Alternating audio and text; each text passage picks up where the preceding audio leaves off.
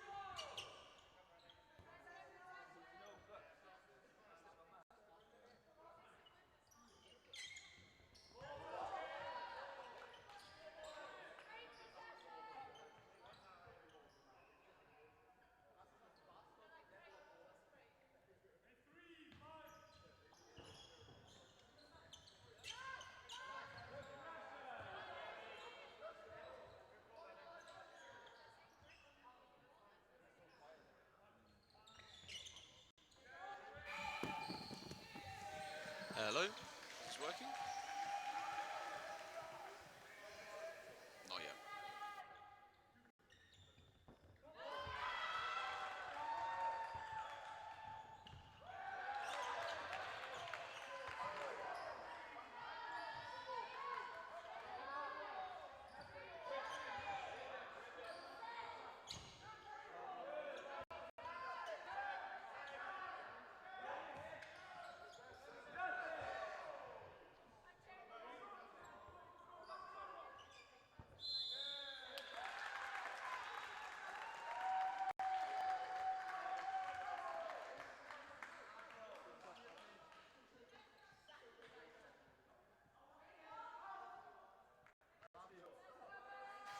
Hi guys, welcome to this mixed match between Belgium and Wales.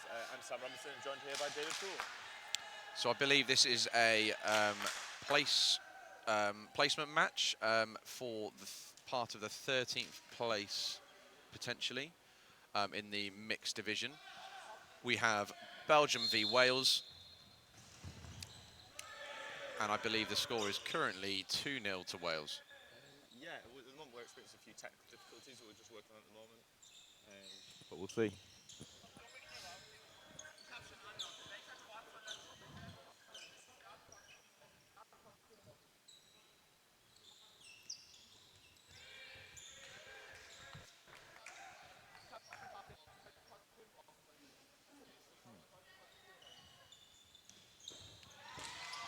Yeah, so we're just kind of watching along. You guys, we don't currently have a visual on a screen, so I think you guys may have a better view than us. But yeah, we've got Wales coming forward with 3.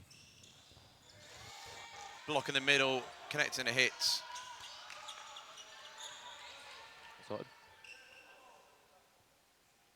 There we are. So we've got all the information in front of us now. We are 4 minutes 30 into the first half of this match. Wales leading the first set and currently leading the second set by 3 players now. Yeah, I'll just figure out exactly which positional playoff this is for at the moment. If you bear with me. So this is the semi-final 4th B. If you are following along on Turnify, it's like it's like a semi-final for the positional playoffs. Is sort of how this, like the 4th place in each group. Basically every oh wow, this one catch. Every group has like a playoff positions. So in this case, the 4th place in each of sorry, I can't speak. 4th place in each group will play each other in like a knockout format. So the 4th in Group A, B, C, and D will do like a mini semi-final and then a final of those winners and the losers to determine the exact position of every team coming at the end of this Euros. So there, Wales just finishing off, eliminating the rest of the Belgian players, taking the second set. So Wales currently leading 4-0.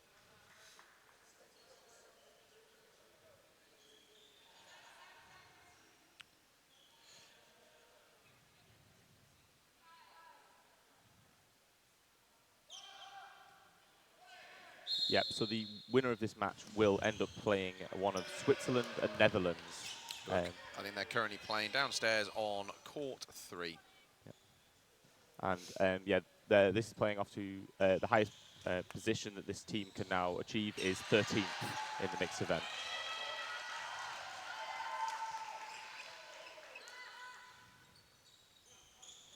I know, speaking with the manager of Wales before this game, he's a bit disappointed. This is a very good Wales team. They had a very tough group and some of the results didn't quite go their way.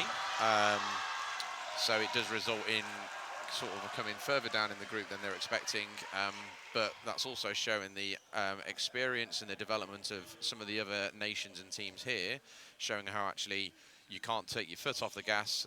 Teams are getting better and teams want to do better, and some of the results you've seen throughout the tournament so far are really demonstrating that. So here we are now, third set. Belgium leading 4-2. The running counter on the left doesn't connect, so Belgium still have the lead, have possession, but there is still over halfway in this set to go. Yeah, and a really strong hit there at number 66. Yeah, that kind of, it looked like 35 from Belgium was happy to take the 1v1 there. It would have been a very good play for him because it would have resulted 3v1 of his team in his team's favour. But he went low, and I think it was Clark there for Wales, number 66, didn't manage to connect. And then the following play does result in Mans getting hit as well. So Belgium now take their first set of the game. Score now being 4-2 to Wales. Yeah, I think Belgium typically haven't done as well at the Euros, but I think this is a team that is looking strong, and given the Welsh team have fallen short of some of the expectations they may have wanted, this could be a game that Belgium could take.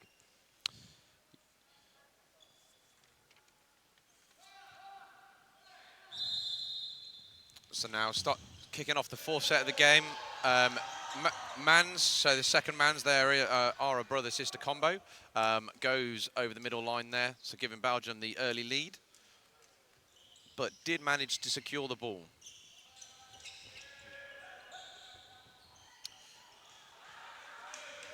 And Belgium there also managing to take the second player out. Jones caught a bit too far up court. And another hit there, increasing their lead.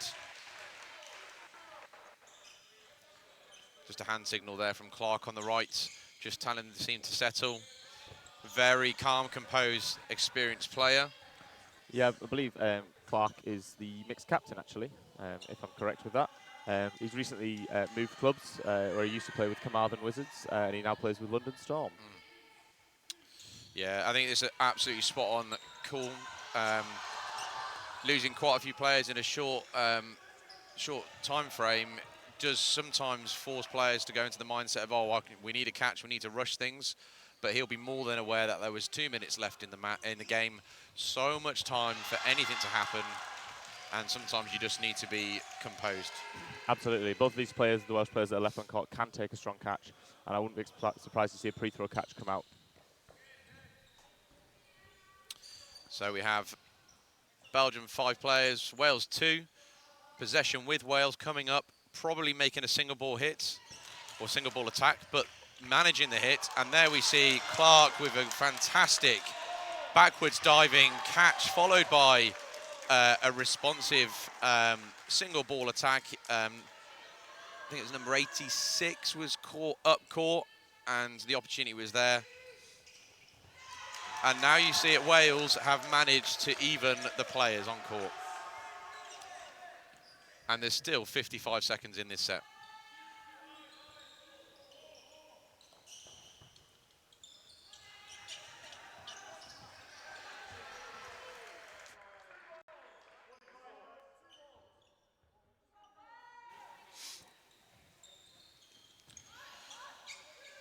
Yeah, so 35 seconds left, and Clark makes another again, catch there with Mans making a hit to clean up the set in favour of Wales. It just goes to show that with 2 minutes left on the clock, just because you're up on players does not secure you the win. Yeah, I think the key moment there from Clark, just, you know, reminding the team to stay composed. I think that was a key element there. You know, aware of the time, staying composed, and managed 2 catches, and then finishing off with 3 hits as well with the players on court. Yeah, a really strong performance there from Did Wales. anyone come in from the first catch? I didn't see anyone come in. I wasn't sure if the catch was possibly called as a bounce. I'm not sure. I'd missed that moment. Yeah, it may have been that the player came in the side. That's been happening a few times. People do get very excited, and especially as the outbox is to the left of the court, you can get very excited and running the side rather than running around the court, around the back. So Wales have made a sub here, or made 2 subs. So we do find Clark off for Carr. Carr, probably the most experienced player on this squad, returning after I want to say 5-year break. So it's potentially his 5-ball debut, we could call it. On the international stage. On the international stage, yep. And then there was another sub. I think it was Ward. Was it Ward? Yeah, off Ward for Lovely, I believe. Yeah.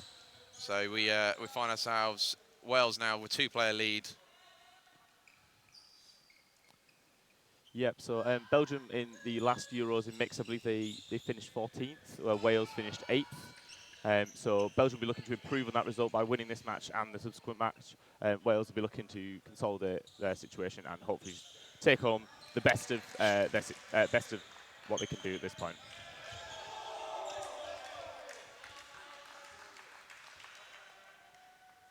Yeah, I think this Euros has already had some exciting upsets in the group stages for a number of teams.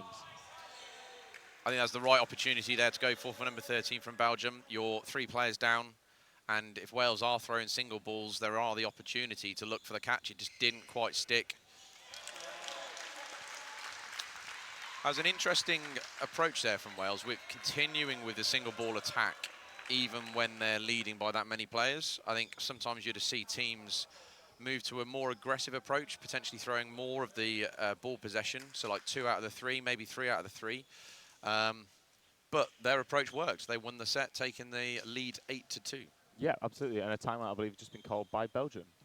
Now, given that Wales are 8-2 up, what is Captain Rob Clark telling his team on the Welsh side? He's probably re-bringing up the set they were losing by 3 players. I think that was probably a crucial set. They just lost 1 set. They were in a position where actually they could have lost the second, and that would have evened up the score 4-4. And I think it's just reminding the players, we don't need a rush, we don't need to take risks. Our calm approach works, and that's what exactly just happened in this last set, was staying calm, back in your throws, but playing together was really effective. Yeah, that makes sense. Yeah. So would you change anything as Wales, or would you just carry on as you are? I think they've already made 2 subs already, so I think you'd leave it for a couple more sets. I think, unless although they have brought on Henshaw, so that would be for Mans, I believe. But also, I think it's a tough one. Like, even if players are performing, utilising the subs in this style of tournament and format is huge. 20-minute halves, the intensity is really high. You can make subs every game. So there is an opportunity for someone to come off just for 3 minutes and then come back on, and that can really have a positive impact on players and teams' performances. Yeah. Do you think the coach will be looking to see what some of the rotation options in his squad can do as well then? Absolutely, absolutely. I think, like, you look at the bench and there's a lot of experience there. So I think he can probably put on any combo and not have any worries about what his team can do. Yeah. 35 there from Belgium, caught with his back turned following his standing counter, which didn't quite connect, and Wiggins there does capitalise on that. We don't appear to have the clock running in the corner, but rest assured the referees do have the stopwatches as a backup. We experienced a few technical difficulties this morning, so a strong catch by Henshaw. But a puts Wales response up. made there by Carr. Sometimes the mixed is get a kind of like a game of chess, that if you do lose a player, teams quite often do look at a very quick, aggressive response just to try and take back either the lead or kind of at least revenge the lost player on your side. Henshaw not quite making the catch there. Carr has, I think Carr was in a position there where he was unsure whether the player was hit, and it wasn't necessarily obvious. So the rule is, if you're hit, you need one hand up whilst you're exiting the court. To be fair, the hand did go up in the motion of throw for Carr, so as he then threw, the ref then calls him out because in theory he's targeting an out player. Yeah, it's one of those there to stop that aggressive throwing at people after they're already out. Yeah, just the sportsmanship sort of side of it. Yeah, sportsmanship, and there's a tactical element sometimes of you're definitely not going to get caught if you're throwing at a player who's not allowed a catch. Yeah, so no, absolutely. you can switch play over. So yeah, I think it's a good rule. I don't think there was any intention there or anything from Carr. It was an honest mistake, but all it was a player out. It doesn't affect the result there. Wales still secure that set, taking the score 10-2. Yeah, and it looks like we have, the ref's just updating the match clock at the moment to around 4 minutes 48, it appears to be. Belgium have also made a couple more substitutions here. It'll be interesting to know whether that's just to rest some players or to bring in a different style of play. Obviously, every player you has different skill sets, so you can make a couple of changes and totally change your style of play to be more aggressive, more defensive. You've got better blockers, people who are potentially more agile. So it'll be interesting to see what comes out of this next set. Yep, and as we start off again, Belgium take the 3 balls on the rush. So that was a quick huddle, fast approach. Yeah, I think one thing I've noticed is that in the mixed format especially, having the fake throw to bait someone into dodging early, and then you can hit them when they're in the air, it's been really, really effective for a lot of teams. Yeah, there's a huge advantage by forcing players to move, because as soon as you're potentially in motion, it's harder for them to, especially if you go in the air, you've got to land before you can then remove. So it does force opportunities for people who are really accurate to then pick out hits rather than trying to predict where players are going to end up. Oh, and a very nice block by Carr there to stay alive in the neutral zone. Yeah, I think the switch from Mans on the right wing to Carr is working a bit better at the moment. Again, 2 different playing styles. Carr probably more as a thrower. Mans more of a kind of an asset player, a very good defensive catcher, relies very much on his fast running counter.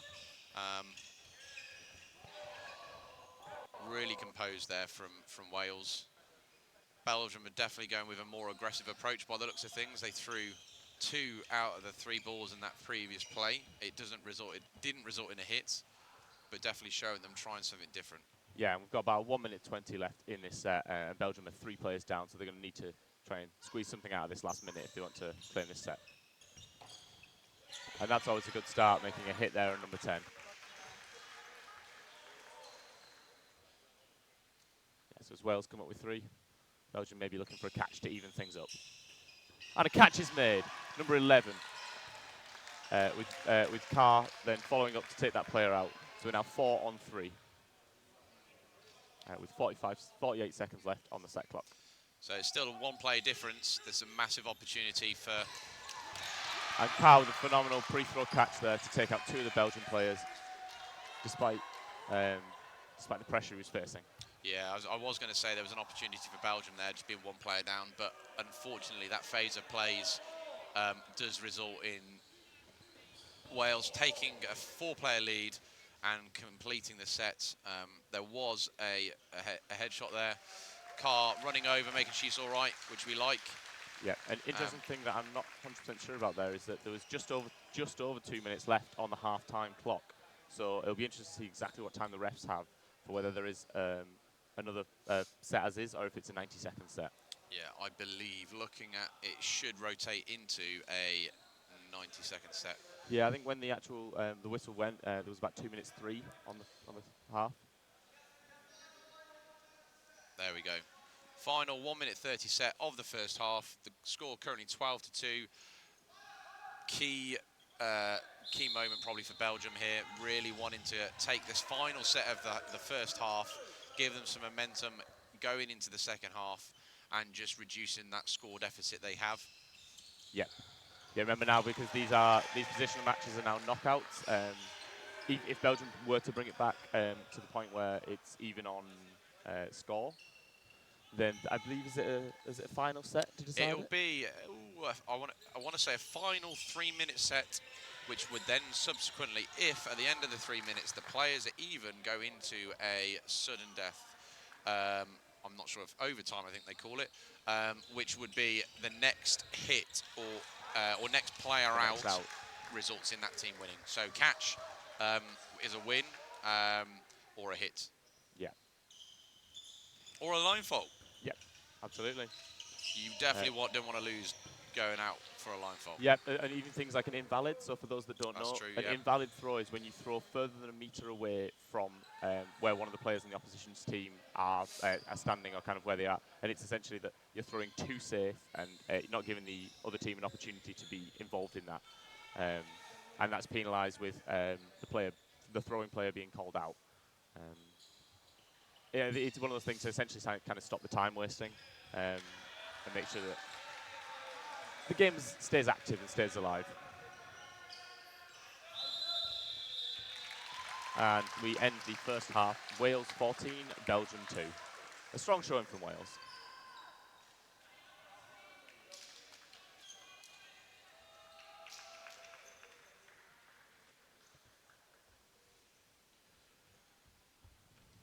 Yep, so as the teams are changing sides, we'll take a short break and we'll be back with you in, I believe, 4 or 5 minutes. So see you soon, guys.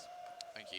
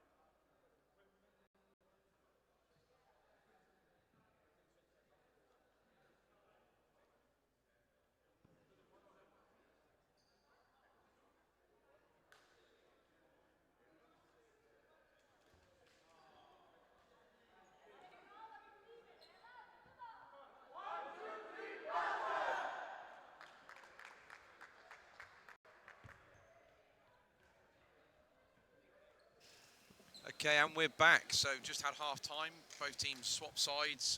There's a 5-minute recess, opportunity for water, and tactical talks from the coaches to the teams. And we're about to kick back off. Yep, I'm Sam Robinson, joined by David Poole. Yeah, so Belgium, what will you be looking to change? What do they need to start doing differently? So the one thing you always have at half time is irrelevant of the score. Irrelevant of the score, that score can be flipped the second half. So it's not out of reach for Belgium to be looking at equalising and taking the win here. It probably does mean it's going to be very difficult, but there's lots of little things they can do to try and make it easier for them. And I think they've given quite a few catches away. Getting caught with the pre-throw catch has probably been one of the biggest detriments in positions when they've been leading. So trying to stay calm and controlled, not allowing the pre-throw to hit, and trying to be a bit more off-centre whilst being aggressive. Potentially will enable them just to have more players in later on in the set and control to look at getting those wins. Yeah, no, that makes sense. It's, just see here, Wales have made some substitutions with 44 and number 9 coming on for 2 fresh players, 2 fresh arms. And 5, I believe. So, yeah, so Ryder and Carlton on for Wiggins and Carr. Yeah, so there was a one-for-one trade on the right originally between Belgium and Wales. But then a subsequent phase of plays has resulting in the substitution number 9 taking out his opposing wing. So only a minute gone in the set. Wales leading by just 1 player. Yeah, so I think the mixed game's always an interesting one because you do have the different strengths that you can see from the men's and women's divisions, and it's kind of seeing how that blends together. Yeah, you do find the because of the different skill sets offered by having both players from your men's and women's squads, means that the tactics don't just shift during the start of the game, having 3 male and 3 female players on court, but also as the number of each sort of adjusts during the game. And what you tend to find is actually in scenarios where you've got, say, potentially one men's player and 2 women's players on court, that you'd use the kind of the timing and the training that potentially the women's team players have to throw together rather than a pairing of your male and female player. And there's things like that, and you'll see that throughout the tournament as there's more mixed matches throughout the 2 days, that teams do utilise those strengths. Yeah, absolutely, because obviously these women, the women's players will play together, the men's players play together in their respective divisions, and the tactics. Oh, a close attempt at a catch there by number 2. Yeah, that was a very kind of a forwards diving as a feet sort of gave away, going for kind of like a goalkeeper save catch, but the ball just slips through the right side. Unfortunately, that would have been a really key play if it had been pulled off. Yeah, no, absolutely. So just under 3 minutes gone of the second half. Wales securing that set. The score now being 16-2 to Wales. But I think that was definitely a more composed, a better start for Belgium there. I think the one-for-one trade for the 2 players on the right was a good opportunity. Wales securing the 3rd ball off the rush, coming through for their first attack, not quite making connection. Yeah, I think Belgium need to be a little bit cautious about the counter that Wales offer. Actually, they've got some strong wingers with some quick releases, and it's just sort of finding the opportunity. They might look at the score and think, "Oh, we need to win 7 sets to bring this back," but you've got to win 1 before you can win 7, and it's more important to start securing those before worrying too much about the time. Oh, and a really nice dodge by number 35, but unfortunately hit by the second ball, which number 44 of Wales actually caught on the deflection. But given that Wales already had 6 players on court when that catch was made, there is no player that comes back in for Wales, with number 10, Henshaw, being hit in that exchange. Yeah, so as you can see, we were talking about before, now you have the two women's players of Wales with the ball because they will coordinate this. Their timing's probably more in sync because of a similar style of throw compared to putting a men and a women's player throwing at the same time. It's also just important to rotate. Like, typically the men will be playing more on the wing in the mixed game, but everyone gets tired, everyone gets fatigued, even within a set, so it's good to rotate that. And there are some very, very strong women's players that play absolutely. wing. I think the success of any dominant mixed team is all about the quality of the women. You can have three really good guys, but it's not down to their ability on court. It's always down to the caliber, the quality, the teamwork, and most of the time the calm-headedness of the women within the team. Just really good attempt there at dodging that four-ball attack. Gets caught in the air. Tough position now for Belgium. One player v5. The flip of the first half where Clark was in this position for Wales. It'll be interesting to see if there is a flip on the... if Belgium can turn it around. Yes, absolutely. So Wales opting just for a single ball approach there again. Yeah. And playing a bit safer, potentially not wanting to give the opportunity for a catch away. Yeah, the Belgian player's got 25 seconds in this set to try and turn something around, so she'll probably be looking for the pre-throw catch. She's got to look for the catch. Not enough time to hit all the players out, but Wales, their very disciplined approach, really, they're aware, their coach has definitely communicated how long's left, and they're looking at just burning down the time, which is a very, very smart tactical way just to finish the set. It's very annoying if you're the one player left in this position, because you're trying to do as much as you can for your team, and the other team's just not giving you that opportunity. Yeah, the goal of that the Welsh throws there is to put it, make it a valid throw, so within this meter radius of the player, but without giving them the opportunity to be making the catch. And it's a fine line to walk, especially because throws don't always go exactly where you want them to go. Yeah, it's aggressive but safe is probably the way I would phrase it. Yeah. And one of the important things that teams will try to do when they've got a lot more players on, so in a 5-on-1, is try to have the team with one player trying to give them the possession so that it forces them to have to throw and it tires them out, whilst allowing the team with more players to just control the game. So Belgium take 3. Belgium there again winning the middle ball. First attack of the set is a catch. Yeah, and a catch by the Belgian captain, De Lasse. Yes, Carlton there, 44 with it was a very fast standing counter, just in the position where it managed to wedge in number 19's chest, giving Belgium an early lead in this set. 35 again, opting for a kind of a one-step standing counter, a very aggressive play. It has worked for him. It does leave him in a vulnerable position, but Mans there not looking at returning play when he did get the safe block. So that is, again, Wales just utilising the depth of the squad. There we were with that aggressive standing counter again from 35. It did connect, taking the 1-for-1. But Wales also, in the next phase of play, managed to hit out number 89, securing a one-player lead. Yeah, I know number 9 of Wales is very strong at those reaction throws, and sort of saw the opportunities like we need to take a player lead again, and took the initiative and made the hit. That was a really good time, 2-ball attack, but Ward just getting low enough for the block there. Belgium still with it, still in this set. They're still just halfway. There's halfway left. 2 players down. Loads of time.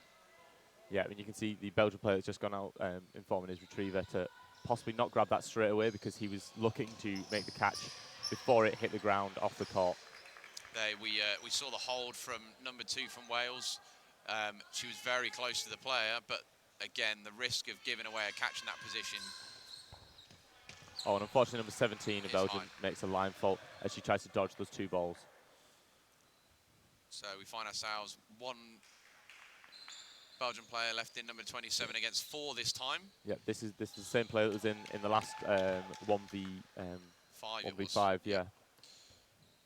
She must be hoping for a different result in this one. Yeah, a bit more time this set, so 40 seconds now rather than the, I think there's 20 last time. Bit more time, but it'll be interesting to see what approach Wales do here and whether Belgium can turn it round. Yeah, you've got to balance as well as like Wales as a team. They know they need to be patient and just let this play out. But it's sometimes as an individual player, especially if you've not performed where you want to be playing, you kind of sometimes want to show your caliber and may sometimes look for a catch that you don't need. So there was a hit made. Unfortunately, number 2 with the post-landing counter does make contact, giving Wales another set. Yeah, I believe, Wales 20, Belgium 2. And there's about 10 minutes left in this second half. Yeah. It's going to be difficult for Belgium to bring this back now. And is this a timeout that's been called? I believe Wales may have called a timeout. I'm not sure. I'm not sure if it's Wales or Belgium that called this timeout. Yeah, I think for Belgium, at the moment, it's about getting a couple of sets now back and just building the confidence as they look to play there. They'll be playing another match after this against whoever loses, assuming that Belgium don't turn this round. They'll be playing the loser of the match between, is it Switzerland and Netherlands? Yes, that's right. Yeah, I think statistically it is probably impossible unless you're winning games within 30 seconds to secure the draw, the comeback or the win. So I think from Belgium's point of view, it's heads on to the next game. Okay, what can we do differently now to get our heads in the right place and just finish off kind of implementing something slightly differently in preparation for what is where they want to finish the tournament with their final match of the tournament with a win. Yeah, absolutely. And I think from Wales' point of view, they just, they don't really need to change anything. It does look like they've made another substitution. Yep, Mans is back on, the 18 Mans. And we're off again. Yep, so to just remind people at home, the set difference doesn't matter in these games because it's like a knockout format for these positional playoffs. So it doesn't matter if Wales were to win this by 10 sets or win this by 1, they would still go through in the same situation.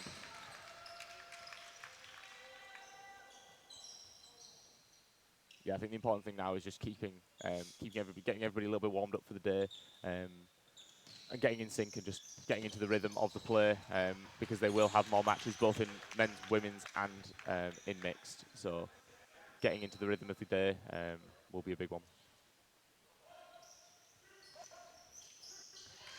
And a hit there. Oh, and a very strong hit by 25 on number 9, catching him square in the face. Strong hit.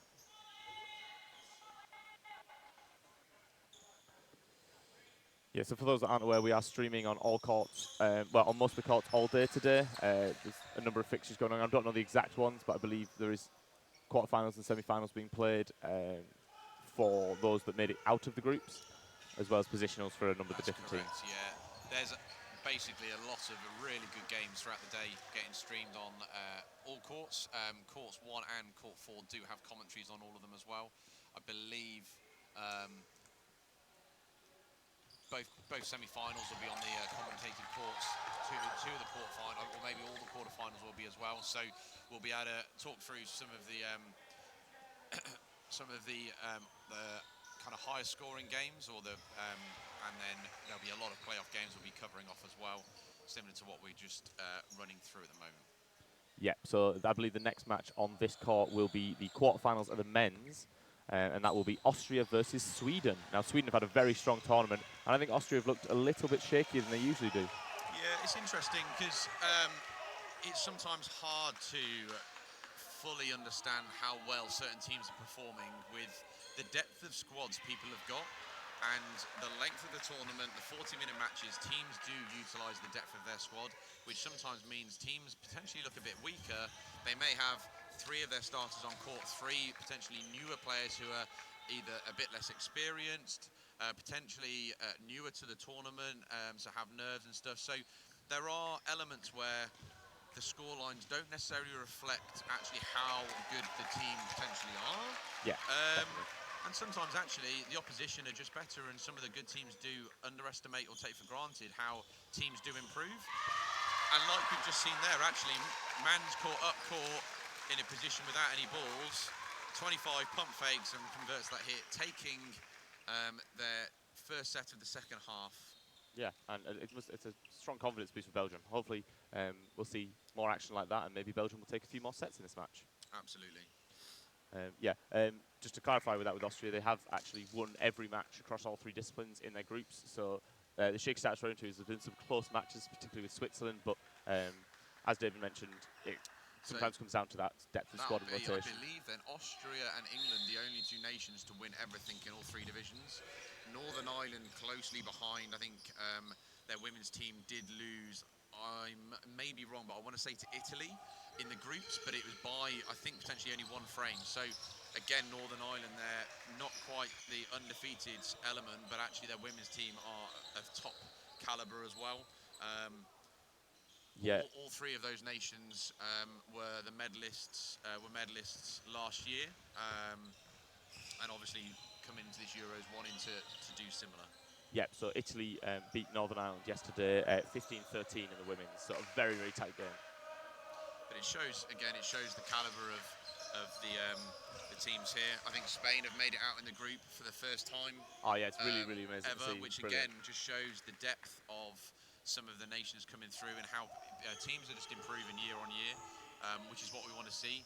It keeps the kind of the founded teams on their toes, because you can't just keep expecting to, have games which you're automatically going to win, and we've seen that. I think Wales and Scotland in the men's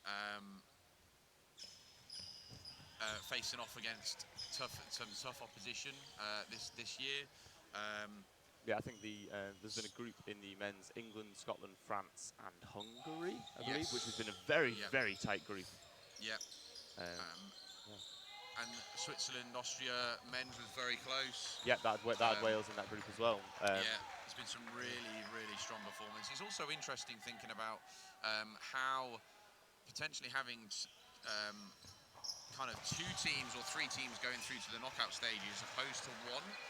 Because for argument's sake, if you have say your mixed team goes through and your men's team doesn't, actually that gives you an opportunity to rest your men's team, your men's team players who are then playing mixed, potentially aiding your mixed performance potentially, rather than having them getting stretched. Because some nations do have players playing in both men's and mixed or women's and mixed divisions. I think Italy and France are probably the only 2 to have totally separate squads.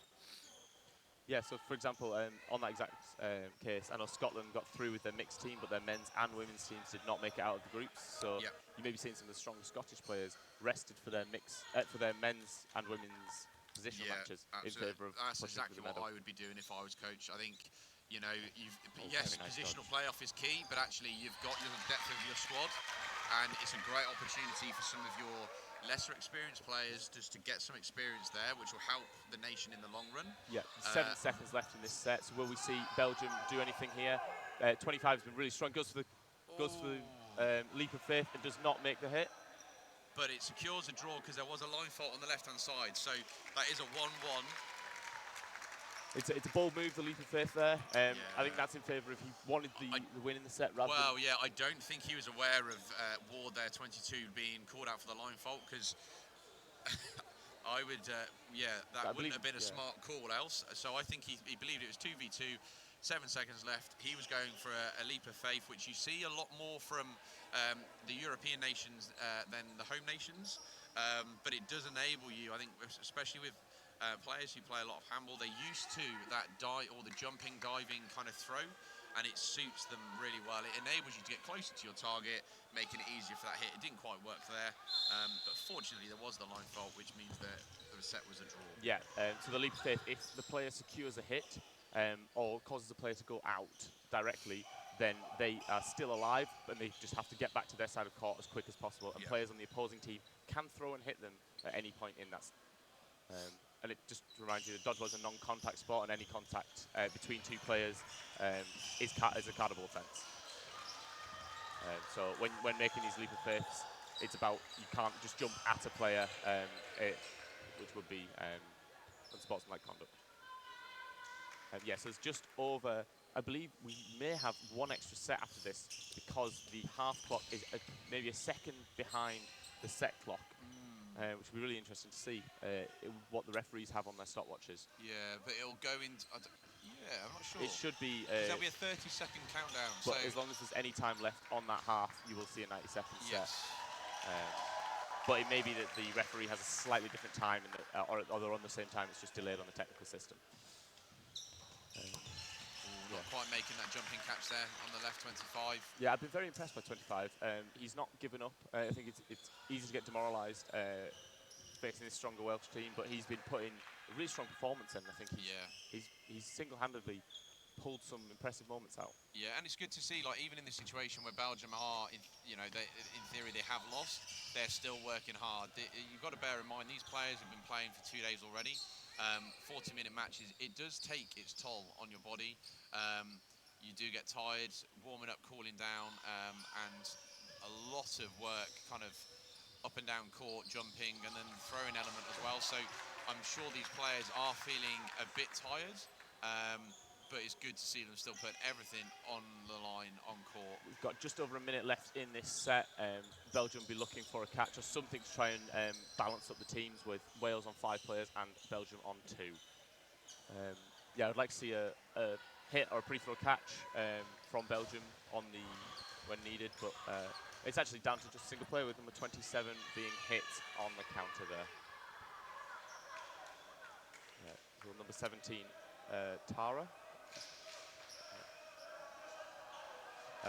Yeah, Tara, which I believe is her first name, on the back of her shirt. Unfortunately, she line faults. Yeah, unfortunate line fault there. I think Wales would go in again just to utilise time. It wasn't the most aggressive throw there from Lancaster, but it did work. The player did manage to line fault.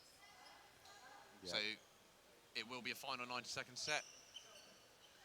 Yeah, I'd really like to see Belgium come out of this firing. I think they have the arms there. They haven't seemed to screw as many catches as I think they're capable of, but maybe that's a credit to the Welsh accuracy and power that they're generating. So we'll see what comes. And we're off. With Belgium securing the 3 balls and a cautious start instead of releasing that third on the quick. Oh, bottle cap has just, the referee dropped his bottle cap, but he managed to get it off court before anyone got hurt. Good reminder to stay hydrated. Yeah, to just clarify, if you think you're hearing a hit on the court mic, it's sometimes just hitting the poles or the corner of the net because of the court mic we have set up.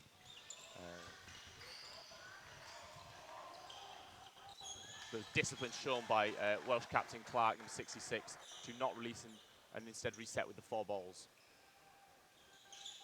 I think it's one of the things he's known for is his He is a very calm intelligent composure player. on court. Yeah, and it does. It's, I think, again, talking about earlier about having players with different playing styles and abilities and skill sets. You want your aggressive players, but you also need calm-headed, intelligent players just to balance that out and help bring everyone together to deliver as a team. Yeah. So we have 15 seconds left. And I believe, another Belgian player's hit. We'll we may have probably a pause. see The ball has come back down. It basically fell onto the rafters up behind us and behind the camera.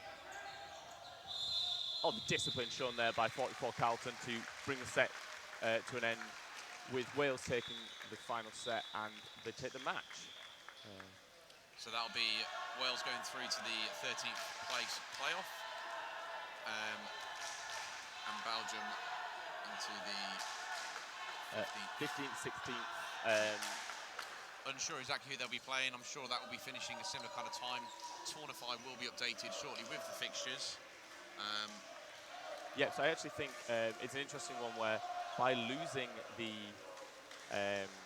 this match, Belgium do possibly get a second match. Oh no, I'm incorrect with that. My apologies. In some cases where there is 5 in the groups, if you're in the 4th place positional playoff, if you come 4th in your group and you're in that positional playoff, you may then see an extra game as they determine those lower positions. Because some groups have 5 teams and some groups have 4. So just seeing if I can get the score for the Netherlands. yeah, we'll see shortly. But that game ended Wales 25 and Belgium 5. It looks like Netherlands did take the win over Switzerland, so Netherlands will be playing Wales in the 13th place playoff. Well, thank you very much. We'll be back shortly.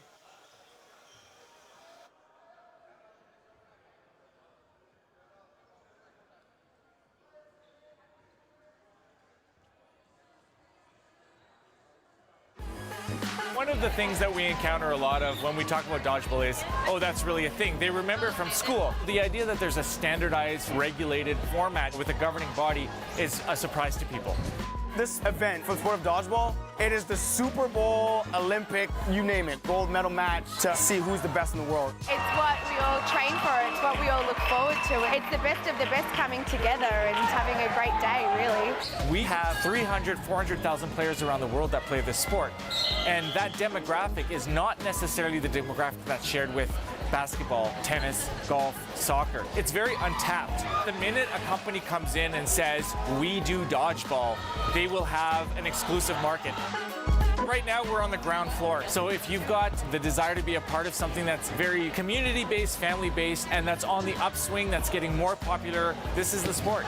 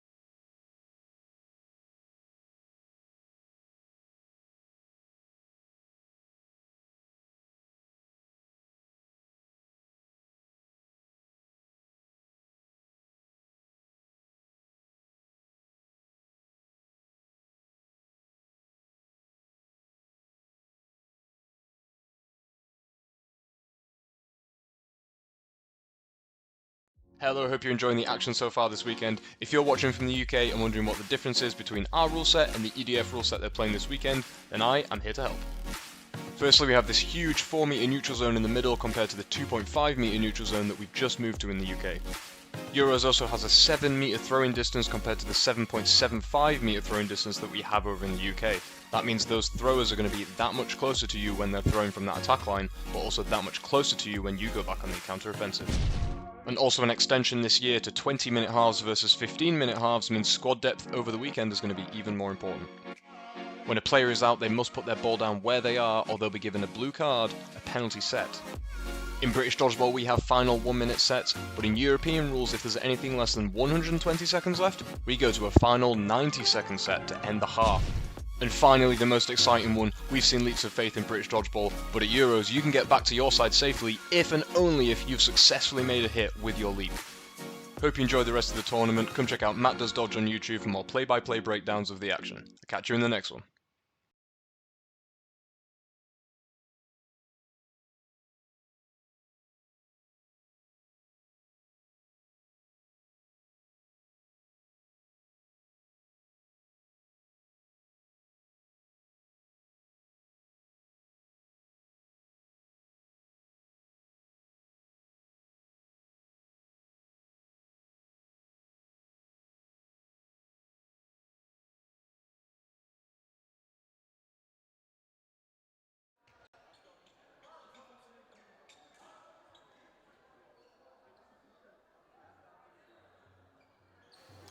Hi guys, welcome to this quarter-final match between Sweden and Austria in the men's division. It's going to be a very, very exciting match. I'm Sam Robinson, I'm joined here by Sam Ward. Hello guys, look forward to this one. Yeah, this is going to be a very exciting match, I feel. There's a lot of good talent on display. Austria have won every match in all 3 divisions so far in the groups, but Sweden have been looking sharp. And we're off. Wins that middle ball. And an early hit on to Leitinger, but he does make the trade and Metz is there to punish. 2 for 2 early doors, 4 apiece here.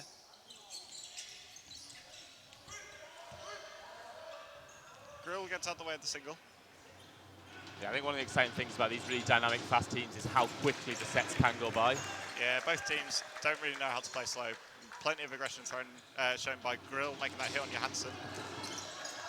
Hackle does likewise. The hit onto Creechbaum was good.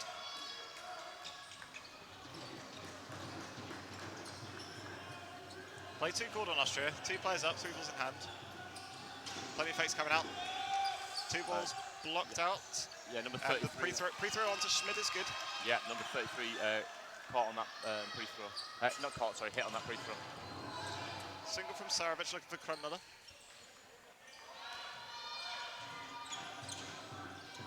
Free throw once again, looking for his opposite man. Single from Grill means that Sweden have 2 to play with once more. And then, unfortunate from Sarovic. Big hit from Hackle onto his opposing winger, and then pops up for Sarovic to catch, but the cover throw from Grill is good enough to put him off. Austria take that first set 2-0. Yeah, and that sets over in the first 90 seconds. Sweden obviously pushing something away with a deflection catch, but unfortunately didn't secure it. And yeah, Austria take the lead. Yeah, expecting this to be a high-scoring affair with the sets going at lightning speed. Absolutely, yeah. I think it'll be high-scoring, but I do think it will be close. And it's all going to depend on how quickly Austria can start to take those sets, or whether Sweden will come out firing themselves. The other match that's currently playing the quarterfinals in the men's is France versus the Czech Republic, and that is playing on court 1, also commentated. Chaotic exchange in the middle finally results in a catch from Sarovic on Metz, and he raises a hand of appreciation to his opposite man. Catch and out from Sarovic, 5 apiece. And a hit on number 33. Single on to Schmid is a big hit. Yeah, Torkelson, number 15 of Sweden, I believe is the captain, and he has a very, very strong arm and good awareness of the game. Creechbaum looking for Krenmiller and Hackles there to punish. Yeah, you mentioned one of the captaincy. Sweden actually without their captain for the last couple of Euros in the shape of Ben McAdam. Wishing him all the best. But Sweden slightly understrength in that respect, but doing well enough to make it out of the groups and into this quarterfinal. Plenty of exchanges coming out, but dodging coming out on top this time. Single look for Kremmuller, but gets out of the way.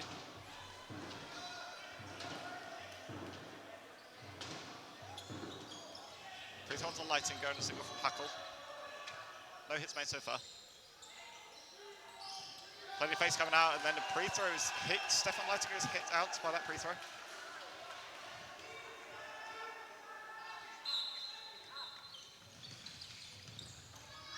Brilliant shot onto Hackle, and then the response from Kremmuller is equally good. Yeah, One trade, benefiting Sweden. I'm loving to see how Sweden are playing this at the moment. They are going for those hits. They're not shying away, even though they know Austria can catch really well, and they're doing amazingly through it. Oh, wow, what a dodge by Grill with the serious flexibility shown by serious Grill. flexibility. I believe there's a video on YouTube of him doing that and explaining how his move for that. Yeah, Brilliant response from Grill, makes the hit on Kjellström, and then the Swedish number 15 is there to punish. Who I can't see on this. Oh, it's Torkelson, sorry, the captain. Yep. Yeah, having a good game, taking out Leitinger earlier in this set. Kremmuller left on his own. Yeah, I think Kremmuller is going to be good for that catch. I know he can make them, but there's only 50 seconds in this set, so will he be able to make something from this, or will Sweden be able to hold on to the lead and take that first set? Yeah, that release from Modin is potentially a bit indicative of how they want to play this game. Happy to throw out a single, but very cheeky strong pre-throw from Maris makes the hit, and he dodges the leap of faith from Modin. Sweden will be a little guarded that one, but it's 4-0 Austria nonetheless.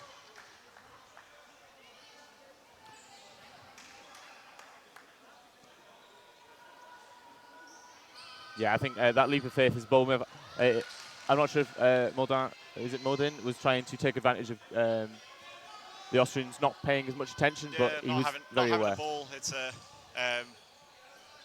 one of the better opportunities he'd ever have to make that hit, and Kremmuller elects to dodge high, and it's good enough for the dodge. Yeah, I think he's also probably aware that Kremmuller could take the catch if it's not strong enough or not close enough. So maybe the leap of faith is the best way to make the hit.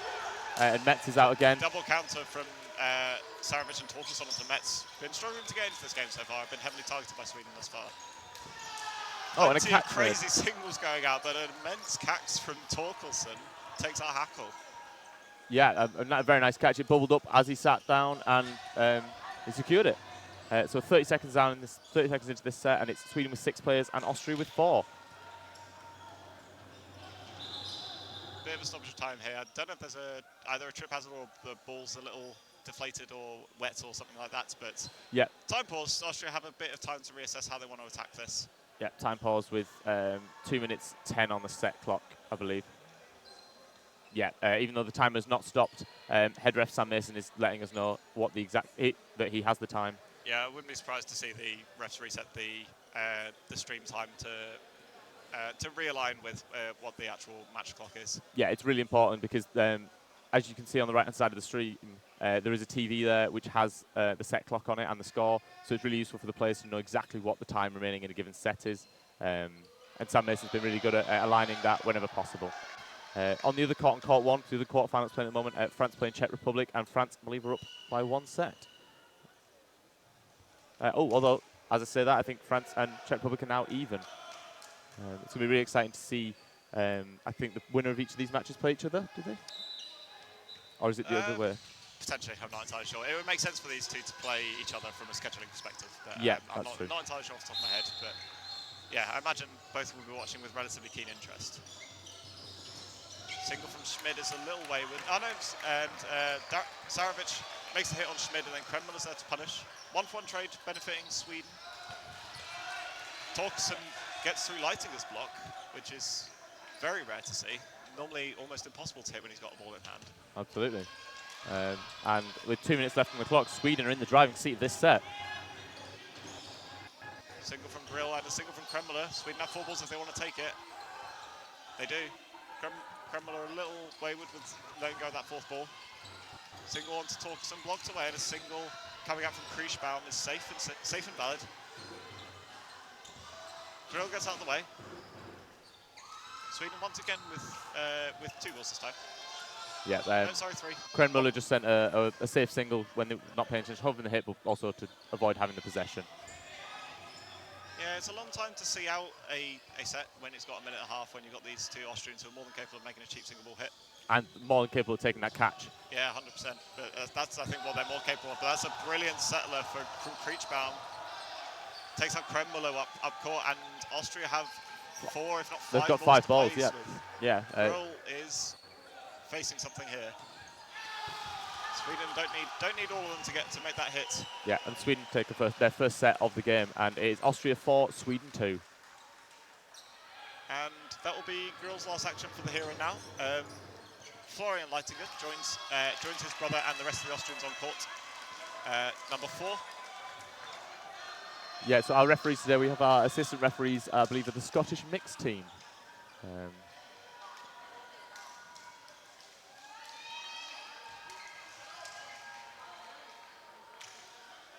Yes, I believe they are lumbering up for a quarter-final themselves against England, I believe, later Yes, today. they do have that, I think, around midday today. On the other court next to us, you may see out the corner of your eye, is Croatia versus Norway, I believe, in a positional match on the men's. Florian Leitzinger with the very first action, getting 2 headshots with one ball. Very impressive. Nice early start. But Saravic responds with a double hit of his own. Oh, the referee's calling Metz out after. Yeah, I think that was unclear. a double hit from Kriechbaum onto Metz, and I think he was a little awry about what actually went on. And Saravic is there to try and make a subsequent hit, but is subsequently punished by Schmid. Good dodging, not quite good dodging by Kriechbaum. Good tracking from Leitinger and Schmid. Yeah, Metz is definitely struggling to get into this game. I feel like he's been targeted by Sweden, but 2 blocks from Schmid. Austria have a lot of strong players, so focusing on just Metz is an interesting strategy. Yeah, he's certainly got everything in his locker, does Metz, which is one of the reasons why Sweden are so keen to make sure he struggles to get in the game some. The remaining 4 Austrians doing enough. Block out from Schmid. Torkelson left on his own with 2. Yeah, there's 1 minute 42 left in this set. Will Torkelson be able to secure a catch and turn this set around? Oh, and a line fault by number 10. Yeah, by Stefan Leitinger. Yeah. I believe he's the captain of the men's team, Stefan. He sure is. Yeah, some teams have been wearing a captain's armband, some teams have not. It's always difficult to know.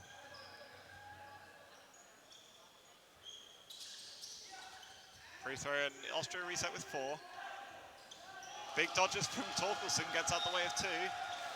Very disciplined by Hackle to not release there. You can see Torkelson was looking for that 3rd ball after the 2 have been thrown, possibly going in for the catch, but Hackle holds his nerve and does not release.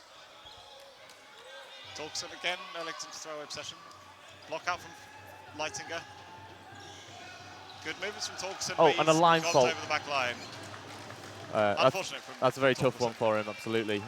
He was doing everything right, he was dodging phenomenally, but unfortunately couldn't quite. Did everything right there in terms of disrupting the Austrian throwing, accuracy enough to get out of the way, but the line foiling him on this occasion. Yeah, so it's Austria 6, Sweden 2, as we are halfway through the first half. And we do have an eye on the chat, so we can see any messages as they're coming through. Poyser looks like he's making his bow on this one. Torkelson, in fact, may be taking a quick breather after that one. And we're off. Sweden securing the 3rd ball and going for a quick. Making a strong hit on Hackle. on Lehrer. Lehrer, who's also come on this set.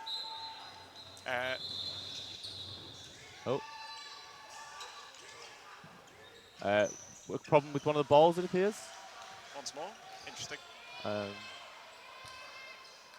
Yeah, the Sweden Spectaculars, I believe they're called. They sure are. Maybe the Sweden Particulars about the ball. Schmid was subbed off for Lehrer in that set. Yep. But yeah, not the kindest introduction for the new substitute. Yeah, I know Jacob Lehrer is a very, very strong throw. But yeah, seriously high quality player, and Austria are not bereft of those by any means. Absolutely not.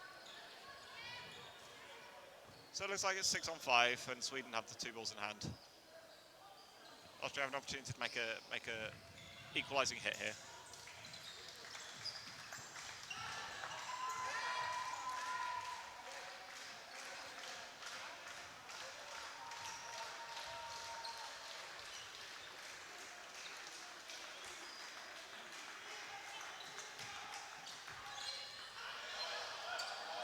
the other quarterfinal, looks like France is starting to take a bit of a lead against the Czech Republic. They're 6-2 up currently in that game. Yeah, the times are quite similar in the halves for each of these games. So neither team will know who they're playing until both games end. Yeah, I think both teams will be more focused on the game in front of them. Absolutely, rather than the game yeah. They might be playing about later on today. Early hit onto Modin, or Modine, I'm not entirely sure how you pronounce that. But Leitinger makes sure his stay on court is brief nonetheless. Single from Flo Leitinger this time, looking for Sarovic. Well, a nice dodge by Hackle.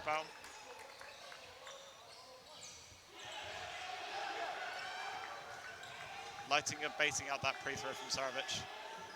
Kriesbaum making himself a target. Yeah, And a trade on the left-hand side between the two number 10s. Kriesbaum and Leitinger both gone. I know, a bounce called on Leitinger, which to be honest was my gut instinct when I saw that. And a bit wayward throwing from Sweden gives away 4 balls on the second occasion. Yeah, it's Austria put it to Gajis. Risky one, giving Austria 4 balls. Post throw from Sarovic is then punished by Krenmuller. Austria take a commanding lead in this set. Oh, and a hit on Metz. And a hit on Metz once more. Brilliant shooting from Johansson, but Metz struggling with this one. Brilliant fakes from Sweden. Block out from Krenmuller. No, hit called on Krenmuller. It hit something, don't know if it was ball or foot, but he's gone nonetheless. Rest have gone. Yep. Sweden now down by 2 players after a hit there on number 29, which is Poyser. Yeah, come on and survived well this set, but Johansson left on his own. Single looking for Leitinger. Flo Leitinger, that is. Yeah. The two brothers commanding the wings. Will Johansson be able to turn this set around? With the 2 Leitingers, and there's 2 Florians on the court, with Florian Hackl and Florian Leitinger. But after that, I think that might have been an invalid attempt from Johansson. And, nonetheless, Austria put another set on the board, 8-2. Yeah, an unfortunate one for Sweden there. For those that are wondering, an invalid throw is when you throw more than a metre away from a player, and the penalty of that is to be called out.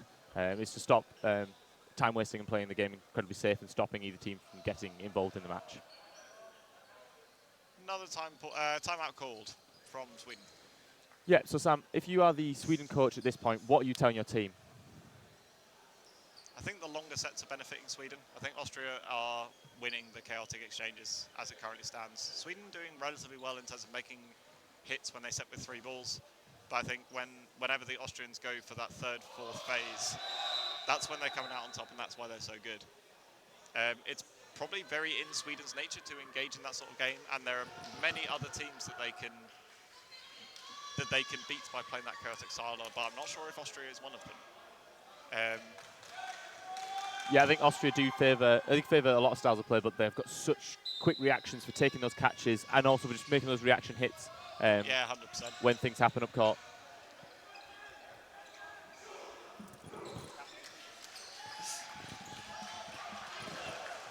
Yeah, but it looks like we may be starting again very shortly. Looks like he's back on for Sweden.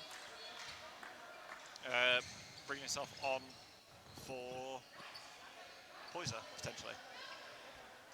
Yeah, there's about just over 7 minutes left in this first half. So we should see at least 3 sets. Although it may be very close, we may actually just see 2, depending on the exact timings the referee has.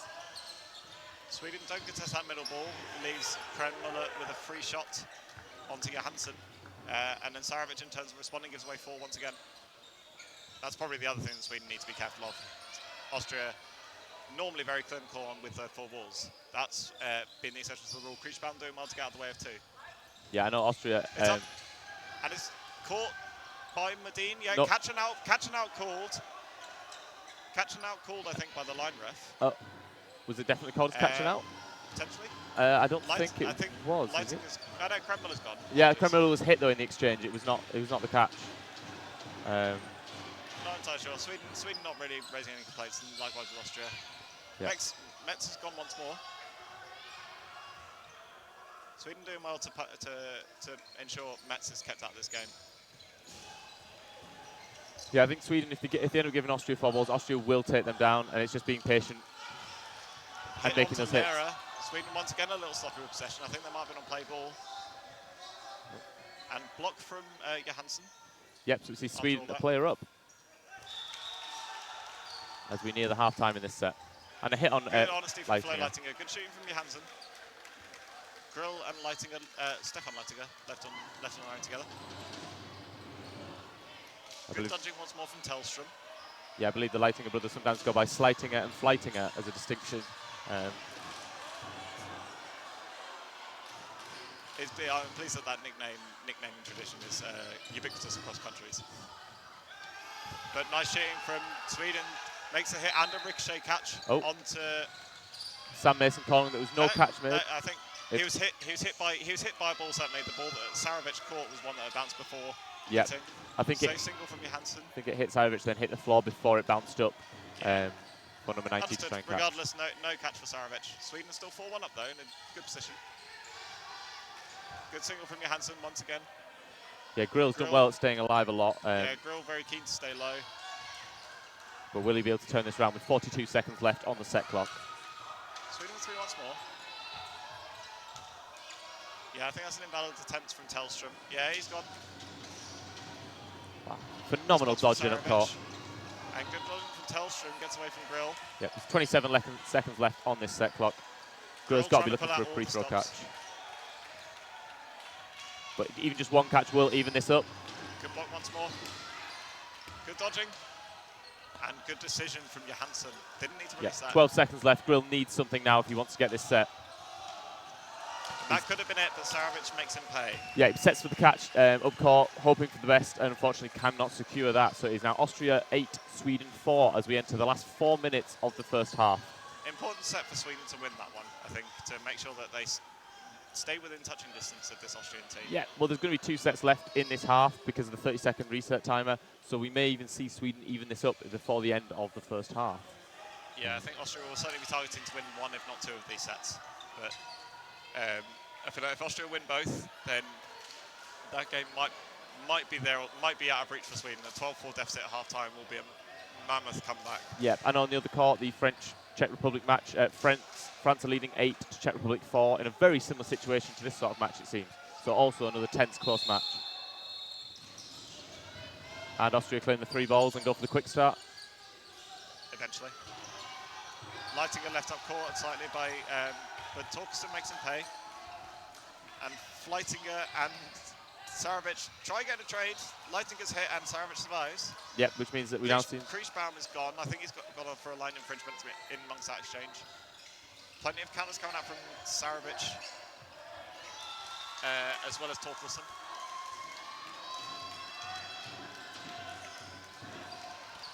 Brilliant movement from Johansson. Yeah, it was close, but I didn't know there was a hit there. And a hit on Lera. Brilliant shooting from Sarovic. Yep, Sweden are definitely taking this set into their stride and are looking comfortably taking the lead. But brilliant from Krenmuller. Baits out that free throw from Sarovic and takes a drop catch right at the front of court. And brings the first of the 2 Leitinger brothers back on court. Yeah, very handy player to catch back in is Stefan Leitinger. Real orchestrator for this Austrian side on that far side. Max Metz hit there to bring Sweden back into the lead of this set with 1 minute 45 on the clock. Sweden's only got a game plan and they're sticking with it. I Metz is struggling. I think it definitely can work. I think Austria's game plan also appears to be working, so it's just about that individual ability, I think. And those really small decisions that can have a big impact. And a catch from Torkelson on Leitinger takes him out for the second time this set. Kriechbaum's back. And Austria's setting with 4 balls, but 3 players down. Good pressure from Torkelson, but the 2-ball hit on Medan is good.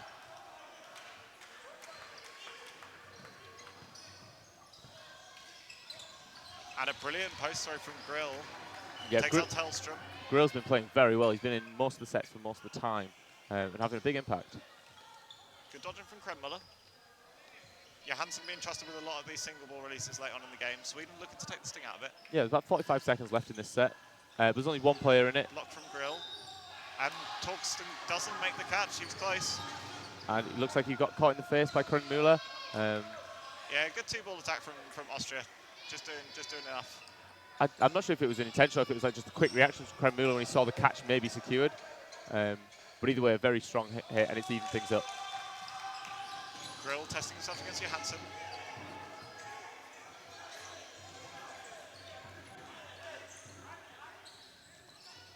Kriechbaum looks cross-court for Grill. Yeah, there's 10 seconds left in this set. I think Sweden will be happy to take the draw here, but both teams will be wanting that set Yeah, if it's there. Try one final push. Two balls on Kremula. Johansson's gone, and that's time. Sweden rolled the dice, and Austria were the winners on the victors on that occasion. Yeah. Unfortunate for Sweden. I think that was a risk potentially worth taking to win that set and get to within one. As it stands, they're looking at a 3-set deficit. 10-4 here. Yeah, no, definitely. Sweden rolled the dice, took a bit of a gamble there, but Austria cleaned up and take home the set. So we should be seeing, I believe, a 90-second final set. Because there was just some time left on the clock, I believe a couple of seconds the first half. Oh, and a timeout has been called. It's not half-time, but there is a timeout that's been called. Oh, or is it half? No, I believe the timeout was called. Yeah. But anyway, it looked like Schmidt is coming back on for Lehrer for this Austrian team. Looks like he's stripped and ready. Yep, I think Lehres had a tough first half in that he's tried to get into the game. He's made some hits, but he is one of those bigger targets, and I don't think he's as agile as some of the other players in the Austrian team. So yeah, when you've got your options of hitting him, your options of trying to throw at Grill or either of the Leitingers who have been particularly elusive so far this game, results in players like Hackl, Metz, and Lehrer coming under a lot of heavy fire. Yeah, I know Metz. Kremula as well, but he's been doing well to survive on the wing. Yeah, I know Metz is very good at his dodging, but it may have just been figured out a little bit by some of the Swedes. We'll see if that continues or if it's just an unlucky one. And it's worthwhile trying to target him because he's very capable of making plenty of single ball hits from the middle. Oh, and he can turn a game around on his own. I think any of the players can on either side of the side of the court. Absolutely, and that's why they're in the quarterfinal at the end of the Absolutely, yeah. And it'll be really interesting to see how this second half develops. Will Sweden bring themselves back in it, or will we see Austria continue to gain an advantage? Well, I feel like this set's imperative for Sweden to win. I think a 12-4 deficit will be tough. Very difficult to come back from. But a frenetic exchange at the start results in Sweden throw away all 5 balls, but they do make the hit on Stefan Leitinger. Play 3 on Austria, and they've got a ball back with Torkelson, but he is hit out by Metz. That's an interesting one where the Austrians threw 3 balls, 2 balls, 1 in from the wing and 1 onto that winger, making the hit with the single ball but not the double. Big movements once again from Metz, but an early hit for Sweden takes an early advantage. Plenty of single ball releases from Sweden, 1 out of 4. Catching the Austrians potentially a little unawares.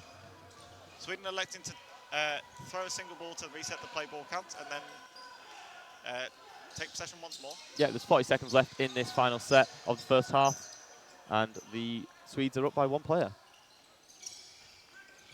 Single out from Kremula. They'll be definitely looking for a cautious one to try and hold on to their advantage with 30 seconds left, and Austria will be looking to turn that around. I think as Illich has come on for literally the set, bounce in front of Schmid.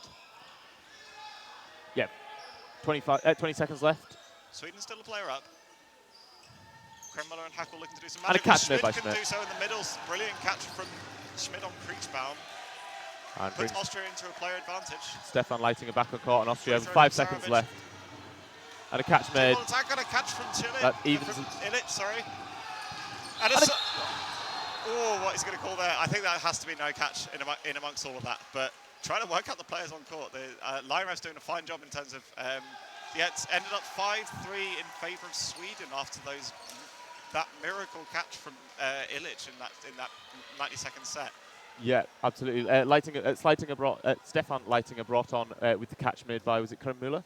Or was it Schmidt? Schmidt, yes, on Kriechbaum. And then, unfortunately, he then gave away the catch. And in those final dying moments, Flo Hackl was hit, tried to secure the catch, and just as the whistle went, he had not quite secured the catch and had dropped it to the floor. That was a close one from Hackl, but I think the right decision reached in the end by the refs and line refs. Yeah.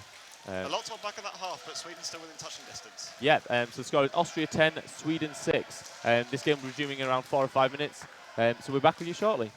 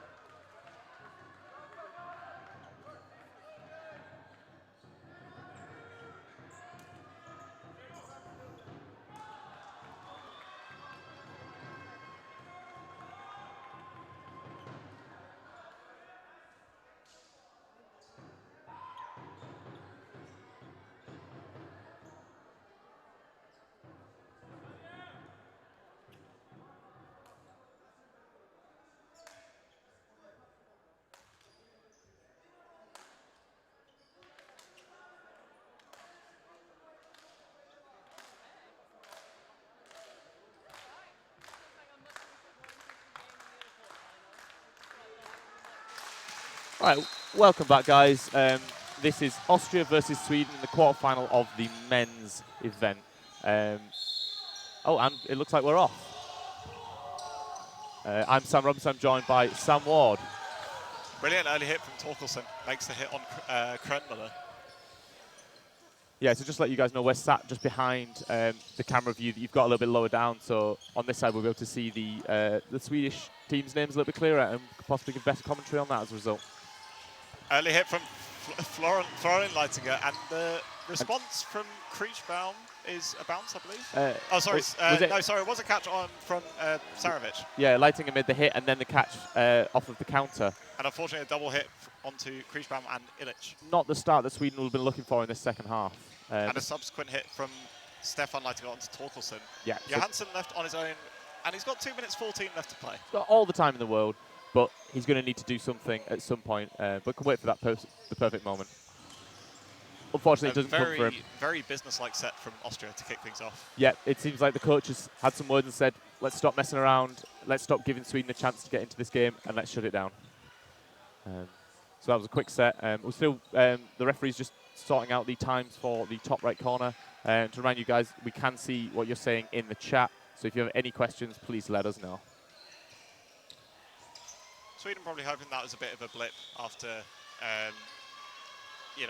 living with Austria for the vast majority of the first half. That set being probably the most decisive one so far. Small pause while the refs sort out the streaming clock. We're back underway very soon, I'm sure. Sweden doing their best to G up the crowd, and they don't need much encouragement, let's be honest. Yeah, and so the team that they'll be playing will be whoever wins on court 1 at the moment, and that is currently France 14, Czech Republic 4. Wow, a very, very impressive showing from France so far this Euros. Yeah, I think they've done well. Early single from Florian Leitinger looking for Modin. Yeah, and as the Swedes come up with 3, we'll see what they can do. Single from Kriechbaum looking for Lehrer, I believe that is. Hackle, my apologies. Nice cross court from Florian Leitinger, takes out the Swedish captain.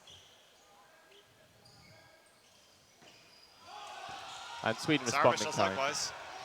And another release from Kriechbaum stops Krenmiller on the counter. Plenty of fakes from Sweden. Couple of loose singles from Sweden. A little bit of communication breakdown potentially about what. And Austria setting with 5.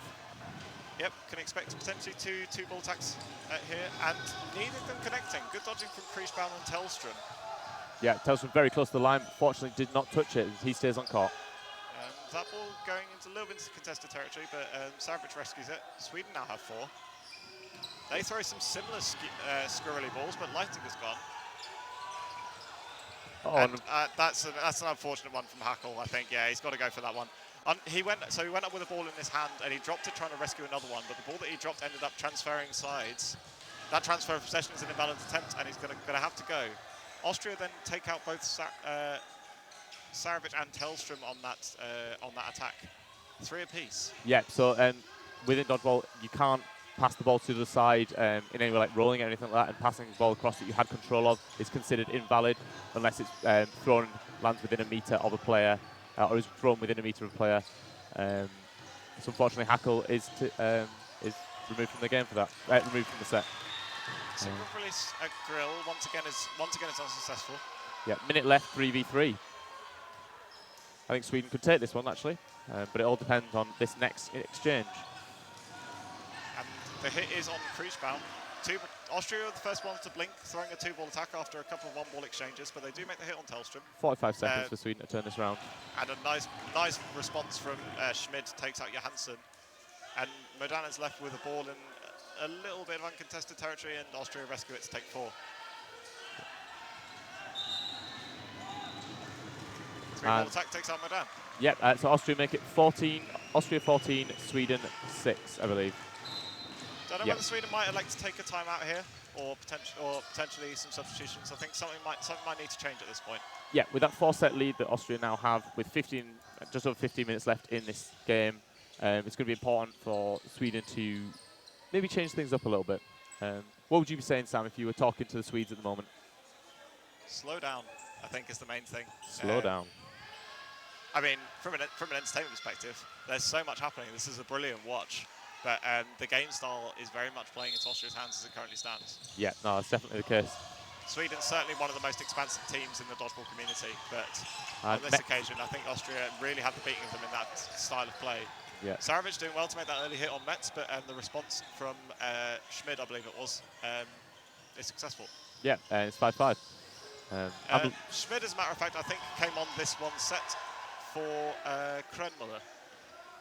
Yep, and another trade there sees it 4v4. I was very close to either a ricochet hit or a double or a deflected catch. Deflected catch for Modan, but leaves it alone.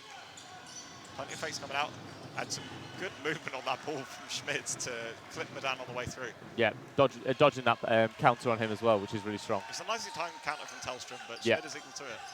2-ball attack this time looking for Kriechbaum.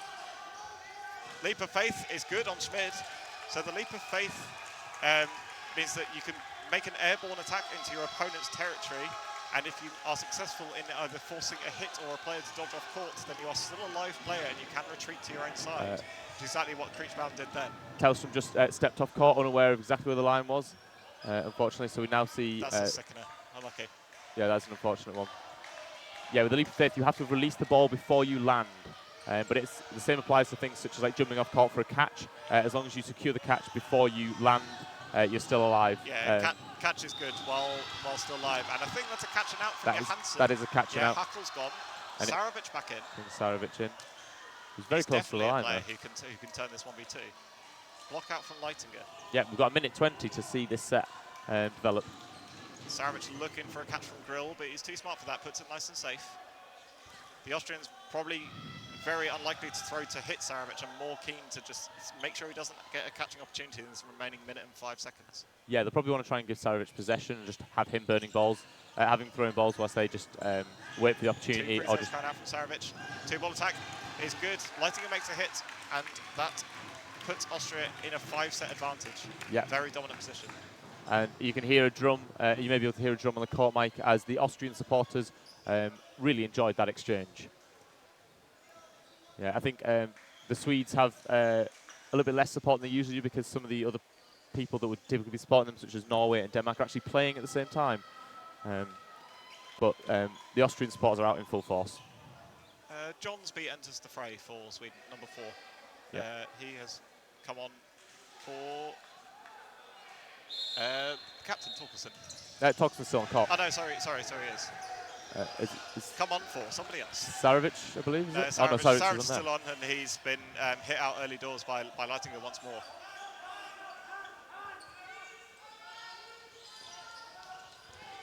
Two attacks onto Torkelson makes the hit.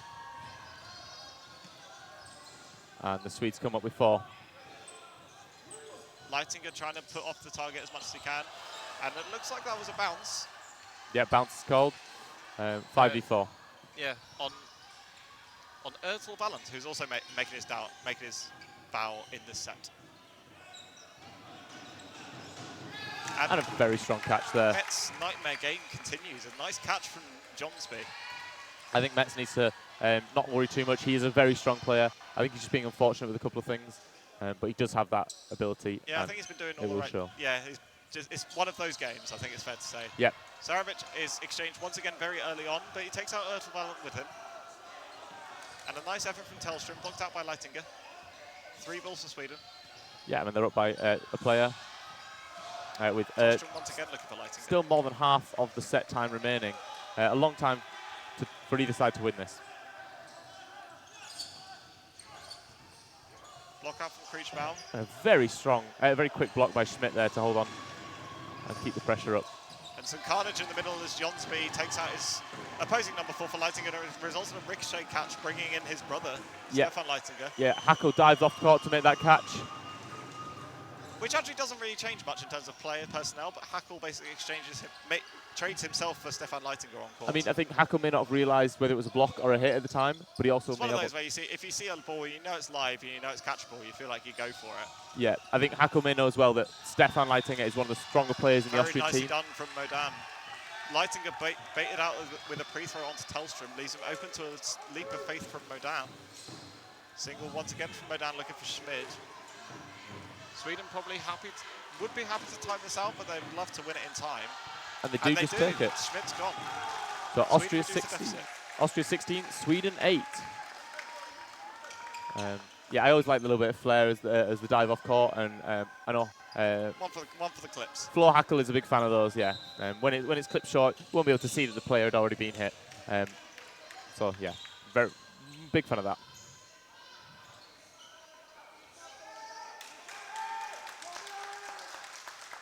And a quick reprieve with these 30-second resets. Yeah, so with the halves moving to 20-minute halves, there is a 30-second reset timer between each set. It's kind of defining the undefined a little bit better, so that game's a little bit more consistent with the timings. Nice shot from Torkelson. Gives away 4 balls, but he does make the hit on Leitinger. Florian Leitinger, that is. Yep, some of the comments in chat and saying... Tellström throws an absolute whirlwind at Stefan Leitinger, trying to disrupt the throwing power, but it's no good. Torkelson's gone. Yep, some of the comments from the fans watching is that Sweden had seemed trying to match Austria's tempo and should maybe look to slow down, which is echoing our own sentiments.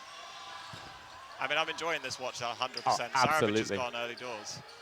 Yeah, we're 5v4 with only 40 seconds gone on this set. And 2 singles, one making the hit on Creechbaum, and he looks like he might have taken a knock there. I think his elbow went down a bit uncomfortably. Yeah, I think he might have gone down on his throwing hand or something along those lines. And a hit onto Hackle pops up, but no one's there for a ricochet catch. Good pressure from Jonsby, but Leitinger baits out that extra ball. Yep. So Austria might have 4 to play with once more. Yeah, Austria coming forward with the 4. Pre-throw dodging from Earl Valent. This is going to hit the commentary box. Oh. I've never felt more a part of the game. Wow. What a time to be alive.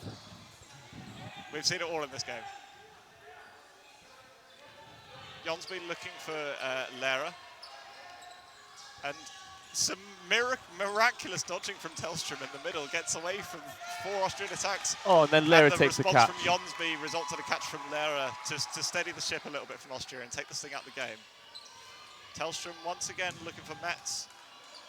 He's up with a 1v5. Stefan Leitinger tries to bait out a catching opportunity and then lets his brother finish the job. Yep, and Flo Leitinger cleans up nicely there, making it, is it Austria 18, Sweden 8?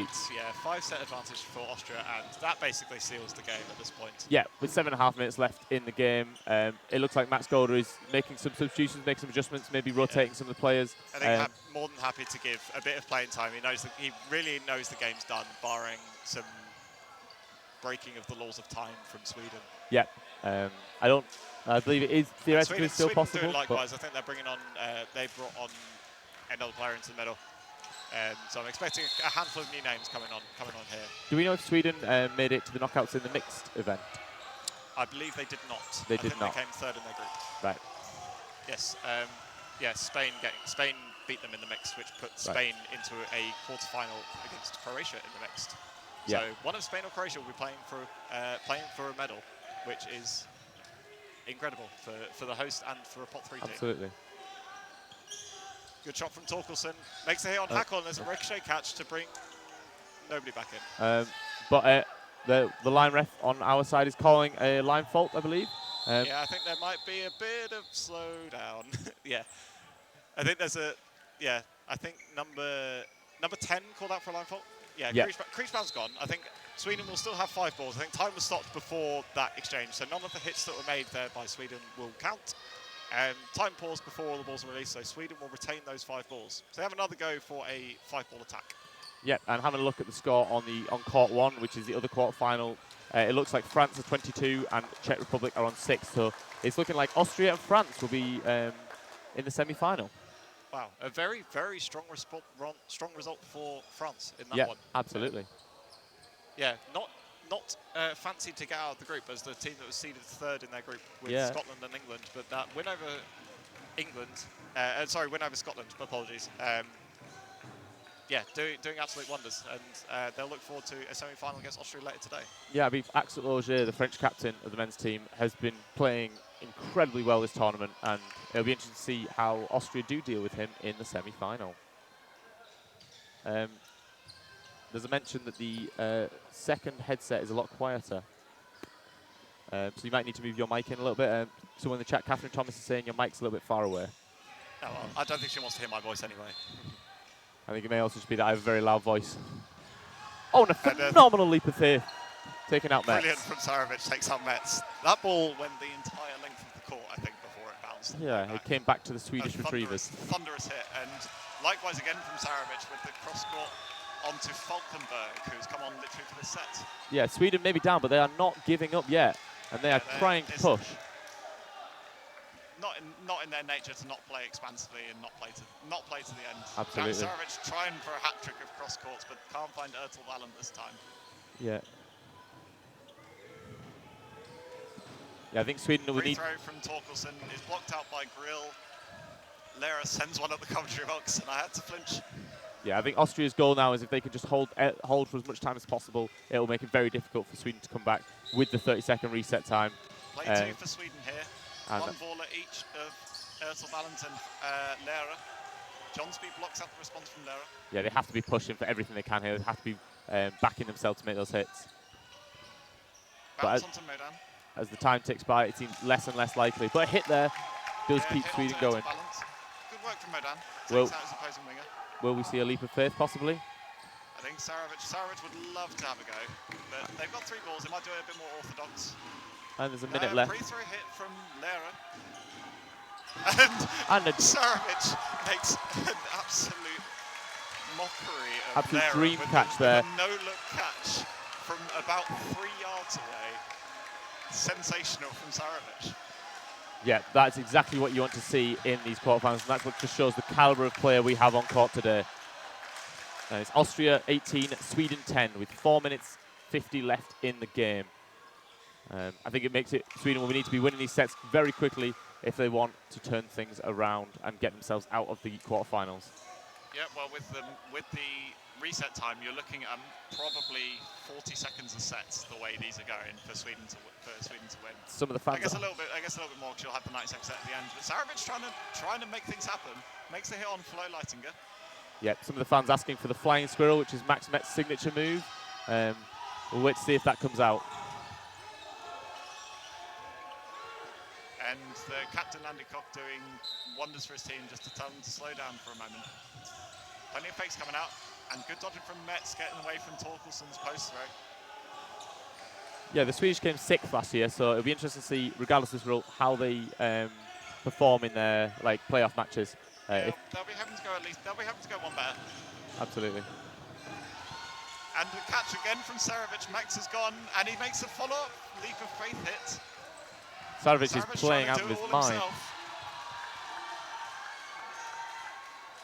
I take it back, Sweden. Don't slow down. This is brilliant watch. And Kriechbaum repeats the feat. Yeah, Lera gets hit and Kriechbaum hit. Ertel Valent's gone. Yeah, and Hackle will be looking to slow down the flow of this game. Sweden swarming here. They sense blood. Yeah. Yeah, Hackle's goal here is to stay alive and hold for time. And a phenomenal double hit. He's gotten Triple. away with 3 hits. Hackle's turned this from a 1v5 to 1v2. Jonsby and Tellström left on their own, no balls in hand. And another hit there. Fishing, Will Flo Hackle turn a 1v5? Could turn this here, and he does. A 1v5 from Hackle in double quick time, and the crowd absolutely love that. Number 27, Florian Hackle, turned around to 1v5 with 5 hits, including 2 or 3 in the neutral zone. What a performance from that player. That kind of sums up Sweden's game, and I think a timeout just to digest everything that's gone on. The emotions going through Florian Hackle's mind right now must be racing. Wow, that was sensational from both teams. Some absolute moments of brilliance from Sweden to get themselves into that dominant position, but Hackle proving to be too much of a challenge for the 5 remaining Swedes. Yeah, Hackle definitely just ended any possibility of Sweden turning this game around and just stopped them dead in their tracks with the momentum they look to be slightly gaining. A moment to be proud of. Yeah, 100%. These last couple of minutes for Sweden, they'll have a mind on the Czech Republic, and they'll be gunning for 5th, and yeah, they'll be hoping for a semi-final next year, but not this time. Yeah, I know Florian Hackel is not in the Austrian mixed team, so they might be missing a trick the way these things are going. All change for Sweden by the looks of things. Korbalek is on, as is Illich. Yeah, it's Austria 20 and Sweden 10 with 2 minutes 41 left on the game. Yes, and R4's the other substitution for Sweden. It looks like Hackel is off court with number 76. Falkenberg coming on. And an early hit onto R4's as well. And there's a ball in uncontested territory, and Korbalek risks his life to try and get it and can't quite make that catch from Flo Leitinger. Yeah, he showed his hand and... Yeah, it wasn't really going to do Sweden any favours with that ball being in uncontested territory. Good movement from Ertel Valens to get out of the way. There's 2 minutes 10 left in the game here. Early release from Falkenberg. Jonsby gets away from it. So if this set ends in the next 2 minutes, there will be one final set, but otherwise this will be the last set. Early efforts from Kremmuller, who's come back on this left wing now. Yep, and Metz hit again. Metz once again. This will be some concern for the Austrian number 42, I think, for this early for the next quarterfinal. It'll be interesting to see if France watch this game back before they play that today. Yeah, a game to remember for Flo Hackel, maybe a game to forget for Max Metz. Well, he'll probably forget it very quickly if Austria do go to win a medal, and they'll be hoping for the top one. Yeah, you'll have to just clean the slate between every match. They'll be going into the semi-finals against France, and that'll be all that matters. A win is a win, no matter how it happens. Early releases, takes out Jonsby. Kriechmann survives. Double counter. Great movements from Ertel Valens getting out of the way. Yeah, we're very impressed with Sweden's leap of faith, and they've been incredibly successful. So I wonder if they'll attempt any more today. Austria swan to get that ball in contested territory. 4 balls in hand to play. They've got to play ball here. It's a hit for hit. Falkenberg and Kriechmann both gone. Yep, 53 seconds left on the clock. Leitinger, Lehrer is hit, and then the response from Ertel Valens. And Jacob Lehrer made a line fall at that same instance, which means Sweden take that set, and we will have one final 90-second set to end this game. Fantastic from Illich to win that set for Sweden, and yeah, again, like you say, a moment to be proud of in a game that Sweden, in general, have really pushed Austria. This has not been a walkover by any stretch, but Austria have really showed their class in the clutch moments. Yeah, they've definitely been testing them, and I think at a certain point you've got to enjoy the flair and think of the social media clips that can be generated from this match. Yes, superb stuff from Sweden and Austria. Absolutely. It's been a wonderful watch. 90 more seconds of it. Here we go.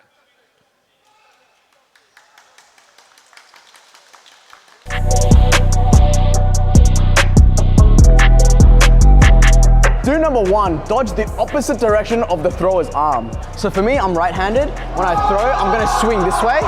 So it's easier for me to adjust my throw if Peter dodges left. I want to take note of what hand Phil is throwing with.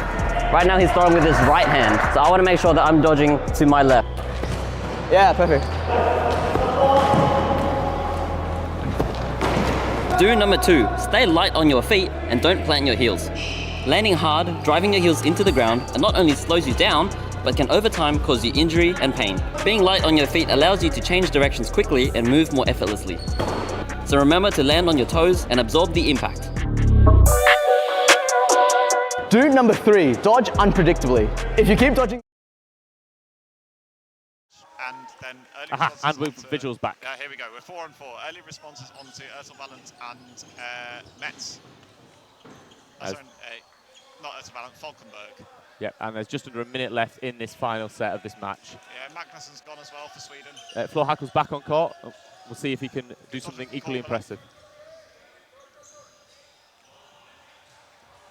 R4's and Korbalek send 2 counters onto Ertel Valens. Yep, 40 seconds left. Sweden down by 2 players. And leap of faith, I think, is unsuccessful from Kremmuller because Korbalek was already hit. It's an unfortunate one. And Hackel got hit by a cross-court free throw. And a nice catch from Lehrer to seal the deal for Austria. Yeah, so it's Austria 22, Sweden 12. Thoroughly entertaining watch. Ends in a 22-12 victory for Austria. And I think we'll leave you with these scenes. Yeah, Austria will be moving forward to play France in the semi-finals, while Sweden will be playing Netherlands in the positional playoffs for the 5th to 8th section. A game to be proud of for all the players involved. Thoroughly entertaining watch. Yeah, absolutely. Really enjoyed that one. So I believe, do we know what the next match is on this court? No, but I'll be talking about it. I think I'm off for this one, so let me have a check now. It looks like court 4 will be, is it Sweden-Netherlands, it looks like maybe? That sounds about right. In the women's. So that'll be a very interesting match. And on court 1, it looks like we'll have England versus Northern Ireland women's, with the winner of each of these matches in the quarterfinals moving on to the semi-finals against each other. Yeah, I've been Sam Robinson, and we've been Sam Ward. Thank you very much, guys, and see you soon. Take care. See you soon.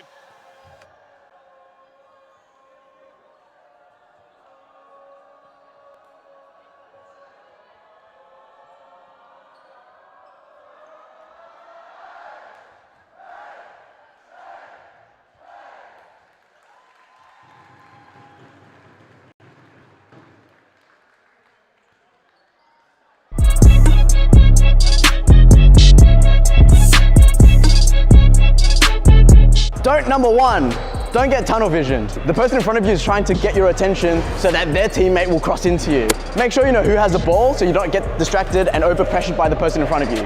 Don't get tunnel visioned. Don't number 2, don't plan yourself in a position that you can't get out of. For example, planning down on your knees like this after you've thrown and you're in the middle of the danger zone, then it's really hard to get back up and move around or dodge. Give yourself options to move and dodge.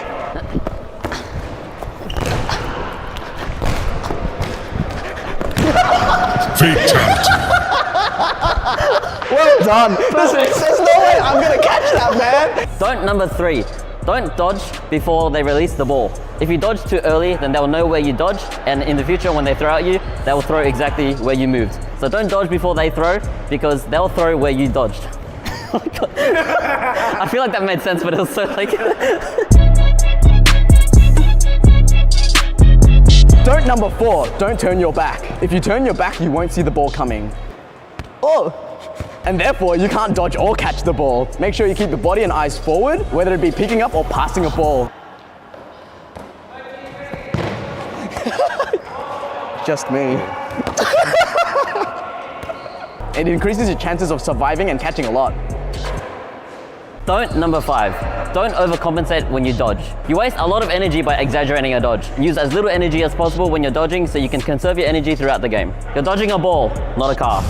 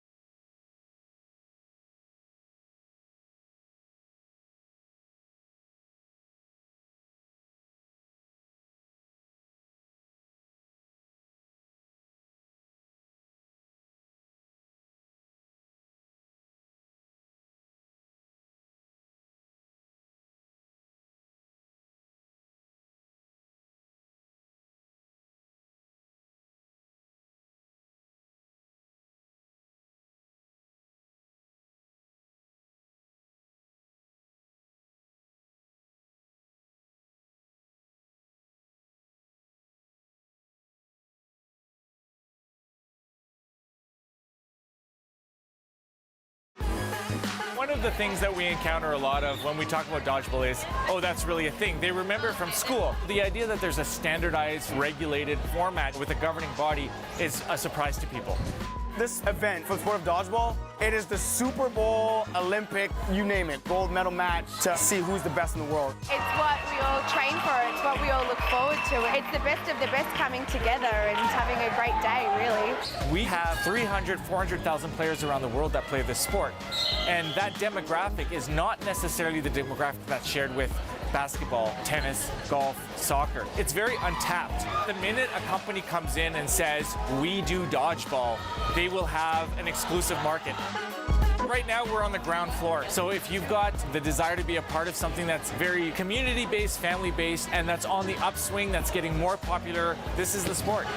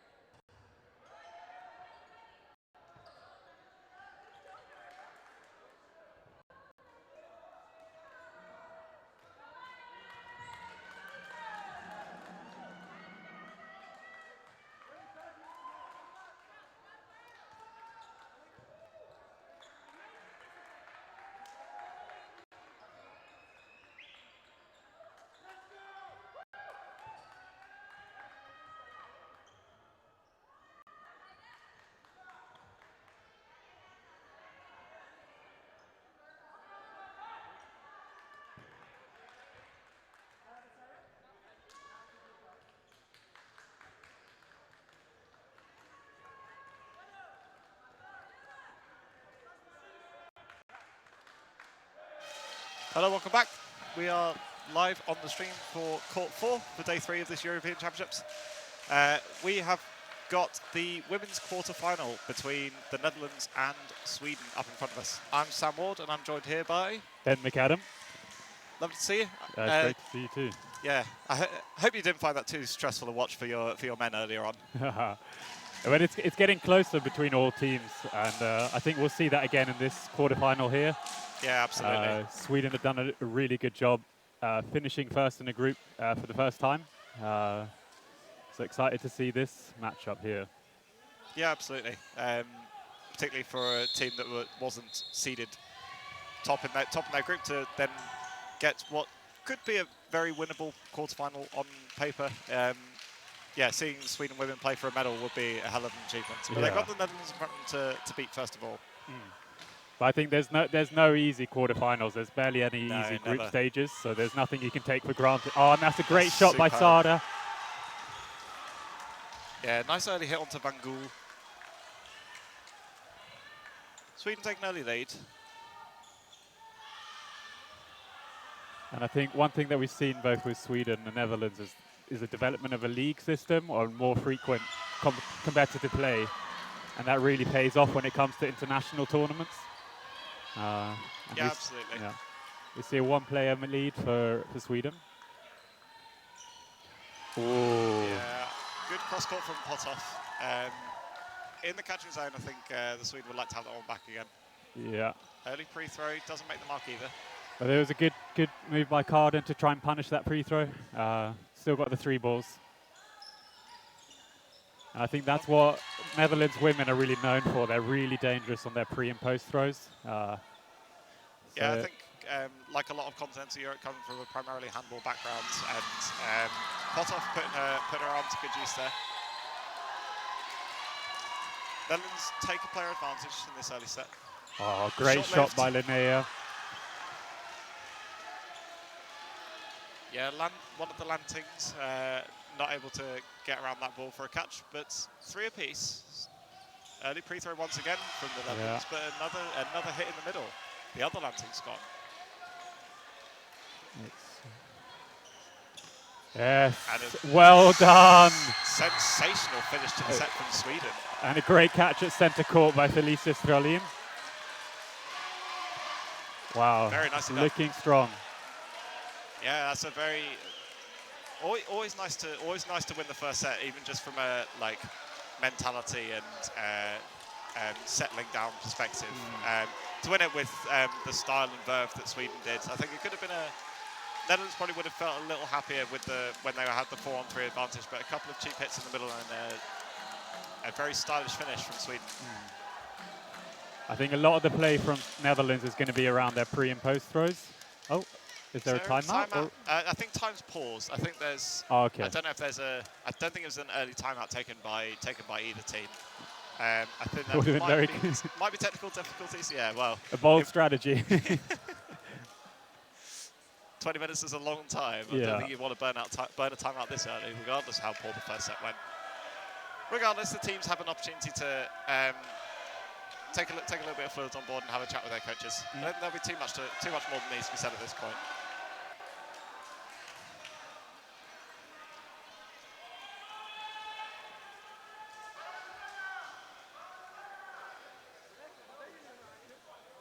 Yeah, I believe the Netherlands looking to match their ranking from last season. Ended up finishing 5th in when they were hosting last year, which was a really strong achievement from them all concerned. Sweden ladies guaranteed to improve on their ranking last time just by virtue of the fact they've been in the quarterfinal, finishing 11th last year, which I think. To be honest, I think they're a better team than that. The ranking in the end probably certainly didn't flatter Sweden. I think they were better than that, but they're more than showing their worth here. There was a lot of excitement in the Swedish camp at their achievement, so it's been really, really fun. Just the energy from the whole tournament. Got lots of parents and family and supporters along, bringing the spectacular spirit.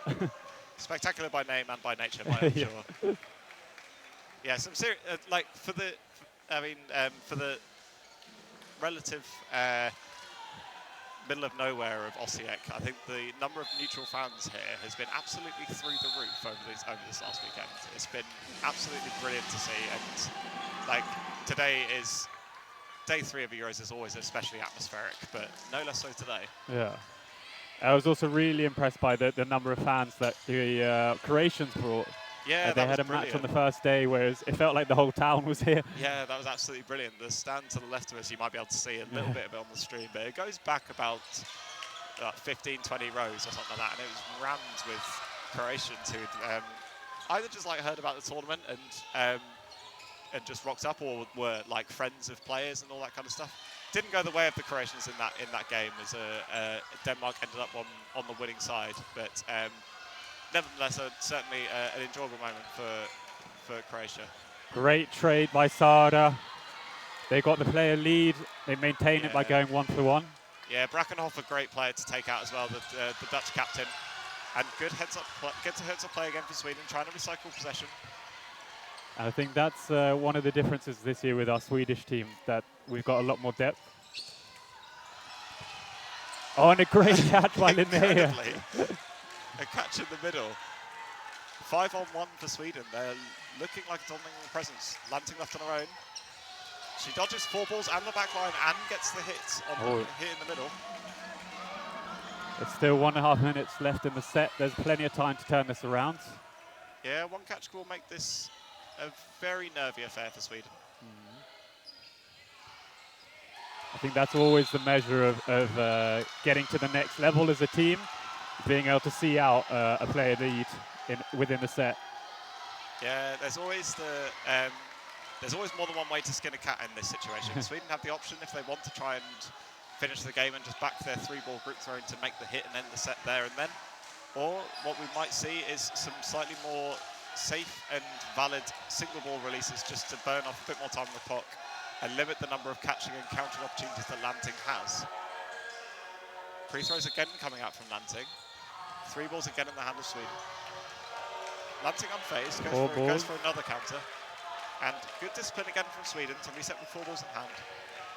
I think they need to throw through that free throw there, or reset now. Okay. They're on play ball, and the balls are all safe and all valid, I would say. And the refs agree. It could also just be a tactic to let 22 tire herself out for Netherlands. Yeah, certainly. There's certainly no harm in that. And Sweden, as the team in the ascendancy, will on the scoreboard will not be unhappy with whittling down more time off the half clock, even this early on in the half. Well done. Really good throw by Sanna Seala and Julia Sekulic.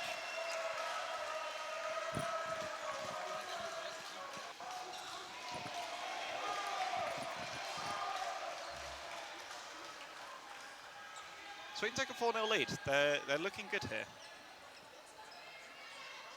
Yeah, Netherlands, like you say, known for their like pre-throw, post-throw, and then getting a catch in the subsequent exchange, but yet to find their form so far. Sweden doing well to punish the opportunities with accurate responses.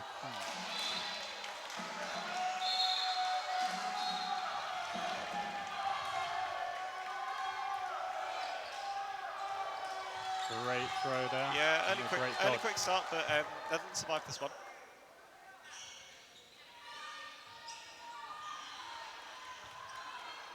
One thing I noticed on the ball releases, 3 ball attacks, is that sometimes the side that's going to throw, they're grouping up.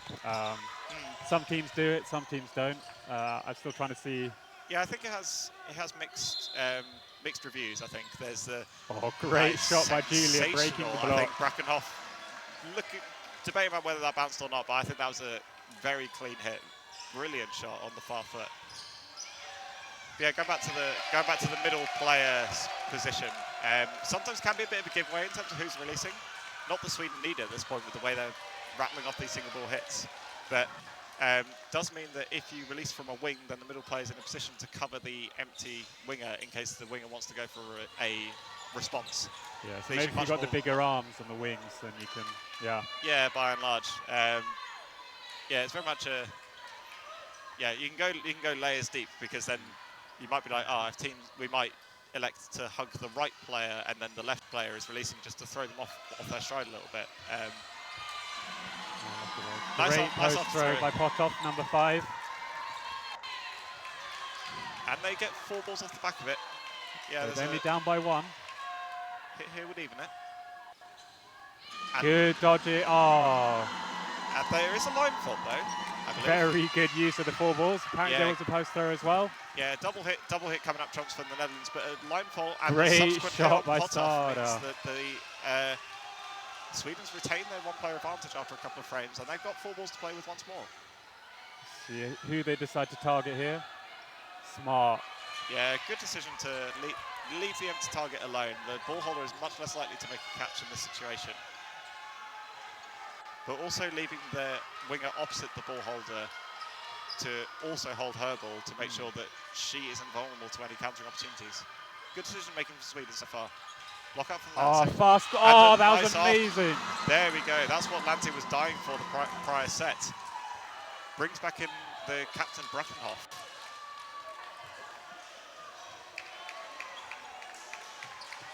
Good throw there. Yeah, nice areas. Got past the ball, but just missed the legs as well. 20 seconds for Grodzinski. What can she do? And I think she's blocking bounce. Oh, it's a ball. Is a bounce, according to Sam, the referee. Yeah, I think she hasn't got time to question it, unfortunately. No, yeah, you've got to. As much as we want people to not play through if there's any doubt, but she doesn't really have time to dilly-dally here. No. And that's that. Netherlands take that set. They're on the board. 4-2. And Netherlands crack onto the score sheet, making it a 1-set game again. Just halfway through the first half. Yeah, these 20-minute halves are lengthy, to say the least. But, how have you been feeling it, Sam? I mean, I've enjoyed it from a player's perspective. I think it gives a lot more opportunities for teams to showcase their depth, no less so in the game prior, where pretty much everyone in both the Swedish and Austria rosters were able to have a meaningful number of sets to play.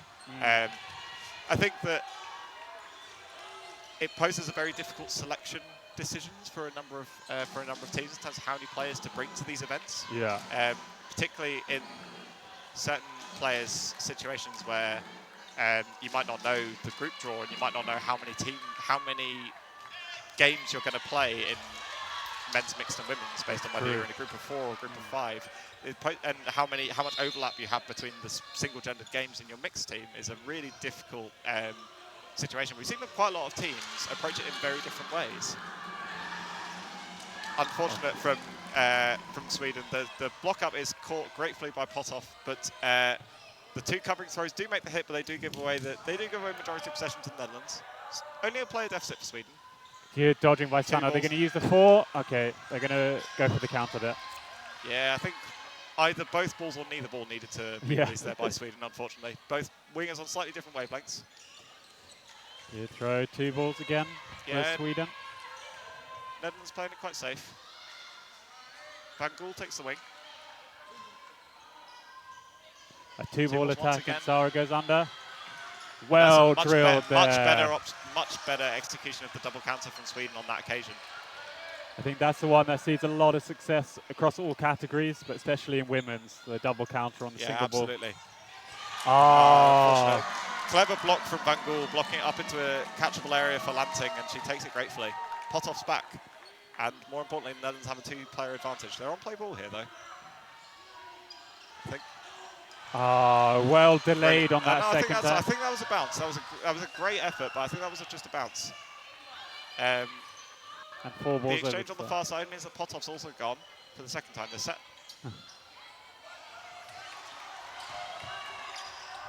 Nice grouping from the Swedes, but good dodging to get out of the way. There's a minute left and the 1-player difference. Let's see how they're going to play this out. Oh, a 2-ball attack. That's very aggressive. And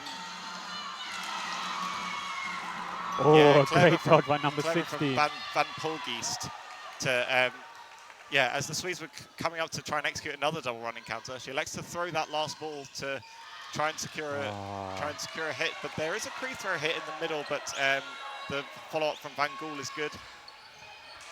I think it was the right idea when you have half a minute left in the set. Try to go free-throw catch. Yeah, are going to be few and far between at that point in the set.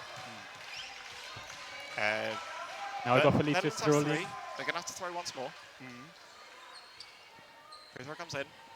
Excellent shot by number 16. Yeah. It needed to be that good as well. The Swedish captain was set and waiting for that one, but the throw just too good. Yeah. Nice and low. Well played, Netherlands. They level it 4 apiece.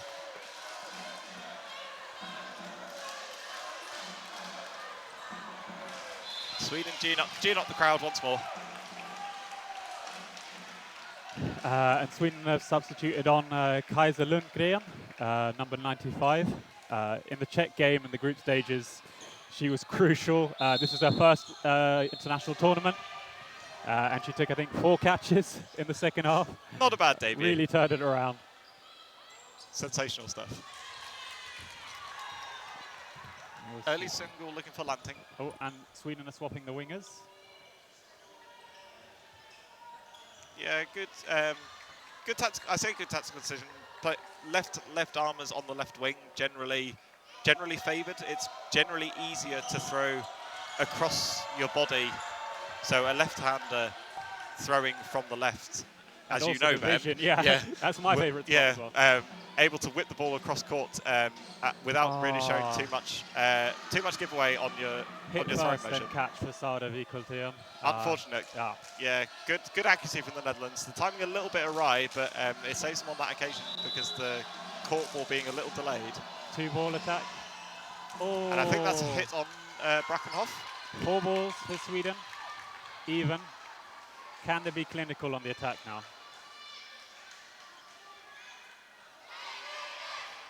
Oh, a 3-ball release. But there is a catch in amongst all that by Lanting, sorry.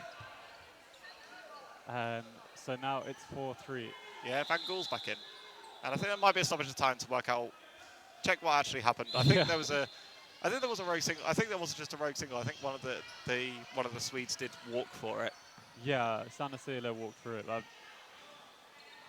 Yeah, there definitely was a hit, and there definitely was a catch. So I think it should be 4-on-3 to the Netherlands, and I think the ball distribution is correct as well.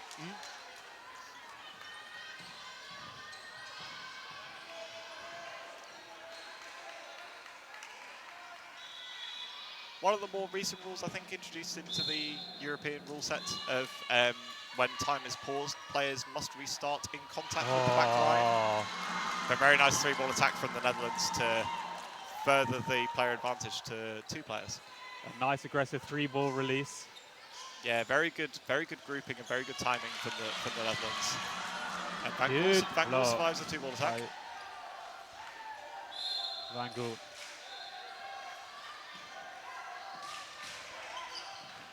Nice catch from Lanting. So much harder to make these single ball hits when there's only 2 of you and you don't have the disguise of your other players faking and distracting. And incredibly, block into the air, and Van Polgeest gratefully accepts the gift of the ricochet catch. Yeah. And Sweden have called a timeout, I think, just to settle. I think that's wise. I think after losing 3 sets on the bounce, I think they could do with a bit of a reset. And I think the difference here has been Holland's catching. Yeah, I think they've really turned it on of late. But it's not always been the free catch straight on the body. They've been good with the rebounds, kept their eyes open. Yeah, 100%. They had a couple of double hits as well, and I think in the set prior as well. They've started to get a little bit more of the rub of the green, certainly. But yeah, we said that was one of Netherlands' main strengths of fashioning these catching opportunities and being able to take them when they're there. Yeah, plenty for the Netherlands to be cheerful about at the moment. I'm wondering what's going on in each timeout, what each coach is going to say, what adjustments Sweden's going to make, and then what adjustments that Netherlands is anticipating Sweden is going to make. Yeah. How many layers deep do you go? Yeah, exactly. I don't think Sweden's level has dropped off massively of the last couple of sets. I think the Netherlands have started winning their individual battles a little bit more early in the set. And I think the Netherlands' multiple attacking has been crucial when the Netherlands have a couple of players advantage and then willing to invest the possession in making hits. Something that Sweden were very, very adept at doing in the first couple of sets when they had the players advantage. So, but neither team really letting up when they have the player advantage particularly. No. I think the difference is that the Netherlands probably switched more to attacking with 3 or 4 balls rather than releasing on the free throw now. And they've just been a lot more clinical when they're burning the 3 or 4 ball attack. Yeah, exactly. Yeah, I think both teams kind of wary of that, and I think they'll be very keen to kind of keep hold of 2 balls at all times. Try and make it as difficult as possible for the other team to secure the hits to make an early inroads in the set. Become a relatively cagey affair to start this off, but this really good 2-ball release to break. Sweden bite first.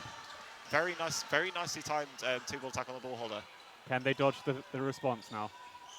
And that's 1 hit, so 1 for 1 on that exchange. Not a bad outcome for Sweden in the grand scheme of things. Oh, great. Very nice single, very nicely placed from just outside the body of Brackenhoff. Good dodge. Yeah, Pothoff doing likewise. That was a searching single in a good area, but Sweden survived this one. Still a player up. Nice. And now I think Sweden have adapted to really attacking from the middle on the 3 balls and protecting with the wings. Never a bad idea, really, releasing from the middle. Nice.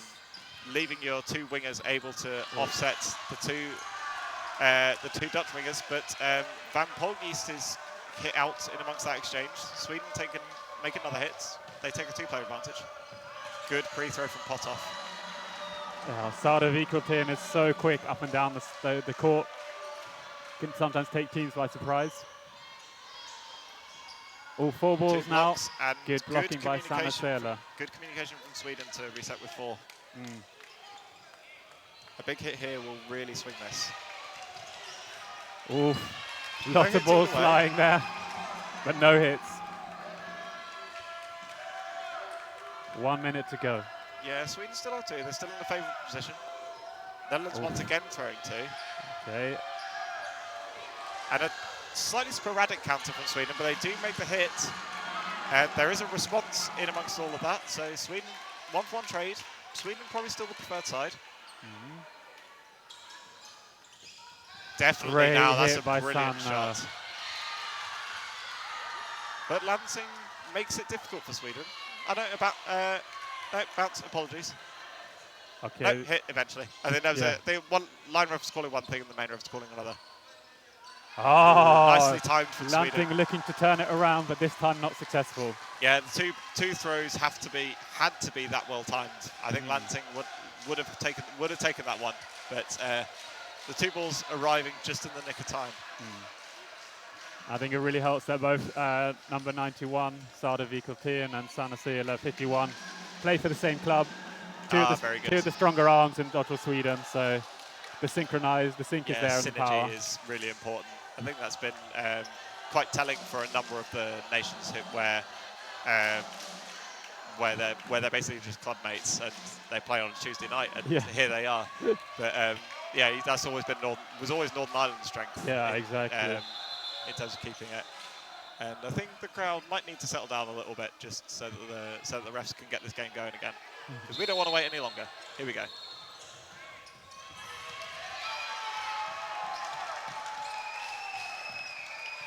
Sweden do win that middle ball.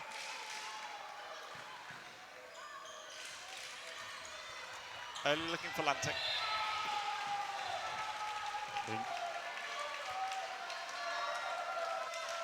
Plenty of fakes from Sweden. And a good counter by Brakenhoff.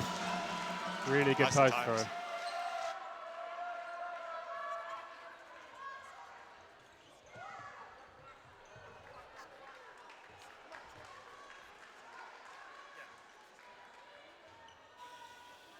All right, we're back. Sorry about that.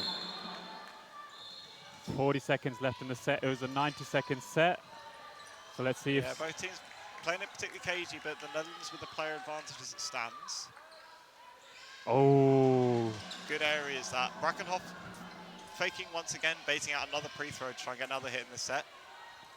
Single ball dissuades her from this. Sweden need to start increasing the risk. Yeah, down by 20 seconds. Netherlands happy to whittle down even more of the time. Two ball attack, block out, and the Netherlands celebrate that like it's the set, because it nearly is. Sweden with one ball in hand and they need to make something happen. They haven't got time. Release incoming. She makes that hit, and that is certainly a hit on the Netherlands. I think there's a question about whether there's a hit on the Swede. I think the rest will deliberate this one. So I think one if Brakenhoff got hit, and then two if Sanna Sela got hit before the whistle or after the whistle. Yeah, I think that there might be this isn't going to sit well with one of the teams, I think, regardless of what the ref calls, but that's the way of the game, I'm afraid. It would be big for either team to take that lead into the second half, though. 1-1. Okay, it's a tie. I think that's the correct decision. I think there was a hit on Brakenhoff, and I didn't see a hit on the Swede. So I think that's a tie in that set, and it brings us to a tie in the game. Seven apiece. Yeah, 7 apiece at half. And Sweden's starting strongly, and Netherlands looked like they were starting to really motor on, but Sweden again doing well to curb the momentum of the Dutch. Right, so I think there's a bit of deliberation with the ref and the Dutch about that final decision, but that's half time, so we'll be back in about 5 minutes. Oh.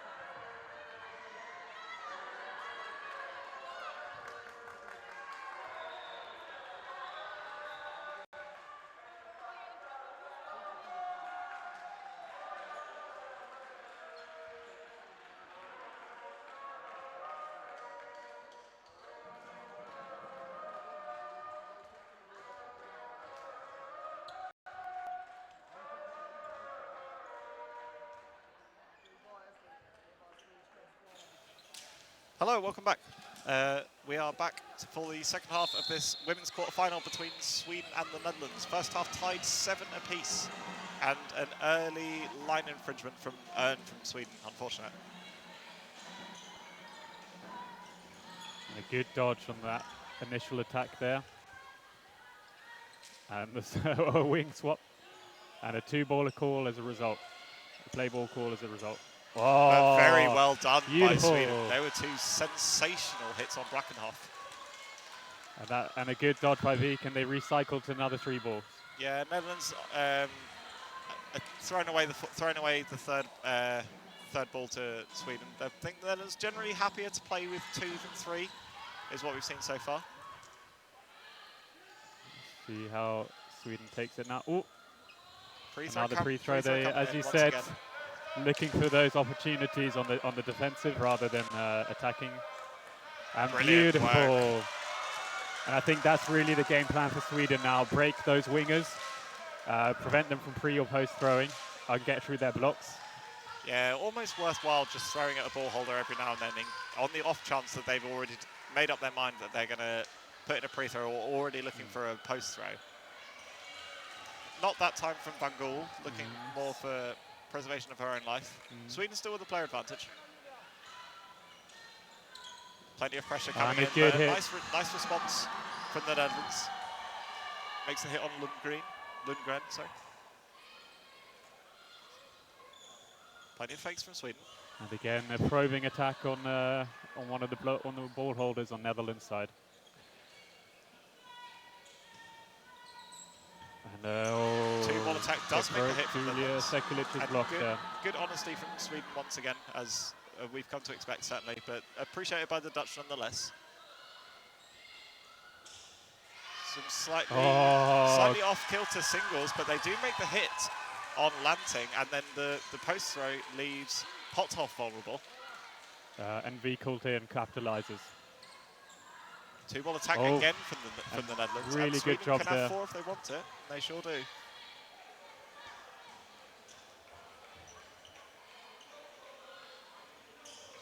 And they use 2 of them, and I think it's just a bounce from Grudzinski.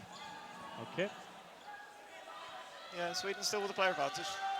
2 balls in hand in a good position. 2 balls once again tried on a wing. I think this is more indicative of the Dutch plan when they've got majority of possession. They really try to get a hit through on one of the Swedish wingers.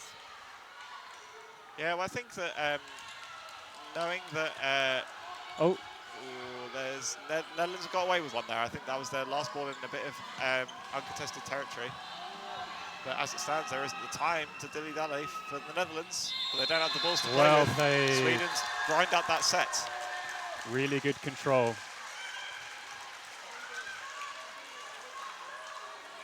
Nice work from Sweden. Plenty of attention focused on the wingers for both teams. And Sweden coming up trumps in terms of making the hits first.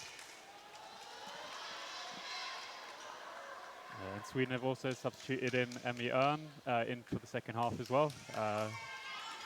Yeah, we'll hope that her second frame is a little lengthier than the first after line faulting after going for the middle wall. She's raring to go, but the 30-second resets are enforced as part of this part of these new timing measures, which I think is generally a good move for the game in terms of it stops teams being able to delay the flow of the game by on the resets, by stopping the resets happening. And yeah, likewise, there's always a bit of an altercation whenever a team is down and chasing time, then they can't rack up the balls and try and go quickly. Nice early single ball hit onto Van Polgeest. On the nice cross court is really good. Yeah, she's taken plenty of catches so far. I think that Sweden will do. Good dodge by Lundgren. Yeah, she was thinking about that one, but does the sensible thing of getting out of the way.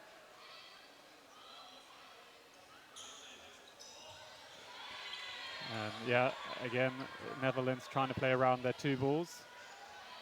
Yeah, the 2 Swedish wingers more than capable of living with it. Yeah, very interesting game of cat and mouse between the two pairs of wingers. Plenty of face coming out, and a hit onto Brackenhoff. She can't secure the catch, and the response from the Netherlands is no good. 6 on 4, Sweden take a 2-player advantage although a ball retriever error. So this occurs when a ball retriever interferes against the laws of the game, which affects the team's ball possession. So that could be something like a ball retriever touching a ball that's on court, or touching a live ball, or something along those Wow, lines. and Kaiser Lundgren takes a beautiful catch. 5 balls is still not enough for the Netherlands. A dodge and a catch from Lundgren, brilliant work. But yeah, so as a result, the Netherlands got to choose how many balls they had. They wanted all 5, and it's come back to bite them. And 2 subsequent hits from Sweden with the 4-ball attack. Lanting is left on her own against 6 Swedes. And Sweden have got their tails up here.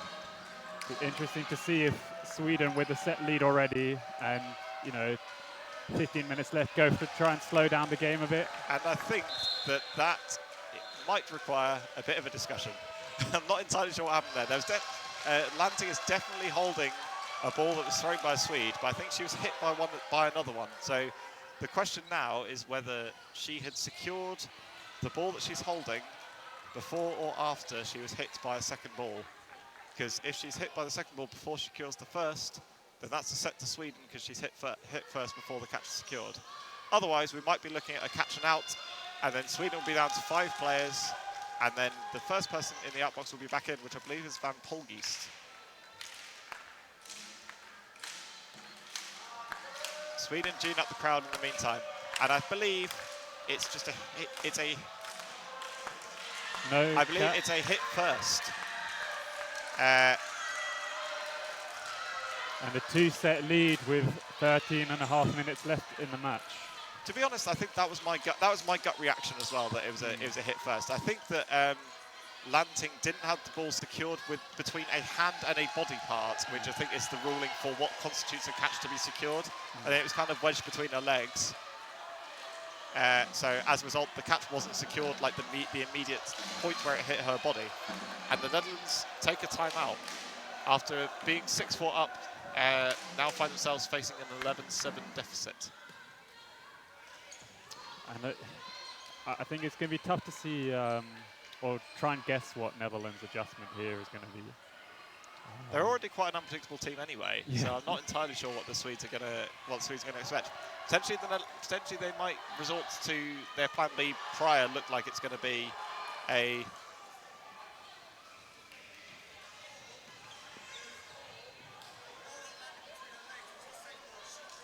Okay.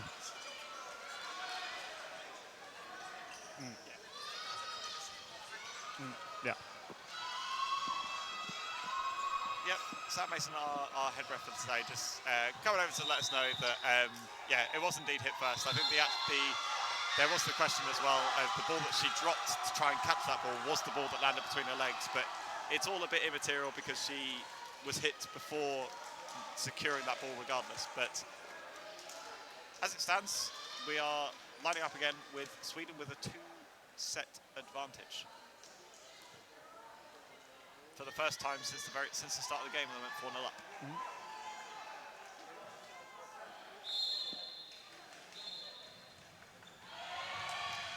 Early middle win from Ern.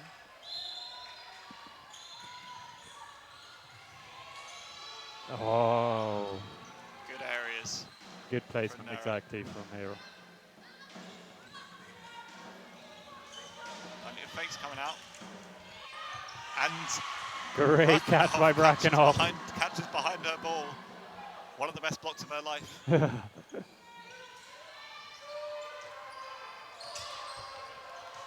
Good pressure again from the Swedish wingers, but Letten set with 3.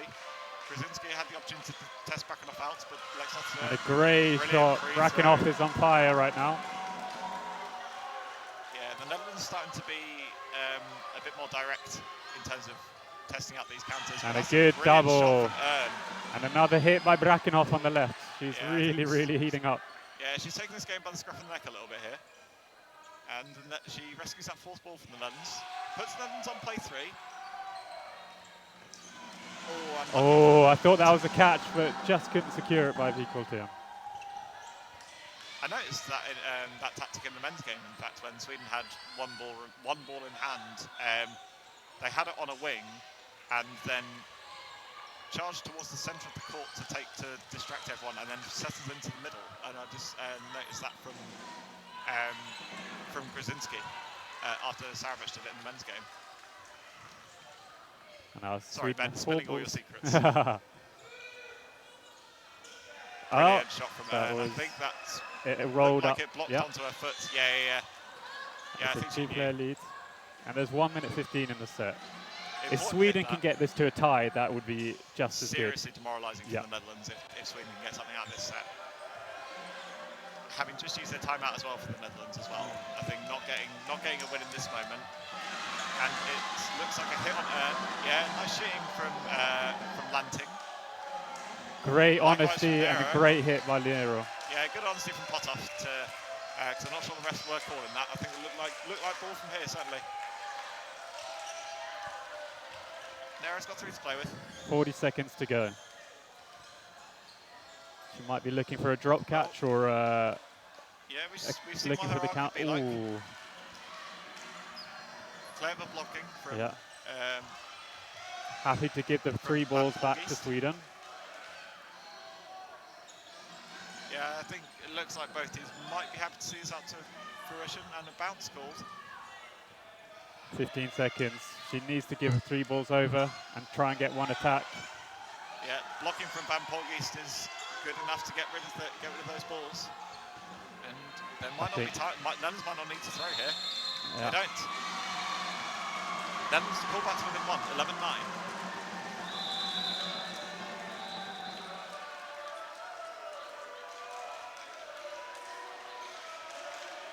I think it's also quite interesting with the 30-second reset is that there's time for the coaches to talk to the make individual adjustments player to player. Yeah, absolutely.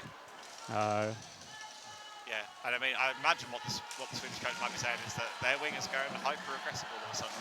So we need to be prepared to either trade or avenge, or just control territory and keep yourself alive. Yeah, commitment to one or the other. A good adjustment from the Netherlands to inject that aggression into the game to win them that set. I think a lot of it seems to be going down to momentum as well. One team gets good play and it keeps on snowballing a little bit. Yeah, absolutely. Both teams very reluctant to let go of any kind of set advantage they've got. Plenty of fakes coming out from Sweden, but a single from Nero is caught by Lanting. So it looks like Sweden's going for the 3-ball attack rather than a single or a double counter. Well done, a trade 1 for 1. Yeah, Brackenhoff would be relatively happy with that. I think with the trade as the team that's in the ascendancy, but having seen the magic that Brackenhoff can do, I think that Sweden will see that as a valuable out regardless. Still a player up for the Netherlands. Plenty of fakes once again. Great hit by Lundgren. Lundgren. Exactly what you needed. Great 3-ball attack all round. The fake spacing out the movement from the empty player. And the move across court. Make the hit, and then the Nice double counter. Nice thumbs up from Grzinski to her opposite winger. And takes a breather. 3 apiece here. Oh, the sneaky cross court. And I think that did clip. I think that did clip something. Yeah. Yeah, line ref calling it. She had the best view after all. And often she can also hear, the round ref is good if you hear something. And you know it's nowhere near a ball, there's not much else it can be. Yeah, well that's why we have the line refs, after all. The refs can't see everything.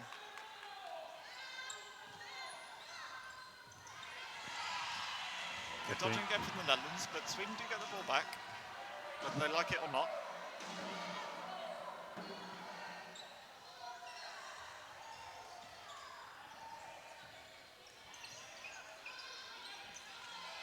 Oh, and that's unfortunate. Oh no. Step back a little too far from easily. That's a good three-ball attack from the Netherlands to take out Grzinski. 11 each. And again, a very good response by Netherlands after going down 2 sets. Yeah, they brought it back level. To bring back that lead. Couple of cheap outs for Sweden in amongst all that, but yeah, take nothing away from the Netherlands at this point.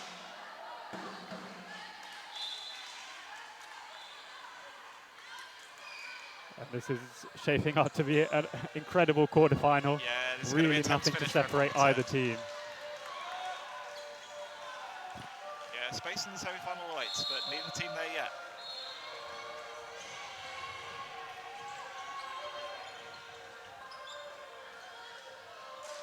Looks like a substitution for Sweden. Stralen's And back again, on. a beautiful catch. Copy paste from the first set, from the previous set. Very nice catch from Lansing in the start. Plenty of fakes coming out. And Sweden are sticking with a 3-ball attack strategy. Yeah, Netherlands. Great. Brakenhoff taking the 1-for-1 on Sekulic again. Yeah, that seems to be the Netherlands ploy at the moment. Is just happy to trade when they're up. They got 4 balls to play with in addition. A good free throw and dodge by Vikol Tiam. 2-ball attack makes the hit on the far side. Sweden are going to have 4 though. They have the opportunity to make a hit here, and they do. Potov's gone. Back down to a 1-player difference. Yeah, will the Netherlands continue throwing 2? They do. Delayed ball is blocked away, so the Swedes will have 3 once more.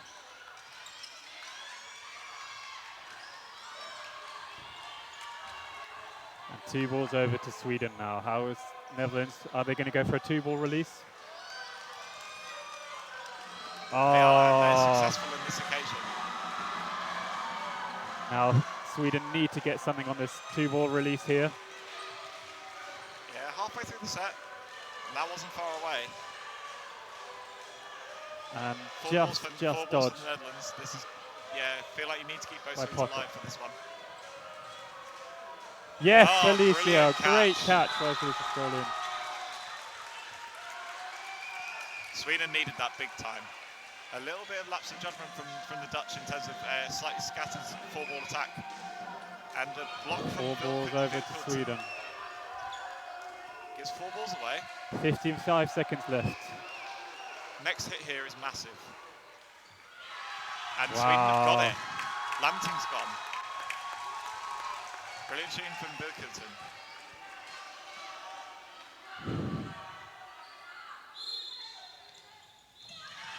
Netherlands persevering with these 2-ball attacks and blocked out once more. 4 balls.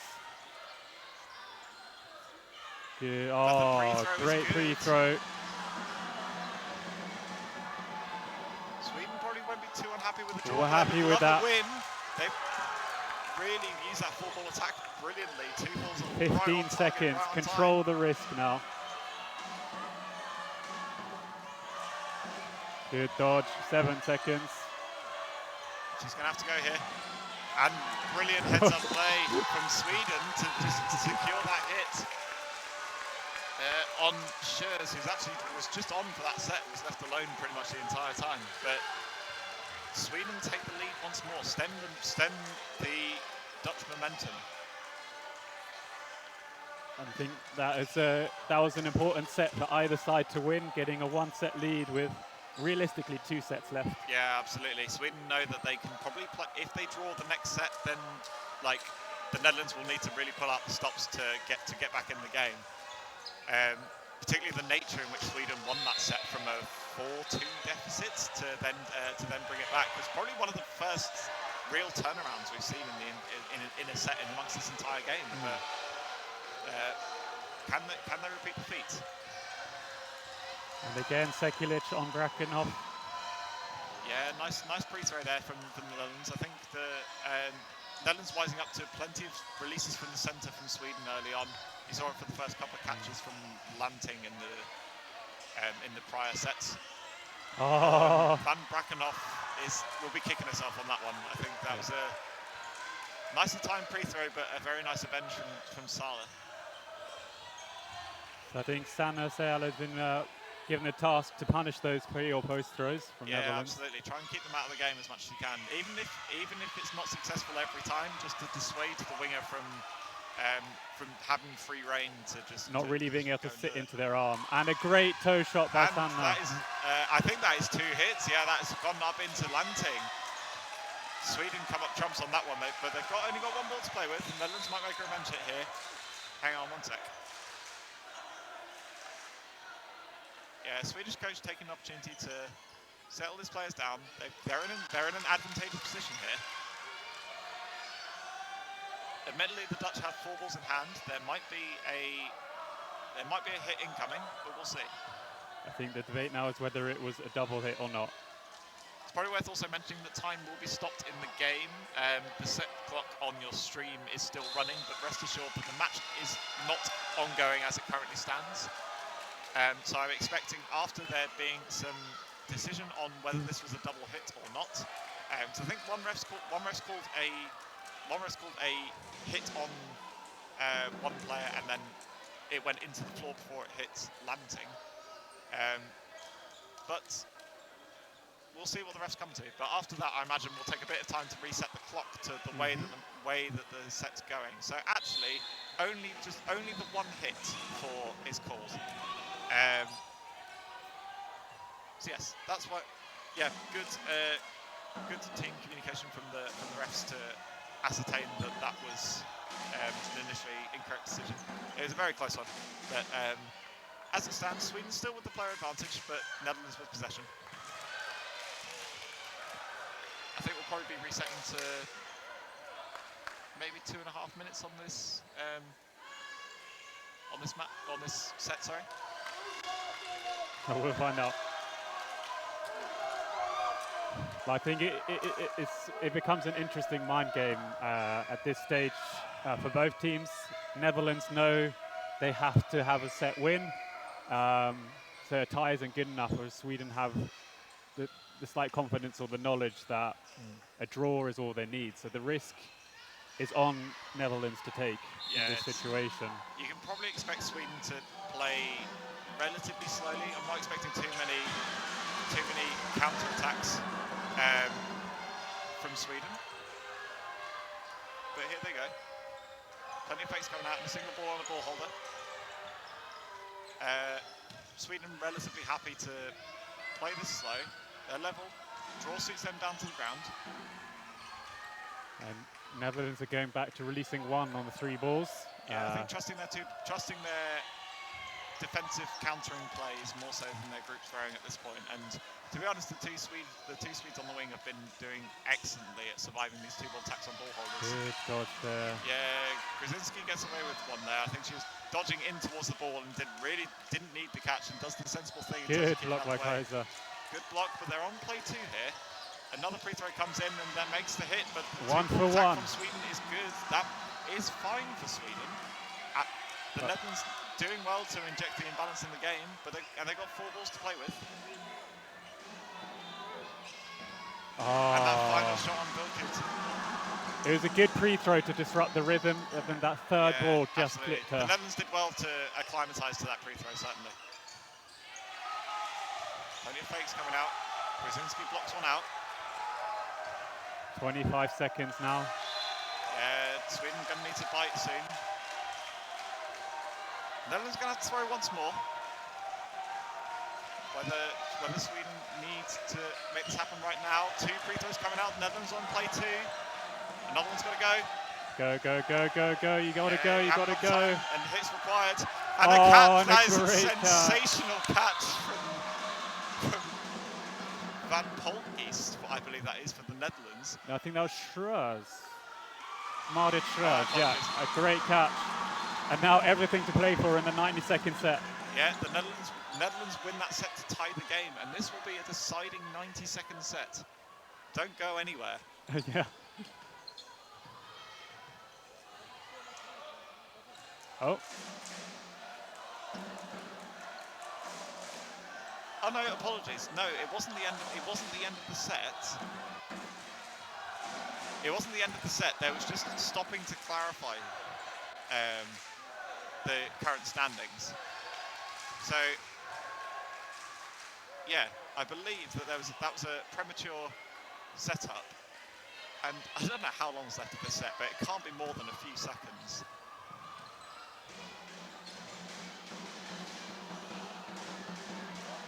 So, Sweden hoping for a miracle here, I think it's fair to say. Poised and ready to go. She hasn't got long. The only realistic chance is to catch the ball. But Netherlands aren't going to throw. Oh.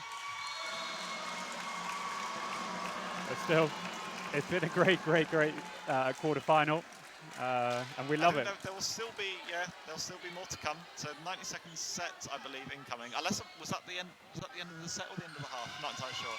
We'll either be playing a 90-second set or we'll be playing an overtime set. But either way, it's crunch time for both teams.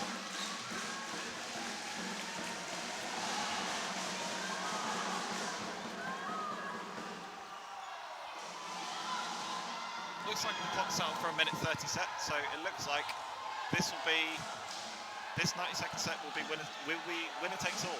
Win this 90-second set, you're in a semi-final. If this 90-second set is tied, then we will play a subsequent overtime set. If that ends up being a draw, then we'll be going to sudden death and it's next hit wins. But we'll see. Plenty of support for both teams in this crowd. They've been treated to some real treats today.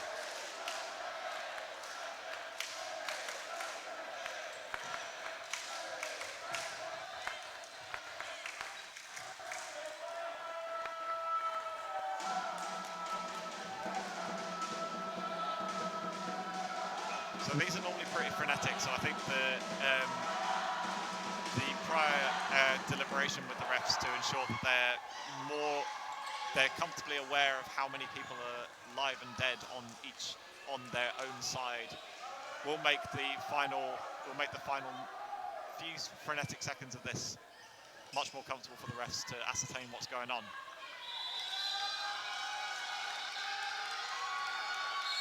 I think the key here is if Brackenhoff makes a play or not.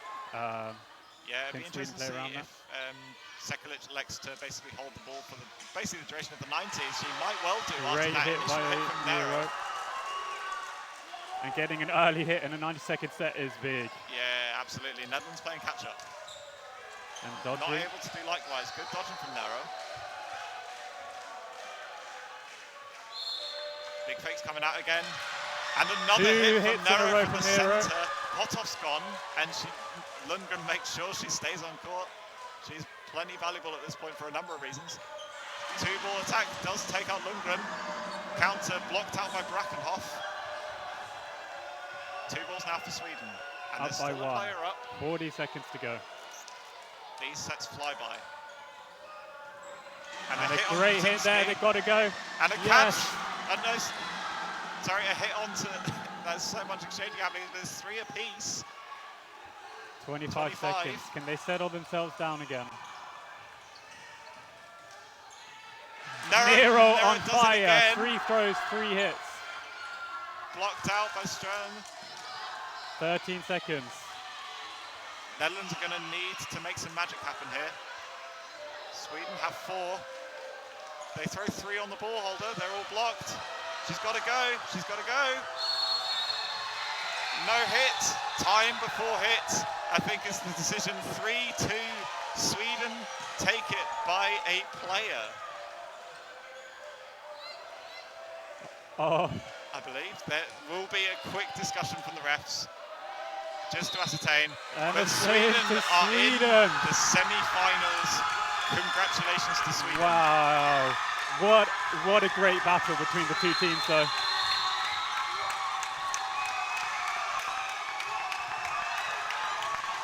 And you can see what it means to this Swedish team.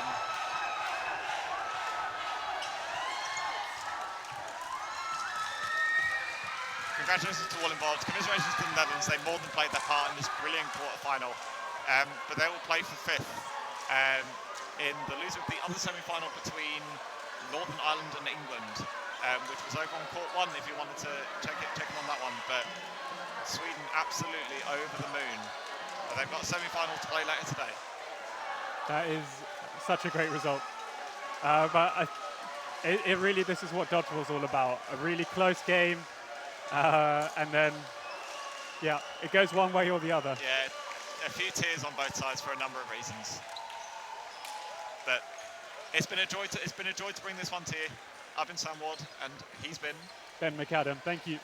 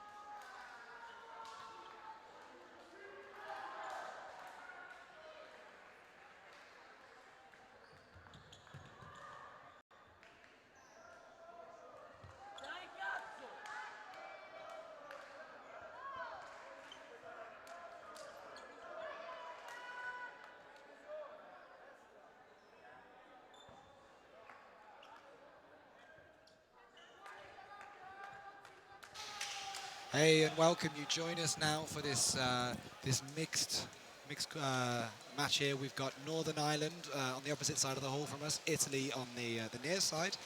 My name's Will Robinson. I'm joined here. And Juliet.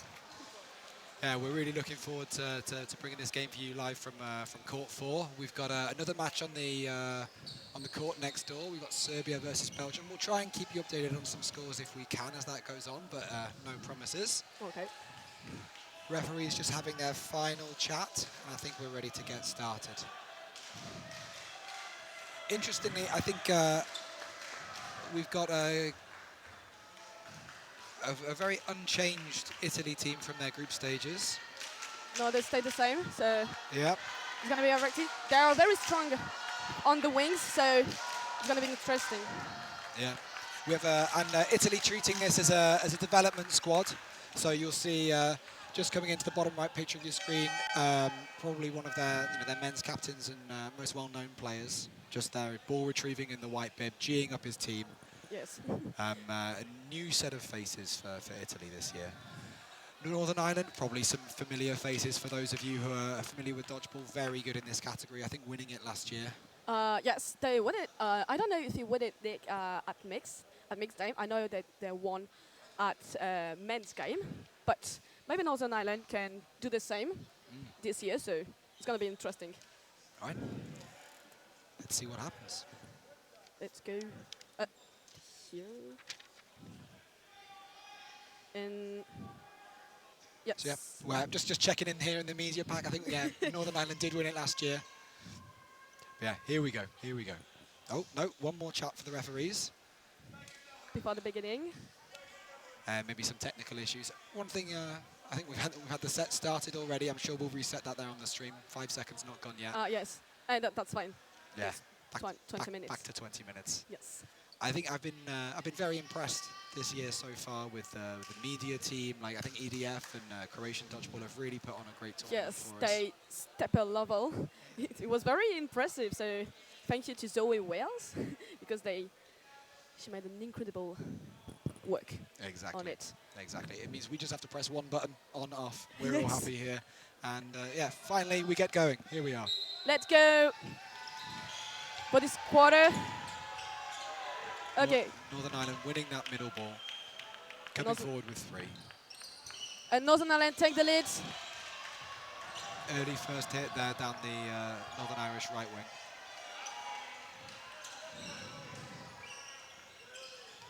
Italy returning. Seems both teams happy in these opening phases to be setting with 3 balls. Not a lot of counters going on. Okay.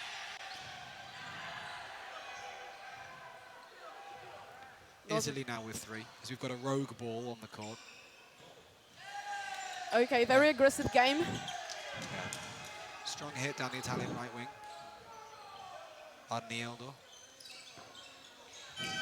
None coming back and dodging over the counter. So we've got our first counters of the game. A bit more chaotic dodgeball coming now after we've had the opening exchanges be very organised. Again, very center on the wings. Centered. I don't know what it's for. Not quite sticking the catch there from Northern Ireland. Great powerful throw from the Italian left wing, Giselli. And this is a perfect equality for Italia and Northern Ireland. 4v4 players here. We're about halfway through this set. Okay. Free ball for Italia.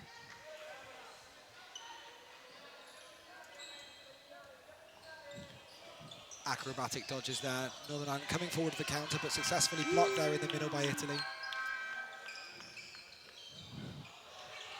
One of the things that the Northern Irish team, I think, are known for is just their acrobaticness on court. Very, very difficult to hit those players when you play against Northern Ireland. Indeed, at the final in last year, it was very impressive. Like, oh, wow. Northern Ireland now taking a lead in this frame. 4 players to 3. Just under a minute to go. 50 seconds. 3 balls now for Italy. 3 players.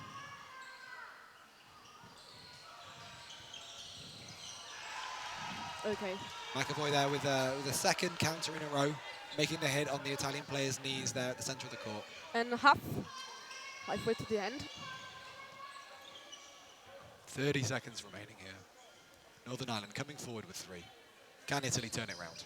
Pre-throw, making a hit behind, yep. 3 balls there at the same player. I think balls 2 and 3 connecting there. 10 seconds to Italy to... Yeah, all to do here. A catch will win it. To come back. But he needs to act quickly. Northern Ireland blocking out the ball and ending that set, managing the time. First set for Northern Ireland. And... Yeah, 2-0. So a cagey affair to start off with, lots of single balls, and then we opened up a little bit more fluid into the second half of that set. Lots of counters, lots of hits on the knees. Yes, it's on the knees, and Northern Ireland necklace. The referee's eagle eyes there, spotting a necklace on yes. The Italian right wing. I'm sure he'll quickly get that removed and we'll play on.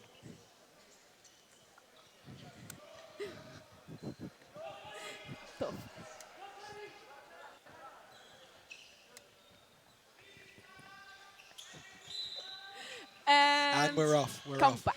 Italy winning that middle ball in this frame. And 3 balls for Northern Ireland. Okay, first touch. And we start this frame off with some more chaotic dodgeball. But Ireland coming out of that well. 6 players to 4 up. 2 very strong hits and counters. Bubble catch, not quite able to secure it. There was a good attempt. Exactly. Italy now with 3 balls coming forward. Good catch from Northern Ireland. Number 24, yes. Okay, block.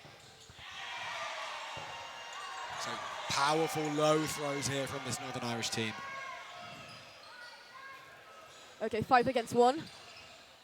I think the first ball bounced and the second ball hit, so a strong finish to that set.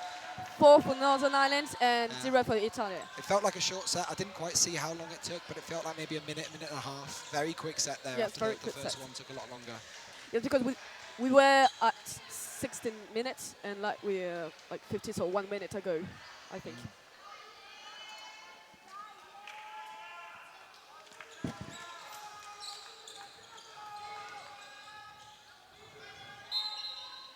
Let's go. 3 balls for Northern Ireland.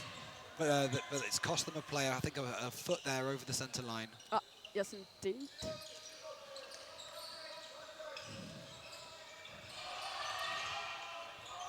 Italy now, I think, changing tactic, not setting for 3. They're really looking to get going with their counters. But unfortunately, in this scenario for them, it's ended up with Northern Ireland with 4 balls, 2 ball attack there. Okay.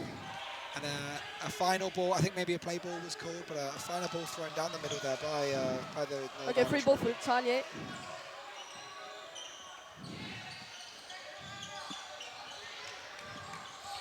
The Northern Irish wings really, really keen here to eat up the territory, make sure that Italy don't get any space on court for free.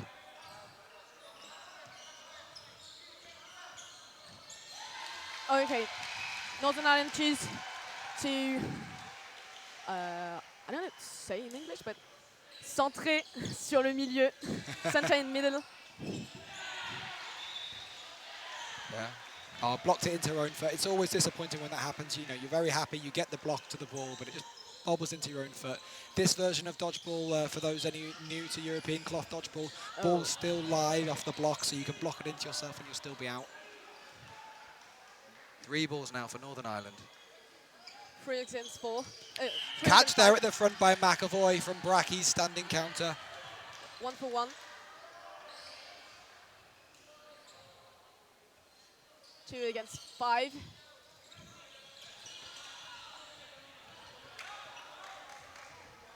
Almost 1 minute left on the set.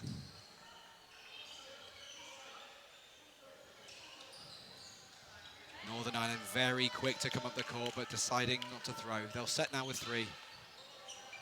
Onioda looking for a cheeky counter there before, well, the Northern Irish weren't looking, but now 4 balls for Northern Ireland. Very explosive Survives game. a 3 ball attack, blocking 2 balls there on the right. Italy now with many balls. 4 coming. 4 balls and just 40 seconds left. Hit there down the middle though, and they've successfully got back. 3 balls for Italia. Just 2 players in it now. An attack at ball, and jumps over the counter. Will he return it? Very aggressive game. Great cover and protection there from the Northern Irish player. I think 3 balls again for Italia. being called out there for, I think, back line. Lot of noise made for Italia. Yeah. Italy bringing this frame back now. They were, I think, 2-4 or 2-5 down. 2-all now on court. Northern Ireland coming forward. Double ball attack. 5 seconds left to Italia to come back. On Northern Ireland to win. All to do now. Not long left in the... Oh, time they're called. Time out. And they're saying not long left while the whistle's already gone. 6 for Northern Ireland, 0 for Italia. As the noise increases in this hall, the Northern Ireland chants raining over to our left. 11 minutes left for the first half. Yeah.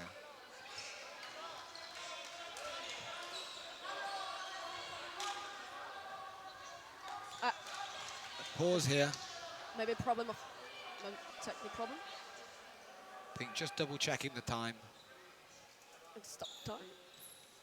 Yeah, from our point of view over here in the commentary booth, we can't see the big screen. I think you can just see sort of midway up and over to the right of your screen, just behind the Italian in the white shirt.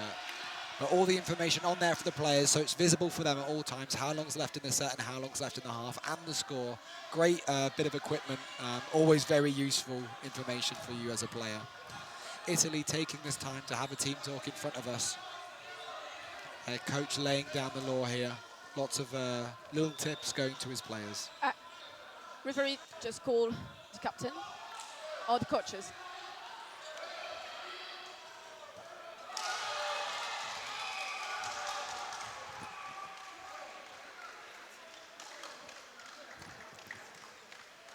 I think they said that the time is going to be in the clock of the referee.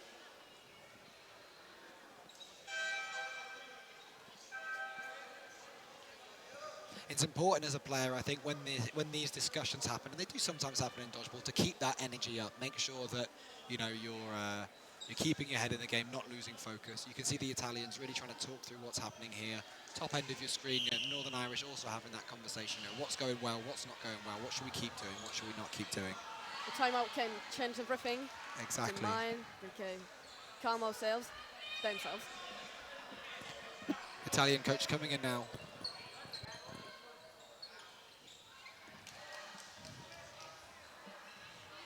Northern Irish having a same chat on the side. Maybe just a little warning from the referee. I'm not sure what's there, but both coaches being briefed and then briefing their teams. I think it's about the time. It happens.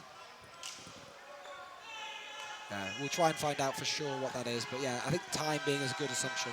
Yes, I think it happens.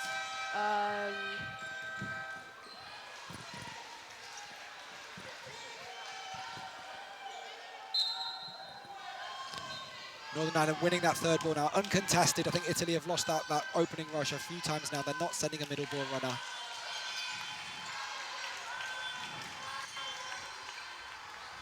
Okay. Great advancing down the wing by both. Italia take the lead, and Giseli's out. By the Italian wing there, Giseli. You really see him coming up that wing and putting pressure on the person that he's advancing against. 3 balls for Italia. Good block there from McElroy.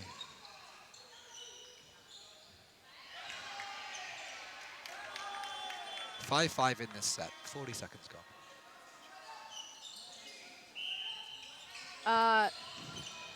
5-4. Good hit there for Northern Ireland, and they've followed it up with the second one. We're at 5-3 now in this frame. 3 balls for Northern Ireland. Okay, 4 balls for Northern Ireland. 3 ball attack. I think the third ball connecting there, just beating under the block. 3 balls here for Italy. What can they do to turn this frame around? Let's see. That's what happened. 4 balls, sorry, for Italy that they had. Now just 2. 2 ball attack there. 2 balls for Italia, 3 for Northern Ireland. 1.5 on the set. Double pre-throw. 1 ball retained by the ball retrievers. Northern Ireland now with 4. Okay, there's focus on 1 player. Throwing all 3 balls down this Italian right wing. 4 balls for Italia, who is 1 against 5 person.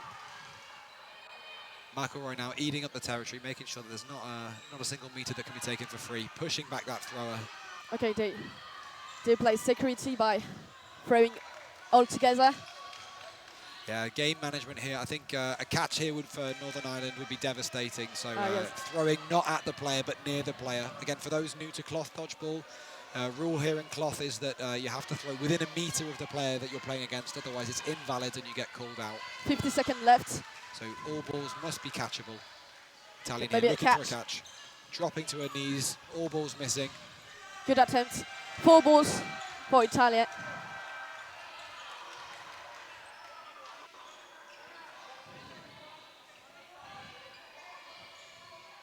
You can focus on the fit. 3 balls here for Northern Ireland. Will they look to finish or will they look to throw off body? 20 seconds. Yeah, I think they had to finish there. As the block came up, the Italian player able to catch that ball, but I think at that point all the Northern Irish made the decision we're not going to let her through 3 balls at her. Northern Ireland was very reactive to this. Exactly. As we talked about earlier, with the balls being live off the ball, you can block it into yourself, but it also means that you can catch a ball off a block. So. Yes. Italy now competing for this 3rd ball, not quite winning it, but it's not clean for the Northern Irish. They'll have to set with 3 here. No quick start available. 8 minutes left on the first half, and 8 points for Northern Ireland, 0 for dodged here Italia. by Italy.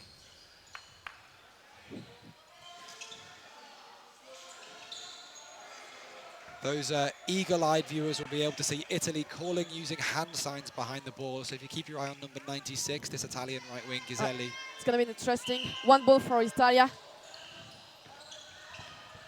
But hit there on the wing from Ghiselli. 3 balls for Italia. Coming forward, 3 players versus 6. McElroy countering down that wing, but not connecting. Keeps the pressure on Italy, though. They have 3 balls they have to throw again. 2 minutes left. Again, out, 1 for 1. Yeah, McElroy looking for that trade and getting it. I think you always try and take that trade there. At 5-3, 4-2 is a much more manageable thing for your team. That's something. Sorry, 6-3 they were. Now they're 5-2. Okay. 2 against 5, I think. Yes. Yes. 3 balls for Italia to return. Double ball attack. Ooh, okay. Post throw there by Northern Ireland, but not connecting. Arnedo surviving on this Italian right wing. Oniodo, sorry. Northern Ireland stay very calm. Yep. 1 ball now for Italy, but it's high up court. They're not able to get it without putting themselves in danger. 4 balls for, diving on that ball. Fantastic play there. Oniodo not surviving the double ball attack there from Northern Ireland. 1 player left now for Italy. Okay, good block. Northern Ireland aggressively blocking back, making sure that she's got 3 balls and she has to throw. What can Richie do here? Maybe.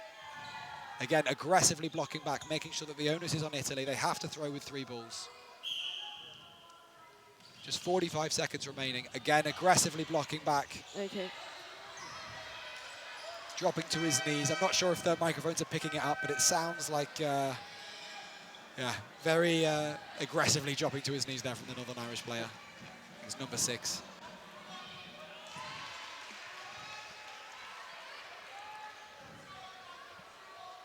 $20 seconds on the set. Yeah, Northern Ireland managing this out. Are they going to play? They haven't had to throw in half a minute, and here they come. 1 ball bouncing just before, no catch available. Okay, 3 balls for us. Last ball just rolling over to the Northern Irish side. Now they have to throw with 3, but the Italian giving them 4 balls. 2 seconds, 1, and no finished. time there. So it's 10 for Northern Ireland, 0 for Italy. I think if you were the Italian coach, would you consider taking a timeout here and maybe taking the momentum away from Northern Ireland? I think it's a good idea because they play very fast, and I think it's very important to just calm, and it's very aggressive game. So yes, I think there is an Italian girl, I think, who's injured. I don't know what happened.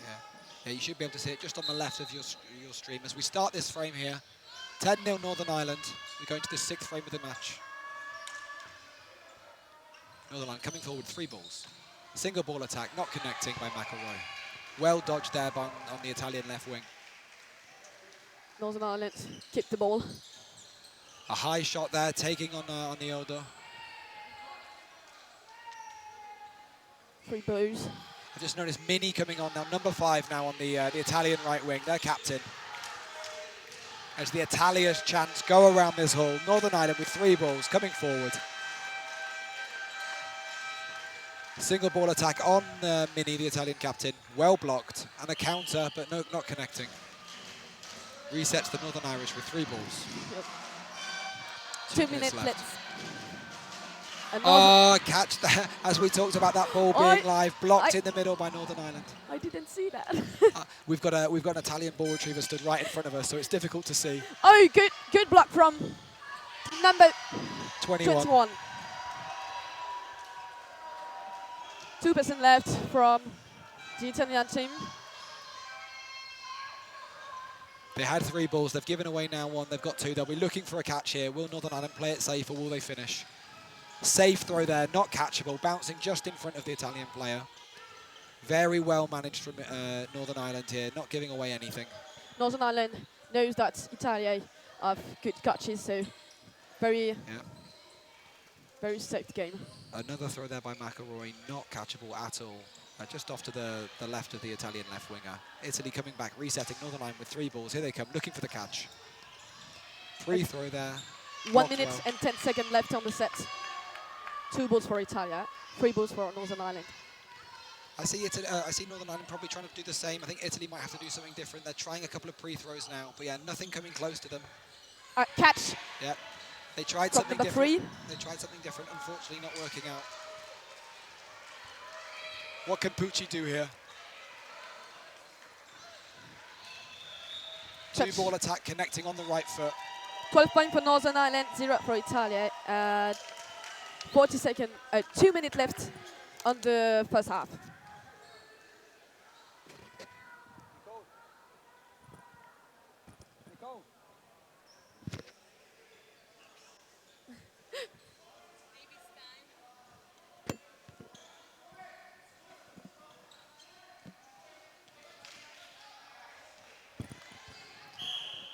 Timeout called. Timeout for Northern Ireland.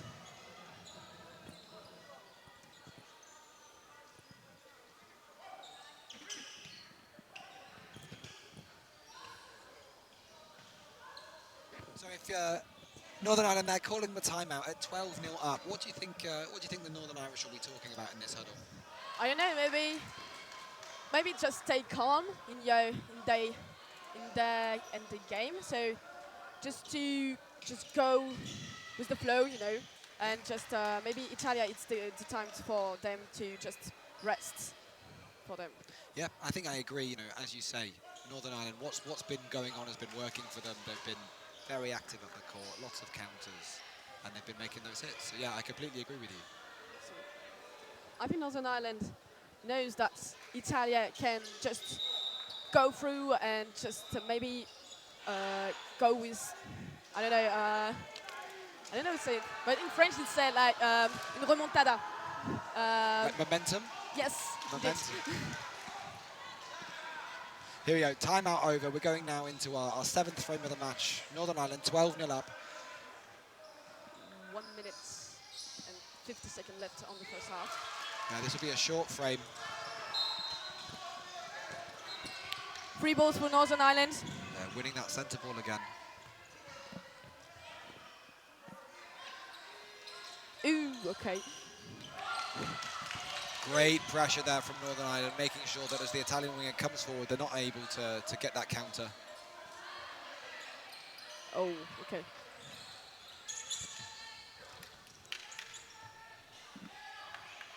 Three balls for Italia.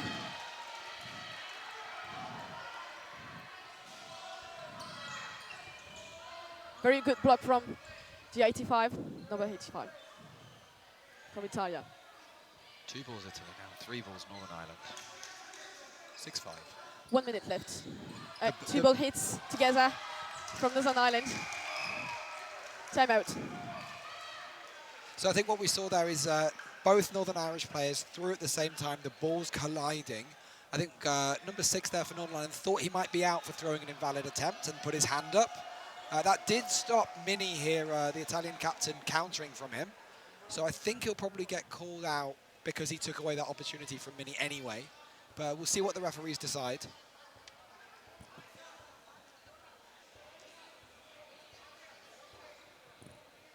Yeah, I can see some of the referees gesturing with hands up in the air there. I think he's probably going to get called out because he put his arms up, believing he was out. Yeah, taking the opportunity away to be counted at the centre of the court. But I have a question. It's not intentional, so I don't know if this it can go out. Ah, yes, it go out. Yeah, Northern Irish player calling himself out there. Self-fulfilling prophecy. 1 foot on the back line as we start off this frame. 5-5. Well, as we continue this frame, 5-5. One touch. McElroy getting out there on the Northern Irish right wing. 5-4 Italy in this frame. Italy maintaining that advantage. I think it's been a while since Italy have been in front of the frame. Let's see if they can manage this frame out and keep that advantage. Northern Ireland keeping that countering game going, but bouncing just in front of Mini there. 3 balls for Northern Ireland. Great dodging there in the Italian centre. Oh. A great fake now. We've got number 85 on for Italy. Great hits from Italia. A big fake to cause the Northern Irish player to dodge and then hit him as he was finished moving. 5-3 Italy. Dodging a 2-ball attack. Italy now should have 4 balls. But there's the time. And Italy wins the last set on the first half. Half-time, yeah, half-time called. So 12 for Northern Ireland, 2 for Italia.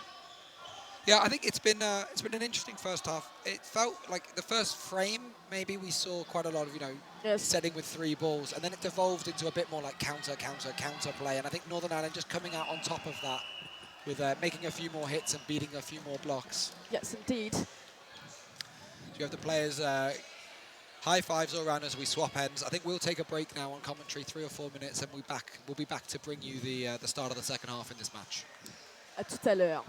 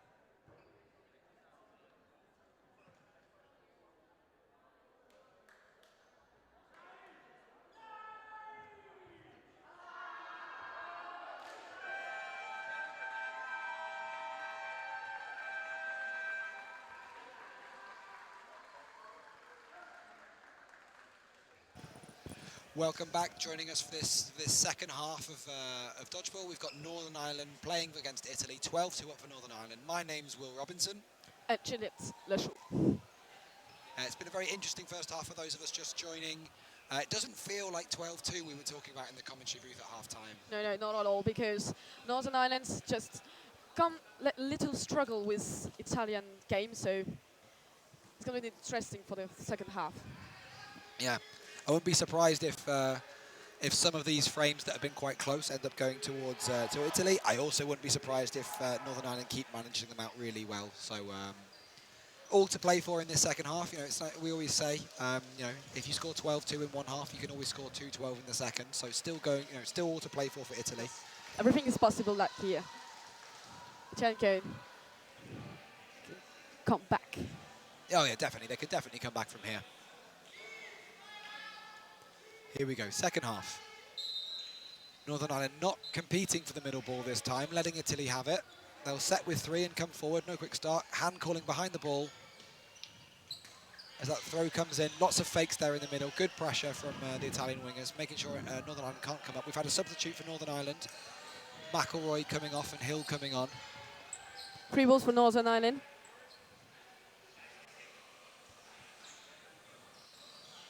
Maybe a couple more subs as well. It's difficult. It's been difficult to see the Northern Irish numbers from this side of the court, so maybe a couple more subs have happened.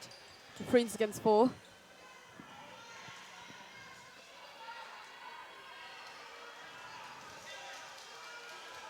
Play ball called. 2-ball attack. Survived there in the middle by Northern Ireland. Lowridge there in the middle, dodging well. Number 33. Oh, sorry, number 29.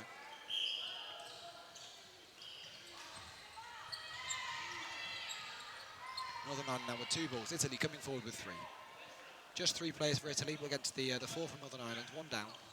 Double ball attack, not connecting. Setting Northern Ireland up with 4 balls here. Probably attack on the left. No, wing attack there. Both wingers throwing at Ghiselli with the ball. Countering there. Good pressure from the number 22.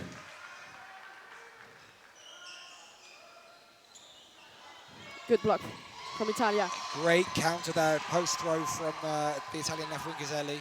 Able to make a connection. Now we've got 3-3. 3 balls for Italy. Italia come back on the set. 1 minute almost left. 3 balls for Northern Ireland. Yeah, another close frame here. Oh! And I feel catch and out. Making the catch, and as he jumps out of the court. So yeah, again, those who are new to these dodgeball rules, you can make the catch as long as it's secure, and then you hit the ground. It still counts. 3-2 now, Italy. 4 balls. Okay, Italia take the lead.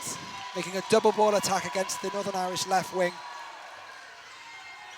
3 balls now for Italy. Can they finish this frame off? Pre-throw there from Lowridge. Connecting 2 players now for Italy. 13 minutes left, 30 seconds left. Yeah. No. Lowridge unfortunately stepping off the back of the court there. 4 for Italia, 12 for Northern Ireland. Italy taking the first frame of this second half. Clearly a great team talk at halftime. Some real momentum in the first frame. Italia hits hard for the second half.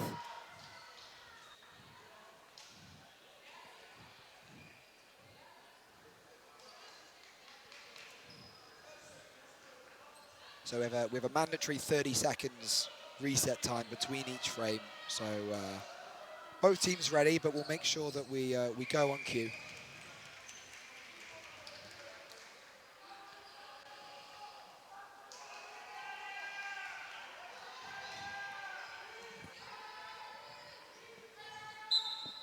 Again, Northern Ireland not competing for this middle ball in the second half. That's interesting. Why they just go with the ball of the middle? I don't know that. Yeah, it's an interesting tactic. They were winning most balls in the first half there. Maybe they're conserving energy. Maybe they're happy with 2 balls, a new tactical approach in the second half. Let's see how it goes. Maybe for coaches? I don't know. 3 balls for Northern Ireland.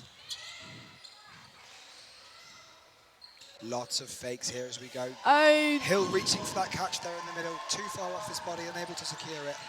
Italia take the lead on the set. And 6-5 Italy. Comebacks very hard. Well dodged under this ball by Morrison here on the Northern Irish right wing. That's very impressive. 3 balls, Northern Ireland.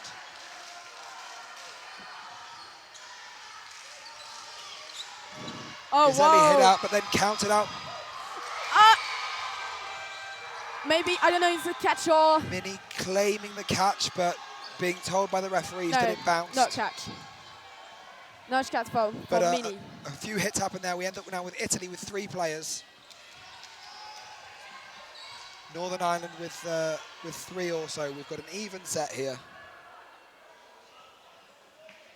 1.5 minutes on the left, on the set. Single ball attack here from Northern Ireland. They've managed to retain the ball on the block from Italy. 3 against 3. It's close.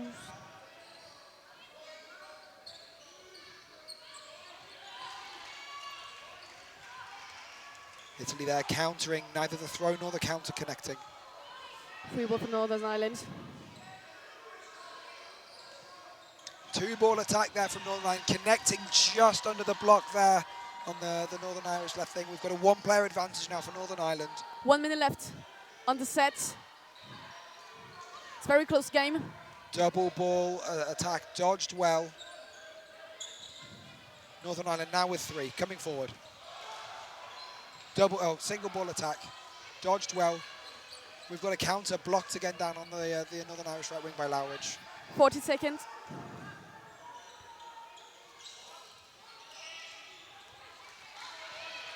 A low throw there blocked. On the ground. By the Italian number 13. Coming forward now. Single ball attack. Northern Ireland, it seems, happy with 2 balls, happy to let that ball roll back and let Italy come forward. Okay, 50 seconds left. 3 balls now, Northern Ireland. The Italian bench signalling for a catch. 10 seconds. Drop catch attempted by the right winger from Italy, but the ball not going nearer. Good dodge. Good block. And that's the set. And time is now up. That'll be time 3-2 to Northern Ireland. It doesn't feel like a 14-4 game, does it? Yes. I'm so impressed. Like,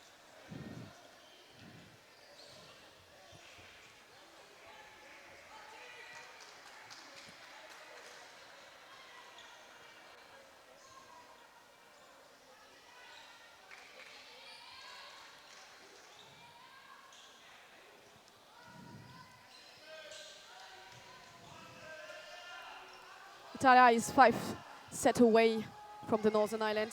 Everything is possible, like here, like we saw in the last. Again, not contested ball there from Northern Ireland in the middle. It's been a new tactic in the second half, as we say. Current score in the second half, 2-2.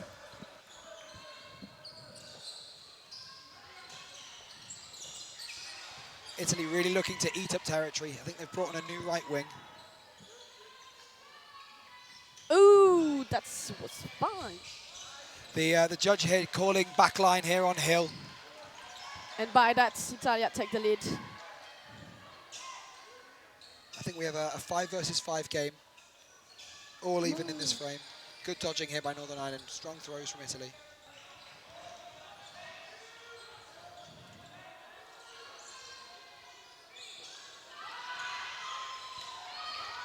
There is a catch attempt, but they failed. I think a ball popped up. I think maybe a contact lens or a hit in the eye there for Lowridge, calling for the substitution for the next frame.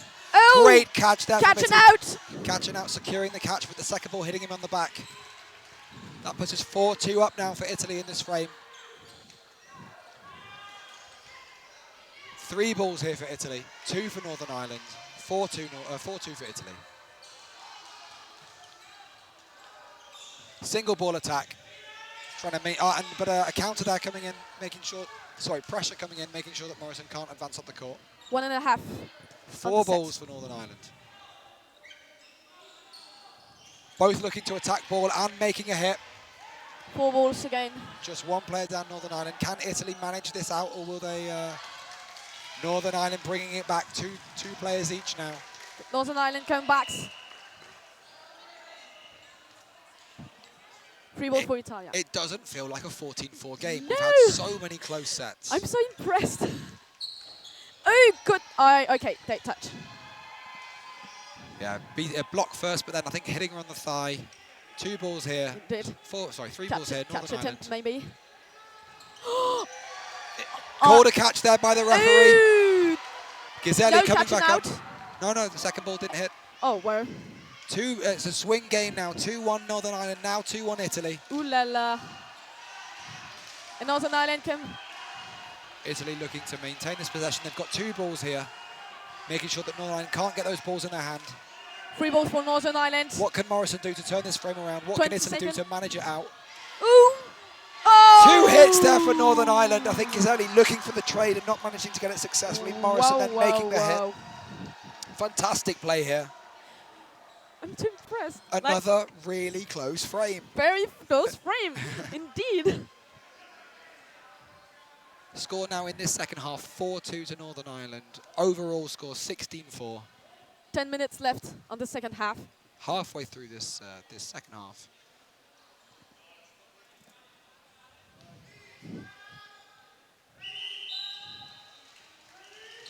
Again, third ball uncontested for Italy. They come forward, quick start, making a double ball attack. Hill getting hit out down the middle. Italy take the lead. One of the balls rolling back. Italy now with 2. Lots of counters here. Italy looking to make standing counters, pre-throws. Italy calling behind the ball, but getting hit. Great pre-throw here on the right wing from Morrison. Oh, got dodging from number 6, Morrison. Morrison, yeah, managing to avoid the double ball attack from Italy. 2 minutes left on the set. Block there on the Italian left wing, and a strong counter, but dodged under by Morrison.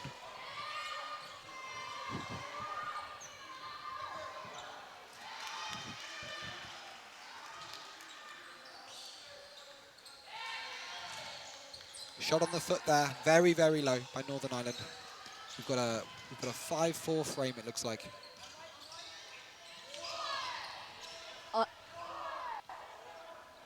Northern Ireland managing to get more balls, advancing down the court, looking for that pre-throw. Okay, I think a ball rebound on the number 85, and yes, indeed. And Northern Ireland take the lead with 5% on the court. 2 now for Italy, coming forward with 3 balls. Good 4 touch. balls. Double ball attack. Italian ball retrievers reloading the Italian players here. 2 balls Italy, 3 balls Northern Ireland, coming forward, 5 versus 2. Will they manage out the frame? Aggressive hit, aggressive attack there. 2 balls, but neither of them connecting. Looks like Northern Ireland are looking to finish these frames off quickly now. 1 minute left on the set. Good dodge from number 42. 42, Karoum, I think. But yeah, jumping over that double ball attack. Northern Ireland coming forward now.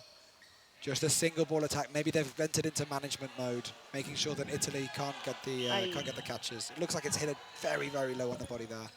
A spin throw there from Italy, not connecting. And another one.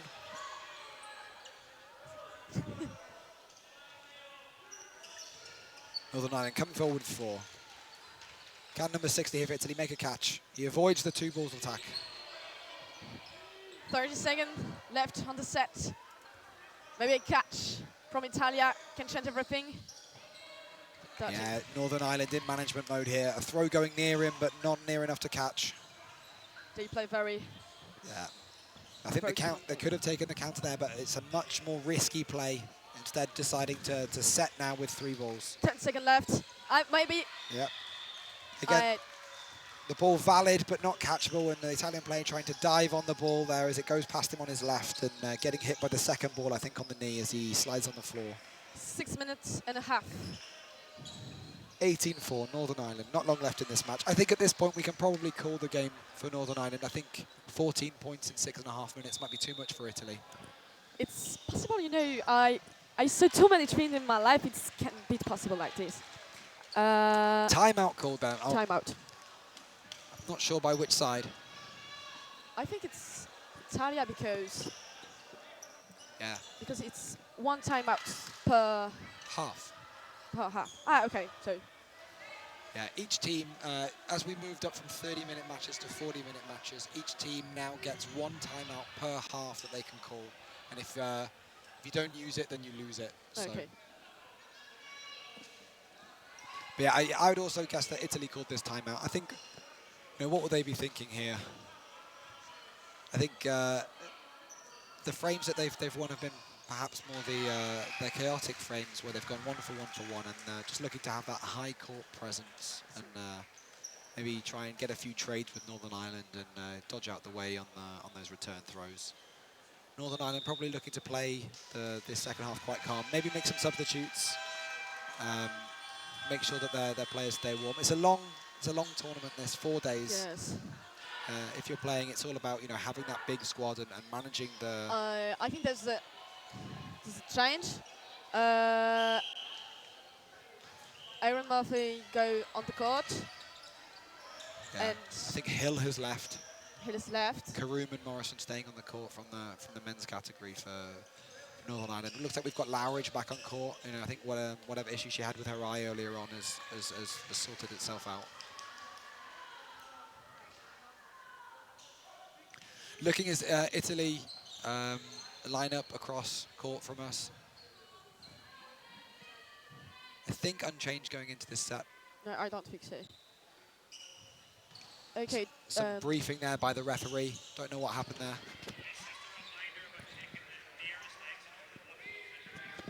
there. The referee's there reminding the players that they need to take the nearest exit when they've been hit, rather than walking in front of their teammates. Strong first throw there from Italy. 6-5 Italy in this frame. Just 10 seconds gone. Northern Ireland looking to counter, but dodged well by Gazzelli on the Italian left wing. Murphy looking for a ball from the ball retriever and just missed by the Italian right wing there. A sneaky attack. Really smart play there. Northern Ireland take the lead. Yeah, 2-ball attack there. One ball at ball, and the other ball hitting the number 2 player. I think wearing 60.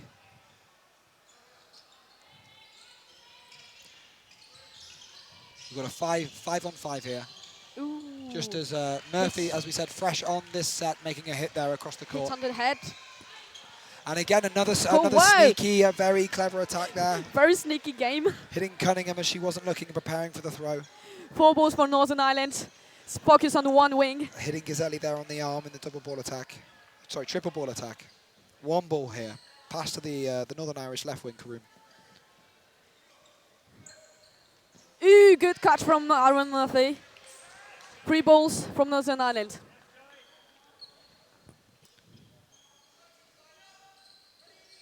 A safe throw there by Murphy. Not catchable.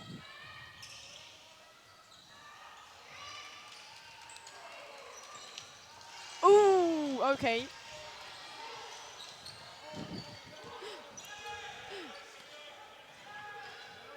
Last player alive for Italy here. We've got a 1 versus 4. 1 minute and 50 seconds.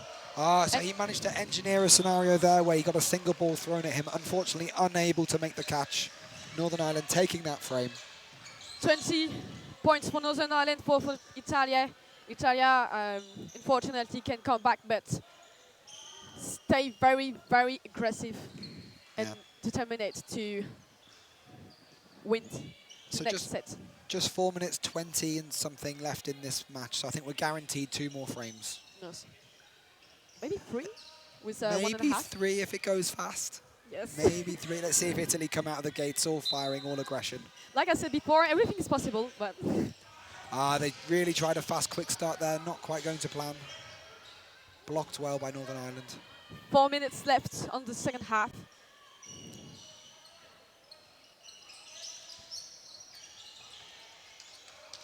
Calling there behind the ball on the Italian left wing. Here comes the throw. Single ball attack. Ooh. Murphy advancing up that right wing, putting on lots of pressure and making the hit on Neri. Ooh la la. Ooh la la indeed. Ooh la la. French noises. Italy coming forward with 3 balls here. Ducking under the very aggressive game, and I think it's a catch.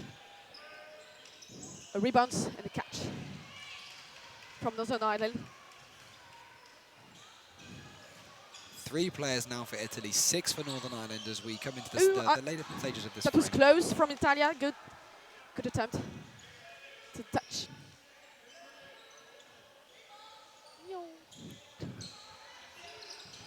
Running counter here from Italy. Oh! Great low hit there against Karoum. Fantastic from the Italian right wing. Incroyable. Number 7, I think. Incroyable.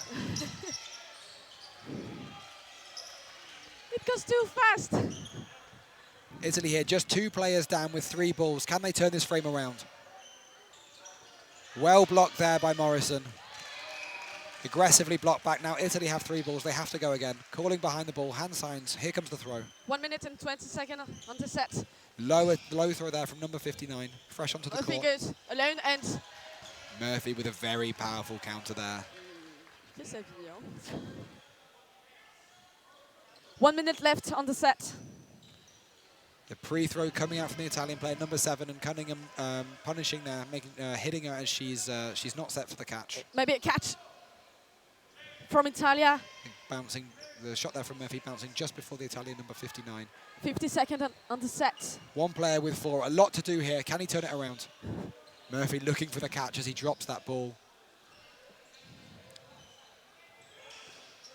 Good block. Murphy bending and looking for that catch. Bent over at the front of court, not quite connecting. This catch. 1 versus 4. Oh mon Dieu, Is the comeback on? Can you do it? Come on. Come on, Charlie, can do it. 20 seconds on the set. 1.5 on the second half. That's another player hit. 1 versus 3. 10 seconds remaining. 10 seconds left. It's very close. Italy managing this out. Lots of blocks. Nothing needed here from Italy. They don't need to throw. 3, 2, 1. No. Really, really well managed out there from Northern Ireland, making sure that Italy didn't have a chance to come back, even though he made 2 hits in that frame.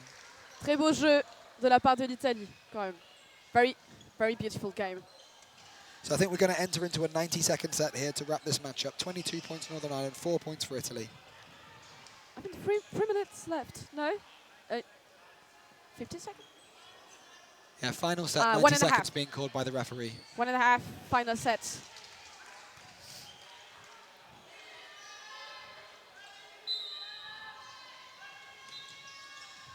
Free balls from Italia. No, Italy. Oh, maybe. No. Northern Ireland resetting here with 3 balls. Still 6 versus 6. 6-5 now for Northern Ireland. Very important, I think, in these short frames to take an early player advantage. Oh, but Northern Ireland also being called out. 5-5. 1 minute left. Murphy there with a strong, powerful low throw, hitting the Bracchi there at the front of court. That's Italian name, I'm guessing Bracci in that case. 50 seconds left on the set. Oh, diving to complete that catch, diving but on. not able to complete it. 4 versus 3. Northern Ireland, just 37 seconds remaining.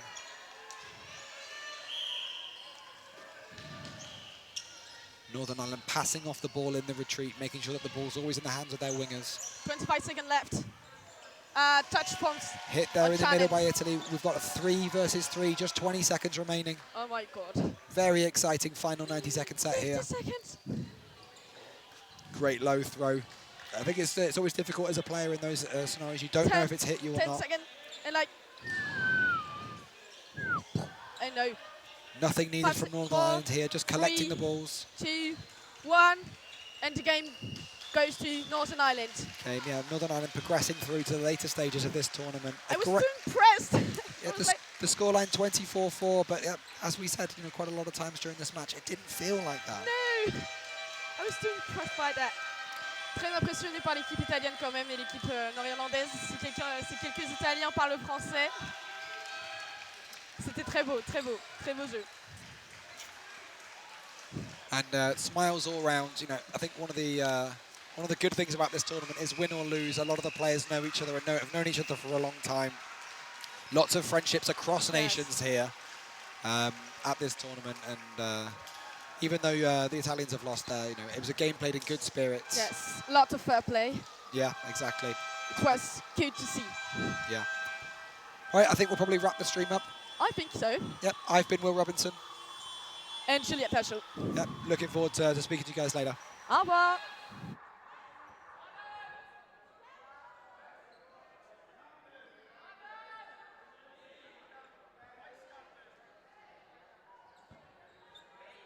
Hello, hope you're enjoying the action so far this weekend. If you're watching from the UK and wondering what the difference is between our rule set and the EDF rule set they're playing this weekend, then I am here to help. Firstly, we have this huge 4 meter neutral zone in the middle compared to the 2.5 meter neutral zone that we've just moved to in the UK.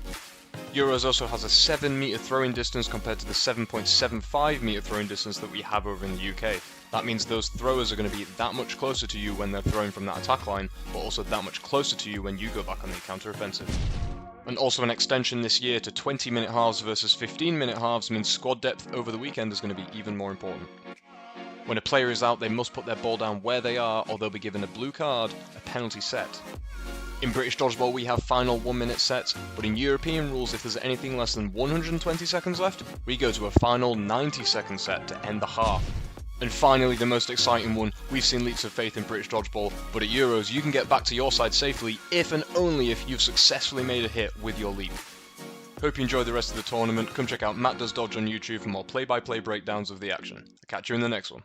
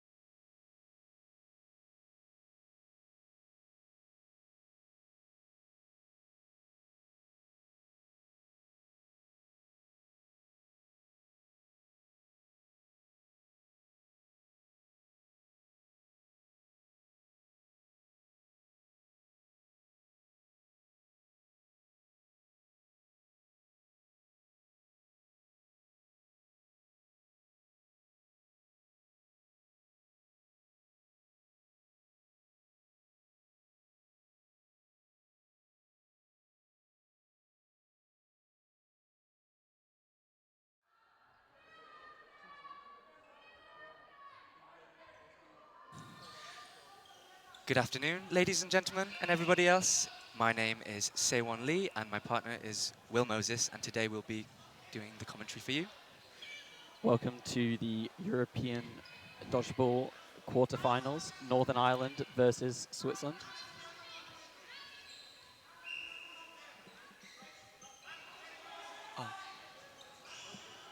So,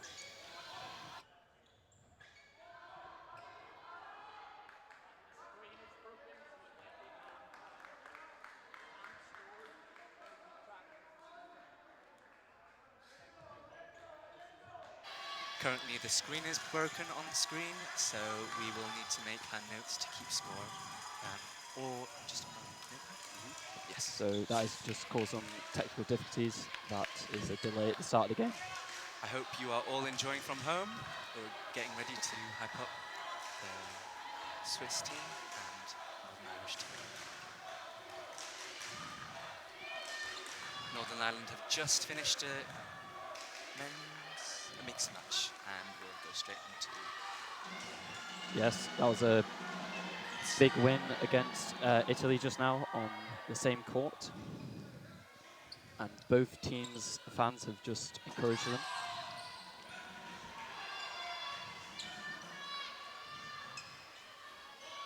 Yes, so we're just still waiting for these technical difficulties to be fixed, but we shall start in due course. Comment where you are all watching from. I hope you're enjoying it. We certainly are, and we anticipate greatness today from both sides. Just a reminder for anyone that's new, this is cloth dodgeball, so it is 5 balls, and they are all cloth balls. It is 6 players on each side at the start, and they must start with 1 foot on the line, and then walk onto the court. We are playing hard lines, so if they touch the edge, they are out.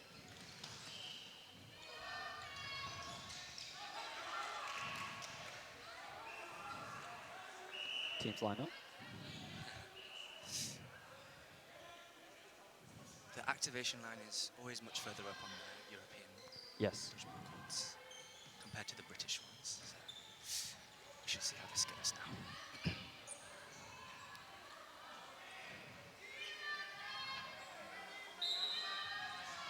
Let's begin. Northern Ireland secure the middle ball. Mr. Johnny Hill.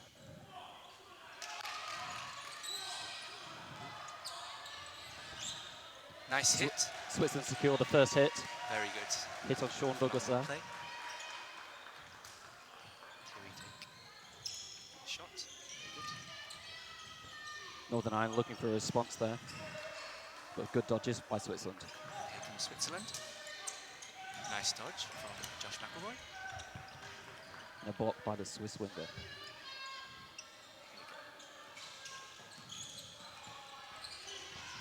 Hit out there by Northern Ireland.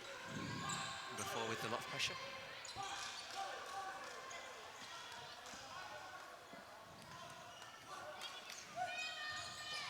Nice hit from Kelvin's pre-throw. Very strong free throw there by Kelvin. And a nice dodge from Adam Hill. They're now 2 up. Here we go. Big hit. Honesty. 4. Favre. So that was the captain that just got hit out there. Let's see how the team will cope under this. Ooh, nice spin. Number 23. Northern Ireland's winger getting hit out there. That's Adam Hill. Let's see if Switzerland can bring it back.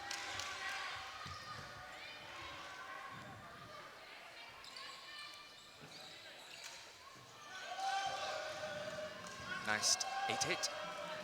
Aaron Murphy with the throw there. Very good.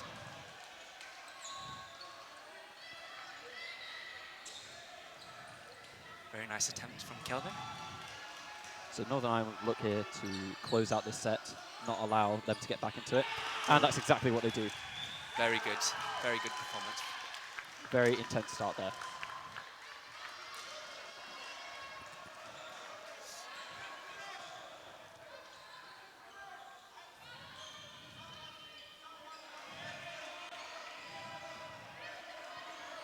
So the Swiss men's team are ranked 8 in Europe at the moment, and the Northern Ireland's men's team are ranked number 1.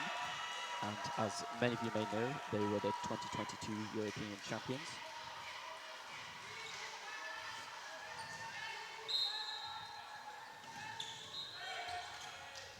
Johnny Hill securing the middle ball there. Very good hit. 23.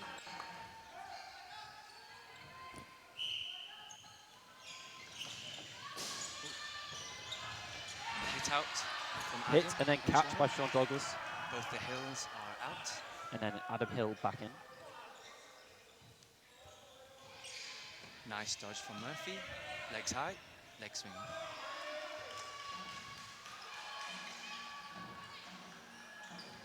Cross court from Lee Hall. Swiss post throw is not connecting just there.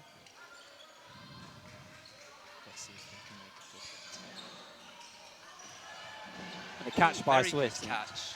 Amazing performance from the captain, Favre.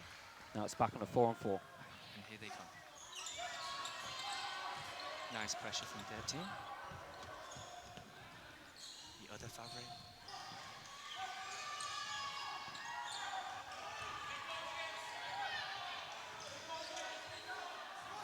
One more time. Ooh. Big free throw by Underhill. Very good. 37. Away. In that play, it was a trade though, so it's now 3-on-3. Right. Very good. Even teams are now imbalanced. With Northern Ireland in the lead.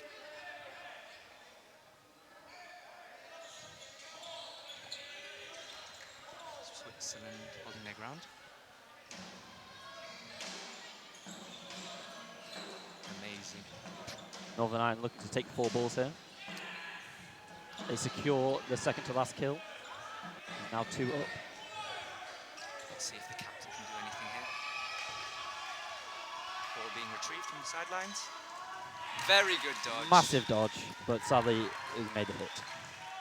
Oh, right. So once again, Benjamin Favre being the last alive for Switzerland. His survivability seems to be off a chance.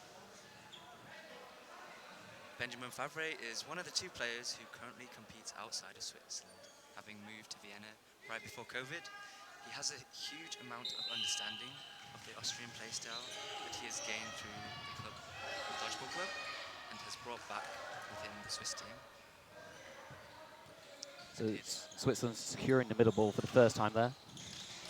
However, Calvin Lee making a big hit on the opposite winger.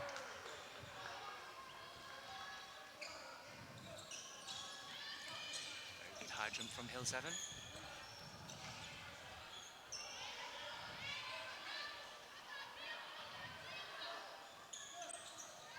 Ooh, 91 with a tremendous hit. Good Passion. tracking in the throw there. Very good.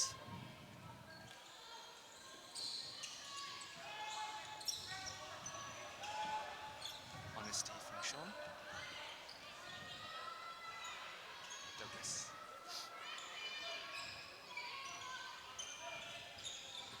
Hill swiftly moved out the way there. And the brothers throw. Very good. A perfect 6-8 demonstrated there by the Hill brothers. The Hills truly are alive, as Smokey Poppins would say.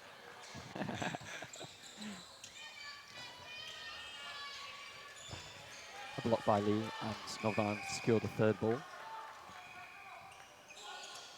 a hit from Kelvin. Lee, 4.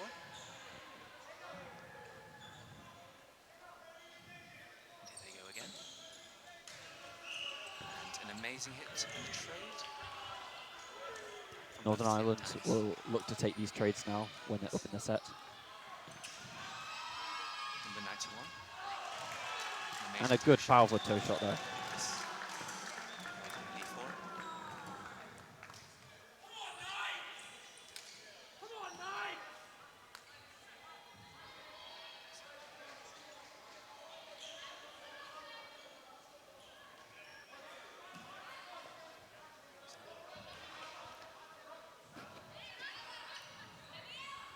Let's see if they will change their tactics this game, Switzerland. Northern Ireland are now 3 sets up. They retain the middle ball this time. Currently dominating the court. 4-ball play now. Aggressive throws. Both balls missing though. 8 and 4.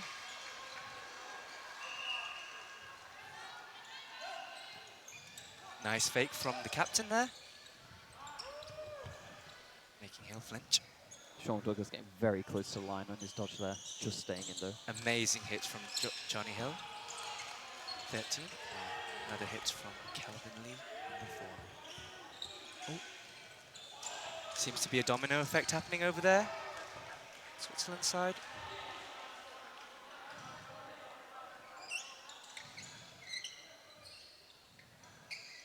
Here they come. Amazing 8-8 from Switzerland. Well done, 33 and 91. That is Raffler and Basher. Oh, ball is broken. The Swiss pre-through connects on Douglas, but Hill trades back. Here they come. Very good attempt, Switzerland. But NI just got Might have an injury on court here. Oh, right. And we'll pause the time now. So it seems to be a head injury, but very well played. Thankfully, it's nothing too serious. Yes.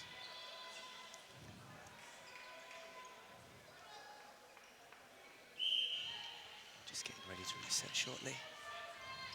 So, any good Switzerland facts? Well, did you know that there is a bear hidden on the Toblerone logo? Oh, here we are. We're back. That's a good fact, Aaron. Very irrelevant, I know.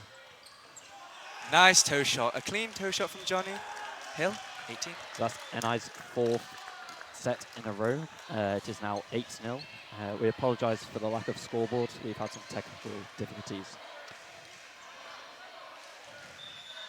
Timeout called by Switzerland now, so there'll be a few minutes for them to regroup.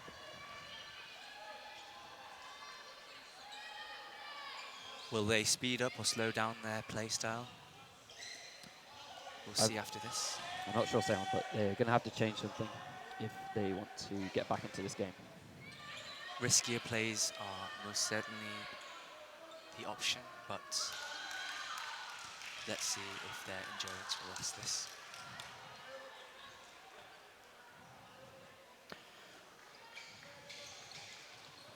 So what's very interesting about the Swiss squad is that the majority of them are made up of the Lausanne Foxes Dodgeball Club. And similarly, if we look across to the NI team, a large majority are made up of the Ballyhackamore Dodgeball Club. Correct. They are the most experienced players. You would have seen them the most recorded on other Euros that are happening. Yes. But yes, shout out to the Northern Irish clubs, Queen's Dodgeball Club, yes, Kapow Dodgeball Club, Ballyhackamore Dodgeball Club, and of course Crossfire. Sending you all love.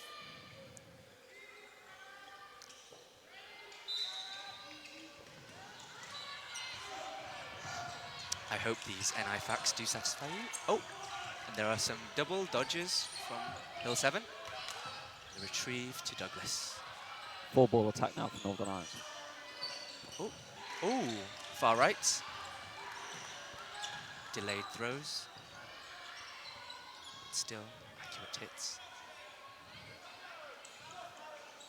Nice pre-throw from Hill 7. And honesty from 23. Kesiki. Nice hit from Switzerland from 7 and 37. Double 7. It's still 8-0 at the moment. Once again, apologise for the lack of score board. Balls rolling on each side. Resetting. Here they come. Interesting. Nice block.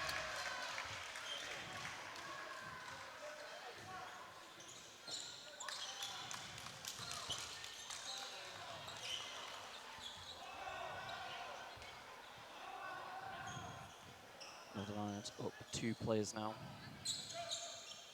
Nice duck from Josh McElroy. Number 10. The counter-attack by Hill is blocked. So looks like the Swiss are pressuring NI there. NI seem to be taking it nice and slow. Nice spin from Murphy. The ball bouncing there before it hits the Swiss player, obviously meaning that it is not a live ball after that. Ball was broken. Many balls have been broken. Let's go. 37 asserting in court. Let's see if you can withstand this. Nice. Nice. 2 balls in the hand. Hopefully he keeps them on. Unsure. No look throw by the Swiss there. There you go. 2 on 7. McElroy resisting the kill shot there in case it gets caught. Flinching. 37. And there's a perfect hit. That is now 10-0 to Northern Ireland. Amazing teamwork from both sides.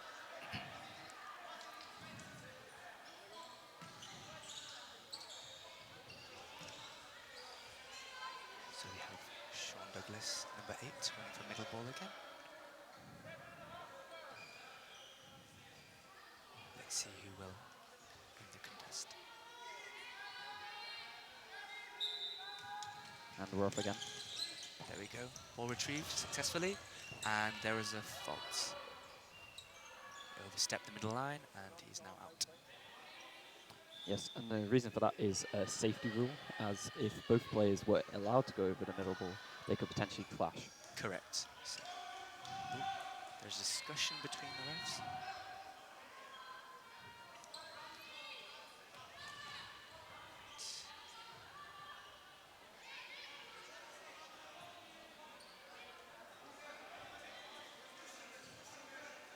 Maybe a debate of false start or not quite sure. Yes, just some words between seems to be a warning there. Douglas and the coach. Sorry, the refs.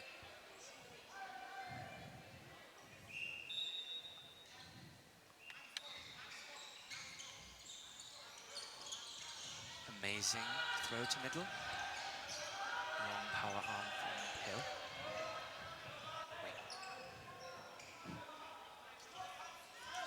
Let's go Switzerland. Oh, and there is a hand hit on Hill. And Josh has changed position now to wing.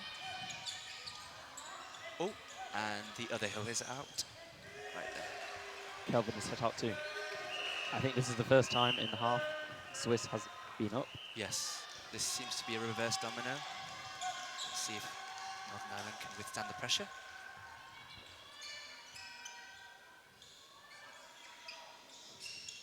Nice, accurate middle throw from Murphy.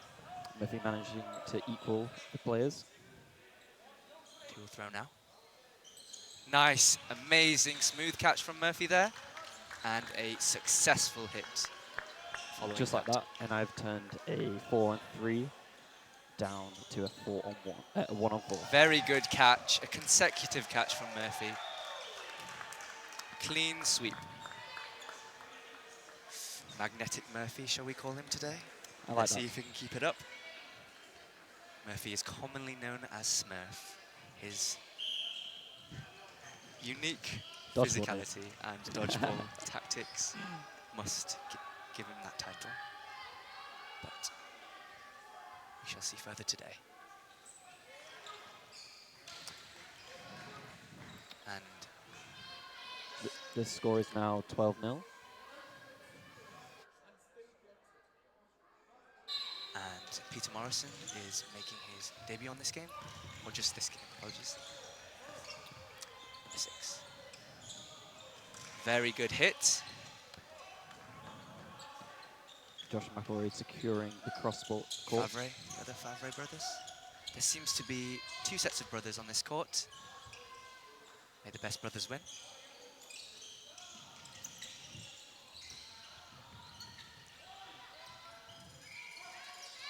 Here they come. Nice duck from Murphy.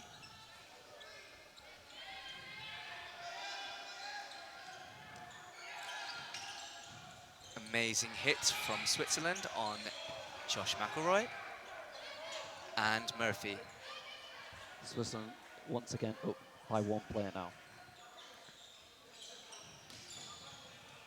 Bounce ball from number 7. Ooh. Number 4, near the lines. Let's go. Nice throw, 33. It was a swing of an arm there. Switzerland now up by 2 players. The rolling raffler with crossing their legs in the air, but it seemed to have worked. Oh. Nice persistence from Morrison. Great dodges all around. And Hill in that tight corner, he managed to dodge that. Very good dodge from Morrison again. He's a known exceptional dodger. Let's see how he'll withstand this game. Very good hits. Very good hits. Crosshair on the wings. Perfect 1-8 ball there, securing that kill. Oh, honesty from number 4. Very good. The free throws are seen to be very effective by Hill. Oh, a nice duck from number 91. Pache. And here they come. Switzerland up in numbers, and 2 amazing dodges from number 6 there. And up and down there. Let's keep it moving. Under the feet.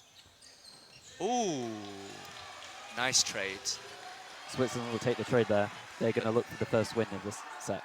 There we go, Hill's carrying here. Last year he was referred to as a cucumber, but let's hope he doesn't pickle this up. Now it's 1-on-1.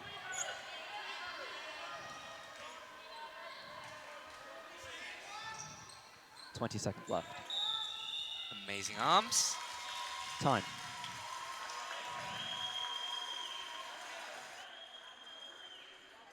Even Stevens there, in a amazing way. That makes it 13-1. 13-1.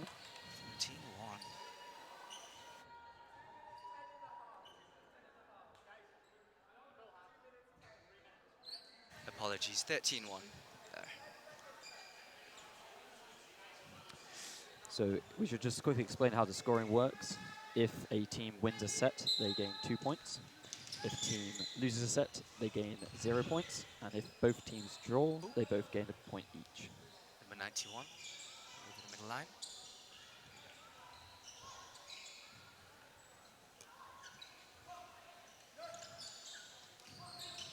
Nice dodge from Douglas. Ball is retrieved. Here they go.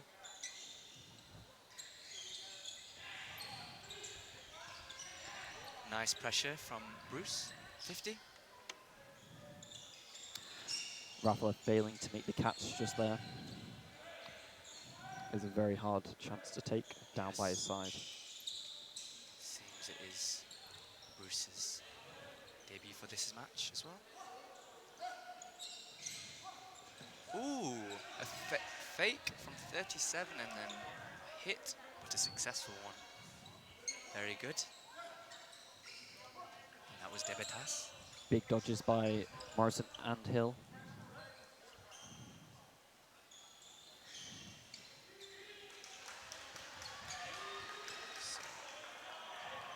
Seems like NI is, Northern Ireland is 1 up. Ooh, a little swing there from the marksman himself. Sean has very powerful throws, almost like a sniper, I'd say. Yes, I agree. Let's see if he'll do it again. Ooh. Dodged them like a laser. Sean Douglas obviously having a lot of experience. Yes. And he is the NI men's coach.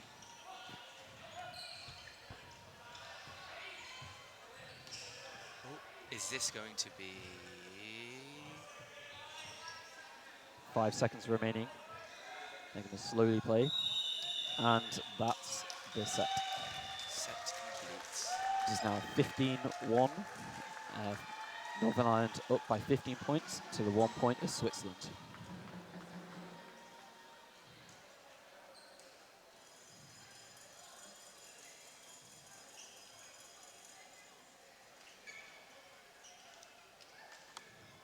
And that's half time. We'll be back in a few minutes.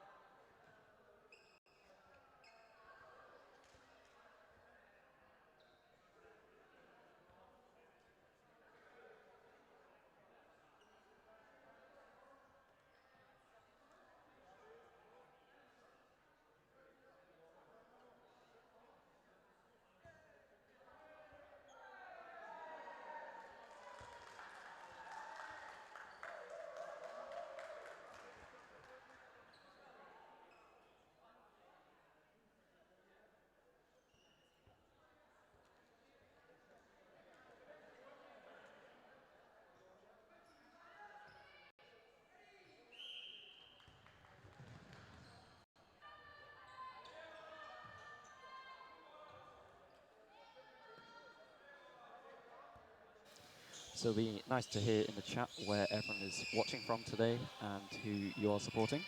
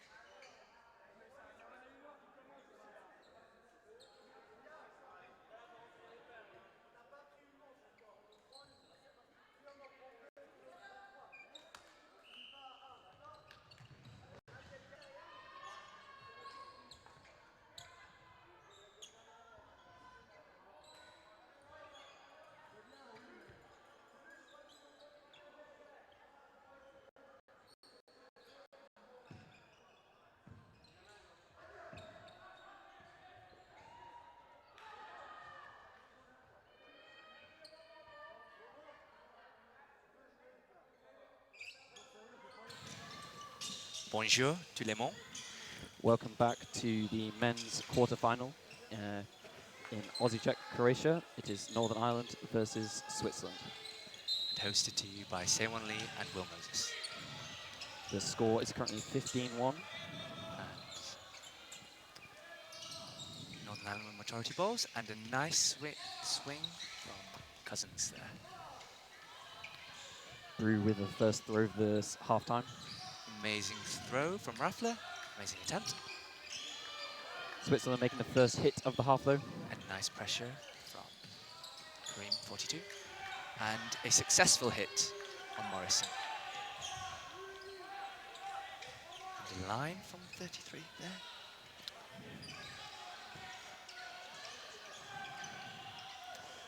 Amazing pre-throw from Bruce. And pressure. Bruce is very good at setting himself on the court.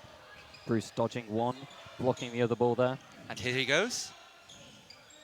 Conrad flinching there, but he manages to regain control.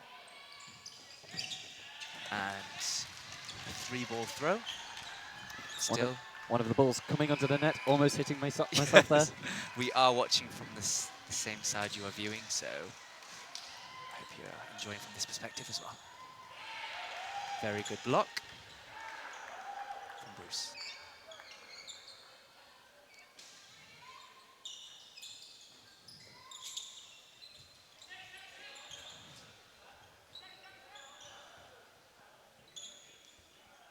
And here they come. A nice throw from Cousins there. Let's see if Switzerland can stand this. Nice dodge from Keski. Here Aaron makes a call there. Nice block from Keski. A nice attempt from Kareem, 42. Kareem is debuting for this second half as well in this court, in this game. And a nice headshot from Debitas. Not that we support headshots. Not that we support it, yes. But haircut, shall we put it. Nice block from Kareem and a consecutive hit on Debitas.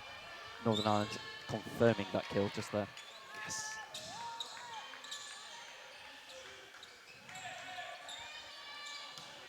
Let's see if Keski can make a difference here. Nice block from Bruce. He's going to tire him out. Majority balls on NI now. Let's see if they're going to make a safe throw or a direct hit.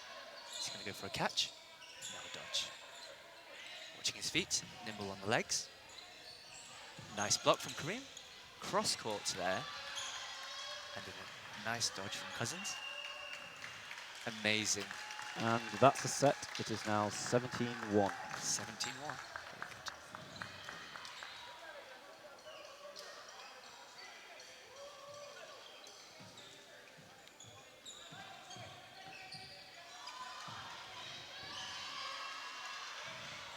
So Switzerland will need to have a big turnaround now to get back from 17-1.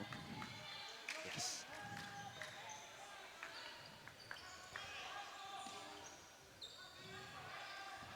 Gareth debuting for this game as well today.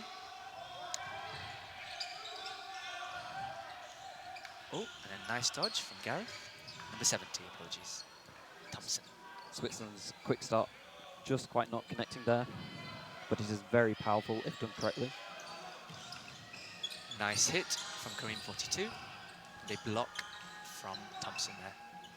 And here Kareem makes a call. Nice middle hit from Sean, and then a nice follow-up hit from Switzerland. Post very effective on Douglas there, since he was not looking in the direction of the left winger. And an amazing toe shot from number 42. And here they spread themselves out, Switzerland. Let's hope the space helps. Ball bounced there.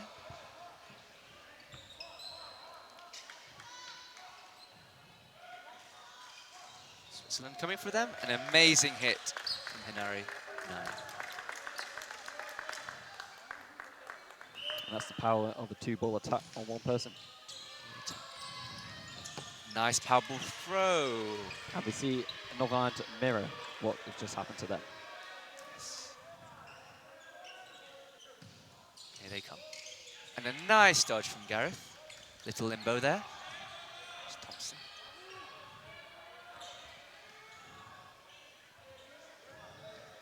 Here they come again.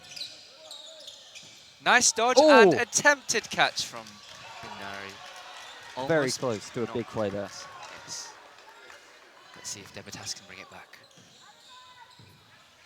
Douglas opting to go alone there.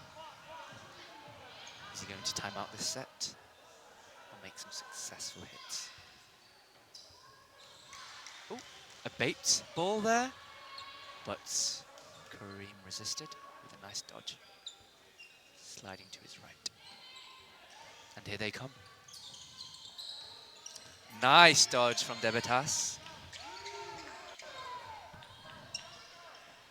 Once again, a ball coming very close to us under the right side of the court here. Over the head of Thompson. And a block from number 42, Kareem. Debitas with 30 seconds to go. Will he make a change? An attempted catch, but unsuccessful. And a nice clean catch from Gareth. Yes. I expected Gareth to be playing very well today since he got a good night's sleep last night. Good night's sleep without any interruption of snoring. Yes.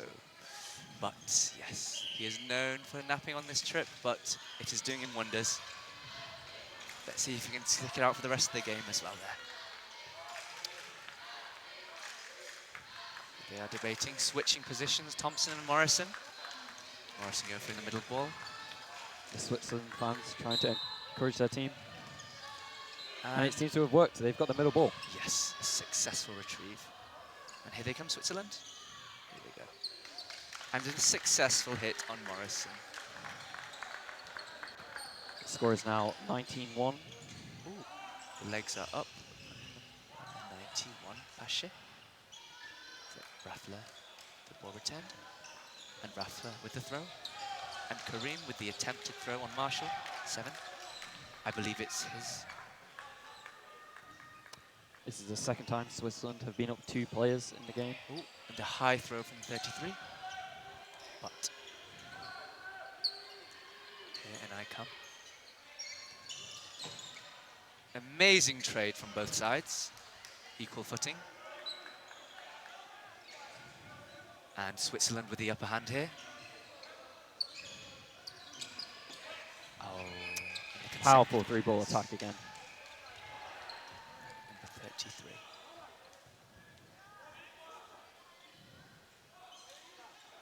Here comes Switzerland. And a nice dodge from Morrison there. He is a bit like a flying squirrel when he does that. Some say he has wings.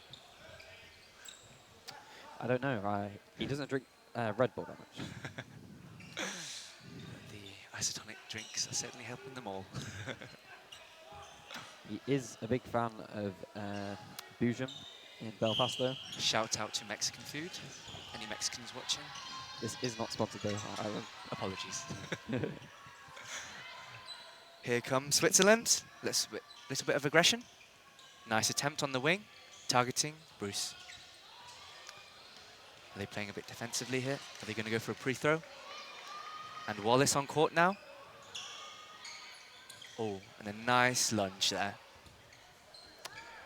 Luke Wallace is known for his fencing, applying some French knowledge in another form of the sport.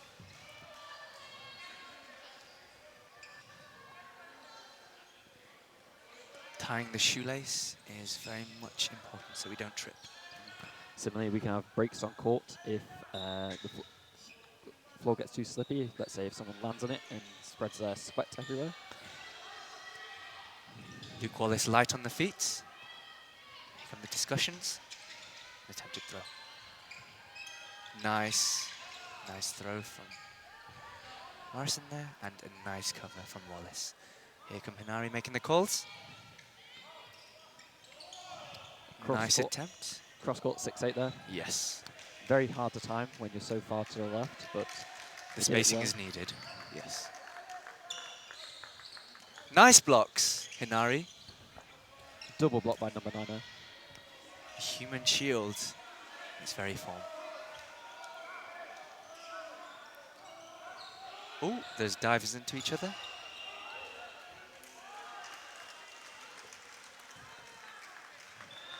Shout out to Natasha for the Boujon reference. That is now 21-1, and the good news is we have our scoreboard back. 21-1. So we're halfway through the second half. Say what? Yes. We're playing 20-minute halves, which is much longer than the average game that's played at club level. Yes. Which represents the intense level of international dodgeball. Yes, and having to endure it for the first 2 days, now onto the third, must be a tough trip, but they are all doing it regardless, so well done to all the teams attending Euros.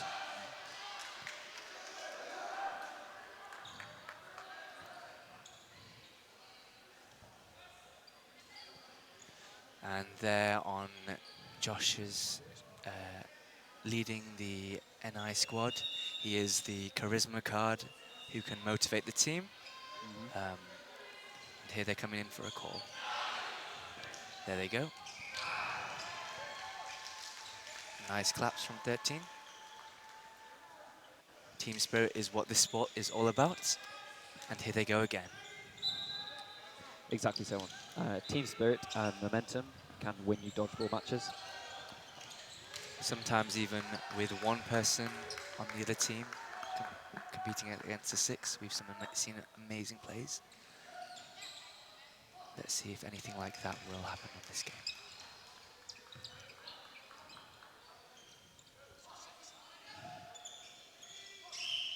Nice dodges from Wallace. High legs there. Kareem making the calls. Here they come. Was that 2 cross courts at the time? We have to remember how these dodges can take a massive toll on the body over the course of a few days. Yes. So they need to stay hydrated and make sure they warm up. I've seen teams, especially the NI team, warm up almost 40 minutes, 45 minutes before, but it seems to be doing the trick. I'm sure all the other teams are doing the same also. Yes, the constant dodging left and right, jumping up and down and diving to the floor can take a massive toll on your body, like I just said, and injuries are quite common, especially in the ankle. Yes. And also finger injuries from dodgeballs hitting them. So the tapes are needed, but all is well. And there was an amazing 8-8 hit that just went by there. Ooh, and an amazing hit on Bruce from the Swiss team. And a tombstone catch there, that is. Would you like to explain that, Will, what a tombstone catch is? I actually don't know that. Please may explain. Oh, so it is when you go to the ground, you're almost sitting down, but you still manage to catch a hit. Oh, an amazing block from Debetas. They went for an 8-8, but it almost hit his head, but it did not due to the ball there. Here they come, Switzerland.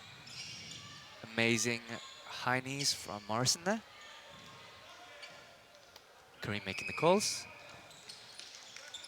These are the young players from NI, but they seem to be doing phenomenally. Yes, Debetas 37. And a Attempting hit the catch on Favre. Oh, the brother has been eliminated. Let's see if the other can avenge him. Nice block. Nice block again.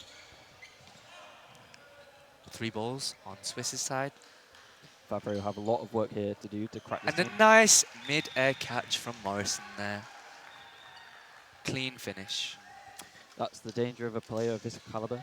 Big Yes. dodges, but also he can turn dodges into catches just like that. Yes.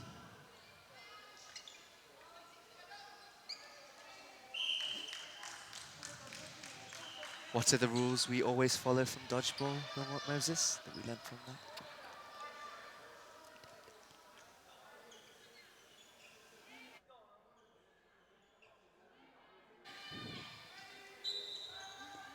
It's dodge, duck, dip, dive, and dodge. Very good. And as the phrase goes, if you can dodge a wrench, you can dodge a ball. Nice single release from Kareem. Oh, Wallace up with the pressure. Skipping away there. Yes. And so is Marshall. Luke Wallace, a new member to the NI squad. He's still studying at university at Queen's University Belfast. Shout out to Queen's. Yes. He is the head coach at Queen's Dodgeball. Clubs on clubs. The captain for Queen's Aces, which is also my team. Here NI come. Let's see if Switz can outstand this. Brew passing on the calls. Saving those balls from going over the line. Have they got all the balls there? Yes, a 5-ball attack here now. Let's see if they can go for a royal flush. Hit on Kareem. Very good. Not wasting the 5 balls there, securing a key target. He is a very aggressive attacker. His presence on court is phenomenal. Ooh. Oh, big catch there. Big catch. Very good. NI down players. Let's see if Switz can win this set. This could be a nice start to a comeback. Switzerland if Wallace can withstand this. Switzerland with 1 minute 10 to time out this set or to hit Nice out block Macquarie. from the left wing. Wallace coming in there. And it would take a lot from Switzerland now to gain over 11 wins in the next 5 minutes.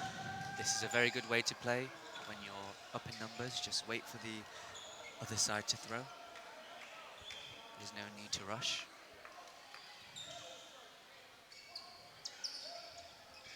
Steady control from Wallace there. And here he Wallace comes. clearly slowing this game down now, trying to finish it on his terms. Needs encouragement there. Let's go.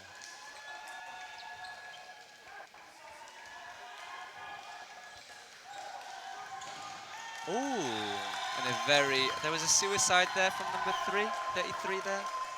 Jumping over. I don't know, but that was a great set by Switzerland there. Yes. And you can see how it's lifted them up. Hopefully this will be an interesting last 4 minutes to the second half. Indeed. Amazing chant from the Swiss. Encouraging their team.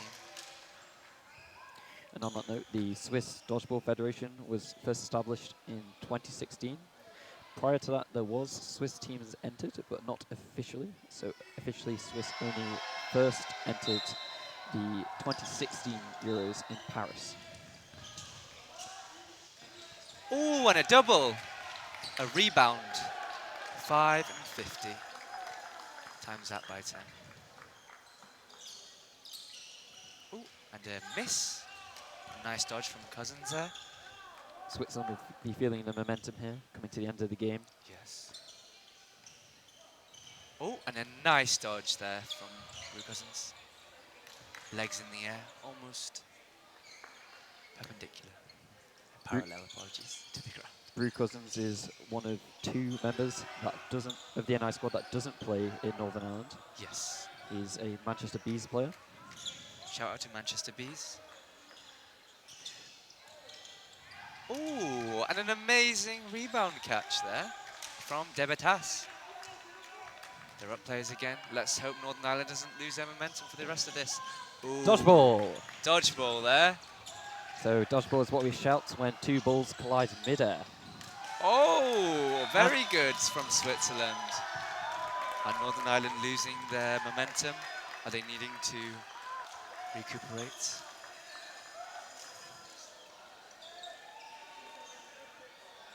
As long as Switzerland keep this morale up, I'm sure they can get many points back.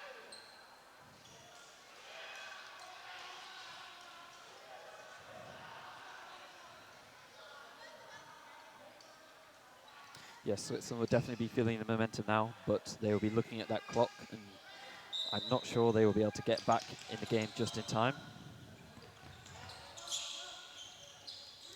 Oh, and a hit on Wallace from the 7, I believe.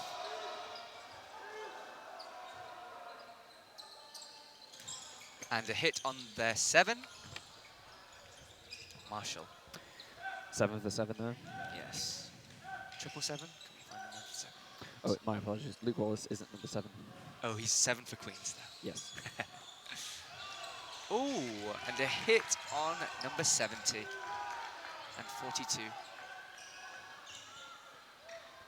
Let's go. Don't lose your momentum, Northern Ireland. You shall be. So Switzerland up by 2 players once again. Amazing play from Debitas. This will be the final set if it does time out. We are in 55 seconds left of the second half.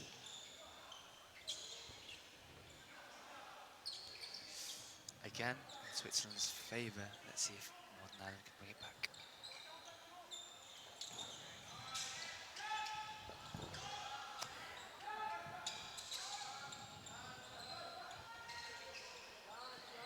Interestingly, Switzerland and Northern Ireland both have a similar club size to each other. They both have 4 or 5 clubs and a rough number of members spread across the nations, both with approximately 80 to 100 players. Very lovely fact there. Oh, oh, oh. And an X made an unfortunate misattempt from Cousins there, but And that's time. that is time for Switzerland again. Points. And that is full time. The score is 25 to Northern Ireland. Sorry, 23 to Northern Ireland and 6 to Switzerland.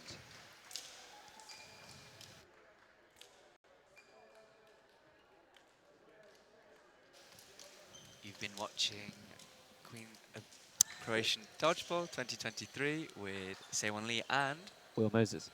So to finish, Northern Ireland have got through the quarterfinals against Switzerland, and they move on to play teams. I don't think they've for the been decided semis. yet. They have not been decided yet, but we shall see. But in the meantime, take care, everyone. Yep.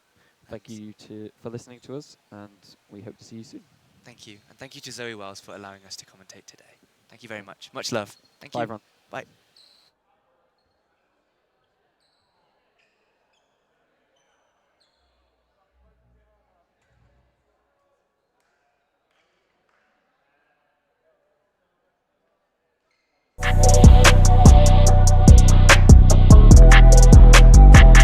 Do number 1, dodge the opposite direction of the thrower's arm. So for me, I'm right-handed. When I throw, I'm gonna swing this way.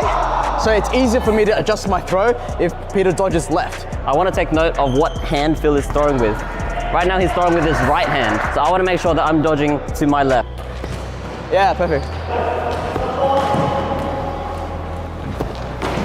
Do number 2, stay light on your feet and don't plant your heels. Landing hard, driving your heels into the ground, and not only slows you down, but can over time cause you injury and pain. Being light on your feet allows you to change directions quickly and move more effortlessly. So remember to land on your toes and absorb the impact.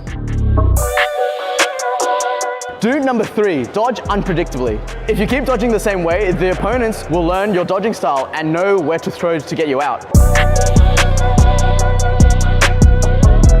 Do number 4, zigzagging backwards. After you've made a throw, zigzag, sidestep backwards like this. What this does is it makes the opponents confused on where you're going to dodge.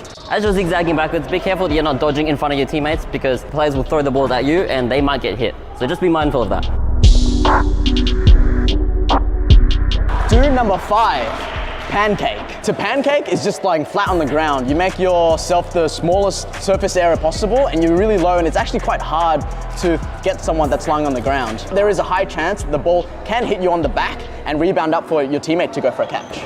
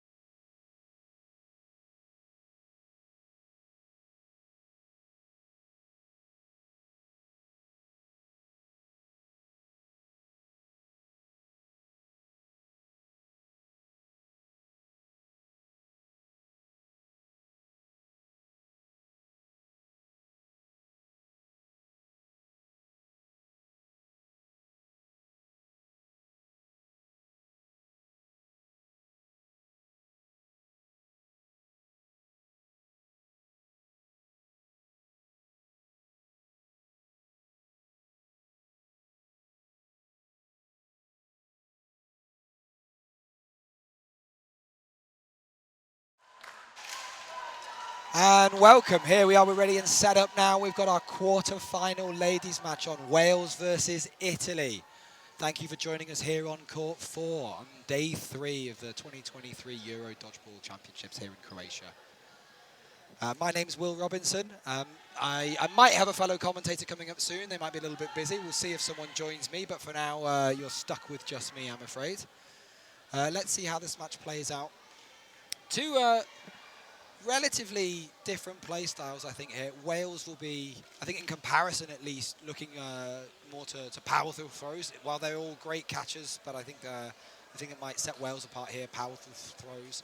Italy, on the other hand, all absolutely phenomenal catchers. They really are looking to take all of those single ball catches every time they come.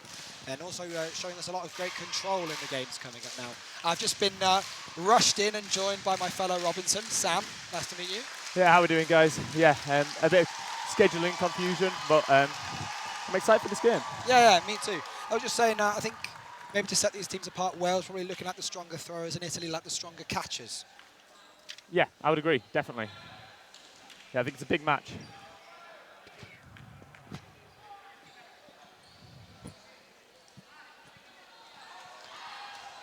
Right, just finishing off the formalising the game before we get started. Both our referees, you can see them in the black polo shops, just gathering around that TV that you can see towards the right-hand side of your screen, just making sure that we're technically all good to go. I think, Sam, as we talked about a couple of days ago, the organisation and the technical stuff that's been done around this tournament really, I've been very impressed. Yeah, no, I think it's been impressive. The organisation, the setup, like even stuff like the streaming's been really sharp. And I think it's been a successful tournament all around. And credit to the Croatians for putting on such a show. Fantastic. So we're on Court 4 here in Hall 2. Next to us on Court 5, we've got a match, Belgium versus Spain ladies. We'll try and keep you updated on some of those scores, but no promises. We'll see what happens on this match here.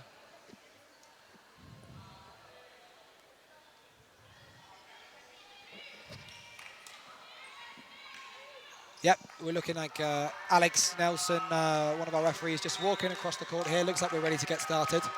Yeah, it's going to be a good match. It's going to be a very good match. I believe our line refs are the Danish men's team. Yep. Which, with the Danish manager, obviously, on the mic with me. Yeah, so I'll be calling out my line refs for all the mistakes they make. And we're off. Wales winning that first centre ball.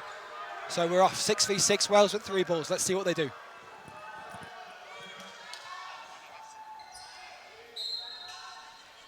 I think the Italian player not quite sure if she's out. She looks towards the referee. Referee calling bounce and we're off. I'm now swapping Sam for Sam, so we say goodbye to Sam Robinson on the stream. Welcome, Sam Ward. Hello, welcome back. So yeah, we're in this women's quarterfinal, still 6v6, just 30 seconds gone. Good dodging from Mans.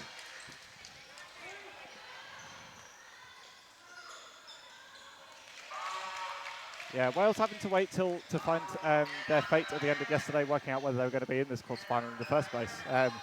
A cyclical set of results with Hungary beating Wales, Wales beating France, and France beating Hungary meant that they were all tied on set difference. As a sporadic throw from Italy gives all 5 balls to Wales. Yeah, it gave away too much faking at the front there, I think, and it meant that they had to play ball. So now throwing 2 balls, resetting Wales with 4. Here they come. 3 balls attack, the 2 ball attack there, making a connecting hit on the Italian left winger. Benvenuti. Italy now coming forward. Single ball attack, dodge well in between Lancaster and Jones.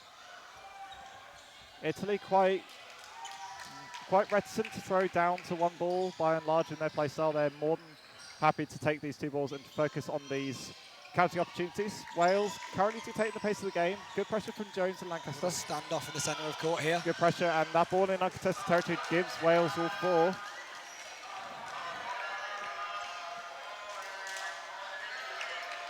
Two balls incoming. Double ball attack there from the Welsh. Ducked Nice under by the nice attack. dodging from Campo, the captain, to get under those 2 balls from Storch and Gudgeon. Mans takes the wing. Lumley gets low, gets out of the way of it. Nice pressure from Italy, commanding a lot of territory here. Free throw onto Mans. Wales are like set with 4 once again. They're on play ball here. And a wayward shot from Lancaster results in a catch in the middle. The high press there from Italy working out really well, really making Wales struggle to come forward and take that territory. Accomplished exactly what they wanted to do. They put Wales on play ball and made them panic. Even with 4 balls, they weren't quite able to make that hit count. Lumley doing well to get out of the way of that counter from Campo. Italy coming forward now with 3. Double ball 2 attack. balls Dodge. onto Jones. And an amazing point-blank catch from Zanon onto Mans. Italy being a little sloppy with ball possession, but getting away with it on that occasion. And a 3-ball attack, and it looks like Zanon's taken a bit of a knock to the face. I think it's 3 Italian players walking off after that attack. Wow. We see ourselves 4 versus 3 in favour of Wales. Wales with just a 1 ball. And that's time. Wales salvaged that set out of nowhere. That multiple possession that Italy kept giving them ended up coming to bite them in that one. Wales take a 2-0 lead.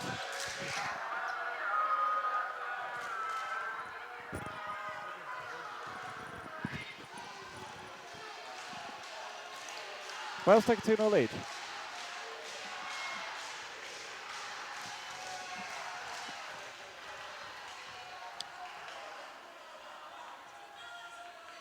Plenty of noise from both sets of fans here. Both Italy and Wales in fine voice in the stands to our left. So contested middle ball, Wales winning it, but not clean. They won't be able to quick start here. Coming forward now with a 3-ball attack. High press coming up from Italy here. There's not enough territory here on that'll be easy for Wales. Single from Storch, looking at Benvenuti. Great advance here up the Italian left wing from number 35, really pushing Jones back from Wales. A sneaky attack there from the Italians. Gives away ball possession, no hits coming. Yeah, Benvenuti not one to back down against Jones. It's going to be an interesting duel on this near side. I think Single looking for Zanon. We're seeing some cagey first exchanges at the start of this match. 30 seconds now, no hits, but lots of faking, lots of pressure. Good dodging from Gudgeon. Gets out of the way ball from Zanon. Italy very high on this press, forcing the Welsh wingers back. Single release and another bit, Wales being a bit lacklustre with possession on that occasion. Italian coach Lovely, there shouting and to Mans going a bit wayward. 5 balls here for Italy. What can they make of it? They throw 2 at Jones. He gets out of the way of them. A 3rd one incoming. And that's 3 balls for Wales, and they haven't lost a play off the back and give away 5.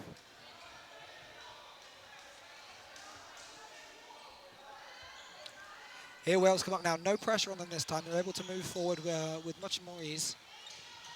Storch gets out of the way of that counter, and an exchange in the middle sees Zanon exit the court. Wales still with 6 after that. We've got a 6v5 game, our first hit after halfway through this set. Yeah, it speaks volumes of the kind of dodgeball that both teams are playing. Both teams very, very cognizant of the catching and dodging ability of the team. Italy invests 2 balls to take out Gudgeon. Lancaster sends one back at Benvenuti. Blocks back to Wales though, and they retain ball possession. 2 balls here. Cross court look for Storch. I think Wales looking maybe for a punish there, but pressed back by the Italians. They'll set now with 3. Yeah, Italy releasing from the middle, allowing the 2 wingers able to offset any countering opportunities that Wales have. Pre-throw onto Mans is blocked, and then Storch is there to punish. Clever heads-up play sees the end of Bertuzzi. Yeah, about 45 seconds now, 6v4 Wales. Lancaster gets low from that cross-court from Campo, the captain. Italy again, setting up camp in the neutral zone. Mans and Jones able to drive back the pressure, and Mans is able to get through the block. Good honesty there from the attack number 8, Brocchi, sorry. 2 balls onto Lumley this time. Massive movements from Lumley and Mans. That leaves Wales with 4 balls and 5 players to use them against the 3 from Italy. Yeah, a hit here will do wonders for Wales. There's only about 15 seconds left in this set. And it's a catch from Italy on Storch. That levels this frame up now, 4-4. Wales still with 3.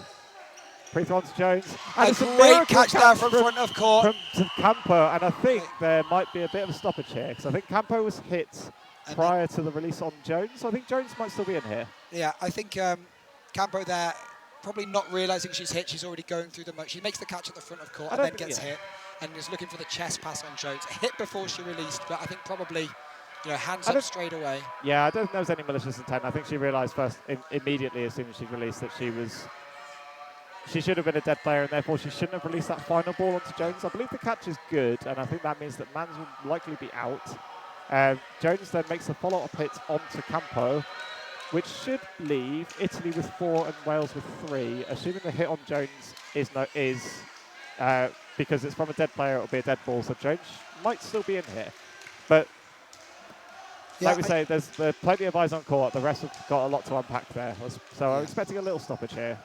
And probably a further stoppage to add on a little bit of time to the set. So I think we're currently looking at a 0-0 seconds left of the set. But I imagine there might be something more to go, unless that whistle was for time and they're just dissecting the final 5. An interesting frame that I think, in retrospect, as we look back on it, it started out very cagey.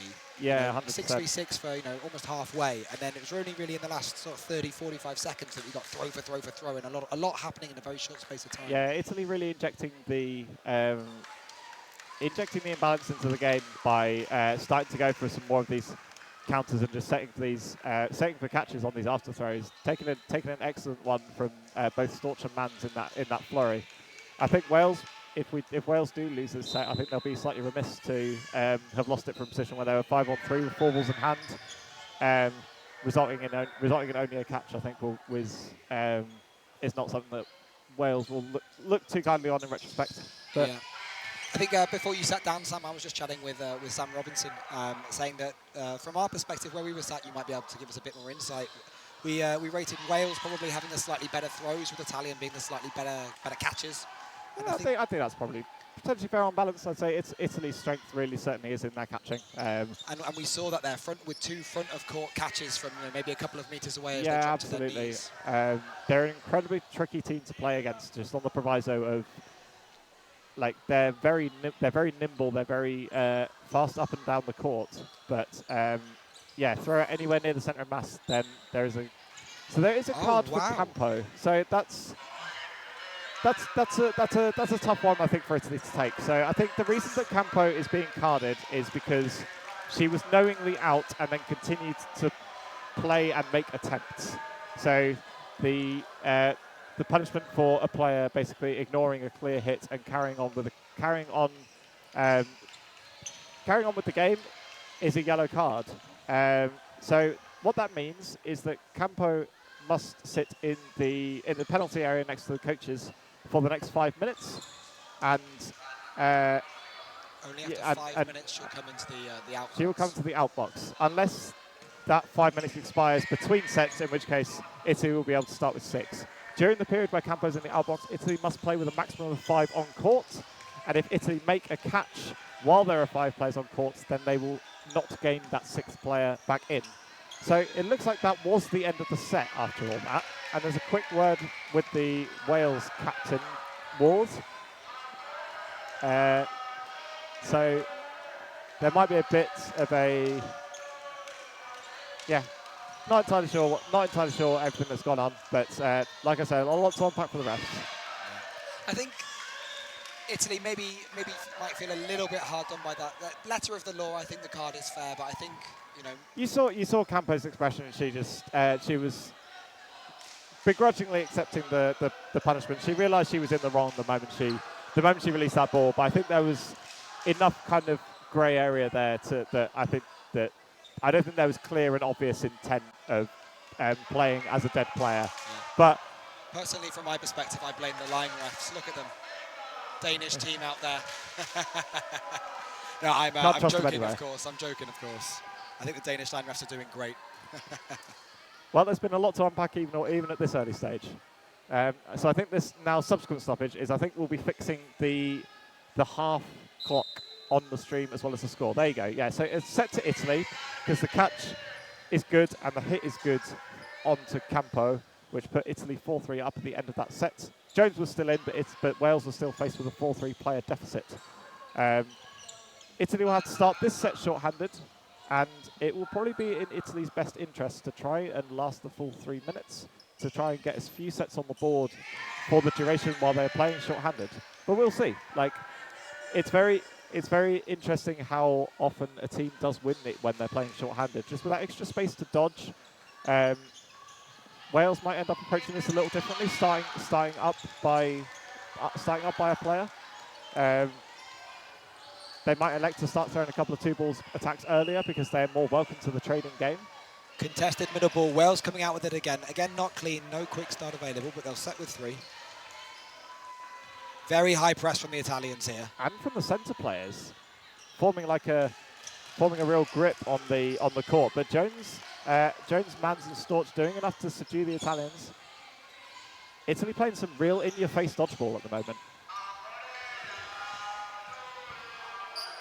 Storch and Lancaster trying to repel the Italians, but Italy are playing with some high tempo here. Good dodging from Lumley, gets out the way of the shot from Zanon. Oh, no, sorry, Brocci.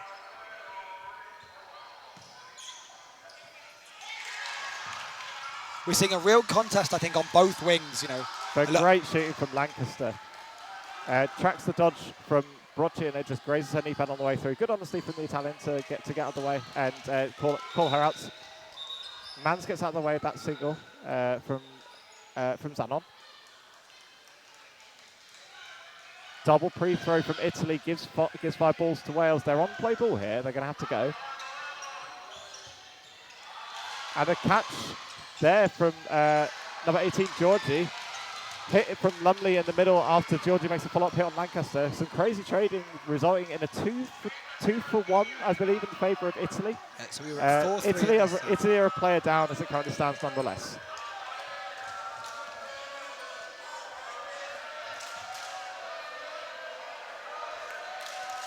Like you said it yourself, the Italian catching is not to be underestimated. Single from Gudgeon at Bertuzzi. Very controlled there from Italy, much preferring to set with 3. Here they come. And Mans takes a number of bites at it, but she does keep hold of it. And the cover throws from Zanon and Bertuzzi don't make any hits and give away all 5. Gudgeon with the 5th to cover. 5 balls, but just throwing 1. Play 3 called now on Wales.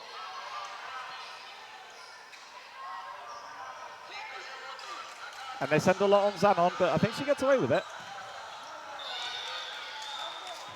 4 balls now for Italy. Storch entrusted with the last ball for Wales. 2 balls, take out Gudgeon. 1 player game here. Wales still with the advantage. 40 seconds. Block from Storch, and Zanon.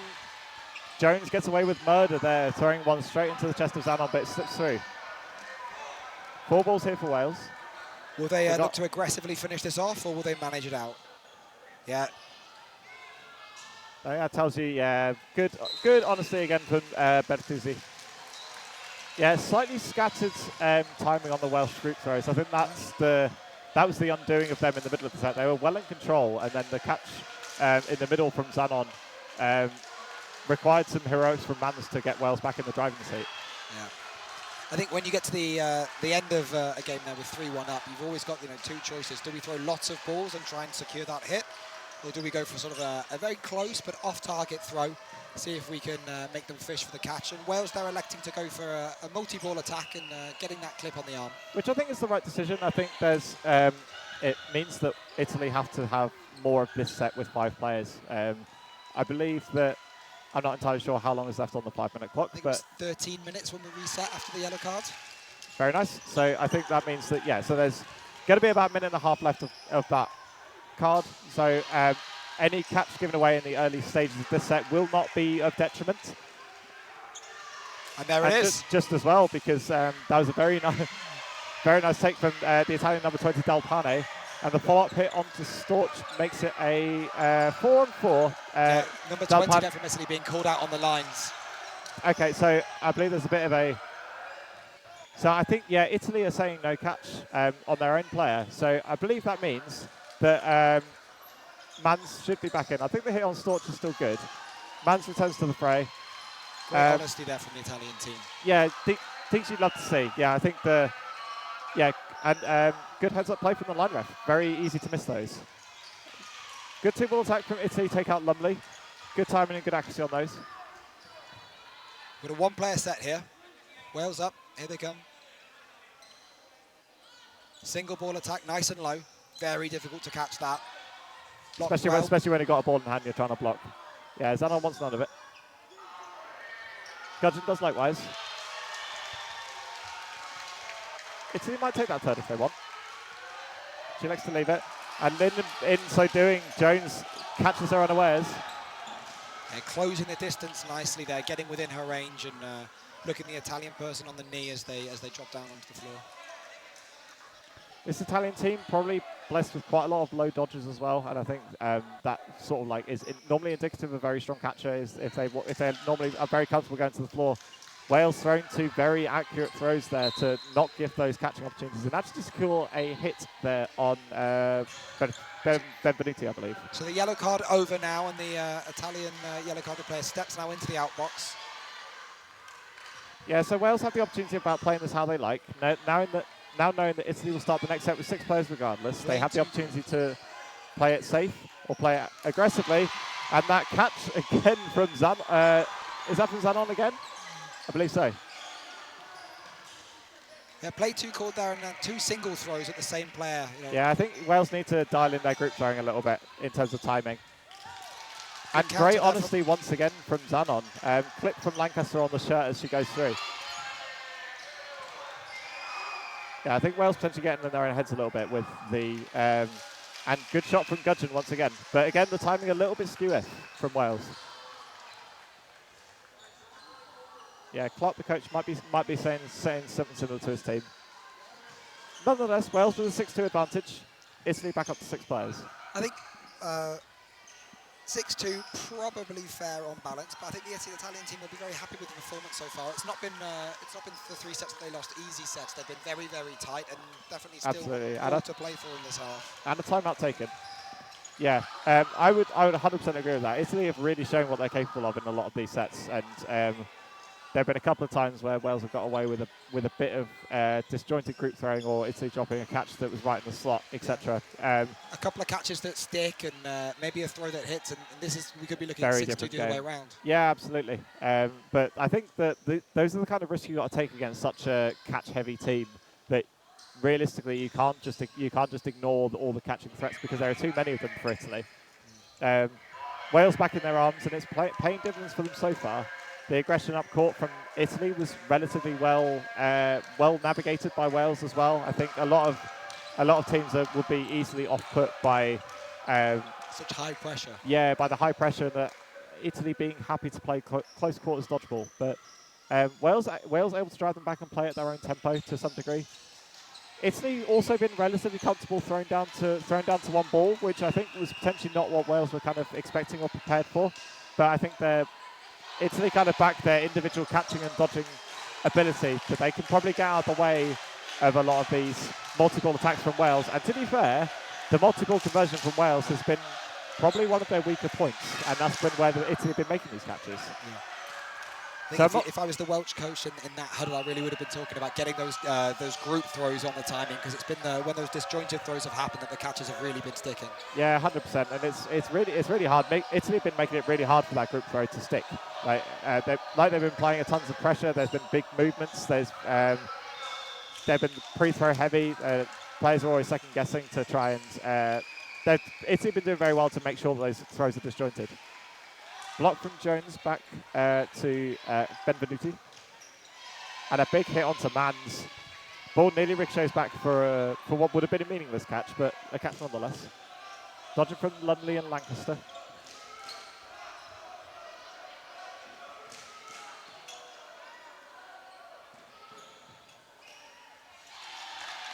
Jones puts her arm through that one, and it's good. Too hot to handle for Georgie. Lottie goes low.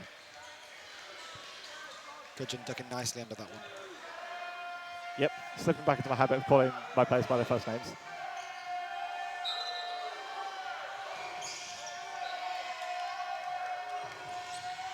Italy once again setting up camp in the neutral zone, making it difficult for Wales to play, trying to force them on to play balls. Play 2 called. That looked like a bounce. Yeah, it's a bounce from Lancaster onto Zanon. Italy coming forward with 4. Double ball attack on Lancaster, catches the first one. Very nice from Wales. Yeah, Dalpane's gone as well. Great pressure there from Jones, allowing Lancaster to get up court with her and collect that fourth ball. Yeah, I was struggling to work out from the angle, but I think that was a catch from Lancaster. Yeah, she caught the one down the line. Yeah. It gives away four balls to Wales, which they then use to great effect. Lancaster jumping nicely over that counter. Yeah, Campo and Zanon left on their own. Zanon sends one. Wales have 3 here, and they've got a minute left. They might elect to play this safe. We'll see.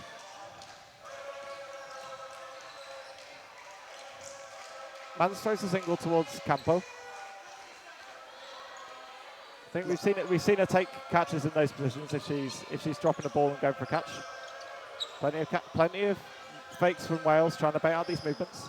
Just under 40 seconds remaining. I think at this point, as an Italian player, I'd start looking for the catch. So rather than trying to block a ball back, I'd really be looking to try and sink this catch. Yeah, I'm surprised they haven't done so already, to be honest. They haven't really got time to mess around. And that's a great trade from Mans to force herself through and take herself out with Campo. Lancaster's there to punish Zanon, and Wales take the set. It's 8-2 in this quarterfinal. A lot of energy in the room here. Lots of Welsh fans here cheering.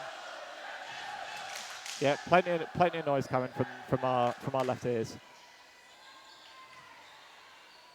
Italy have got to get one of these next 2 sets, I think, to stay in contention of this game, and ideally both. We're going to play at least 2. We've got 3 minutes 40 left on the half, so even if this set runs to time, we'll play a 90-second set to finish the half. Contested minute ball. This time Italy winning. Quick start. Catch from Gudgeon. Very nice settler for the debutant for the Dragons. Might be eyeing up a semi-final if things keep going this way. A lot of dodgeball still to go. Singles from Mans and Georgie looking for Jones. Safe throw there in Lancaster. Nice and low. Yeah, Wales probably happy to just sit on this player advantage for as long as they can. Great movements from Lumley. High pressure again from Italy. Retreating now. Single ball attack from Jones in between the 2 Italian players. That high pressure really is will be playing into Italy's real strength of their catching in the middle. Play 2 here for Wales. Trying to force the players to throw from as far away as possible. 2 balls invested on Campo, and she calls off Benvenuti on the counter. So they can set with 4 balls now, just 1 player deficit. Lancaster left with the sole ball for Wales. Plenty of fakes coming out, but 2 balls onto Mans, and she gets flipped. That reduces the deficit now. We've got an even frame here, just coming up to halfway. Again, some serious hostility from Italy. Bounce on Storch. So comfortable sitting up there with 2 balls. Play 2 called And again play on 2 Wales. once more. And Benvenuti runs into the counter from Lancaster. 5 balls given away to Italy, but they do make the hits off the back of it. 2 player deficit. There might be a bit of a. I think it looks like Georgie's struggling. There's a 3-ball attack that does take out Lancaster in the interim. Reduces the deficit now to 1 player. Italy still with most of the balls. I think 3 balls now on their side. The Welsh ball retriever struggling to get that just on time. Great movements from Lumley once again. Italy can't pin her down one way or another. Great variation on the dodging. Wales have 4 here, and they've got about a minute left. 1 hit will make it a lot more comfortable for Wales. Or even things up for Italy. Great timing on the pre-throw from Campo. Jones, that is a brilliant effort. Brilliant hit onto the foot of Campo. It is the final ball that Jones is entrusted with. 2 balls looking for Gudgeon, and they make the mark. A tie here suits Wales more than Italy, it must be said. 30 seconds remaining now in this frame, 2-2. Very even frame this has been. Pre-throw on to Lumley. Running counter coming in.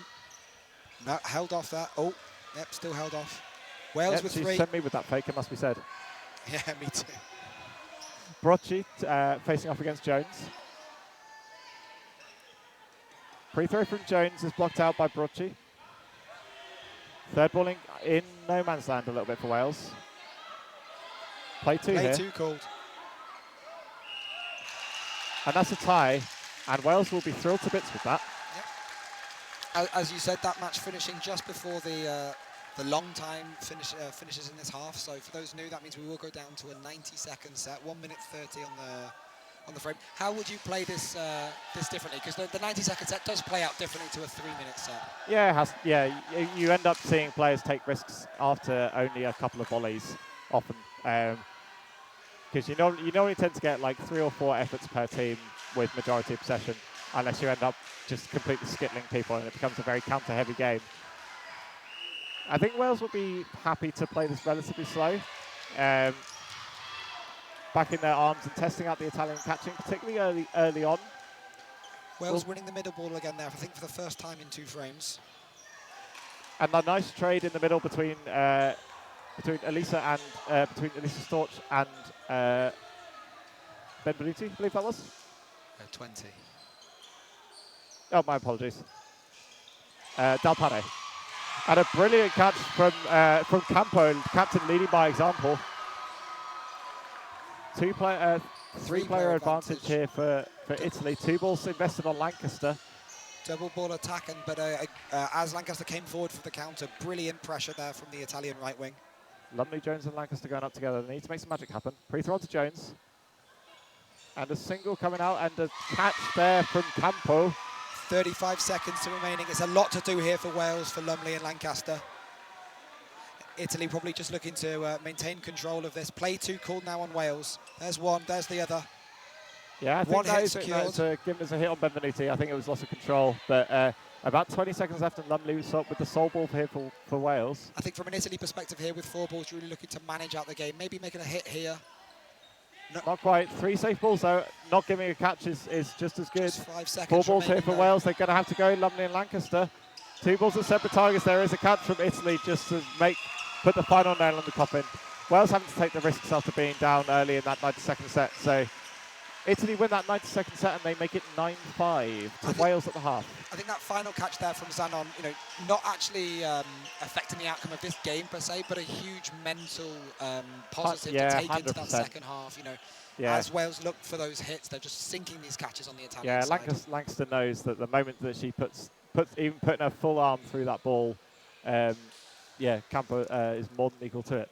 Thoroughly entertaining half. I guess we'll take maybe 3 or 4 minute break now during half time, and we'll rejoin the stream very shortly with our predictions for the second half and some commentary. Prediction? It's going to be a good one. There you go. Right, speak soon.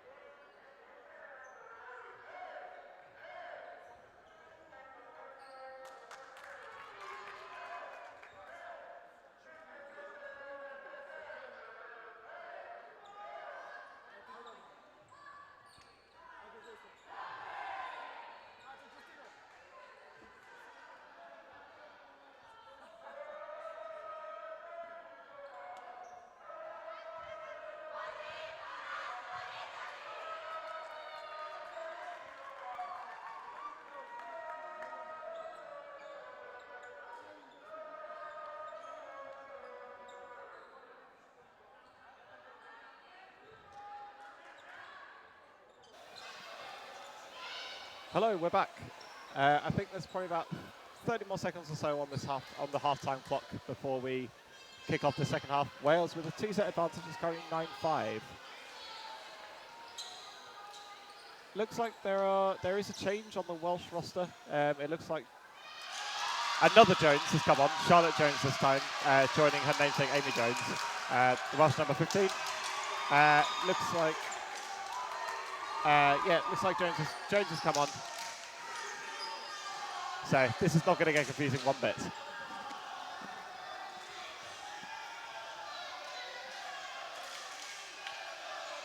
Welsh fans in fine voice as always.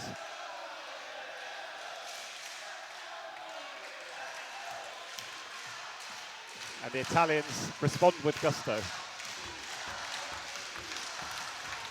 Thoroughly brilliant atmosphere, and you expect nothing less for a European quarterfinal. Exactly. It's been so far 2.5 days in great spirits, I think, on court here in Croatia. Absolutely fantastic energy for all the matches. And we're off. Contested middle ball. Wales coming away with it. I think they probably won most of the middle balls, but lost a couple in that first half. Yeah, indeed. Lumley got the better of her opposing middle runner. Man sends one at Zanon, just a bounce, gestured by everyone, including both the players. Wales coming forward with a lot of fakes now to push that high press back. Oh, unlucky from Mans. Kicking herself after that one. Zanon raises a hand of apology, trying to get that covering release. Wales have 4. They haven't been brilliant with them so far. And a clever block up from Benvenuti, looking for a teammate to come in for a catch, but no joy. Italy still with the player advantage. But a nice take from Jones. First involvement in the game, and it's a very solid one to make the catch on Del Pane. Italian coach showing us his defensive clearance skills.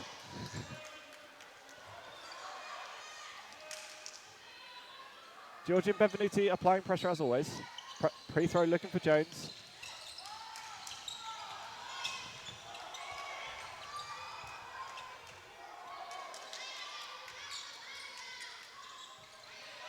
And a searching release cross-court from Georgie. Clips the back of Jones on the way through. That's a couple of cross-court shots in a row there from Italy. The first one getting caught, the second one getting rewarded with that hit. Yeah, it shows that they're more trusting of their single ball game now, trying to throw them in more dangerous areas, but give a bit more credit to their fakes to make sure that they disguise where it's going for. A slightly more orthodox release from Zanon at Storch, but no hit made. Lancaster keen to play with 2. Benvenuti sees himself up court. The covers there from Brocci and Georgie. Oh no, sorry, Zanon.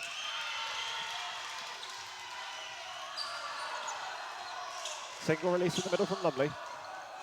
And a nice response there from Campo. Clips the feet of Mans.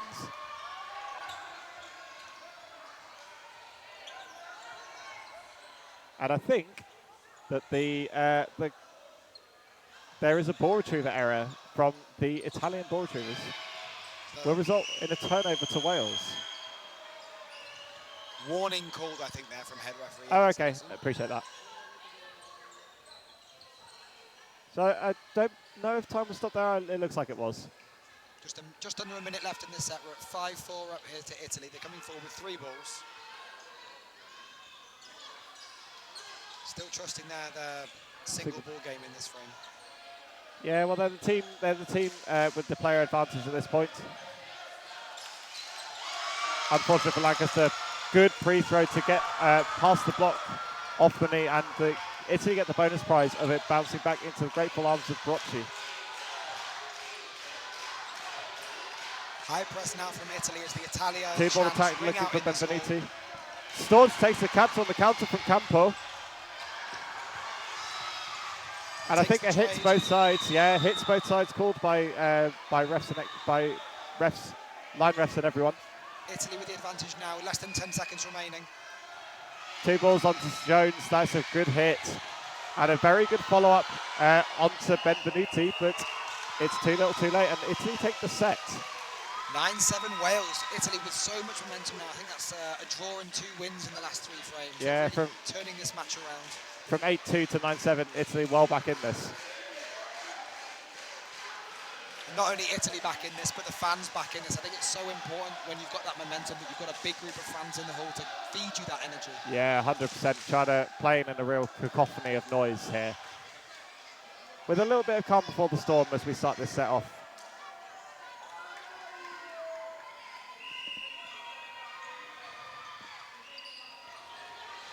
Wales winning that third ball. Contested again, not clean enough for a quick start, but they'll set again with 3. Plenty of fakes coming out once again from Wales.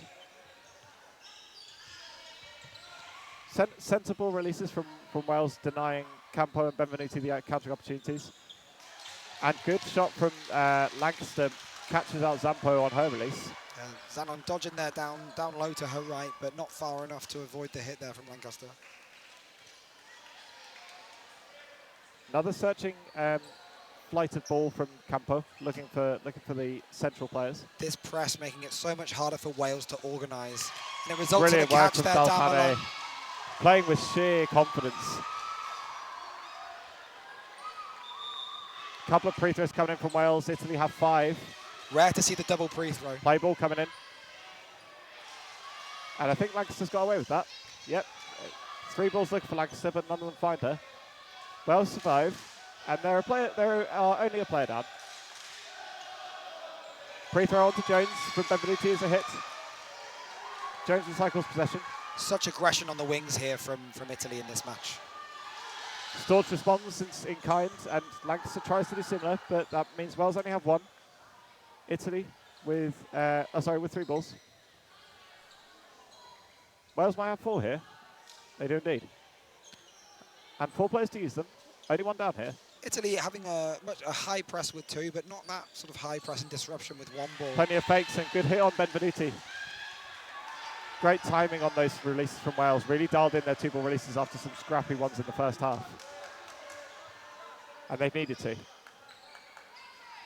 Play 2 coming. 3 singles released, but 1 results in a hit on Campo from Nunley. Wales take a player lead, but both teams being very sloppy with possession at this point. Italy with 5 balls for the second time in about a minute. And for the second time in a minute, they don't make a hit. Storch playing hole in the wall to get out of the way of those.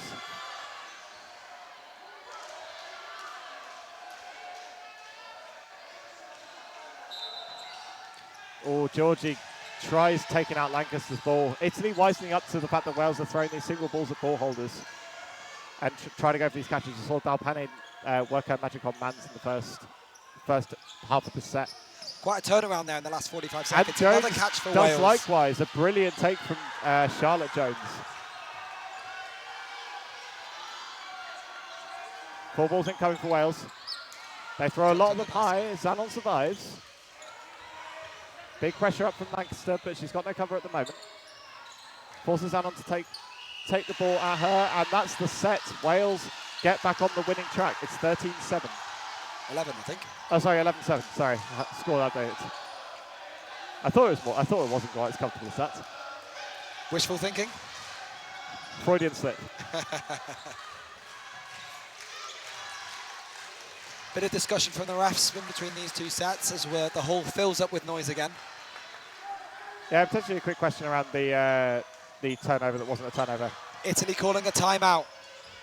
Quite a late timeout, to be honest. Yeah, ordinarily you tend to see it called almost immediately after the tail end of a set, but giving themselves all the available time to take a quick breather. Looks like Wales are preparing a sub. It looks like Dixon's about to come on, potentially for Mans on that left wing. So if you're the Italian coach now, Sam, what would you be saying to the squad? Good question. I think that Wales have got a relatively well-defined strategy for when Wales are up, which is basically to target the ball holders. And I think that realistically, if your ball holders are feeling confident, it's probably going to be a single. It's probably going to be from the opposite winger. So take a leaf out of Dalpane's book and catch it. Might be a good way forward for Italy back in the game. Georgie unable to do likewise in that set, and it cost Italy 0 on that occasion. It might just be an instruction to leave Charlotte Jones alone as well in the middle. Been on fire, taking a couple of early catches. Coming fresh and just some catch after catch after catch. Yeah, which is rare for a substitute to come in cold and hit the ground running with such verve. But On this occasion, Jones, an inspired substitution from Wales. Dixon is indeed coming on for Mans. Yeah, will try and command territory in the same way that Italy tend to. Whether Campo will get similar joy against her compared to Mans will remain to be seen. Plenty of fakes coming out from Dixon. I think it's always interesting when we've been having this, this battle down the wing for, just over a half. Yeah. A new winner coming on against you, a different style of fake. You've got to learn what's a fake and what's a throw all over again. Like really, I think a good tactical switch there from the Welsh coach.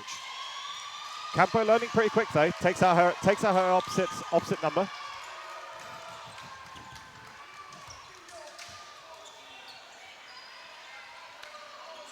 Play ball called on Italy. 2 balls invested on Lancaster.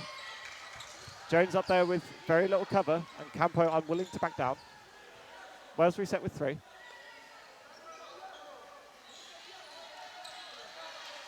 And a turnover called. Turnover for Wales gives them all 5. Attentive line refereeing, I have to say. Must be said. Well, rules are rules.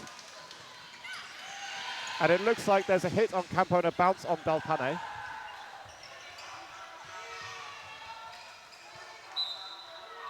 It was play 4 though, so Italy got 4 balls to play with. They have the opportunity to reduce the deficit. They do so. They take the hit on Storch. Yeah, I think track the wrong ball in retrospect. Jones does well to get out of the way.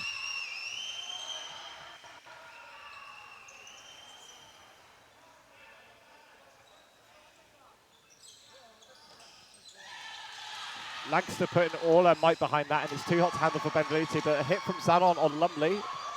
Brocky very quick up the court there to put pressure on that ball and try and stop Wales from getting it in hand.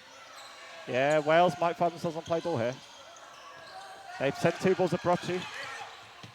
Double counter takes out Lancaster. Great timing. It's such a difficult skill, that double running counter, especially when one of you's coming from so much further away on the court. Great timing there from the Italians. Yeah, Zanon did very well, especially after having to navigate being thrown out by those 2 balls. And great dodging from Brocci, and she does well to stay in court. I think it might have been Brocci on that running counter. I might be wrong. We will see. Wales now with 3, coming forward with 2 balls.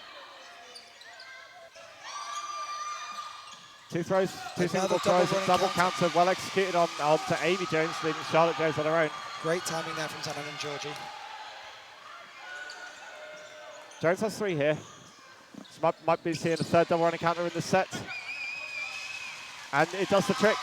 Italy win that one, 11-9.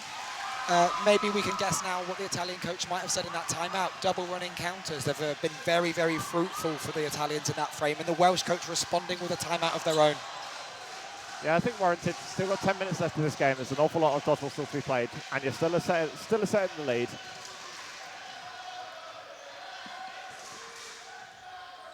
The Wales players indulging their fans with their chants. Yeah, the fans trying to G up the team as much as they can. And Wales haven't been playing badly, but Italy have been thoroughly clinical the moment that they have got any kind of advantage in the game. More than happy to invest possession and sometimes players in taking out players through these double running counters, and Wales have no answer to them at this point.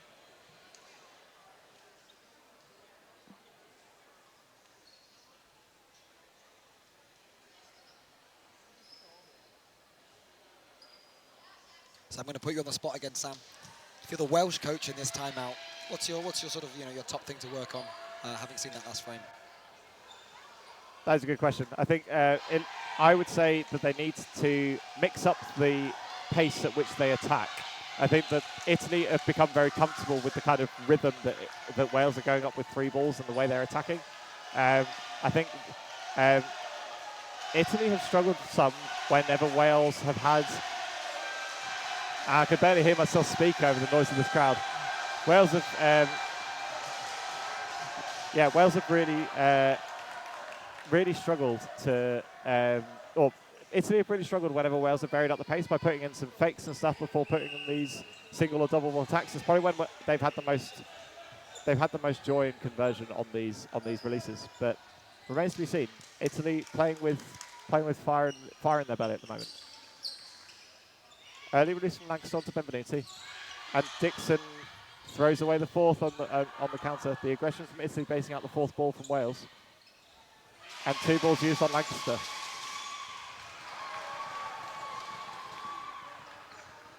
Three balls here for Wales. And again, Italy posing a lot of territory. And again, Wales unfazed. Italy offering to rotate the wing very frequently as well to make sure that players are able to put in an awful lot of efforts to, to make sure they keep going up and down to put off the Welsh as much as they can. Single release from Storch. I think a very conservative throw there. No danger of a catch in that one. 100%. Dixon taken out by Campo. And Jones nearly takes that catch for a third time, but not on this occasion. Wales down to 3. It's still with a full complement of players. 2 balls, and I think there was a block and balls collided. And block onto Dalpane, I think. It's only a hit on Dalpane. Campo's still good. Block up. And it's a hit on Brocci, I think. Time pause. This one. So I think as Storch took that catch, a ball popped up and was competed for by 2 colleagues on the Italian team for that catch. The block from Jones was, the pre-throw from Jones was blocked up, and 2 Italian players who had balls in hand both dropped their balls to go for the catch. And I think it's going to be a very, I hope the refs are watching that closely because it's going to be very difficult to work out who ended up with what ball. I think the catch from Storch on Campo is going to be good regardless. So, but there is a catch on the, it's just a catch from 2 catches. Yes, catch from Storch is good, and the catch on Jones is also good. Italy with 5, Wales with 2. Italy with 3 balls in hand and 1 ball high up court on their side. They'll look to collect that first. Setting down with 4. 3 balls on Lumley, all 3 balls hitting, unable to make the catch there. Full-blooded attack from Italy there, just committing to making the hit. Lancaster left on her own. Dalpane leaves that one well alone. Wise decision. Likewise.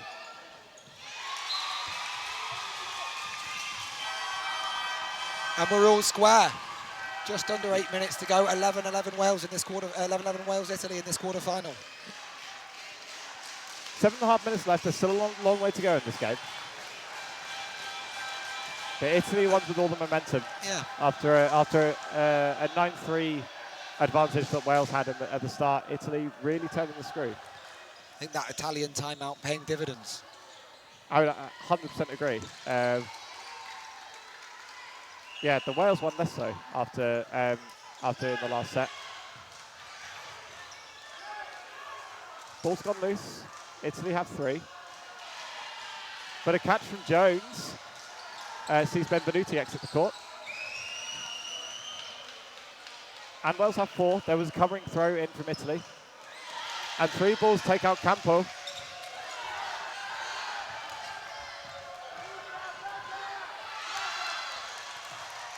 Ball retrievers putting in a hell of a shift for Italy here. It really is a squad of 9 players active at any one time in this sport. Absolutely. But a brilliant cross-court from Zanon takes out Storch. Italy reduce the deficit to 21 player, and Dalpane repeats the feat.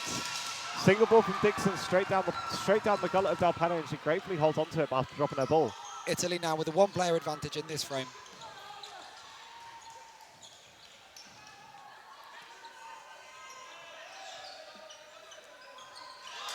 Brilliant shot from Georgie.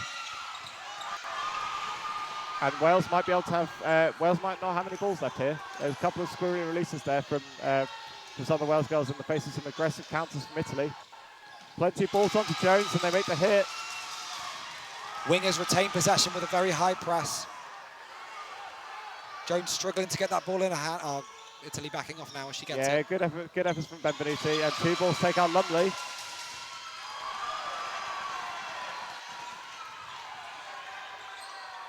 Jones might want to take some of the sting out of the game here, but Italy might not let her. Italy with a lot of momentum going in. If they can finish this off quickly, they'll really back themselves in the future frames. Yeah, Benvenuti electing to not throw a single counter. More than happy to let Zanon assist. Single ball release is left well alone by Zanon. Jones has a minute.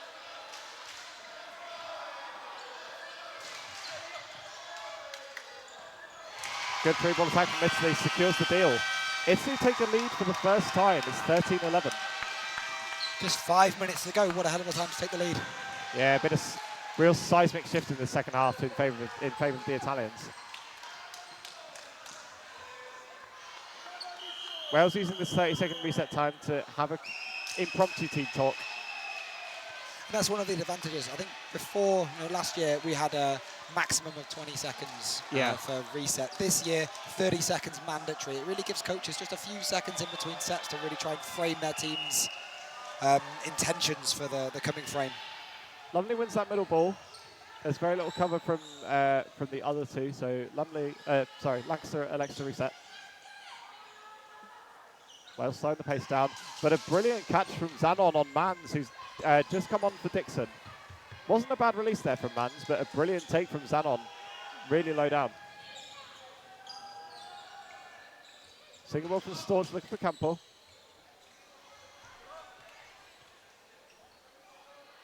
Yeah, looks like Wales are more keen to play with two at this point as well. Single release from Benvenuti and Jones.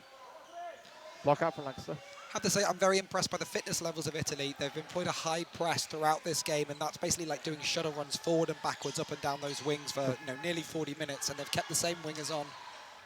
Rotating nicely, as you've said, but like very fit but still, players. I don't think Italy have made a sub this entire game. I think this has been their sixth that started, and they haven't made a sub throughout.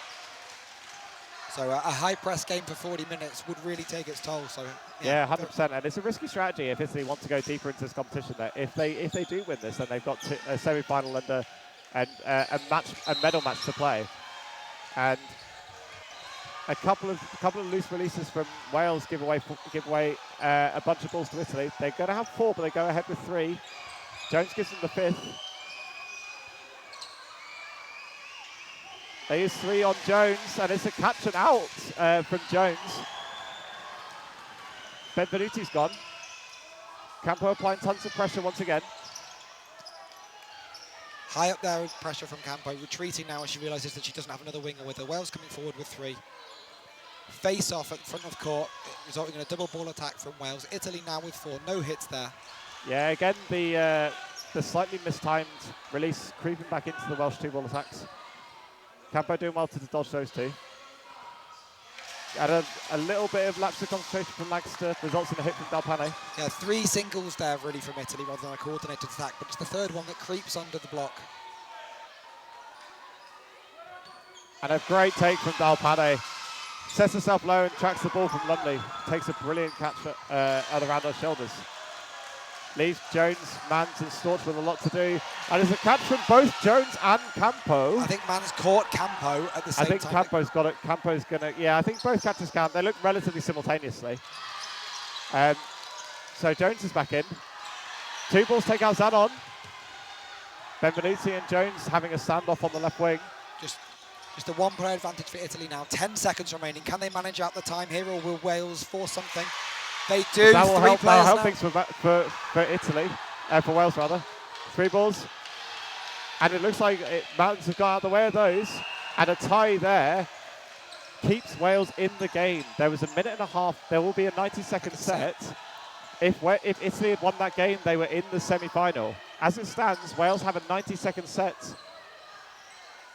As it stands, Wales have a 90-second set, which if they win, they take it to overtime. Italy just needing a win or a draw to put themselves into the semi-final here. An incredible turnaround considering where they were deep in the first half of this match. Yeah, absolutely. Wales having to pull out all the stops to scrape a draw in that game, and the fans know that they need every sinew at this point. Wouldn't be the first overtime that we've seen today if this does go to overtime. We've seen some very tense matches over in the main hall. Yeah, well, we've seen... lots and lots of noise now coming from the stands. We've got Italy and Wales competing. Who can be the loudest? I think they both win. And the rest calling for a little bit of calm, which the crowd duly obliges. Can't wait for the roof to come off this place after this 90 seconds. Here we go. Wales need to win this to stay in the game. Italy winning the middle ball for maybe only the third or fourth time in this match. Early release onto Mans is blocked. She keeps it. Dalpani applying tons of pressure once more. Block out from Benvenuti. Ian Tallis in Wales' heads around not wanting to throw out empty targets at this point. Benvenuti and Jones there dueling with fakes. Oh, Lancaster coulda, woulda, shoulda. It's up from Mans and it's another hit.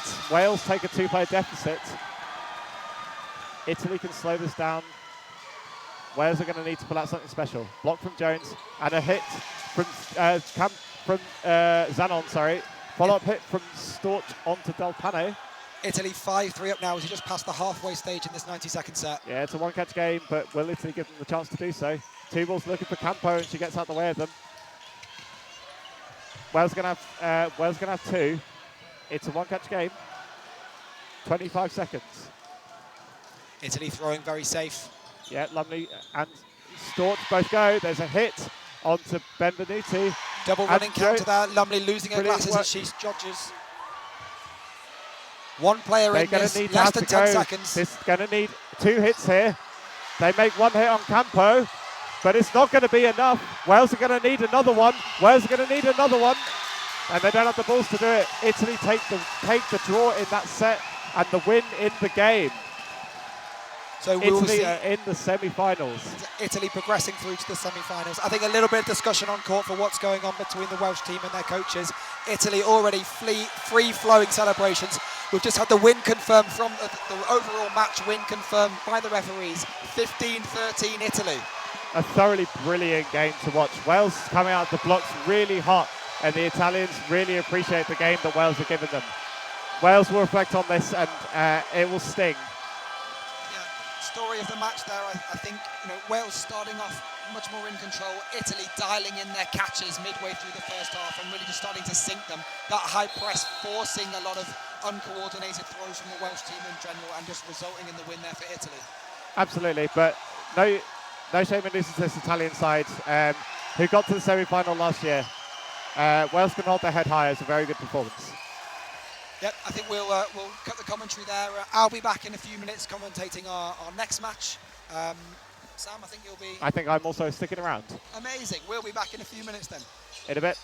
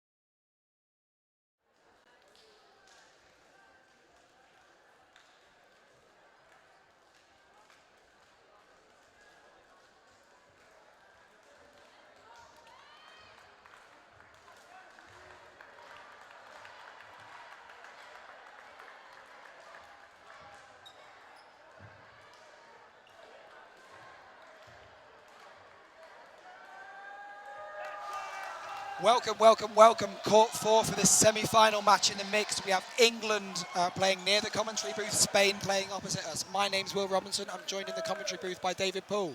Hello everyone, welcome. So this is the semi-final fixture in the mixed division. You have, as already mentioned, England lining up nearest to the stream, a regular participant in this event in the semi-finals.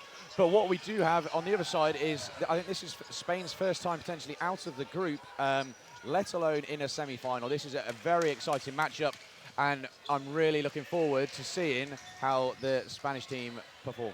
I think based on experience, what we'd expect is England to be happy with either. They're very happy setting with three, very happy playing an organised game of dodgeball, also very happy just to back their arms and go one for one for one for one. Absolutely. And the interesting thing here, and I think we've mentioned this on a few streams previous, is obviously when you get to your semi-final games, teams do tend to do a bit of research on their opponents, and there isn't a lot of footage out there of the Spanish mixed team, and it'll be very interesting to see if that has an impact on England's preparation here. Yeah. Spain, I imagine, probably more comfortable in the chaos. Yeah, absolutely. And again, wow, there we are. A catch taking out Josiah on the right wing, and also, by the looks of things, a deflection on Richards, number 66. Currently, Spain with the lead, but David managing to take out Iceman, number 0. Yeah, officially listed on the team sheet as Parado. We, of course, will be calling him by the name on the back of his shirt, Iceman, because that's more fun. And I'm very excited to see how he's performed. He's been incredible throughout this tournament. An absolute incredible arm, but a very dynamic player and with very, very safe hands. I was lucky enough to be able to commentate the Spanish mixed game against Sweden yesterday that got them through to this point.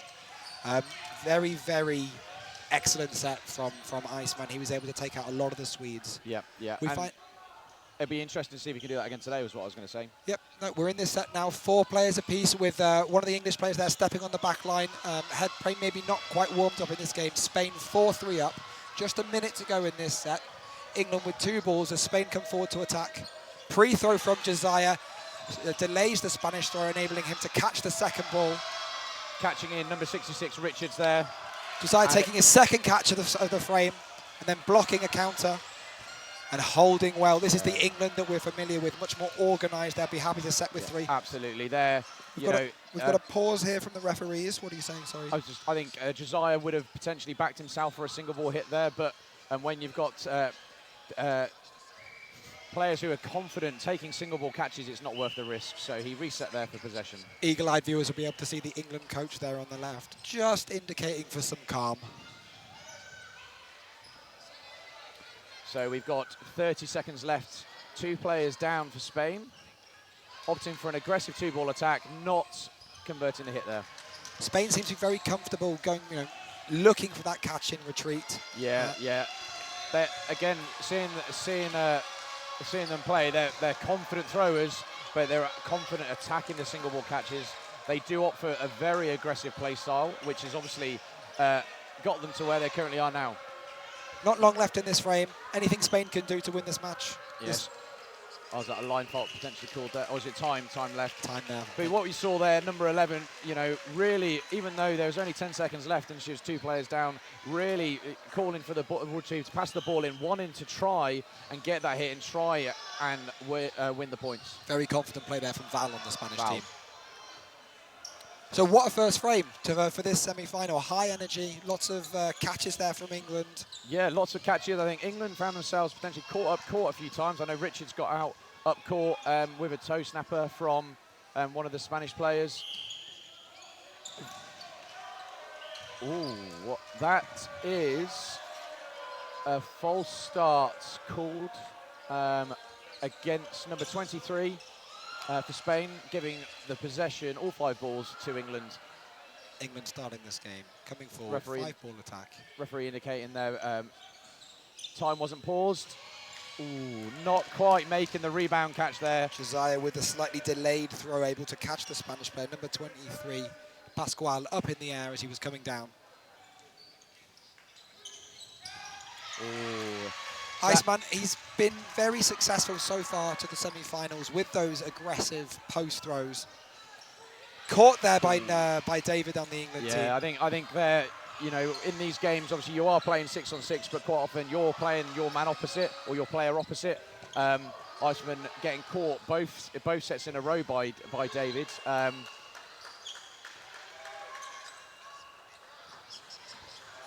And then a hit through the block there. England controlling the lead in this set, looking for an aggressive 2-ball. A lot less even of a second set there. I think the first frame, it could have gone either way, Spain or England. Lots of energy, you know, hit for hit for hit. That one, I think, might please the England coach a little bit more, a lot more measured, especially in the second half of that frame. Yeah, a lot more composed. I think for any coach, you want to be comfortable players up. You know, when you get to sort of halfway or 2 minutes into the game, you ideally want to be 2 players up. It's a very strong position. A very strong position to, you know, go to the final minute of a set in. Spain winning that third ball, uncompeted in the in this frame now, setting them with 3, coming forward. Looking to get David out. He's made 2 good catches, and it might be that Spain are now targeting him. Yeah, I think sometimes you do opt for that. Unfortunately, Iceman there is taken out. Catch is made, number 66 caught from England. Bring him back in, Iceman. This is a huge opportunity now for Spain.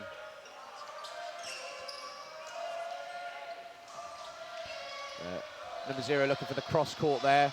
Didn't quite make contact.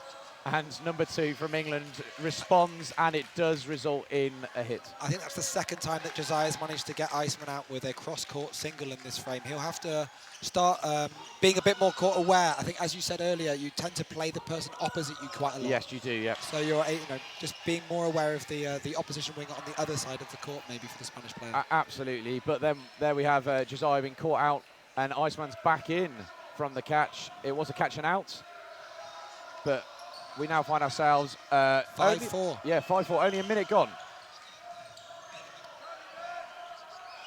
4 balls for Spain. This time, being able to hit Nathan David out. Yeah, that's not able to complete that catch. Really strong throws there from the Spanish team. Double ball attack there from England, successfully securing a double hit. Iceman able to come back and make that counter down the right wing. We've got a 1-player frame this. We have got 6 balls on court at the moment. The referee will pause time to work out why have we got 6 balls and who is going to end up with the 3 and the 2. Yep, those on stream will be able to rewind. You'll be able to tell us which ball it is. Hopefully the referees get it right. Yeah, I think if I was the team with two players left, so in this example it would be England, I would probably prefer to have 2. Yeah, I'd agree with you there. Enables you to absorb potentially a single ball or 2 ball attack from Spain and then open up potentially your double running counter. Bonsignori and Sharp, both known in the UK to be great catchers, especially dropping the ball that they're holding and sinking that catch as the throw comes in. So I think England will be not too worried being 3-2 players down here, especially with a minute 20 still to go. Anything can happen in this. Absolutely. And very close frame. On the flip side, these 2 players are very agile as well. They'll be very confident putting pressure on, backing their ability to get small dodge and get away from any 2-ball attacks, opening up that double running as well. So it'll be interesting to see what style of response that England go with, although they do have 3 balls, so they'll be on the attack. From a Spanish perspective here, there's two mentalities. You can either look to finish the frame off quickly with lots of attacks and counters, or you can, what we've seen a lot so far, just trying to manage out the time, throws near the player but not at them in that valid range. I think the Spanish team will be aggressive. I really think they're going to back their ability to throw. A nice off-centre throw there does even up the numbers. 2 of the Spanish men's team players with 2 of the England women. As you predicted that, David, Spain very happy to come back and counter, not looking to time this match out. Yeah, a tiny bit of control there, but England again demonstrating their agility. Ooh. We've now got a 2v1 here in favour of Spain. Will they be able to pull a frame back in this match? Single ball attack. And then as the England winger runs forward, Bonsignori to take a counter. The Spanish left wing able to hit her in the foot as she jumps up, trying to vault over the ball. Spain take their first points of the match. Interesting first 3 frames. A Absolutely. very even first frame. Much more in favour of England in that second frame, and then again a very even third frame, but Spain able to just overcome in the end. I think Spain were definitely probably in control for the majority of that set, but it was still very close.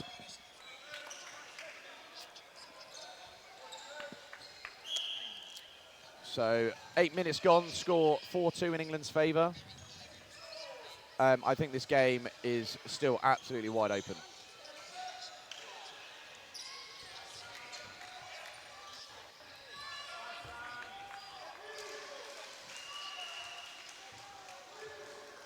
Here we come, England coming forward now with the balls. I missed that. Spain looking to press them back, not necessarily needing a counter, but just looking to eat up that territory so they've got space to set for their throws.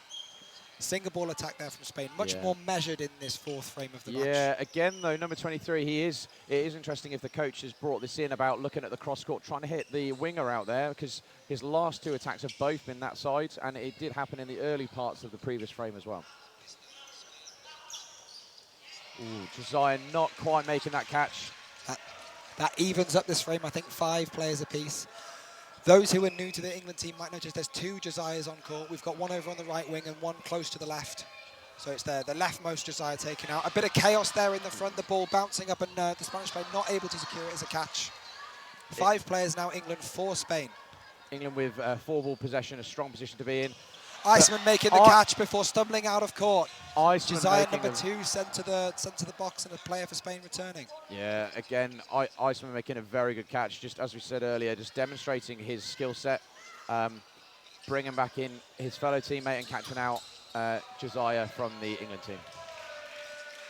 What an even frame here.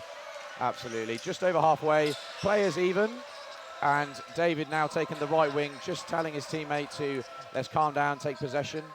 It looks like they're going to go with a very structured attack. 4 balls now. We'll expect 2 balls on the left to be thrown. Wingers attack there. A very aggressive approach. 3 balls thrown, I think, there. Yes, yeah.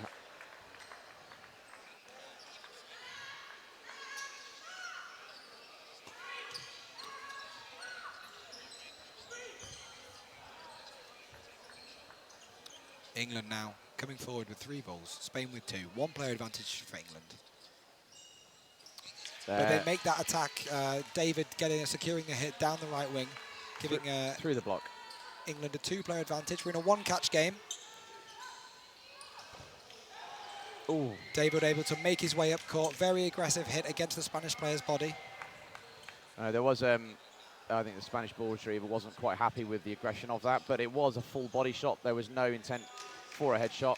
Many balls being thrown there against the final Spanish player. I think as she dropped to the floor, maybe one of them hitting her in the face. Looks like maybe in the eye. Yeah, a bit of frustration there. One of the benefits of playing cloth dodgeball is that the balls tend not to hurt so much, especially compared to if you've played rubber, no sting or 8.5. Yes. But one of the few remaining places it can mildly sting is if you get caught in the eye. Usually you need a frame, maybe 2 off to rest up and recuperate. Spain calling the timeout here?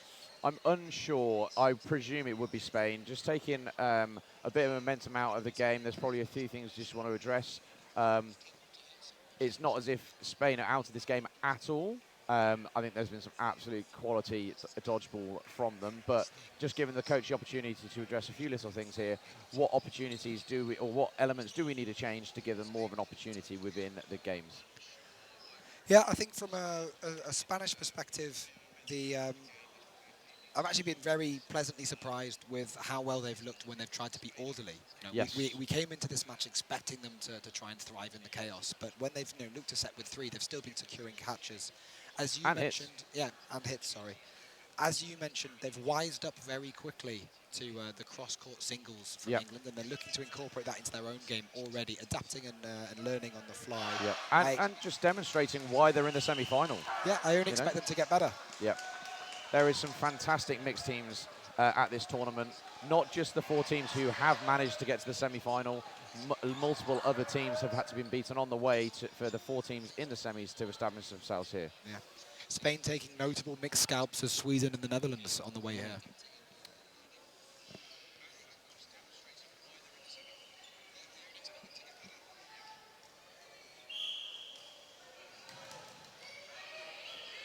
Quick start there from England, able to secure the middle ball and get it back fast enough. One hit secured. England starting this game with a player advantage after those first 5 seconds. Good movement there.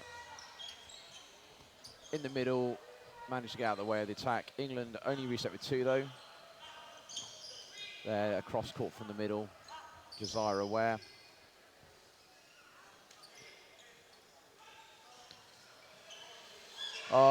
A rebound, what we saw there, so rebound catch was secured by number 30. It does take out Richards, number 66, and brings back in player who was hit out earlier in the match. Great hit there from Iceman. Just going back to the previous play, for those of you maybe more familiar with foam or any of the rubber variants, if in cloth dodgeball, if a ball comes off of you and then your teammate catches it, you're still out. Yes. The catch counts though, so if you're the first player out, you do get to go to the outbox and come back in. That is correct, yep. Again, another cross court there from 23. The Spain are really, it looks like they're opting or favouring having their middle player throw, allowing both wingers to give protection. Yep. Josiah there with another cross-court single ball attack, securing the hit. That was very good tracking there from 81. Just demonstrating the strength of the Spanish arms. That was a powerful hit. Arnie was in motion laterally, but didn't get out of the way. Unfortunately, 81 does get caught up court. Counter-attack there from David, evening up the frame. We've got just over a minute remaining, 2-2. I think Spain with the third ball coming onto the pitch now. That's correct, yep. Spain with a single ball attack, which is what I would have predicted. England responding with a 2 ball, but not quite connecting. Spain goes for the leap of faith attempt and does not connect. Again, for those of you new to this set of rules, if you make a jump over the centre line and make a hit with the ball releasing from you whilst you're in the air, if you make that hit, you do stay alive. So it's a high risk, high reward. Oh, unfortunately, the Spanish player stepping over the back line during the dodge, securing that frame for England. They'll go, I think it's 8-2 up 8-2 up. Just over 6.5 minutes remaining in this half. Yeah, it's an interesting one. I think, again, a lot of the European teams do favour the leap of faith. I think it comes for a lot of nations with a handball background. Absolutely, yeah. It is directly transfers from their ability to jump and shoot in handball, which is why you see so many of the players doing it. It enables you to, as you leap, you're reducing the distance between yourself and the target, in theory, making the hit a lot easier. It doesn't feel like 8-2. No, not at all. I think Spain are 100% still in this game, and I not feel frustrated, but be a tiny bit kind of feel, I don't know what the word is, but I think Spain have been absolutely class so far, and each game has definitely come to a few fine margins. You see England making their first substitution, so Britnell Craven, number 27, coming on for... it's Nathan David. Nathan David, 14, coming off, potentially just trying to keep him fresh. It's 20-minute halves. Does mean you want to utilise your squad. Yeah, I think it's one of the advantages that a squad like England has coming into these competitions, and I say that on purpose rather than just this match. You know, this is a 4-day event, so bringing a big squad and able to keep most of them fresh going into day 3 and day 4, such a huge advantage to have such depth. Absolutely, absolutely, and that's what your teams with bigger squads do use them, and that's the reason why they do bring them. England now swapping the ball from right wing to left wing as the Spanish came up to attack, enabling Josiah to make that catch on the single ball throw, coming cross court from the Spanish winger. England now coming up with 4 balls. Oh. Sinking the catch there in the middle from Spain though. Catch. Number 11, Val, making the catch in the centre.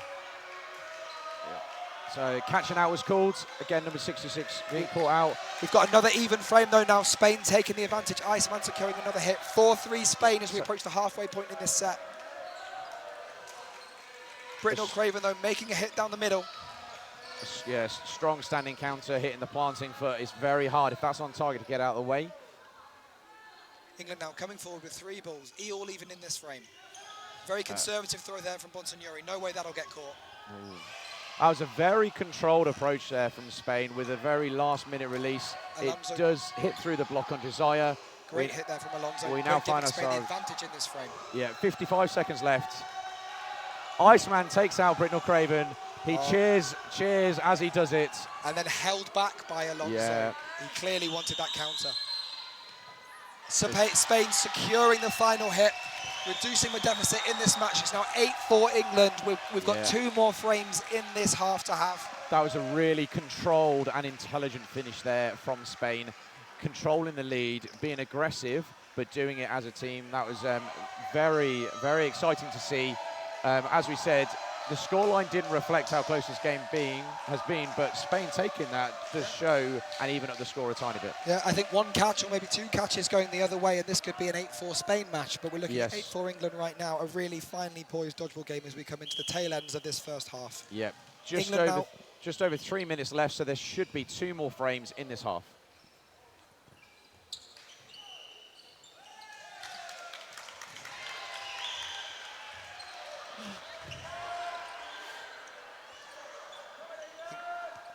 Sorry, we had some spectators walking in front, so I'm not sure exactly what happened, but it looks like Britnell Craven is out, but... Referee's not entirely sure what happened either, so they're going to come in and have a discussion, make sure that they're all very clear. You can see the time pause with just 3 seconds gone, just 23 seconds gone in this frame.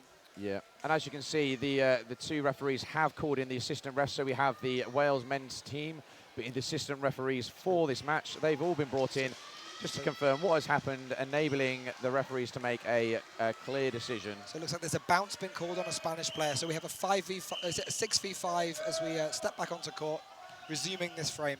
Yeah, only 30 seconds gone. Good hit there on Bernal. Yeah, Josiah again opting for that cross court. It looks like it's ricocheted onto Iceman. Josiah, they're securing another attack. Alonso and Richards taking each other out on this Spanish left wing. Oh, okay, the time may be paused here. Okay, maybe not. I think one referee was indicating a potential hit on Josiah. Yeah, time pause just to discuss. I think this is a key moment. If the hit wasn't, if Josiah wasn't hit, obviously there is a catch. Which does favour England. If the hit was a hit, obviously the catch doesn't count, which will favour Spain. So I think this is a very good time to actually just clear this up, confirm what happened.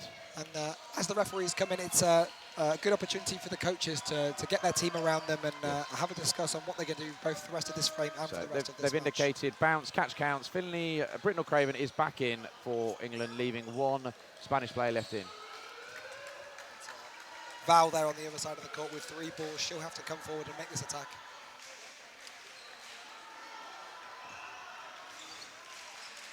We'll say, as the commentators out, we are able to see the chat for this match. We've got it up on the stream in front of us. So if you've got any questions or any comments, any shout-outs, do stick them in the chat. We'll be able to take a look at them. Yes. 10-4 England. Again, that frame, another close one that could have gone either way. England just edging it. Is that experience, would you say, David? Yeah, I think converting hits at crucial times has been key, and managing possession and converting hits at crucial times. I think England's 2 balls have been hitting out the wingers of the Spanish team very well early on, which has established their leads within the sets. England with another quick start there, unable to connect.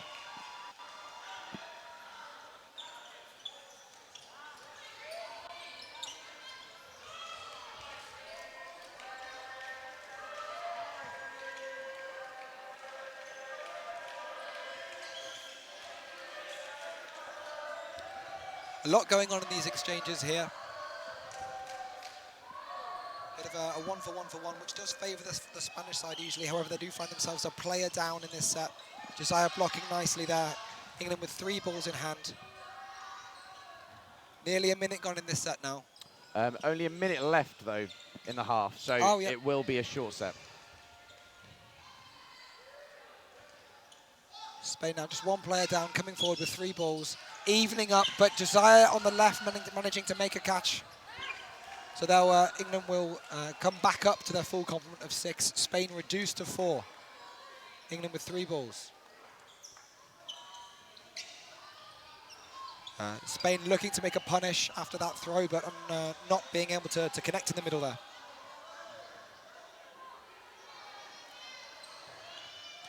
Ball bobbling up, unable to be secured. Although Spanish number 81, that's Echevarria making the connection there on Richards down the Spanish left wing. England coming forward, all the balls.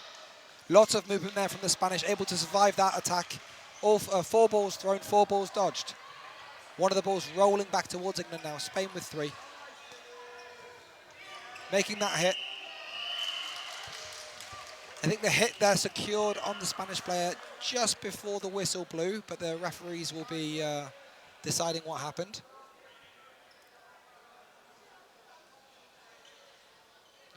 It's been a match to have a few referee conversations in the middle. I think nothing contentious from a player perspective, just trying to make sure that they get the decisions right. I think, and that's key. And it's a fine balance between too many pauses and losing the fluidity of what we like dodgeball to be. We like it to run, but if there's key elements where actually one referee's unsure, you've got to utilise the rest of the refereeing team just to make those decisions and keep it as fair as possible for the teams involved. Right, that brings us to the end of the first half. We've got England 12-4 up in actually what feels like a much closer game than the scoreboard suggests, as we've mentioned a few times. Story of that half, I think the frames where it's worked for Spain, it really has worked. They've made a lot of hits, a lot of catches. England, though, maybe some experience just being able to manage out the frames that they are winning. Absolutely. But we have seen the Spain team adapt throughout this game so far, so it'll be interesting to see what 5 minutes half-time does do for them, what the wise words the coach does have for them. They also have the potential slight advantage of having the glass front, throwing to the glass front. There is a tiny bit of an advantage there behind that blue curtain. There is a glass window, so the balls potentially do bounce back a bit better than they do off the net. Give it a tiny bit of an advantage. Yep, completely agree. I think over the weekend we've seen a slight statistical bias for the teams who have for those halves who have at this end of the pool. We're going to take a short break on stream now, maybe 3 or 4 minutes, and we'll join you again just before the start of the second half. Thank you very much.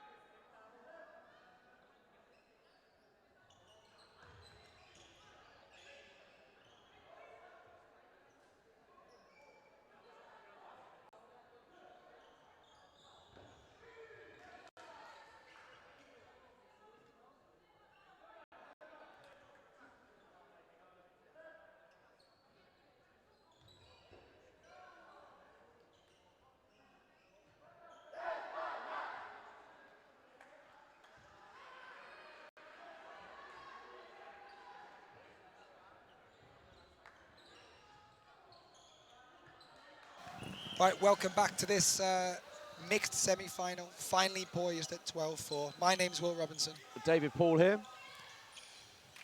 It's been, for those of you just joining, a very, very fiery first half. England probably edging out those games with a little bit more control. We've got a lot of fresh faces for the England team.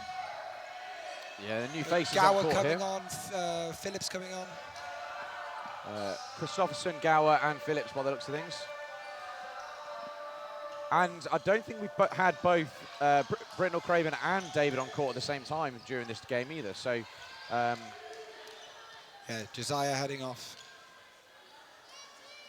It's a lot easier for us now that the Spanish are close to us. We can see their numbers, we can see their names. We'll try and keep track of their substitutions as well. I think, from my perspective, just the one change in the middle they've made. Arati coming on in that at the end of that first half. Number 34 there. So we're 45 seconds in. England have managed to take a two-player lead, but it's far from over. A very good defensive backtrack there, shutting down any England counter. And number 27 managed to hit out Iceman through the block. Really good honesty there. Yeah, and it's good to see people play with a smile on their face. Iceman, we're going to call him Iceman. Yeah. As he stepped off court there, just giving us a little wave there in the commentary booth. Commentators are everyone's best friend. Really nice cross court there, taking out David. Alejandro sniping him across court. Great play, great play. Oh. Athletic dodging in the middle there from Britnell Craven. He puts the thumb up. There was a big noise. It sounded like his head. He put his thumb up as he got up. He must be okay. 5-2 to England now. England with 4-ball possession, converting a hit on the Spanish wing there. Throwing three of them, getting a trade. Christopherson heading out as well. Alonso managing to get that 1-for-1. Always benefiting England there in that case. You know, 5-2, yes. You'd much prefer 4-1. You don't mind a 1-for-1 if you're up. Good lateral movement there. England in a strong position, but still over a minute left. What can Alejandro do here? She'll be looking for a pre-throw and a catch there to even this frame up. Let's see if she can do it now. I think here England would be opting potentially for a 2-ball from there, or a single. Oh, there's a line fault. It has been called. That is very unfortunate.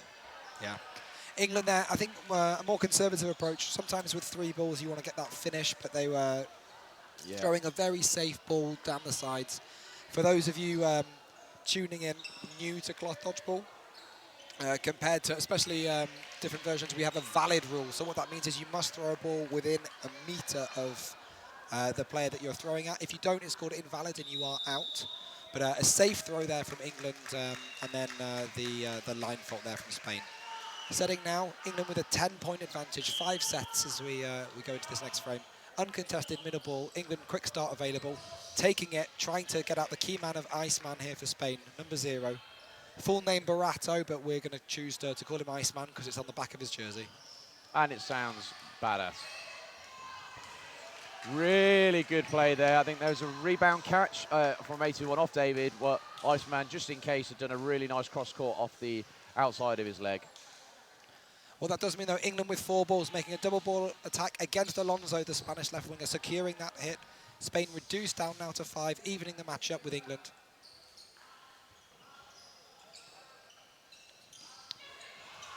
Two single ball attacks there. Iceman taking out Phillips, Alejandro taking out Britnell Craven. A bit of frustration there from the English winger. I think he thought he had that catch quite comfortably. It slips out. But Iceman looking for that cross-court snipe. Christopherson rotating his body to meet the ball square and pocketing that catch. Yeah, Christopherson, a very capable player. England making a 3-ball attack there and not securing any hits. We've got an even game here, 4 versus 4. Spain with a 3rd ball coming onto the court now.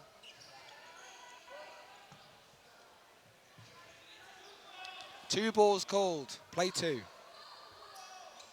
Spain making that 2-ball attack. England calling for the double running counter. I think the Bartolo looking for that trade but not securing it.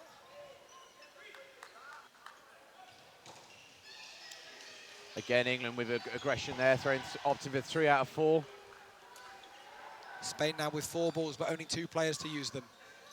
It's interesting seeing slightly different playing styles depending on which caller is on the team. Probably more noticeable at the moment from the England side. I think David going with a bit more of an aggressive playing style, where the previous set we did see Britnell Craven be a bit more defensive, potentially tactical. Nothing wrong with either styles. And I think for those of you, as we close out that set with England winning it, for those of you who know the British players, probably reflective of the clubs that they play in. Oh, absolutely. Absolutely correct. So that end of that set does change the scores to 16 in England's favour to 4 to Spain. Again, scoreline does not reflect, I think, how close some of these games are and how incredible some of the plays within the games have been. Yep, we're very much enjoying the live chat though, either way. We can see the chat on the stream. Unfortunately, I can't understand it as it's entirely in Spanish. Yeah, my Spanish is not fluent. Far from, unfortunately. Contested middle ball though, Britnell Craven securing it. England opportunity to quick start, but choosing now to reset with three balls. They have made they have made a substitution. Alex Harrison in the middle, so both catches count there.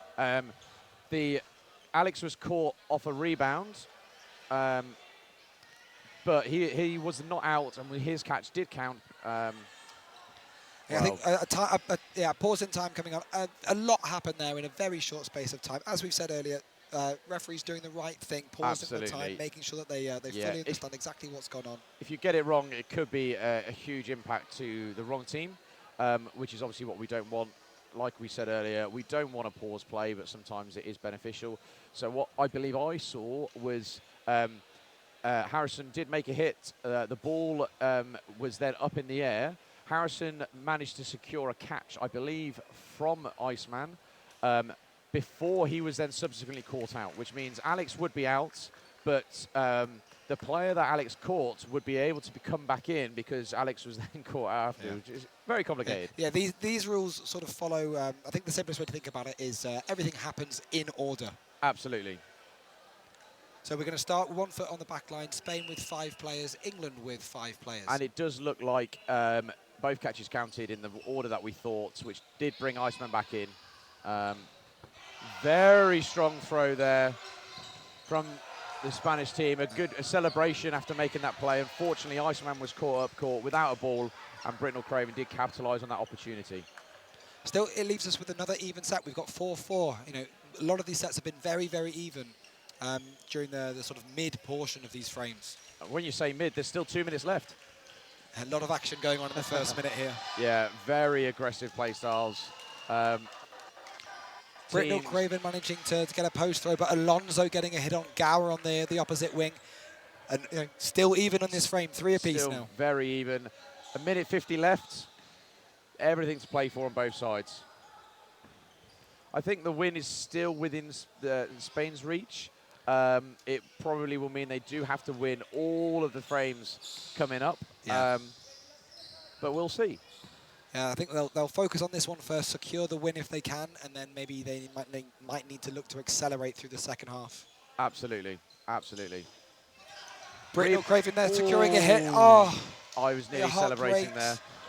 Yeah, the rebound catches. I think the opportunity is definitely the one to go for. It would have caught out Britnell Craven, but she doesn't quite secure it, and unfortunately it exits the court. Really, really unfortunate for the boards. That could have been an opportunity to turn around the frame. Again, here we see a bit more of the slower style from the England caller there. Yeah.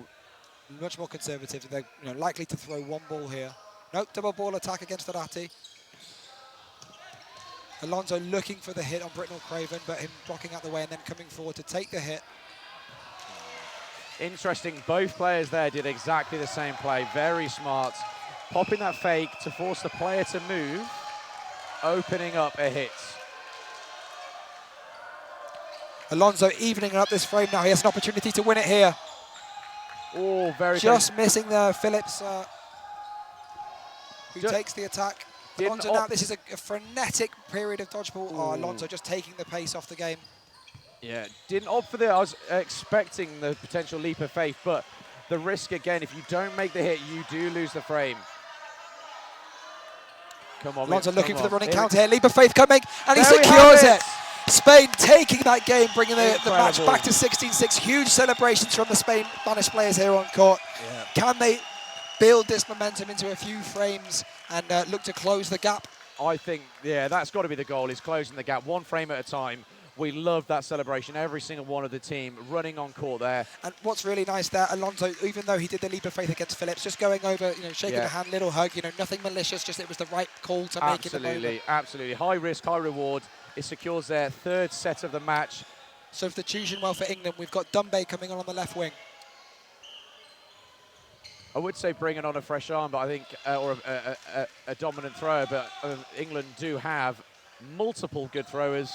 Great honesty there from Iceman. Dunbay getting into the game well. I think that's one thing you like as a substitute. If you've got a single ball game plan and you've got one of the balls, you really want to be called to make that hit. Absolutely. Coming on and performing. Oh, that was a very, very nice toe shot there from Dunbay number 3, and I think he's caught back on potentially by the looks of things. Yes, Dunbay managing to make that hit, and then as he dove on the floor to avoid the next ball, the ball bouncing off of him and then being recovered by his teammate, catching him back in. As we discussed last set, things in dodgeball happen in order. So a ball came directly at both of us, and we may have flinched, even though that we have a net in front of us. Yeah, it's very hard for a player coming off the bench to perform sometimes, and I think, but staying calm, not making mistakes, and just doing play-by-play is a key element. We've got another pause going on. I think the ball is actually, you might be able to see on the screen, there's a staircase. Yep, there it goes, popping up back up at the staircase. As we were talking there, Alejandro, number 30 in front of us, making a great cross-court snipe on the England right wing. I think it was Gower. Dunbay with a toe shot there. So I think that's 3 cracking shots he's had in this game. Coming on as a substitution and making an impact straight away.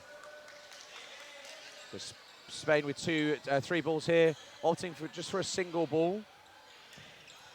Although Bonsignori there looking to pop that ball up for a catch. Her teammates not on the same wavelength that she is, though, all up back at court at safety. England there with a strong single ball attack there from Phillips, hitting out Borges. Leaves Arati on her own, on court, 1 ball. What can she do? Wow, fantastic catch there on catch. Bonsignori. Arati bringing Iceman in. We've now got a 1-catch game, 2 people for Spain, 4 for England. Play 2 called now against Spain. Double ball attack against Harrison in the corner. Iceman securing a hit. We've now got a 1-player frame. We have a 1-player lead for England here. There is still 50 seconds left. Iceman taking the trade on Dunbay. I think that's Steve making his 4th hit potentially in the frame. Can Arati make a second catch here to swing the frame back round in Spain's favour? Here we go, England on the offensive. Unfortunately for Arati, unable to make that catch, backing up the first one that she made. Caught on the shoulder there, I think, by Christopherson. 18-6 now, 8.5 minutes to play. Would you call this in England's favour? I would call it in England's favour, but again, that set was an example of how close this match has been. Each game coming down to real fine margins. In so many, not even just the end of each game, there's so many elements in the sets where plays swinging to and fro, and great throws, some really good catches. I think the quality of dodgeball on both halves has been absolutely cracking. Yeah, I think we've had a few frames now that have gone 6-6, 5-5, 4-4, 3-3, yes, and absolutely. then need to be managed out. Yeah. England coming forward with 3 balls. Harrison securing the hit there on Irati. She will not be able to repeat her catches from the previous frame. I think we probably can call the game to England's favour, but I think from Spain's point of view, they should be massively proud for the performance here against one of the top mixed teams, but also managing to get to the semi-final. One thing they do have is they will be playing in the 3rd, 4th playoff, so there is an opportunity for a medal for them. Yeah, and I think something that at the very least, I didn't predict coming into this tournament, where Absolutely Spain having a shootout for a medal in the mixed. They've been a real, at least for me, a revelation on court. Absolutely. Very, very impressed with the level of play and the improvement that they've brought, and I think maybe their 3rd or 4th European Championships. Yeah, absolutely. I'm trying to, I will probably look it up in a second, work out who they'll be playing. I know we've got Austria, Northern Ireland in the other mixed semi-finals. So whoever is the loser out of that will be playing Spain. Obviously, the winner of that playing England. We currently have 18-6 with 7 minutes left. England 5-4 up in this frame. If you're England here, the longer you can make these frames last, the better for you. Whereas I think if you're Spain, you'll be looking to maybe, again, as we discussed earlier, try and reduce the deficit, go faster a few of these frames. Alonso there securing a fantastic hit in the running counter against Phillips. Yeah, like I think there's an element as well of just if you slow these games down, it reduces the amount of time or throws you have. Again, when you're looking at, you know, just managing the energy levels and the kind of fatigue of your players. Yeah. Great punish there from Bonsignori. As Iceman took out her teammate, she was there hitting him on the hip as he wasn't set for the catch. Really good honesty there, though, from the Spanish player. He making a big hit up court, but rebounding off himself, he does take the out. We now have a 1v1 opportunity. Yeah, Christopherson versus Borges. Borges with 3 balls and the onus to throw. Christopherson trying to block the ball back, as we talked about. The longer this goes for England, the better. But they do, Christopherson does go and secure that final hit. And again, that England taking the 2 points, but it came down to a 1v1. Again, another super close set. Yeah, I'd love to sort of go back through this match and work out how many of these frames have come down to sort of 1v1s and 2v1s. I think at least 50% of them. Maybe more. Yeah. I think one advantage, you know, you do have from a slightly bigger squad. England have been able to bring on, I think, the full, or maybe did Sharp come on? I can't remember. Yeah, Sharp's fine. Yeah, so pretty much all of their squad have been on and have performed, and that's one benefit of having such a large squad. It does enable your players to stay rested and keep rested, and keep putting the pressure on the opponents. Great centre ball shot there from Harrison down the middle, taking out Uwe. Iceman going for Dumbe there on the left wing, but a great block from Dumbe.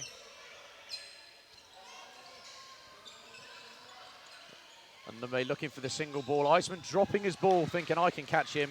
It would have been incredible to see. Steve or Dumbe does miss.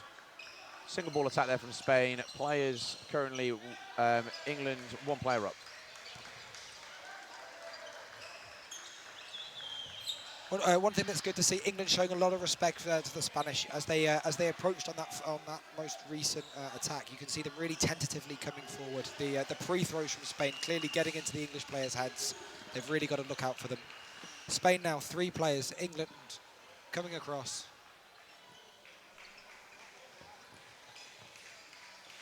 Bounce called there.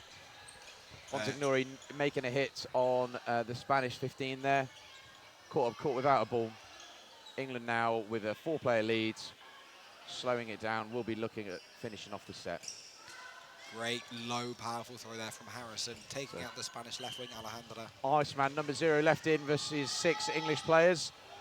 Let's we did see a what 1v6 earlier on. The young English player Tom Bell taking on Italy 6v1. Yes. Let's see if Iceman can repeat that feat here in the mixed. Yeah, standing ovation when that happened from I think his 17-year-old Tom Bell. Unfortunately, Iceman then not able to repeat the feat. Bonsignori taking a catch in the middle.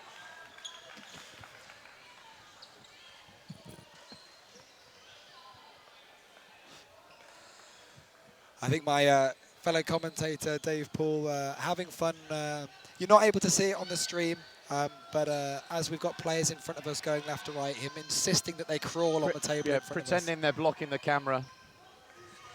Right, we've got less than 3 minutes left in this half. This could be the final set of the day, although if it does end fast, we could be getting a 90-second set. Spain taking the middle ball, but both balls unfortunately not making it to a player's hand, so they will have a slow start. Coming forward in the attack now. Josiah back on for England on that right wing. Yeah, I think if I was Spain here, I'd be looking at just trying to take 1 more set before the end of this match in preparation for their 3rd, 4th medal placement. Spain making substitutions as well. Iceman gone off. We've got a number, I think, is it 23 or 33 coming on the left wing? 23. 33. 23. Christian Pasquale coming back on for this this final 2 sets. Fantastic agility there in the middle from Spain. I think it's 83, sorry, there on the left wing, my mistake. Malor coming on.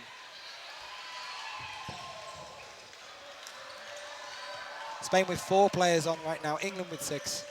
England coming up with a high press and then Dumbe with a single. Lots of fakes here, lots of fakes trying to eat up the territory. Spain trying to push those wingers back. Double block there. And then I think a double counter. Yeah. Spain lucky to get a ball back here. There was a risk there of giving away all five. Josiah was looking for an aggressive counter there, but Iwe managing to dodge under the balls, though just getting clipped. Great honesty from him. Spain with 2 balls, England with 3. 1 minute 5 seconds left in the half.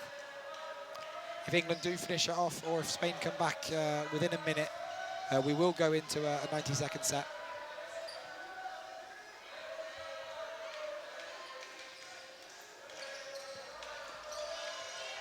Two balls thrown there, I think, by England, securing the hit on the Spanish right wing. Beagrel, number 15. Lots of balls being thrown now in the middle of the court, especially by Mayor.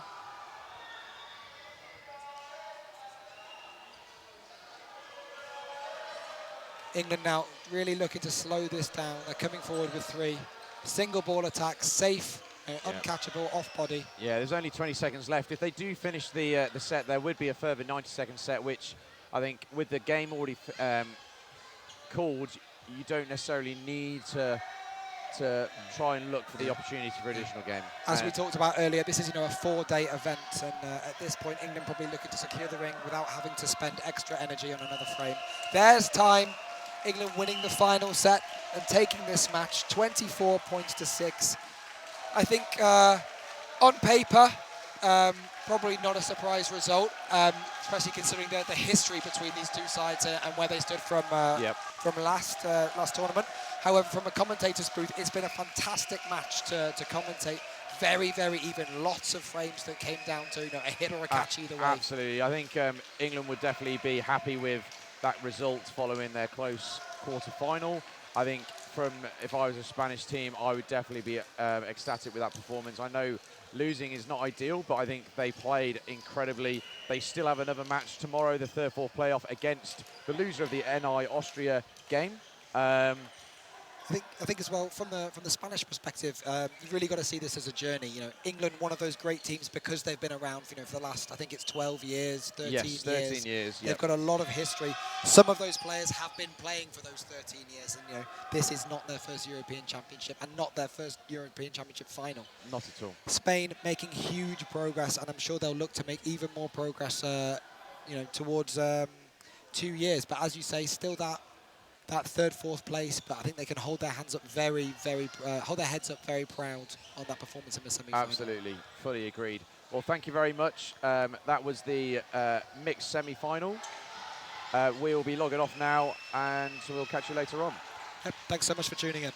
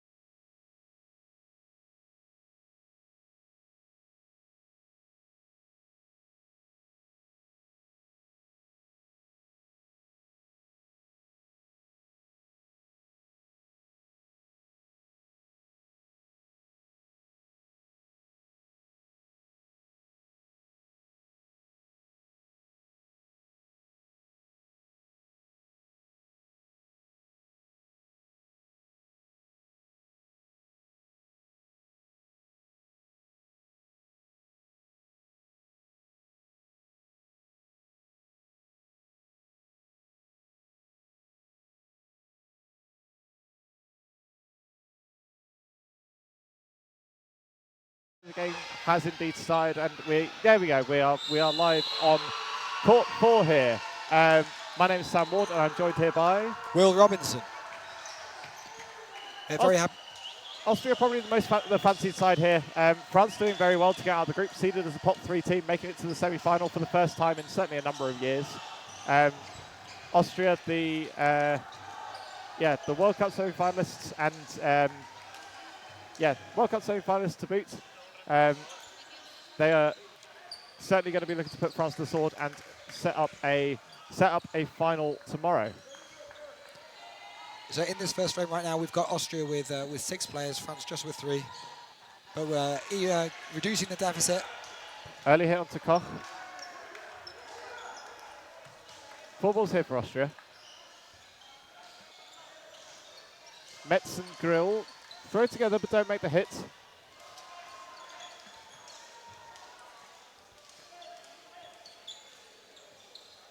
Single from the French centre, looking for Grill, but gets away from it. Single from Metz likewise.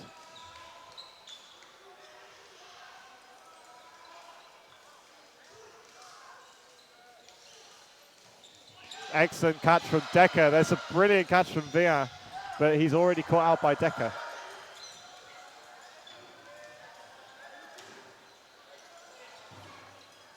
Plenty of pace coming out. Cox hits. And I think catch is called. Catch and out is called.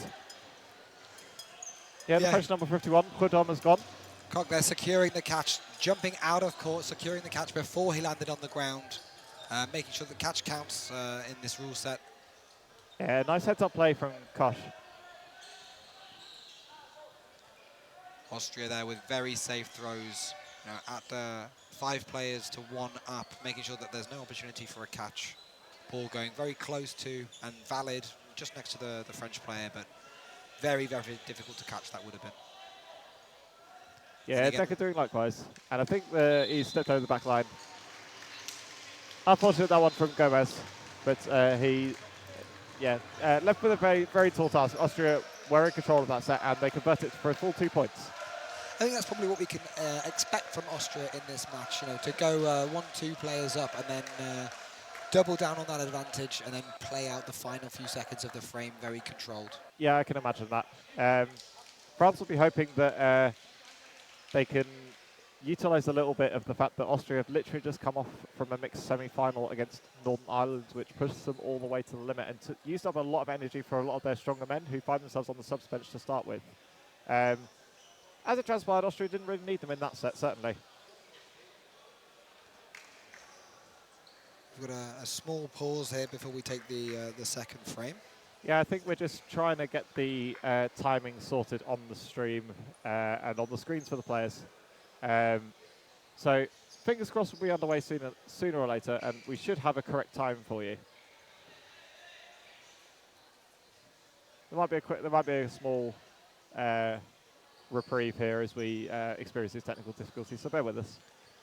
Good opportunity though for any coaches to gather their players during these technical difficulties. Sometimes, as you say, coming back in games, there's a good opportunity for Austria to maybe get those final few messages on court if they feel like they need it. Similarly, France, I think, gathering up now to have a bit of a discussion before this first. No, just spreading out actually. I thought their coach just wandering onto court, maybe a few choice messages in between these frames. Yeah, absolutely, and also just reacclimatizing to the different court. We're playing an entirely different hall to where that the Austria mixed semi-final was just a few moments ago. France having no such problems with. There we go. The clock is now working nicely on the stream, so we should be up and running very shortly.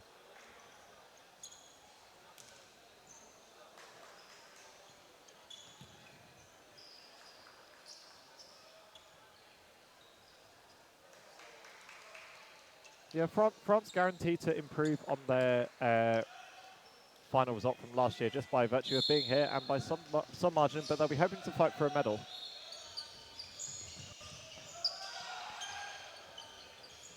Big, heavy, quick start on Koch takes out his opposing number 7 in the form of Gomez.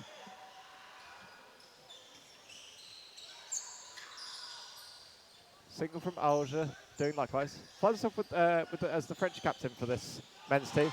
And a sensational jumping catch on the arm of Metz, who struggled a little bit in their quarterfinal against Sweden, as a matter of fact, to get into that game. That won't do his confidence too many favours.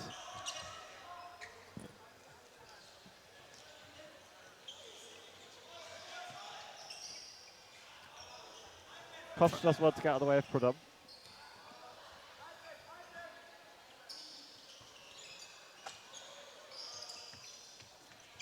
Alger a serious presence on this right wing.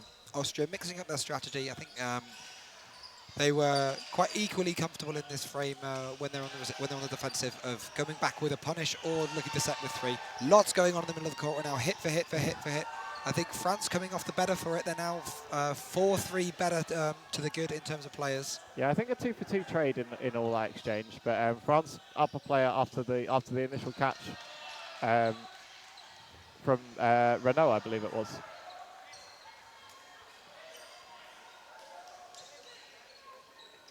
Single from Renault.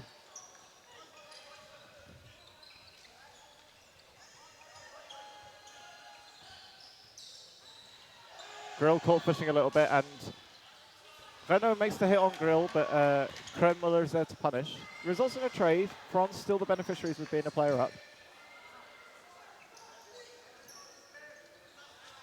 Single low at Decker.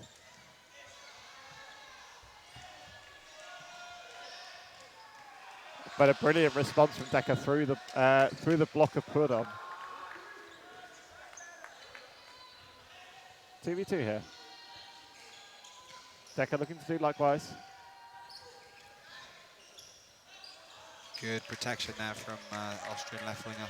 Yeah, excellent cover from Kremmuller. Decker was in a bit of danger if he'd to the French counter, but two balls looking for Decker. Double counter attack. The Austrians not quite able to make up their minds who they want to do the double counter attack there. Yeah, I think there was a bit of by that time they'd had that hesitation, the moment was kind of gone. But they went through with it anyway, but no harm done. Still two apiece. Free throw from France. Single from Kremmuller is safe and valid. Free throw onto Decker. Decker sends one across court.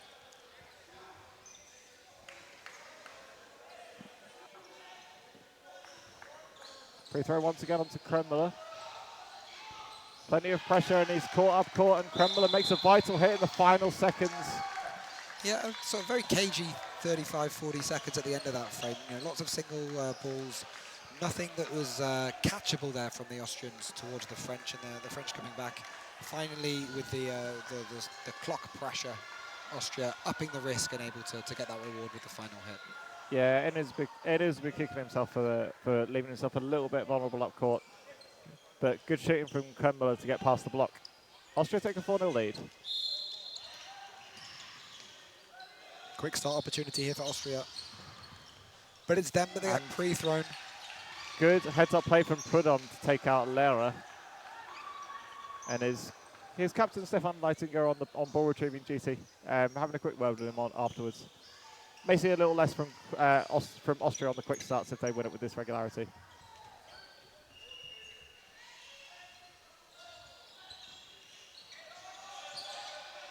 Free throw from Alger doesn't get any purchase.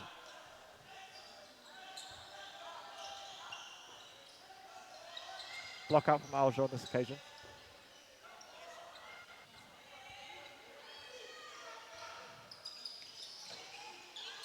And a nice catch from Decker, but I think he's... I'm not sure what's happened there. I'm not sure whether... Time paused. Yeah, I don't know whether Metz felt something on his head, and it was actually just Decker's arm rather than the ball.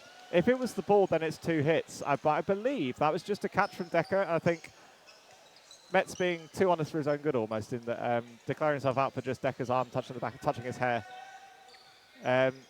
Catch is good. Austria still on 6, Alger's gone. And Lehrer, after being caught back in, puts his arm to immediate use.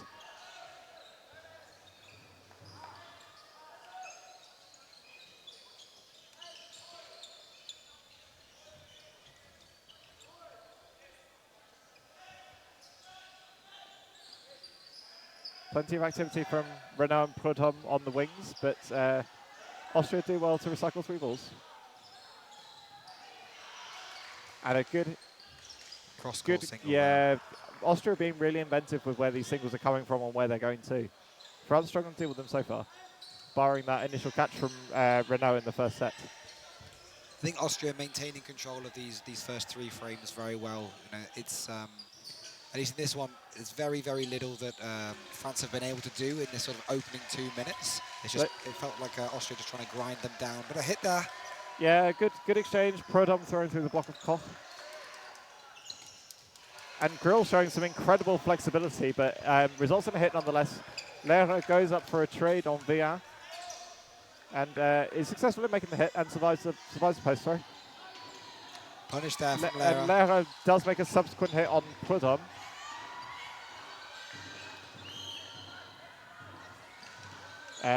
But Kremmel's gone. Renault finds himself in a one-catch game, 1v3, and I think he's got 3 balls to play with. Just under a minute. Spin throw coming out there. Nod of appreciation from Leitinger as he dodges Lehrer's block attack.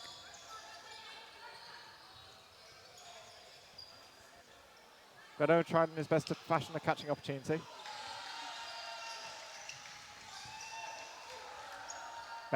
Metz putting plenty of revs on that ball as it sails past Renault.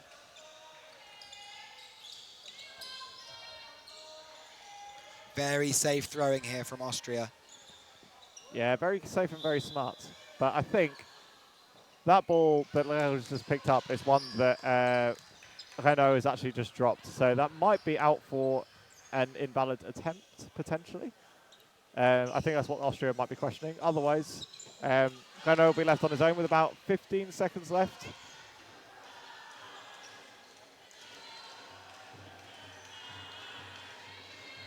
Yeah. Renault takes his medicine, and I think that's a fair decision at the end of the day. Austria extend their lead. It's 6-0. I think we've got a timeout called by France here. Worthwhile. 1 timeout per team per half, remember, and France can't really afford to lose another set in that quick succession. Barely a quarter of the way through, and Austria really motoring. So I'm going to put you on the spot again, Sam. 3rd time today. Early time. Are you trying to get me a career in coaching? Yeah, why not? If you're the French, you're the French coach there. You've just called a timeout. What are your sort of initial thoughts there? I think they need to keep backing themselves on. They've gone for I think all the catches they've gone through have been worthwhile going for. I would say that the Austria are currently trading better than France are. Kind of like it's their main suit, really. Austria being able to live with the chaos and play at an incredibly high tempo. France might find it in their interest to try and slow down the game, which is what they did in the set, which was very close, and they lost on a 2-on-2 after 3 minutes. They might be looking for more sets of that, where there's fewer chaotic exchanges. After playing barely 9 minutes,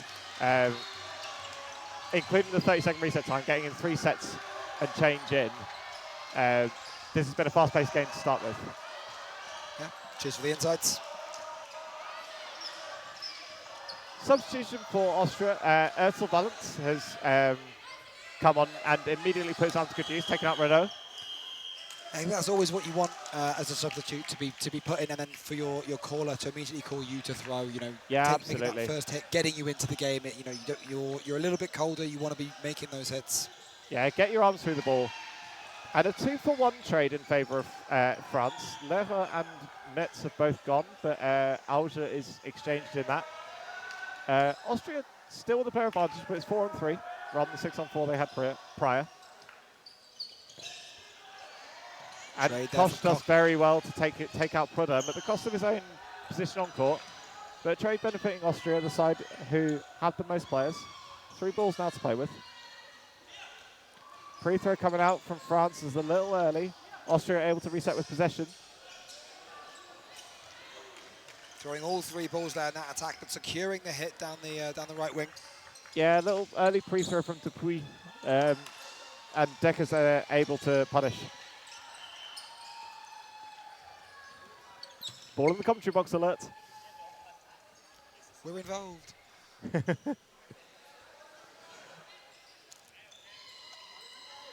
France dying for a catch here. More very safe throwing there from Austria. No chance of that getting a catch. We are in a one-catch game. Can France turn this around? Aggressive blocking there from Decker, making sure that possession stays with France. Austria don't want to be sending a catch down towards him. Yeah, it's 1:10 left. It's a long way to tire out the game, and Hackle sees similar. He takes the opportunistic hit on Vian while he's up court. Yeah, I think very smart waiting for that opportunity. You want to be engineering those attempts where you can catch the opposition single player at the front of court, retreating rather than set at the back of court, looking for that catch. Yeah, absolutely. Even though, like you said, there was very little chance of that ball ever being caught. So there was very little risk in throwing that release. Another substitution. Falkenberg is on for Austria.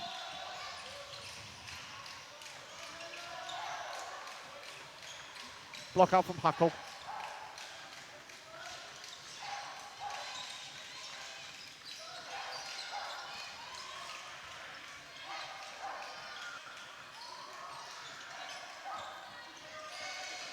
And a very nice shot onto Metz and a subsequent reply onto Renault. Nice outside of the body shot from Alger. Free throw comes on Lehrer. Austria resetting with 4 now. Play ball being called. Such great discipline for this Austrian side. And a catch and out from Alger. But a subsequent, there's an awful lot going on. There's a subsequent ricochet catch that brings back in Metz, I believe. Play 2 called on Austria. This game stops for no man.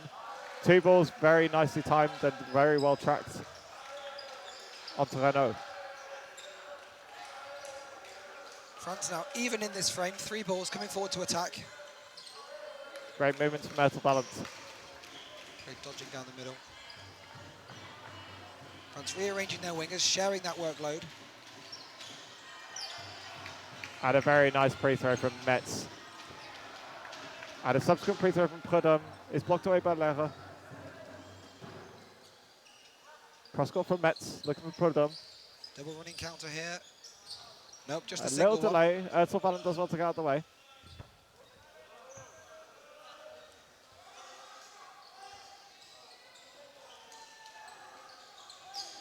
Block out from Ertel Ballen.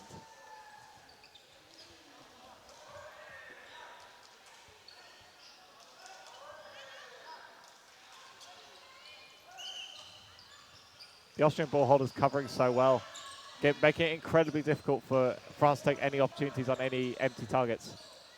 Yeah, I think you can also see some of the French throws not quite coming from the full attack line, not taking all that territory in the neutral zone because the Austrian press and the Austrian cover, the defensive play very, very on point today.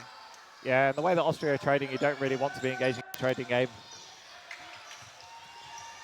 Commentary box is getting all the action today.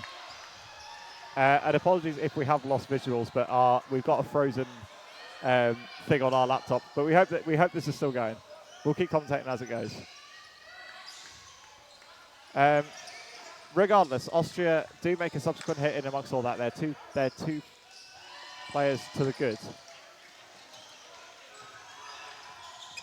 So whilst the laptop's frozen in the commentary booth, we've been told that the stream is still running. Austria 4 players to 1 up. I think all 5 balls looking to finish off this frame. 4 balls thrown and the hit secured.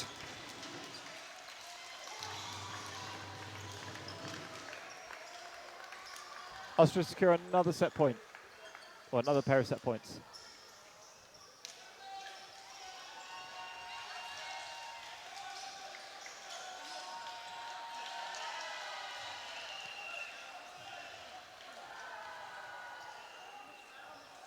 And we are able to see your messages, so do get them in if there's anything that you spot that we don't, any shout outs or anything like that. At the moment, the chat does look quite French, and my French isn't fantastic, so... Désolé, mon ami.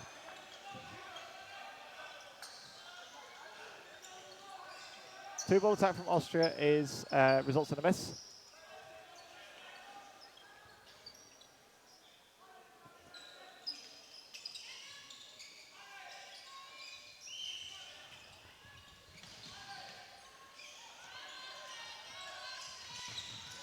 Great pre-throw there onto Lera.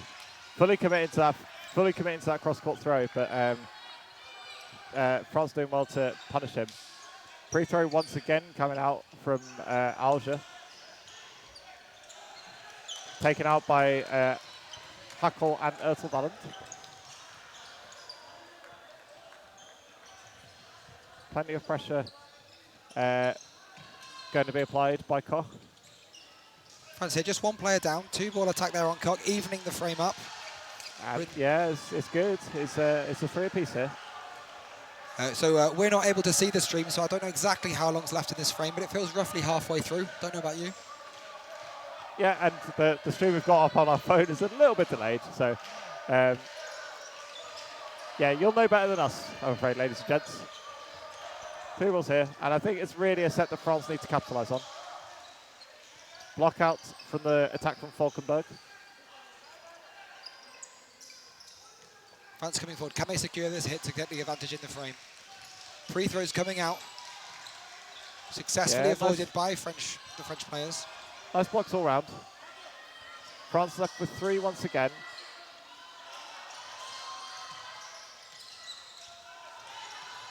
Block out from Huckel. I think what's nice in this frame, France really coming forward with a big fake and then looking to throw. It feels like they're noticing the Austrians. Very good shot from Falkenberg, gets through the block, and that changes the complexion of this set. Austrians known for their big athletic dodging, so looking to put that fake in to make the big move and then hit them as they land. Not with success there from France. Yeah, it looks like France have kind of got to go here. They've got 2 balls in hand.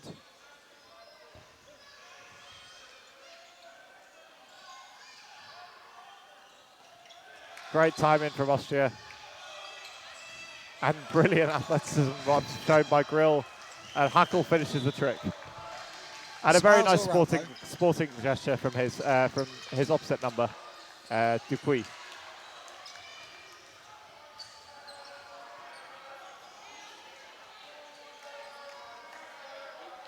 So that's 10-0.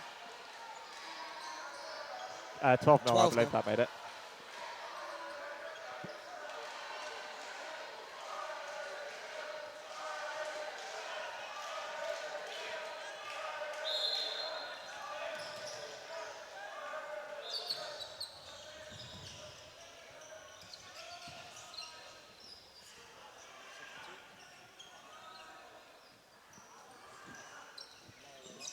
Yeah. Yes, substitution for Austria. Kremmuller is back on the right wing for Lehrer.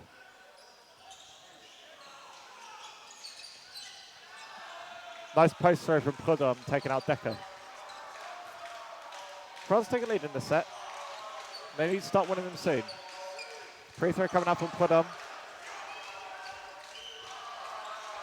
And some slightly skittish releasing from Austria. 2 single balls at 2 separate targets.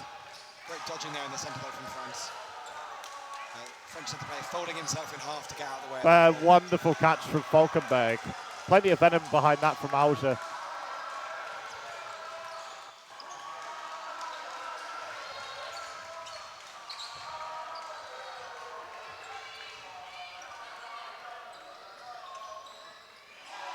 But a very nice catch from the release of Kernmüller.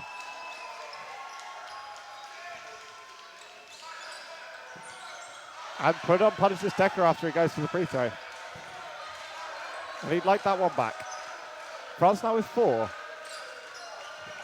And a 2-ball attack takes out Grill this time. France all of a sudden starting to dominate the set.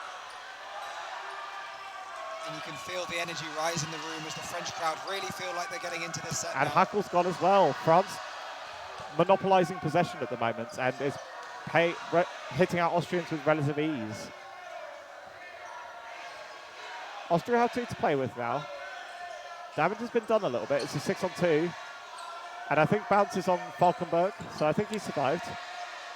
Yeah. Catch opportunity there, secured. An awful on-time back there. Both players doing very well to win those exchanges, and once their 2 opposite wingers were empty, there was fully punished by the French France win that set in dominant fashion. Yeah, leap of faith there for Brownham at the end. I think it didn't matter as the catcher had been secured, but I'm sure it felt good nonetheless. Oh yeah, pad those stats.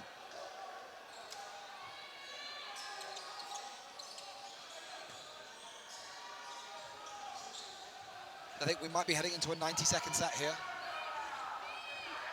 Quite possibly. I'm afraid you might know the time better than us.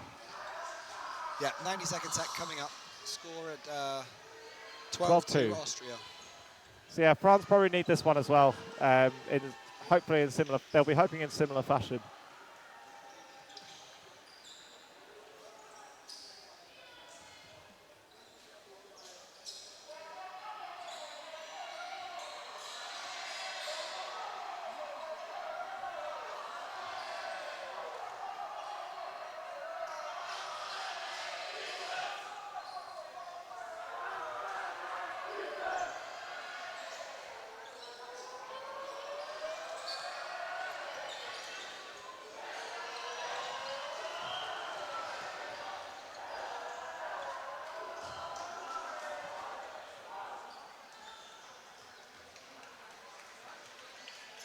Plenty of discussion going on in the live chat of this match. I'm sure it's great for the people who are involved in that discussion. Absolutely, we love the engagement. Keep it coming. Krill does win that middle ball.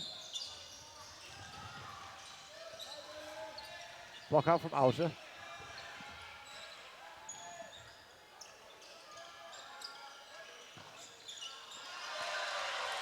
And Decker, for the second time, can't quite get his hands around that catch. But Kernmuller does double damage, takes out 2 players with that one throw.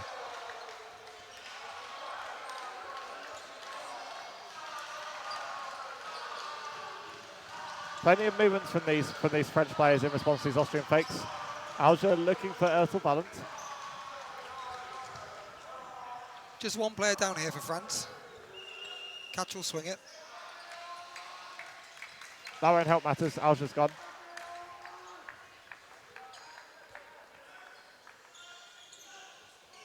Austria looking dominant in this frame when given possession.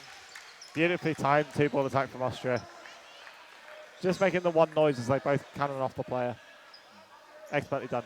Hackle entrusted with the final ball for Austria. And 2-ball attack. Clips one the way through, good honesty.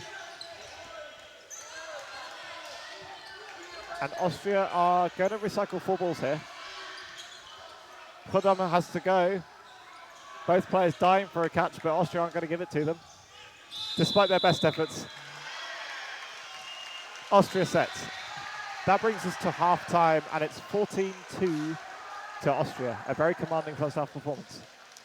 Yeah, but all to play for. It is an advantage in this whole court for to play your first half where Austria have played. There's the blue curtain at the back that you can see on your screen, just covering a pane of glass, balls bouncing back occasionally there. Whereas, as you can see on the bottom of your screen, behind the Austrians, that net. So an advantage to play at this end. Let's see if France can get a bit more possession in the second half with that advantage and maybe take a few sets back. Yeah, I think they'll need it. The way they won their set was purely through monopolising possession.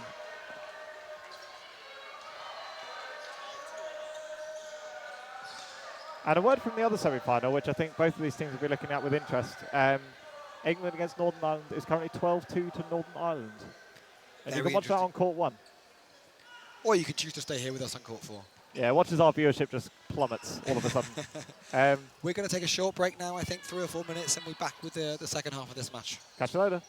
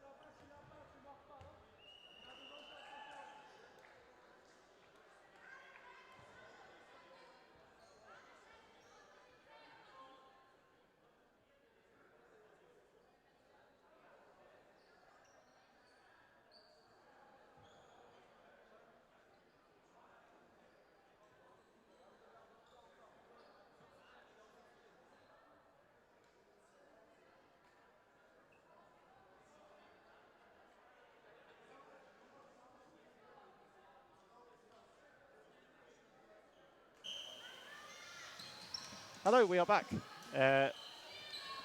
This game just about to get underway. Just wait until the final end of the 5-minute half-time. Mentioned before the score in the Northern Ireland England game, which is the other semi-final in this category, goes from bad to worse for England fans. 14-2 to Northern Ireland at the moment. So the way things are going, it looks like it could be an Austria versus Northern Ireland final in the men's category. Austria already booked their place in the mixed, as have England, and they will play tomorrow.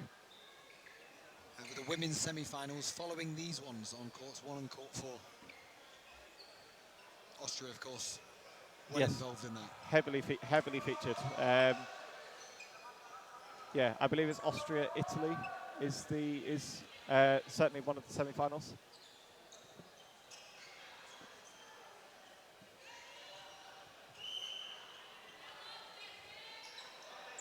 Just starting to get settled now. Our referees coming back onto court, getting ready to resume this game.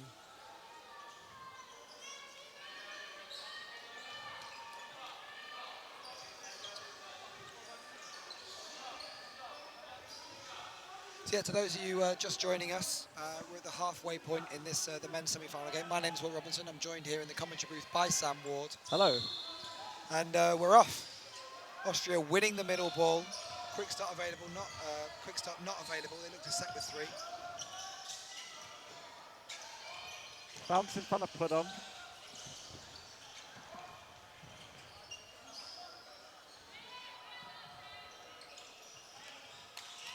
Signal from Alger, looking for Lara.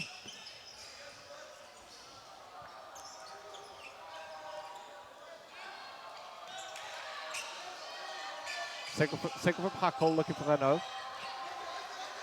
And a nice pre-throw there from Falkenberg, takes out Alger. Been quite heavily targeted by Austria in the first half, but doing plenty to give the Austrians something to worry about, but we'll play no further part in this set unless he's caught back in. And Dupuis blocks one just up into his own shoulder. Unfortunate for the French number 1. Plenty of fakes coming out. Block out from Renault from the post throw from Hackle.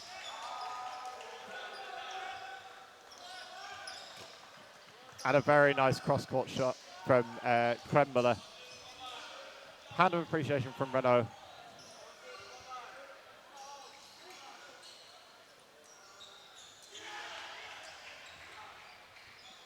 Yeah, Austria bait that 4th ball out and immediately elect to reset with possession.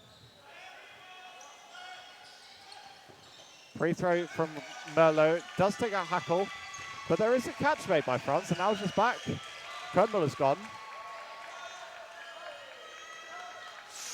Could be a ball retriever error.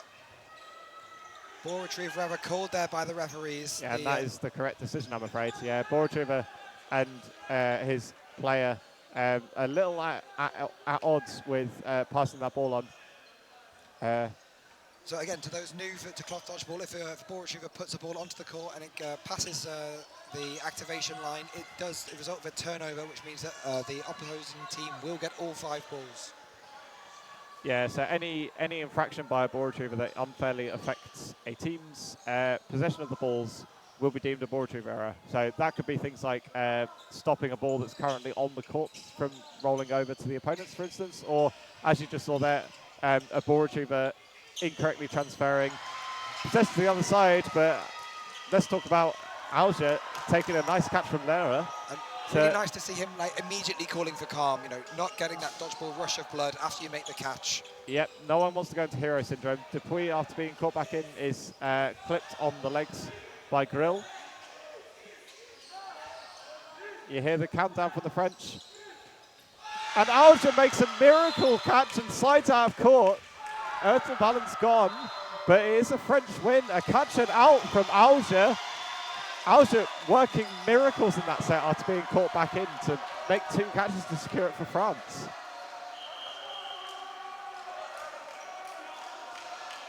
Beautifully done by the French winger. Let's see if France can carry some of that momentum into the next frame. 14-2, 14-4 now. Not insurmountable. Fast dodgeball will result in a lot of frames if they really go for it. Yeah, well, they need certainly more moments of that, moments of magic. And that was a close one from Grill, but of going over the middle line, but he survives this time. And Alger, understandably, after the last set, coming under heavy fire early doors. And he does make a follow-up hit on Ertel Valent. But in covering, 4 balls get thrown away. 2 of them sent a put on. Does want to survive. Austria electing to target the empty wings whenever they've got 4 balls. And Alger wising up to that, gives Prodom the final ball to defend himself with.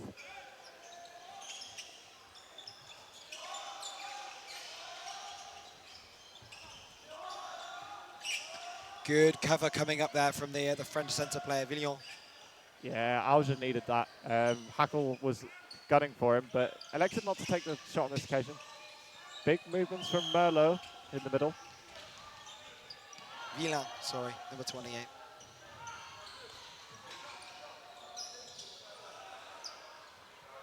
Yeah, just a bounce on Via from Kremmuller. Popped up. And it is a catch, but it's immediately usurped by Via. France really turning on the style. Yeah, they've got a lot of momentum here this last 5 minutes. And it's a nice shot from Alger onto Ertel Valent. And good discipline, to be fair, from both Via and Sizou for leaving that ball well alone. There was the opportunity for a ricochet catch, but it would have been of no benefit to France. France really turning on the style. Stopping, taking a small pause in this frame to retie a couple of shoelaces, and we'll get going again very shortly. Here we go.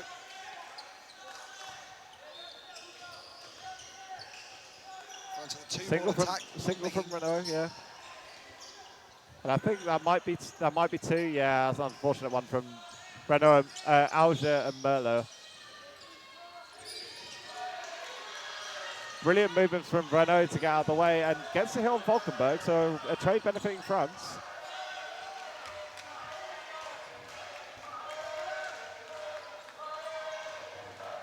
Grill goes low, and Scissor very wisely delays his ball and tracks his dodge all the way down. Great shooting from the French number 22. Hackle left on his own. We've seen what you can do against turning a 1v5 against Sweden. Great shooting, great accuracy from Via. France bringing lots of momentum with them into this second half. Must have a great team talk at half-time. A bit of a change of strategy, I think. They've just backed themselves for catches and made a few more hits at the front of court. Yeah, absolutely. So, yeah, I think that's what's winning them these trading games, is making these catches up to the exchanges. Whereas Austria previously was securing a hit, then resulted in a catch for the French. Decker back on for the Austrian team, and a bit of a miscommunication on the left runoff result in one of the uncontested balls being taken back by Austria, which they then immediately put to good use on Renault, and a pre-throw takes out Alger. Austria reminding France who's boss. Yeah, making a lot of early hits in this frame. I think if I were Austria here, I'd actually look to try and play this out for 3 minutes. The French have taken 2 very quick wins. They've got a lot of momentum behind them. Maybe the longer they can draw this set out, they'll kill some of that noise in the crowd. They will, but they need to win this set to stem the momentum first and foremost. Austria won't really mind whether it takes 3 minutes or 3 seconds. They just want 2 more points on the board. Very true. Austria resetting with 3 balls, 4 balls in fact. Used 2 of them on put on. Ducking low under that double ball attack very nicely. And Grill, wise to his catching prowess, elects to not throw it put on when he's empty. Good moves from Via to get out of the way.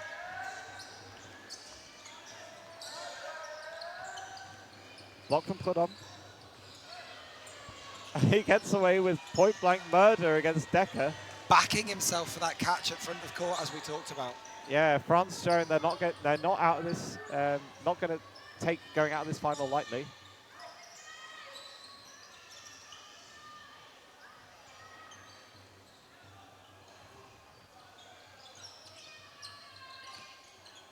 safe signal from Decker.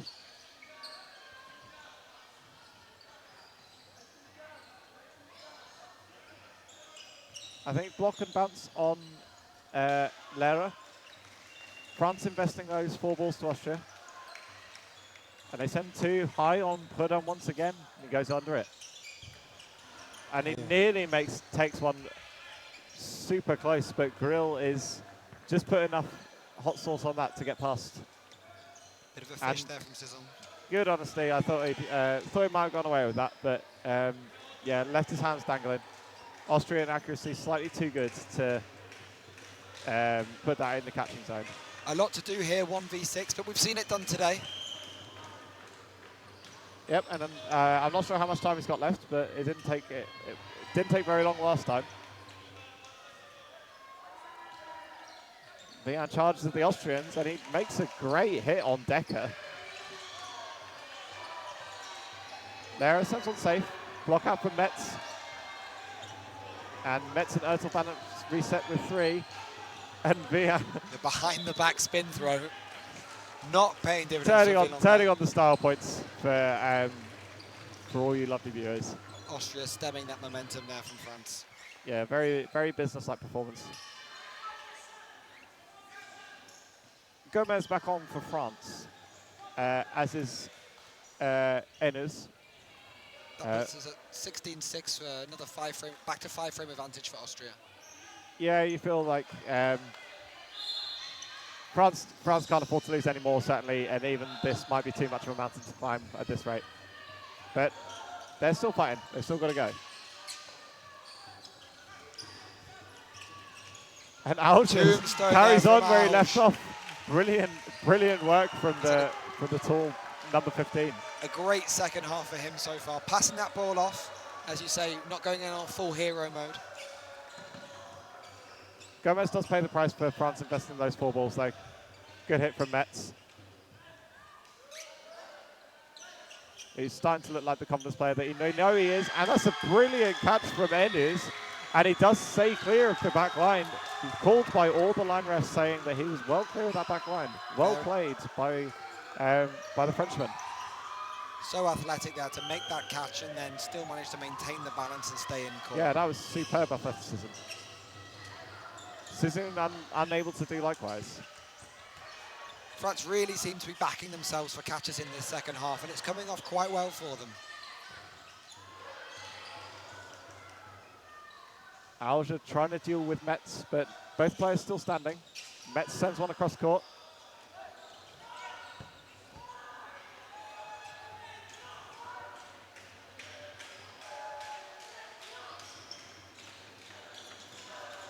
Block out from Prudhomme from the response from Lehrer. France, I think, boasting a player advantage as it stands. Yep, 5-4, I think. Alger concedes the wing to Gomez. And Metz does well to secure the hit on Gomez and get out of the way of the trade. Lehrer is hitting that exchange, however, so France retain that advantage, 4-3. I think there might be a bit of a slip hazard for Alger where he initially went down, but he's carrying on.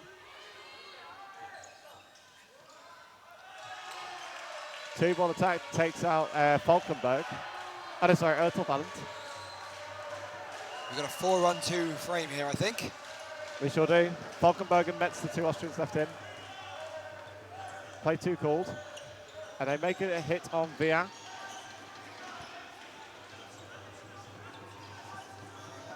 Falkenberg and Metz with 2 balls in hand. And they're only a player down here. Plenty capable of securing a hit or a catch. Block out from Metz, from Alger on the pre-throw from Metz, that is.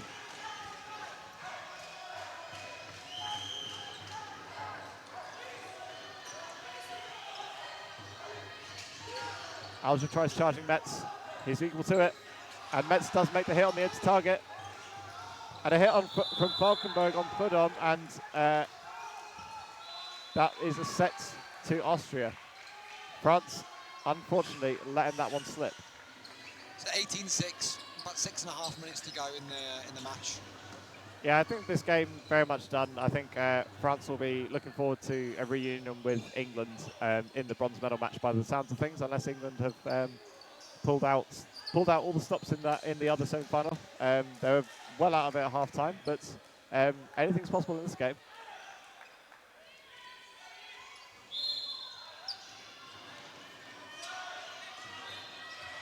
In the group stage, there was one match, I think, that went 16-2 down, that came back to a 16-all draw. So, yeah, as you say, all possible, and it has been done here. In this match here, we've got Austria coming forward with 3 balls at the start, failing to connect, and now, making a hit on Ainu. Must have just clipped him. Great honesty there from the French player. Yep, Northern Ireland are indeed in the driving seat in that game. They are currently 18-8 up.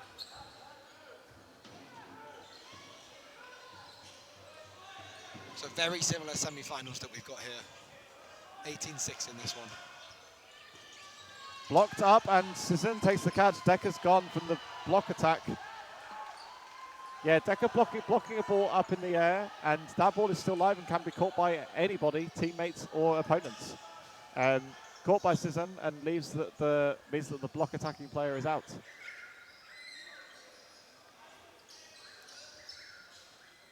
Even frame now as we wait for the retrievers to just gather some balls that have bounced over to the other court. Austria coming forward now to attack. They're on play ball here. And Alger clipped on the way through. And they managed to get a ball back by making the hit. And a nice catch from Falkenberg. Baits out the retrieving the ball in front of Prudhomme and does well to secure the catch. Nice work from Falkenberg.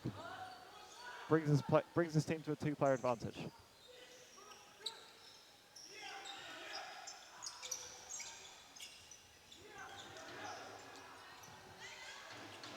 Gomez electing to set in the middle with the ball.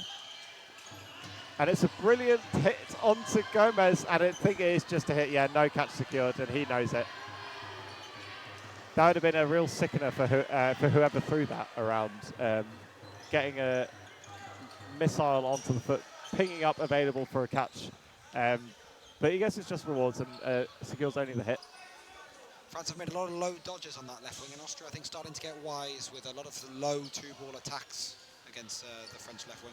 Yeah, very much so. Artur Ballant doing likewise, getting low under the ball from Gomez.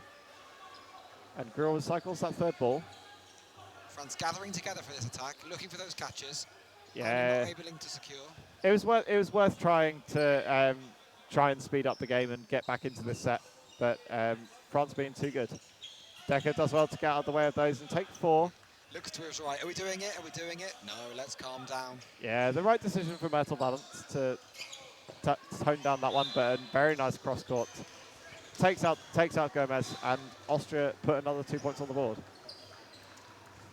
which I believe puts us to 26. Yeah, probably just under 3 minutes left is my guess.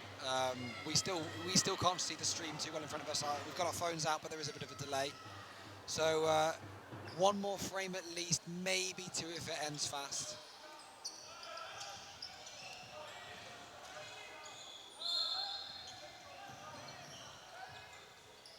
And he beats out Hackle to the middle ball.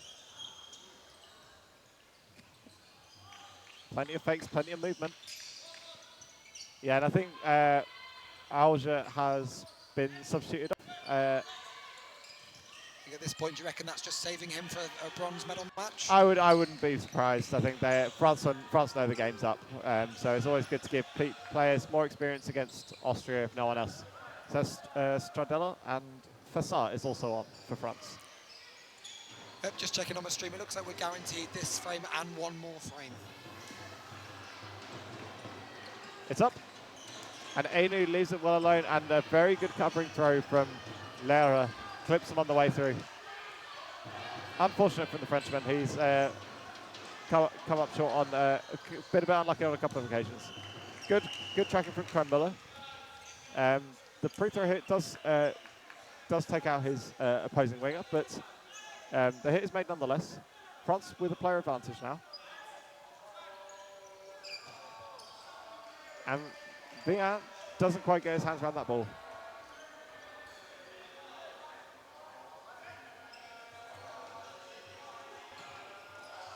and Hackle nearly makes a point-blank miracle catch, but can't quite secure it this time. 2 balls onto Grill. Falkenberg pressures.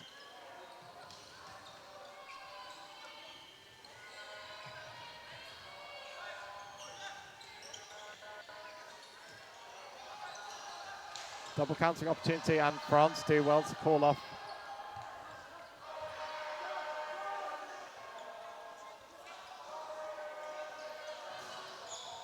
Blood up by Scissor.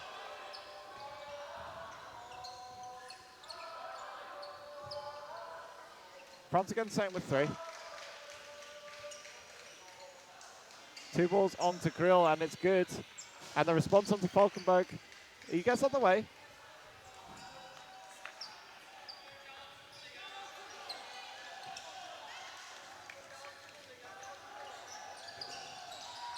Oh, unfortunate from Guivar.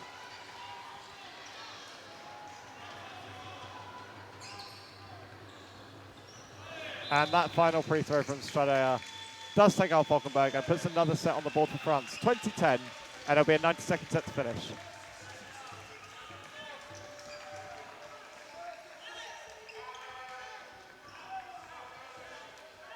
Great to see the French supporters still in full voice in the crowd. I'm not sure if it's being picked up on the mics, but no, absolutely, it's pretty raucous in here, thanks to the crowds. Which, to be fair, the Austrians in full flow, and they will continue to be with their women taking part next.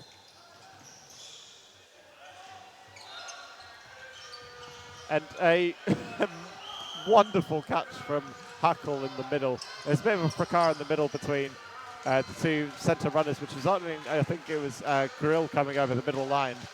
But Hackle does his friend a favour and brings it back in. Lera can't get out of the way of 2 balls though.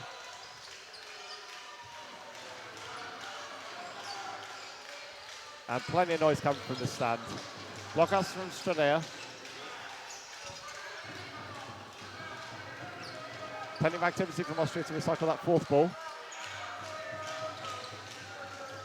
Brilliant shot from Stradea onto Krenmuller.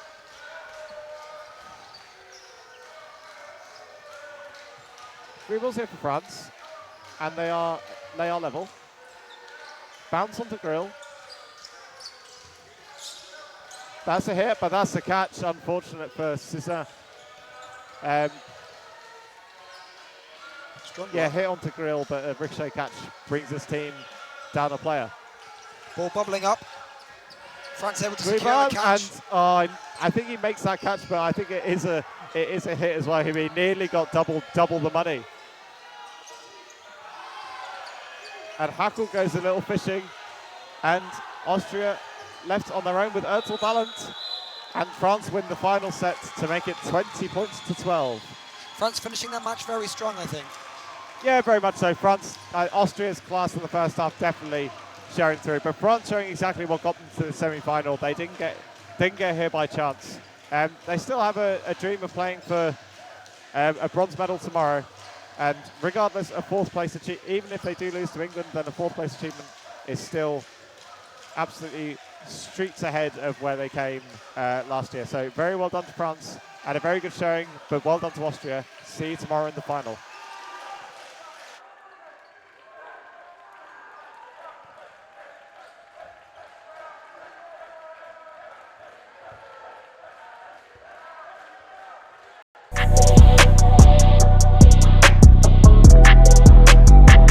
Do number 1, dodge the opposite direction of the thrower's arm. So for me, I'm right-handed. When I throw, I'm gonna swing this way.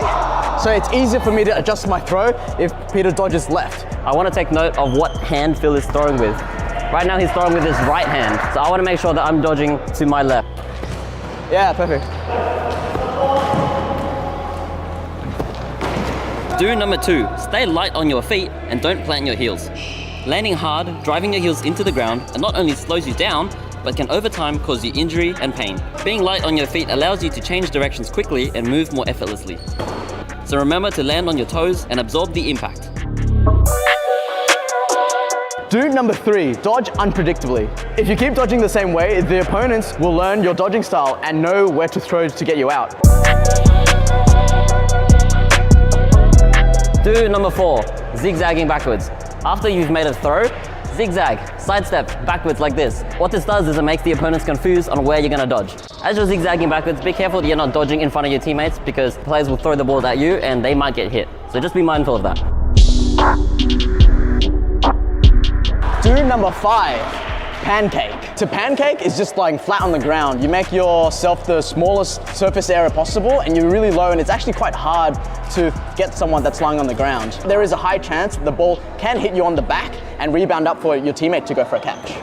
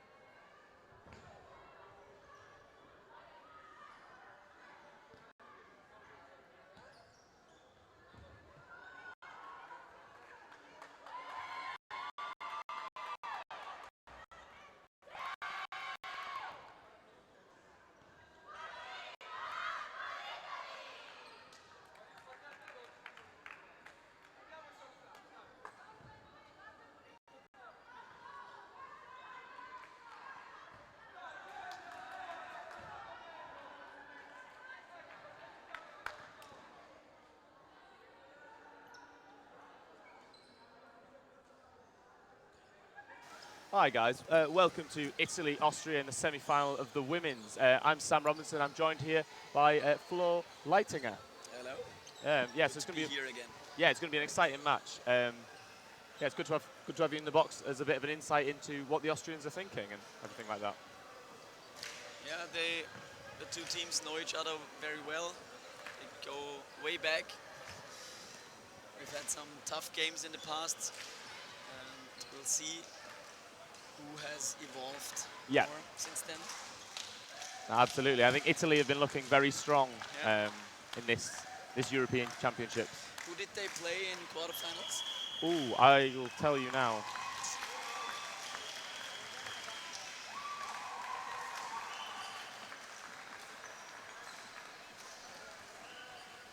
The women's, Italy played Wales. Oh, it was a very, very close match. It ended 15-13 in favour of Italy.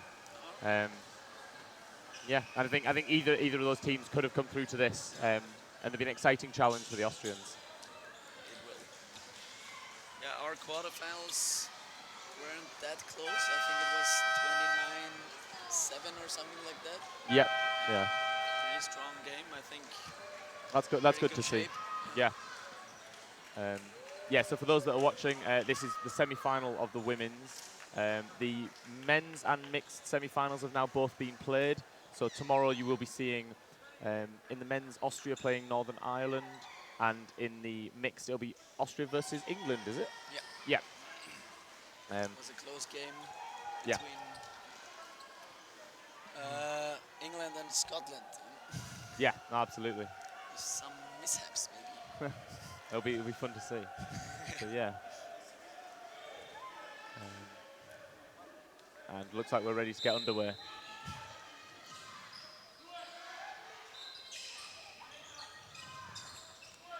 Yeah, I don't know much about the Italian women's team, but I'm excited to see what they can do. Yeah, I know some of them.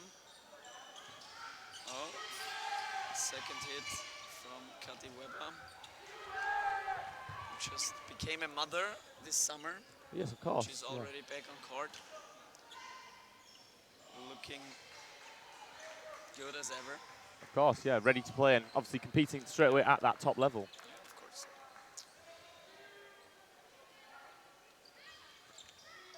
Yeah, because the Italian women came 4th last year, so they just missed out on a medal. Nice double yeah. throw on Nikki Kremser.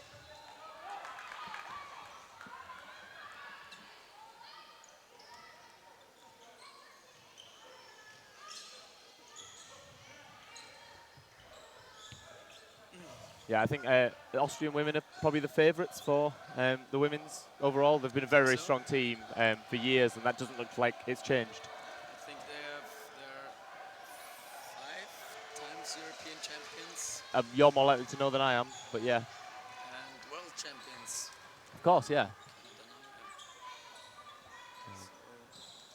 Yeah, so yeah, Austria 3v1 now, just under halfway through this set.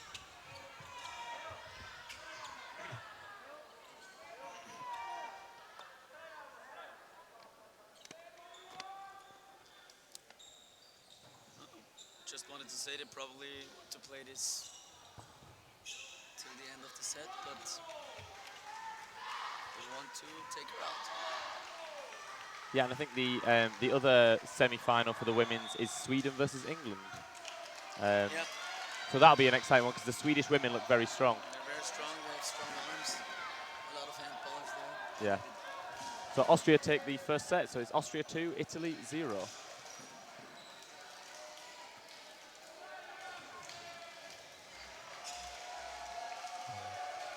And it looks like we have, is it the Danish as our line refs?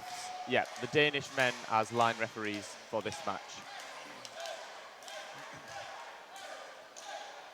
And the match on court 5, which is just next to us, appears to be the Norwegian women versus the Belgian women. Yeah, I think so. Yeah. Yeah, have you enjoyed the Euros so far? Yeah, they've been very, the only problem, it's jammer van hoog niveau, as we say. I don't know what's the English saying for jammer van hoog niveau. Crying on a high level. Yes, yeah. But there are a lot of ways to reach the court, so a lot of meters to be made. Yes, yeah. Before you even have to play, but it's still nice, nice courts. Yeah. Well organized. Yeah, so Good food. Yeah, it does seem very good. Yes, the Italian women are up 6-5 at the moment after a lovely catch by number 20. Oh, nice hit from Leona. Yep. She's our youngest player, I think. Yeah.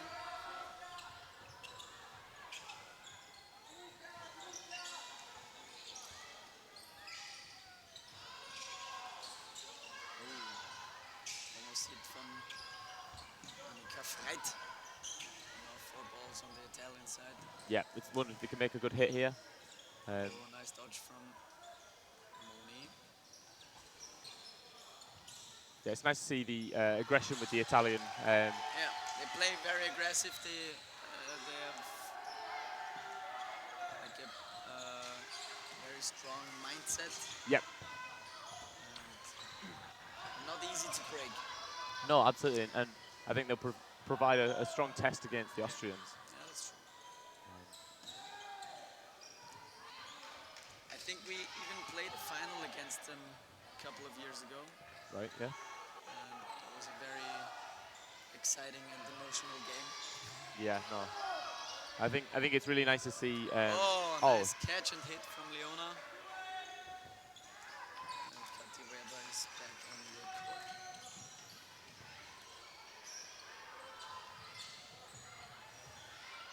Yeah, it's nice to see some other European teams are starting to come up through. Fair from Jesse Campo.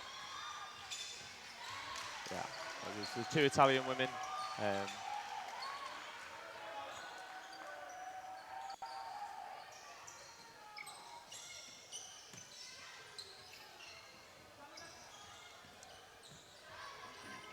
3 balls on the Austrian side. Let's see if there's a hit now. Oh, a catch from Zanon. Very, very nice catch from Zanon. Wow. And brings back Dalpan, who has made a strong catch earlier on in the set. Yeah. So with just 18 seconds left in the set, it is 3-3. Will Italy break through and take the first set, or will it end with a draw, or even an Austrian win? Oh, dropped that And catch. 5 seconds left. The Italians have 3 players versus the Austrians 2. Will there be a hit?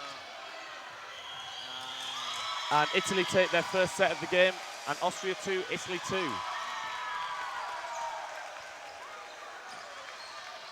Yeah, a very strong catch there from, is it Zanon? To bring them back into the game there. Flo's mic sounds quiet. Move. Yeah, sorry. Yes, this is the semi-finals. I hope. Oh, I hear myself louder now, so I think it's better. Yeah, I think that headset is not as loud as this one. Yeah, and my voice is not as loud anymore. A lot of shouting. During the Euros, a lot of retrieving and calling how many balls are on court. It's fun, but it's not fun for the voice. Yeah, no. My voice has been quite sore from just all the shouting and supporting, and, cheering on. Yeah. But that's what Euros are for. Exactly, yeah.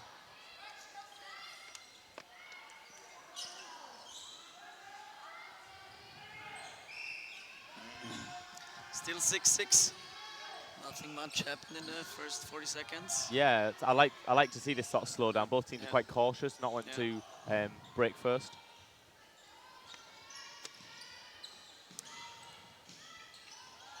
Oh, nice hit and catch from. Doesn't really help us, but still, it's. Yeah, it's always a statement. Yeah, it's a morale boost if nothing else. Exactly. Morale boost. Good word. Yeah. I was particularly impressed when watching the Austrian men's match, seeing Flo Hackel take the catch to bring your brother Stefan back into the game. Yeah. When I spoke to him afterwards, he said that wasn't intentional, just to replace himself with Stefan. And he did that in the last game too, Yeah. So that's his new move. We like that, yeah. Always a useful player to have on nice. court. Nice pre-throw from Ani. Yeah, and quickly the Austrians have taken charge in this set. And with 1:20 left, it's the 6 Austrians versus the 2 Italians. Oh, close to the line, but all good on the Italian side. Oh, and there's the catch from Leona. Oh, that was an impressive catch. I did not think she secured that. Yeah, she caught a lot this year. So. Yeah. And she does have a strong arm too. So, and Yeah. she's our youngest player. So we're gonna see a lot of her. Yeah. The next 2 years. Yeah, no, absolutely.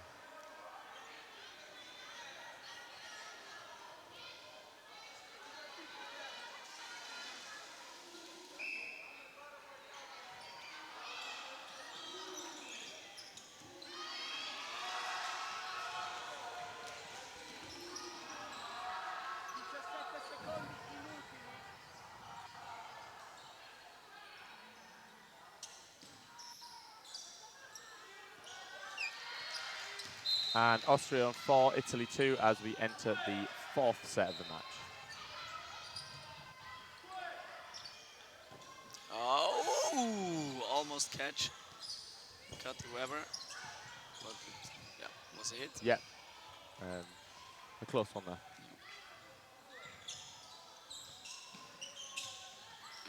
And again, Katja has probably one of the strongest throws in the women's team. Yeah.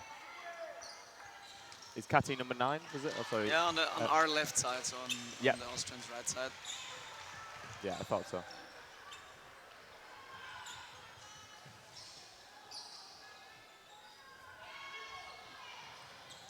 Oh. Close one from Jesse Campo.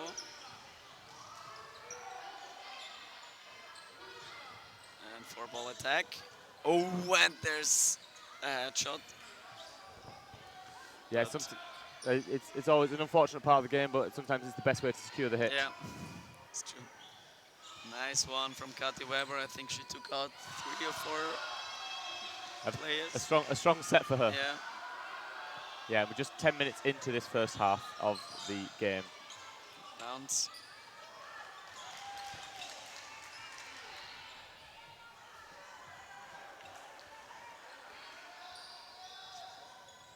Oh, nice cross shot from Zanon. And 5 girls on our side, and there's a hit from Leona. Yeah, again. They're doing everything they need to do, the Austrians, at the moment. And counter attack. Oh, and there's the catch. Wow. Ins Gesicht, Leona. I think, Italy has definitely got some powerful catches there. Being able to sweep those in the clutch moments. Yeah, they're fighting back. Yeah, down but not out. Yeah.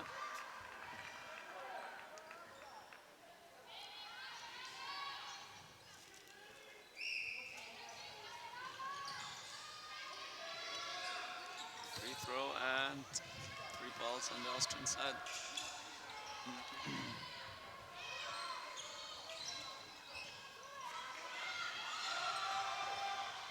Yeah, so all of a sudden, it is with 20 seconds left, there's 3 Austrians to the 2 With Italians. 5 balls. And the Austrians have 5 balls, yeah. Oh, nice big dodge.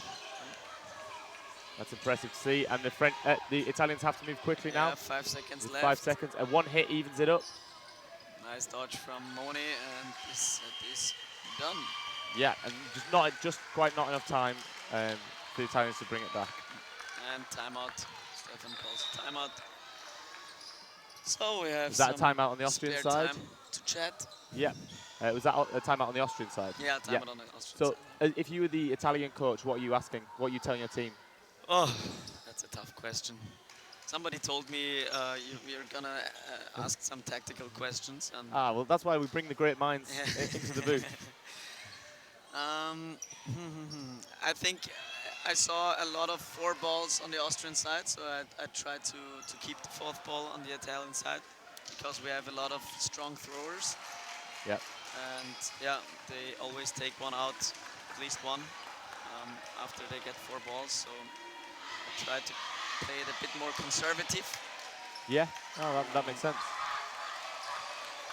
Yeah, maybe some more counterattacks. Didn't see that so much on the Italian side so far. I guess as a team that seems to be favouring their catching, maybe they feel more comfortable Yeah. giving more balls away and then sweeping up those catches. Yeah. But But it's not easy to catch Austrian women. no, it's not easy to catch any Austrian players. But yeah, for those of you that aren't aware, Flo Lighting is here with me, plays in the men's and the mixed for Austria. So is that 2 finals then that you're in? You'll be in tomorrow. What's your number? 4. Number 4. So if you're watching the finals tomorrow, keep an eye out for number 4.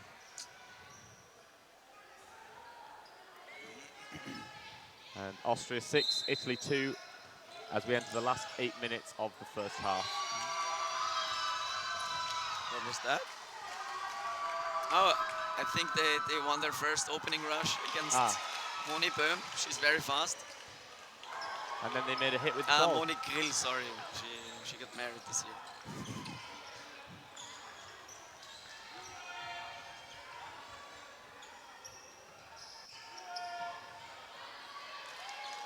Yes, the Austrians come up with 3 now, and they do make a hit. Nice hit and catch. Leni Metzler back on the court.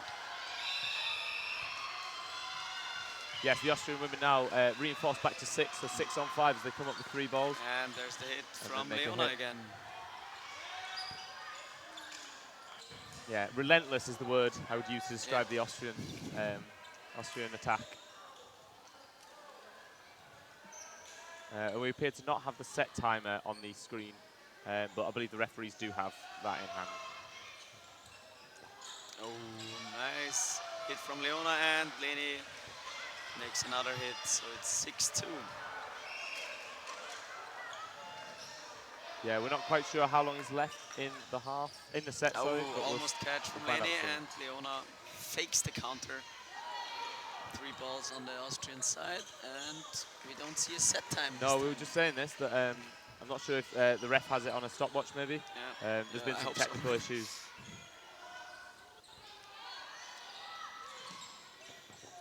And nice 4-ball attack with a pre-throw from Dalpane. Yep. If I pronounced that correctly. I've been terrible with pronouncing names, so you're probably doing better than I am. Oh, nice catch from Tanon. Not her first this game. No, it's already proving to be very experienced at sweeping those up, especially in these situations towards the end of the where match. she's alone and is taking 1 catch out of 2 or 3 attacking balls. It's I believe 20 seconds maybe. Someone I thought I just heard from a referee. Yeah, and there's the. She may have to do it. May have to do it all over again now.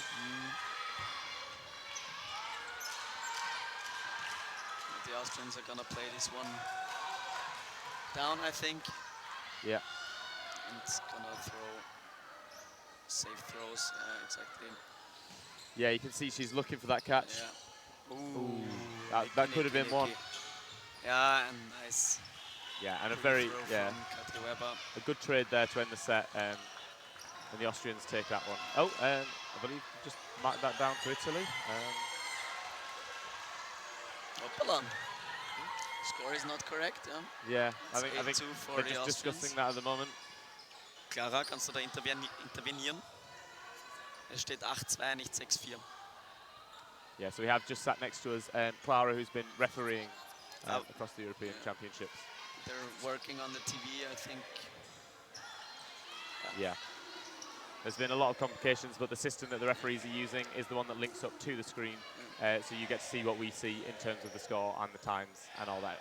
It's a very complicated system, but still it's proved very strong so far, I think. The streams are very high quality. I mean, I think the whole setup of Euros has been very, very good. Yeah, really good, I haven't seen the nets come down yet, which is something that we often see. But yeah.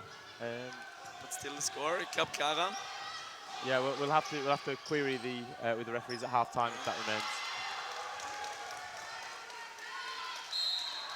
Or they do miss something. But it was I think they know 3-1. it's incorrect, so they put something over the screen. Okay, okay. But it looks like we might have about 90 seconds in this first half, but Last 90 I'm not seconds sure because the referees may have paused the time separately.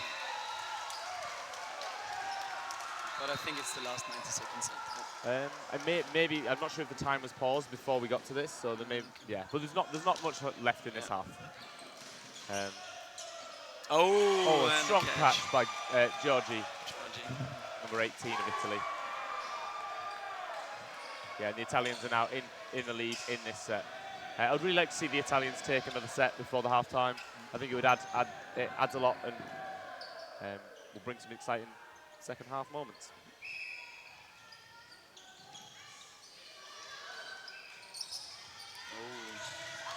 Yeah, grill there. So the Italians up by 2.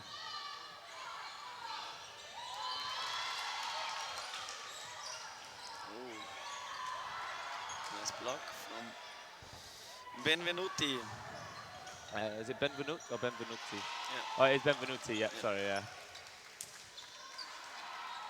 I was looking for the E on Zanon. Okay, yeah.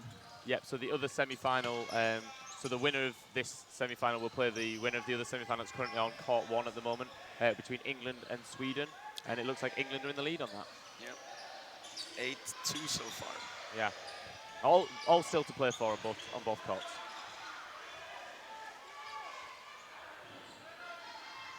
Nice pre-throw from Catty. 5-3. Yeah, the Italians have 5 players versus the Austrian 3. It'll be interesting to see how this plays out.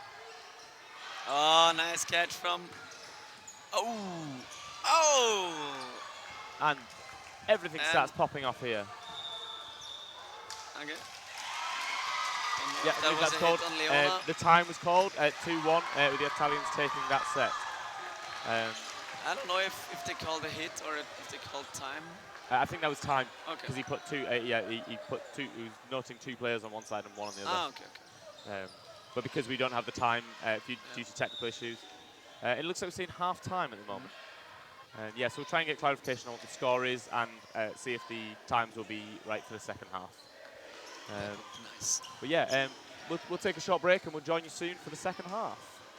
Thank you. And bis später.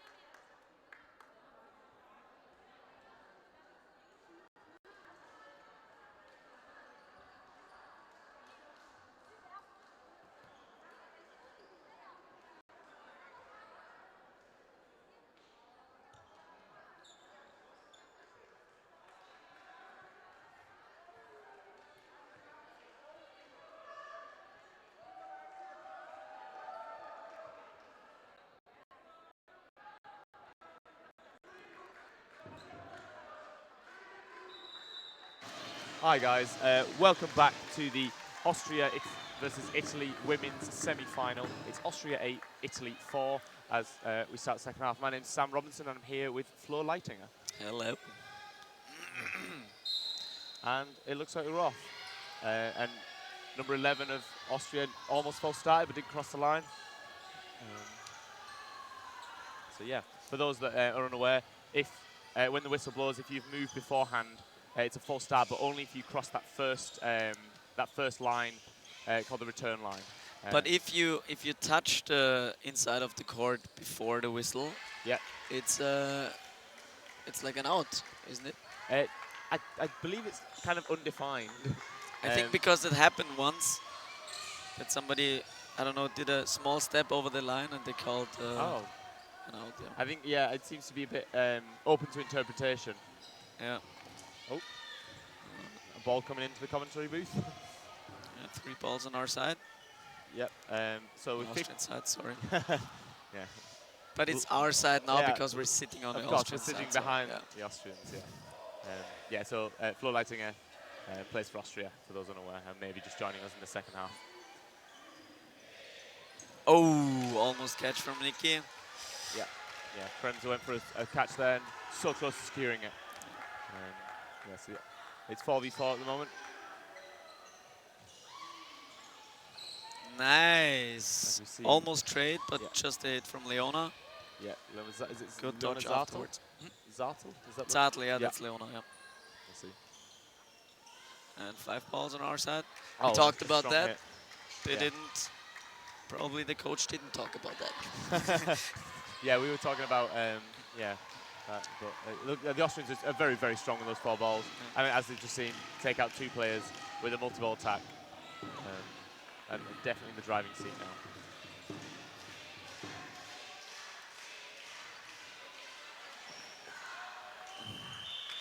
A breathe throw from Kathy. Kann man machen. So it's 10-4. Getting some distance. Yeah, no, it's going to be good to see. The Italians may have to start changing things. What's happening in the chat? I'm just translating it from Italian at the moment. Oh. So Forza Italia means go Italia. Yeah, of course, yeah. That's how far my Italian goes. Yeah, there's a question, how do they only manage to play 6 sets in 20 minutes? And it's because if a set is 3 minutes long, there's a set, between each set, there's a 30-second reset time. So in 20 minutes, across 6 sets, you'll see, 3 minutes of reset. So that with the sets being longer, that's when you can only play 6 sets across that 20 minutes. And 4 balls on the Austrian side again. Yeah. It's definitely something the Austrians seem aware of and ready to make use of. Oh. I don't think that was a catch. I don't think she secured it. I would have said it was secure, and then there was the hit. But doesn't matter. Yeah, it's all nullified there with the catch from Buda.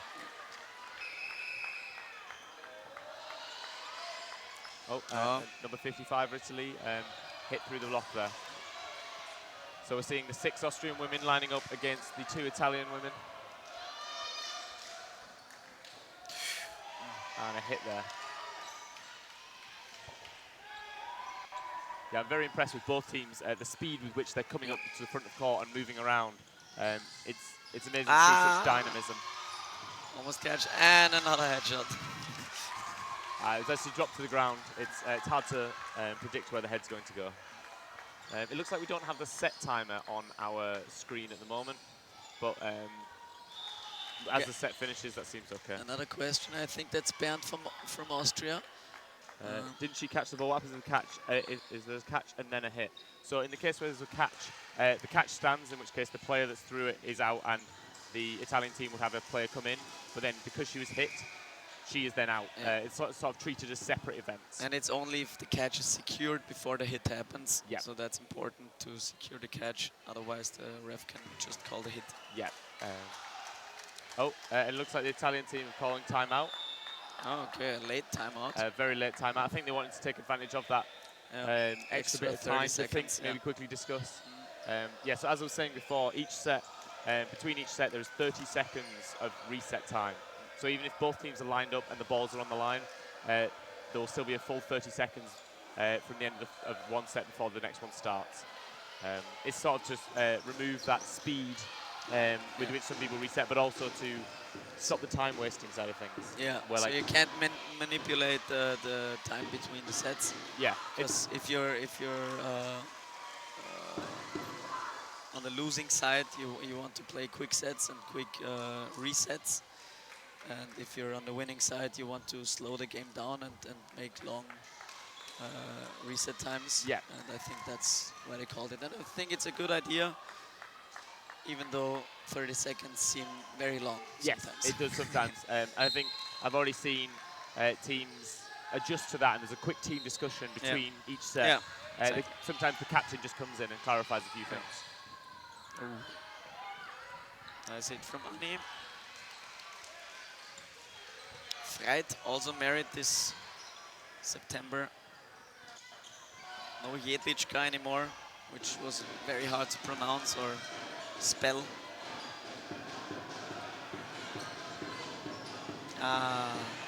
Almost catch from Leona.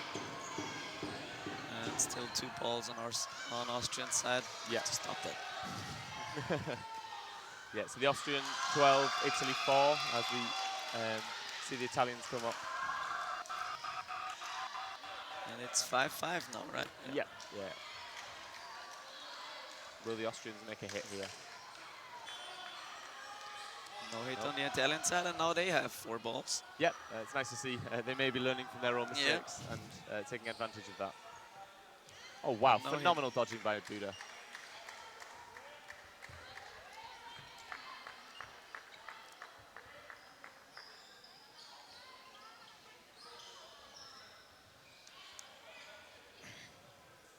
So the Italians coming up with 3 now. Yeah, seemed quite wary of that pre-throw, but was still hit, unfortunately for her.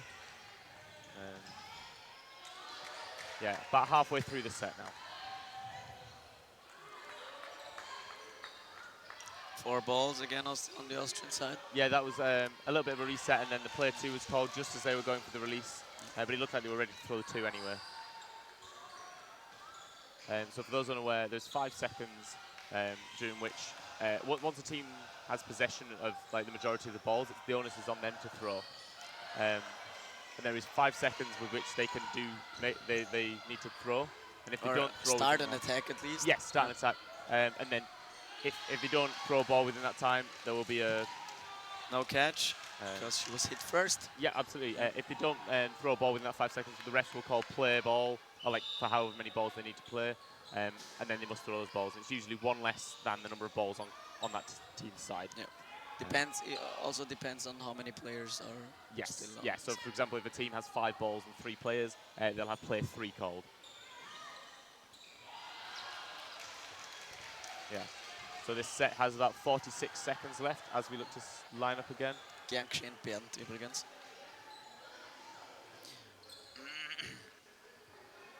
But the Austrians look firmly in control of this match. And I think closing out this set may be enough to push them through to the final. I think we're gonna see a slow set now. Yep. Playing the last 30 seconds. Not making any hits or catches, but Tisa Nagipa has her own tactics. Yeah, a catching out there. Yeah.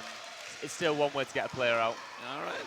And number 18 of Italy jumping up for that catch, but unfortunately does not secure it to make it Austria 14 and Italy 4.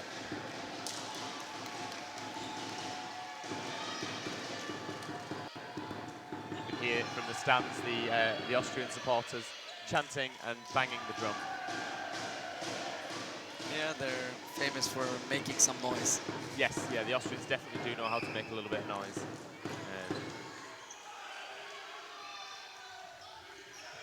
So there's about just over 12 minutes in this half as the 9th set is underway.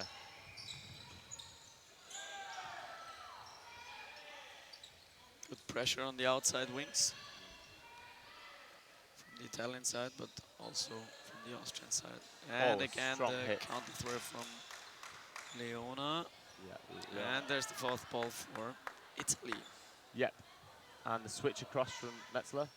And nice catch from Kati Weber. Kati Weber securing the catch to, yeah, so it's now 6-4.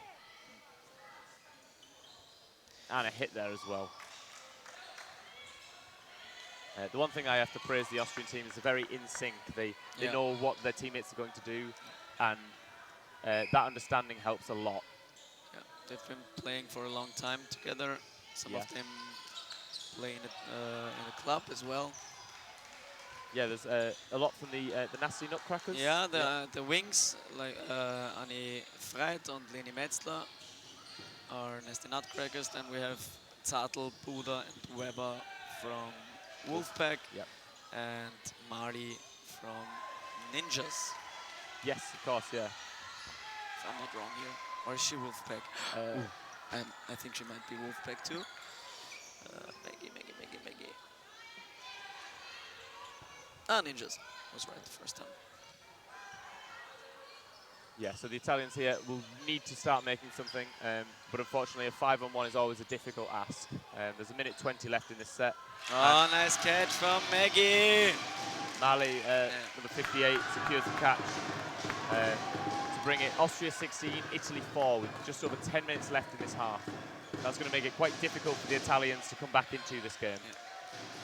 Lisa Seebeck switches with Kati Weber.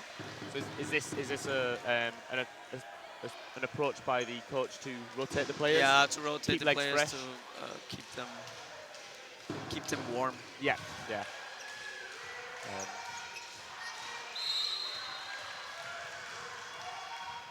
Oh, an unfortunate middle rush there, knocking one of the Austrian balls to the side, but they still do secure 2 of them.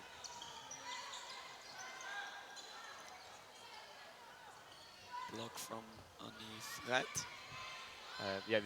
One of the Italian player, number 78, was line faulting in the opening rush, but a catch there brings her back into the game. She saw that coming.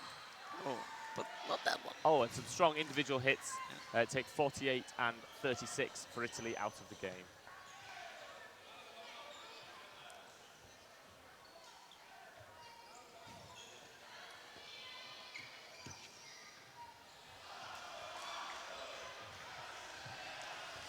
Yeah, I think there's always the question is that the Austrian team, obviously they've been dominant for so long. Yeah. Is there enough fresh new talent coming through that they can continue that? Enough, I'd say so. Yeah, it's not overflowing with new players, but I think we're happy the way it is. Yeah. So for those that are unaware, Austria have around six or seven clubs in their league. Yeah, I think so. With approximately 200 catch again players. from Tanon. Oh wow, she is making a lot of catches. Yeah. Big impact on this game. A lot of turning point catches. Yeah. Really important ones. Yeah. But Mali knows how it goes. Yeah, that you can't risk anything with the Austrians. And she caught Tanon, so hopefully. And nice pre-throw from Karina. Yeah, Buda makes the hit and avoids being hit herself to make it a 4-on-1 with 1:10 left in this set. If the Austrians lock this up, then it's likely they will be through to a final. Yeah, and with that going that way, it's Austria 18, Italy 4. And with around 8 minutes left in the half, it's going to be very difficult for Italy to bring this back.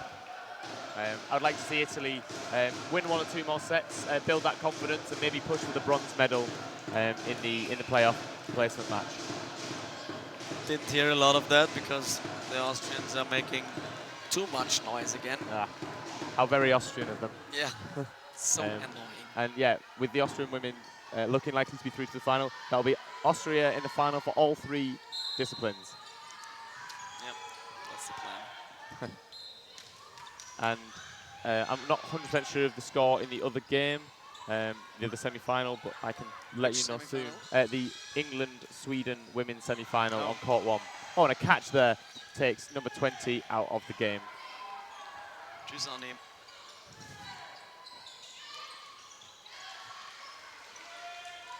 Yep, so on the other semi-final for the women's, England 16, Sweden 4. So it seems very likely to be an Austria-England women's final, Austria-England mixed final, but it'll be an Austria-Northern Ireland men's final. We're Very happy. Oh, about wow. And another brilliant catch from number 18. And a passionate throw there as she comes forward. Yes, there's about 2 minutes 5 left in this set. And Metzler pushing back the Italian winger. Good pressure. Oh, a nice hit from Mari. I believe it was. I think it was And Buda the made the hit, trade and then Mari Metzler, followed up to yeah, help. I think it was a trade. Ah. So it's 3 against 4 now. Yeah, the Austrians don't need to be winning this set. All they need to do is play for the time. Exactly. But for some players that maybe aren't in the starting 6 for some matches, it's a good chance to show their ability. Yep. Yeah. Yeah, we're gonna try to take some time off the clock, and there's the catch from Lisa Seeberg.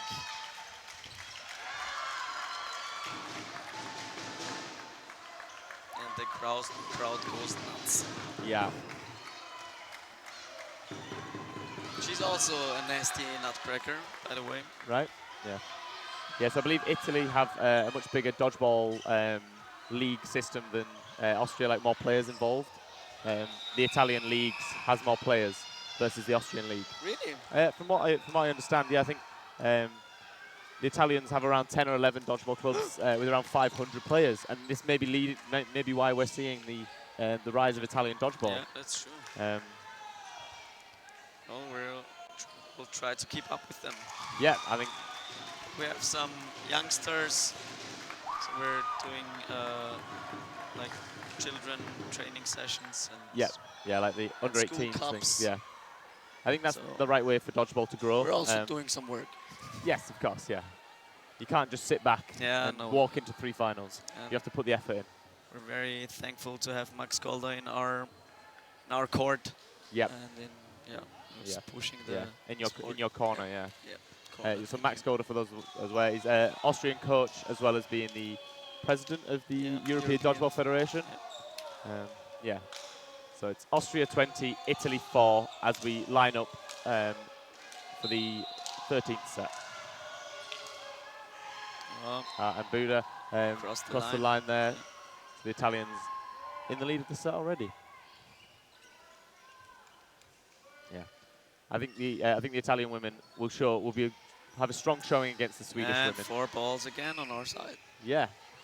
Yeah, I think the Italians will do well against the Swedes in the 3rd place playoffs. It'll be a very exciting match. Yeah, that will be a good match. Oh, wow. A strong catch there by number 80 of Italy. Was it number 18? Or is it? I can't number see. 20. Oh, 20.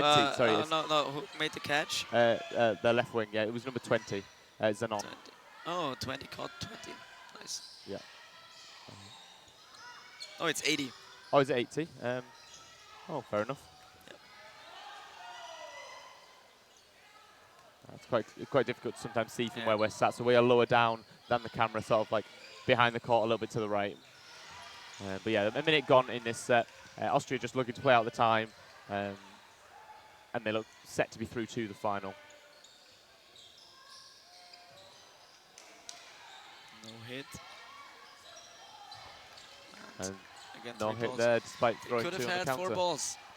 Yeah, the Italians seem to favour having the 2, which is interesting because I'm not sure it's quite paid off for them here. Oh, a strong catch there by 48. Yeah, Guzzo. I haven't managed to watch much of the Austrian or Italian matches on the women's side, but it's really exciting to see this level of dodgeball. Oh, nice catch from Zanon nice again. catch.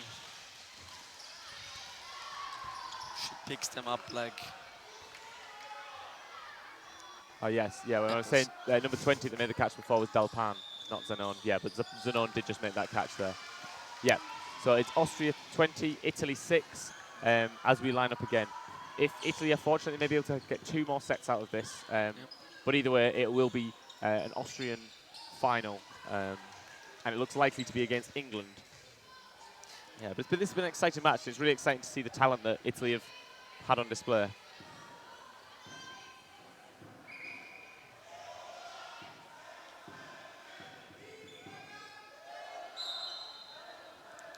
Ja, danke Robin. Hat Spaß gemacht bis jetzt. Und wir vermissen dich natürlich extrem. That's Robin Oberhauser commenting. He played for Austria many years, but decided to focus on basketball, I think. Yeah. Which is, as we all know, the worst decision you can make. That's your opinion, I suspect, but yeah. But he'll be back. Yeah. A very nice dodge from Kadlec just before there, after making the hit on the free throw. So we have 1:20 left in this half. And the Austrians are now level with the Italians after that hit there. On Frith.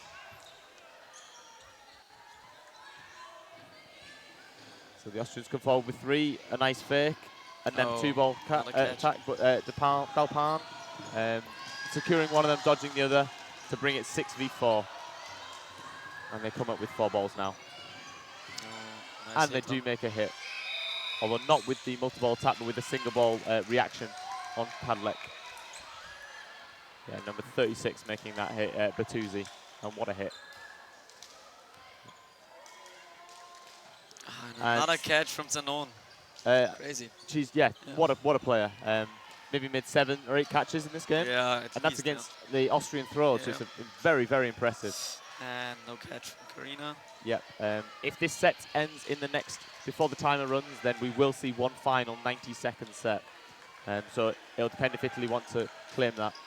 Oh, almost catch, and we're going to see another set. Yeah, we are going to see another set. So that makes it Austria 20, Italy 8, as we enter the a 90-second set of the semi-final for the women's. Yeah, very impressed by Zanon. And I think Dalpan has been doing very, very well with some catches as well. Dalpan, maybe? Dalpan. Number 80? Number 20. Number It was 20, not 80. Okay. Yeah.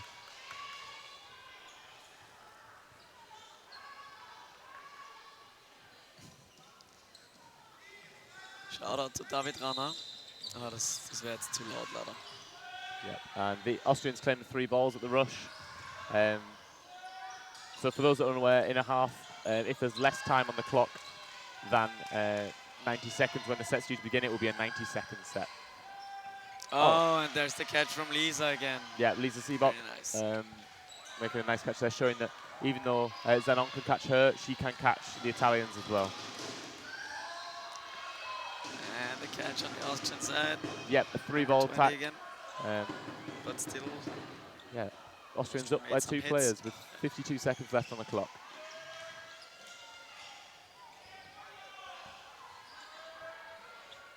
Yeah. Eva Kulnik now on the left-hand side. She plays for the Vienna State Spartans. Yeah, so a number of the Italian women play for teams such as Valkyrie DC Lugo, Shamrock Ravenna, Empoli Swarm. Seems to be the favours, and there is a few Venetia Lady Lions. Oh, wow. What a catch. Yeah, a lot of catches, and I'm afraid we're going to see some of those in the final two. Yeah, yeah. With 15 seconds left, we are currently tied with 4 Italian and 4 Austrian players on court. And a hit there puts the Austrians in the lead with 5 seconds left. The Italians. There was a hit both ways. And bounce catch, but I think that's. I think the Austrians did take a hit to the draw for that final set. And it's Austria 21, Italy 9, and Austrian women are through to the final of the 2023 European Championships. A very impressive showing from them. Impressive. And I think. Sorry, go ahead. Yeah, thank you. It was a good game to watch. Yeah, absolutely. And thank you for joining me. It's nice to get the Austrian insight, as well as to be able to answer some of the questions that come through in the chat. I look forward to seeing them play in the final, and I also look forward to seeing how the Italians will do against the Swedes in that bronze medal match. Thank you very much, guys. I've been Sam Robinson here with Flo Leitinger. Have a nice evening. Thank you. Tschüss und Papa und auch Katzelschwaf.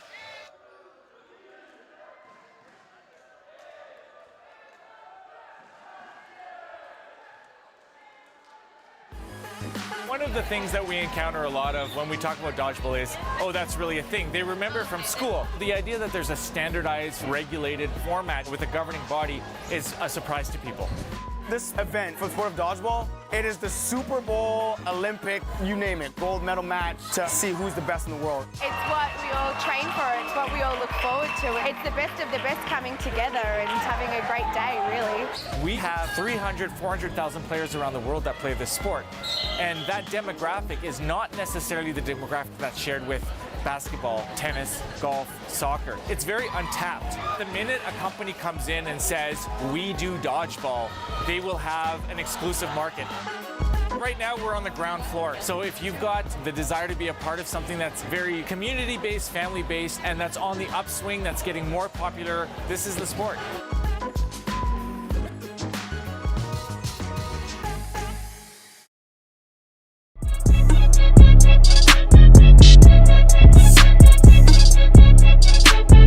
Don't number one, don't get tunnel vision. The person in front of you is trying to get your attention so that their teammate will cross into you. Make sure you know who has the ball so you don't get distracted and over-pressured by the person in front of you. Don't get tunnel vision. Don't number two, don't plan yourself in a position that you can't get out of.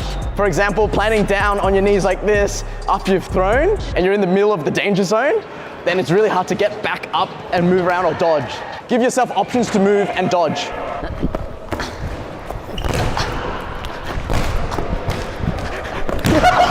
Fatality. Well done. There's no way I'm gonna catch that, man. Don't number three, don't dodge before they release the ball.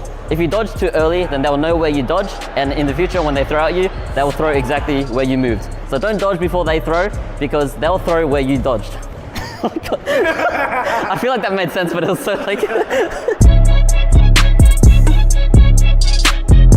Don't number four, don't turn your back. If you turn your back, you won't see the ball coming. Oh! And therefore, you can't dodge or catch the ball. Make sure you keep the body and eyes forward, whether it be picking up or passing a ball. Just me. It increases your chances of surviving and catching a lot. Don't number five, don't overcompensate when you dodge. You waste a lot of energy by exaggerating a dodge. Use as little energy as possible when you're dodging so you can conserve your energy throughout the game. You're dodging a ball, not a car.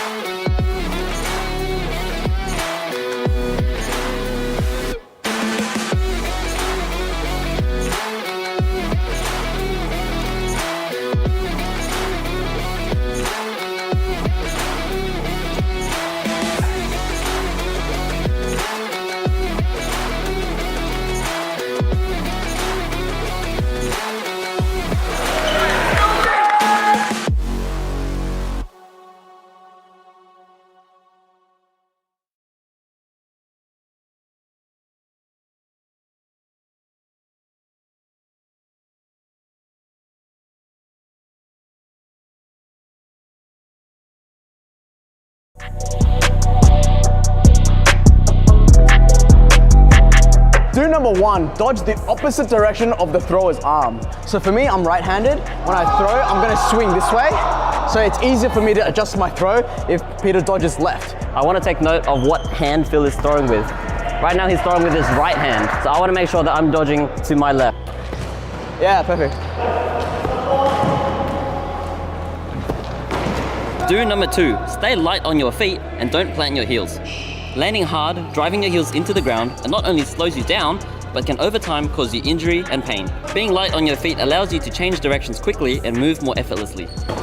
So remember to land on your toes and absorb the impact. Do number 3, dodge unpredictably. If you keep dodging the same way, the opponents will learn your dodging style and know where to throw to get you out. Do number 4, zigzagging backwards. After you've made a throw, zigzag, sidestep backwards like this. What this does is it makes the opponents confused on where you're gonna dodge. As you're zigzagging backwards, be careful that you're not dodging in front of your teammates because players will throw the balls at you and they might get hit. So just be mindful of that.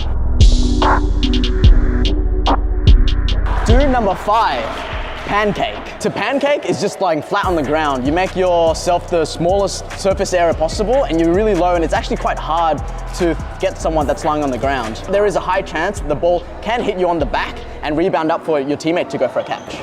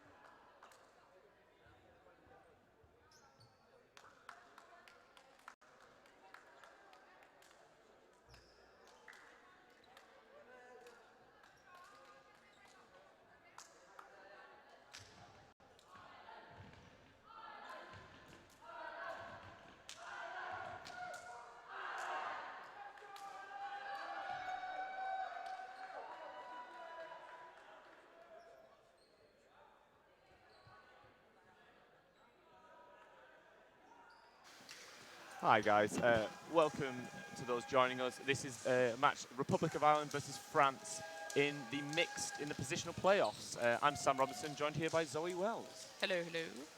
That's very close. There you go. Yeah, you might need it closer, to be fair. It's quite difficult. That's fair. It adjusts itself. I know in previously, some of the commentators have been a bit quieter or louder than others, but yeah, I'm sure somebody in the chat will let us know if needed. But yeah, this is going to be an interesting match. I think the Irish team have looked very strong this Euros. They've definitely built on previous successes, and it'll be interesting to see. But the French team also looking very strong. They've got 3 different squads actually between their men, women's, and mixed. There's no overlap. Yeah, and just sort of looking at this French lineup, it does kind of look more like a development squad style of lineup, which is quite interesting. Several nations have done that this year. Italy, for example, Switzerland have also done it. So it's a good way of sort of getting a bit of experience at a European Championships for some of your players that may otherwise not be able to get into the men's or women's categories. Yeah, no, it's a perfect way to get through, and it also gives the coaches a lot to see at the European Championships, and then possibly to look for like the Western European Championship, seeing who is my first team, and who are the strong players that I want to put forward. Yeah, I think France came 6th last year in the mixed, whereas Ireland came 11th. But this is, I think, the best they can place now is 11th for either of these teams. So it'll be interesting to see if Ireland can retain the same position as last year. And our development squad is always going to be happy with wins and game time. And just I was going to gelling with the say, team. it's a tricky one where you can't really compare France's result this year to their team last year, since last year they were putting forward their strongest possible mixed squad. Yeah, absolutely. We're off here now. Yeah, the French team. I've not seen much of their mix, but I've heard that they're showing some bright spark, and it'll be interesting to see how Ireland deal with that. Well, the French women in particular are always very good at catching, and that's actually a really useful skill to have in a mixed lineup. That's probably the kind of thing that you want most of your women in a mixed lineup to be good at, and you want your men to be particularly good at throwing. It's one of the better balances of a mixed team that you can have. So I'd say that's something to look out for on the French side. Yeah, I think you're definitely right there, and it'll depend as well on within the mixed format. The men typically will be on the wings and be throwing a lot more, but it can sometimes matter when the men are out.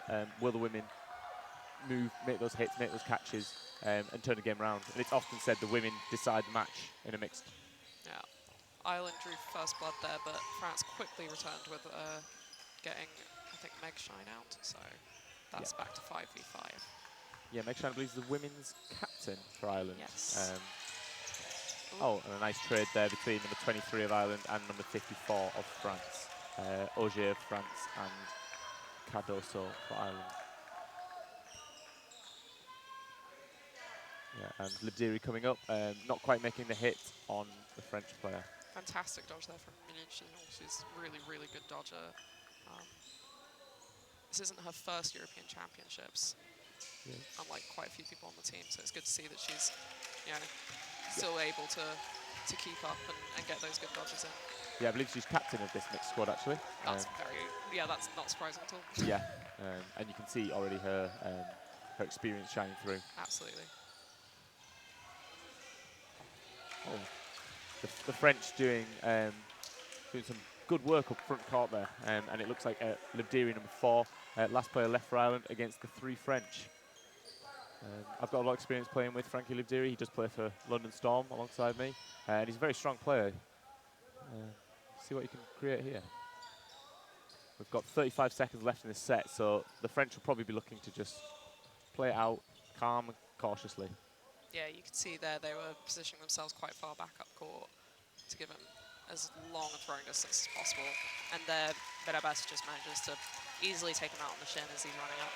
Yeah, I think there's a tiny bit of complacency there from Ireland where as came up wasn't expecting that single ball because he's aware that they should be looking for like the more cautious player, and he was sort of caught a little bit unawares there.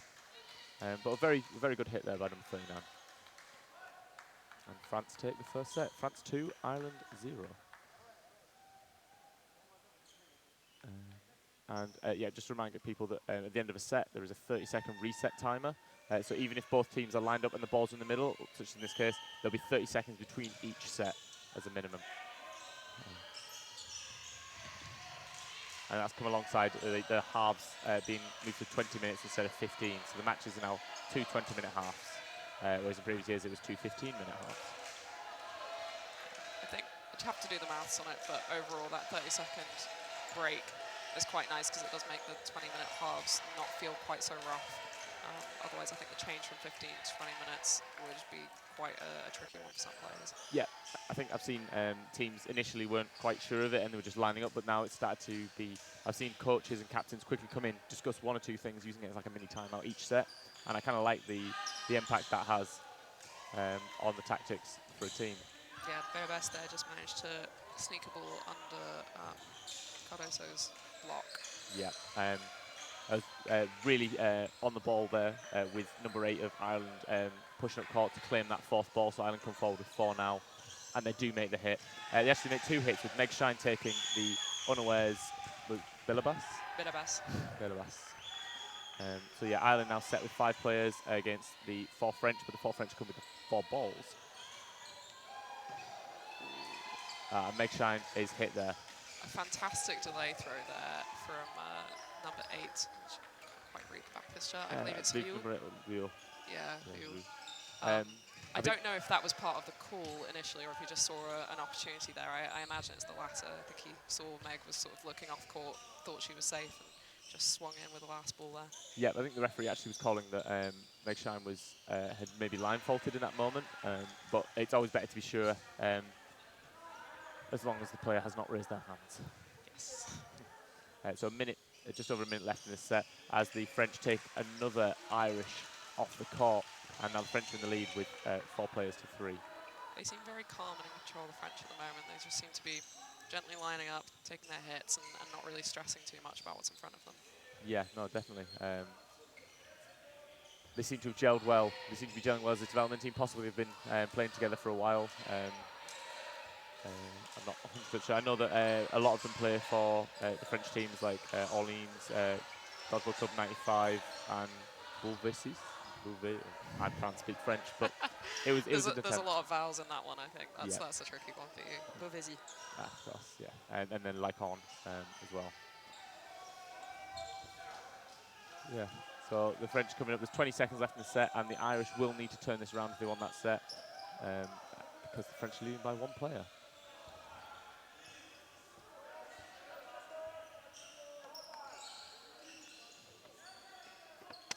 And with 5 seconds left, the Irish need something right now. With Liv Deary just going wide of the mark.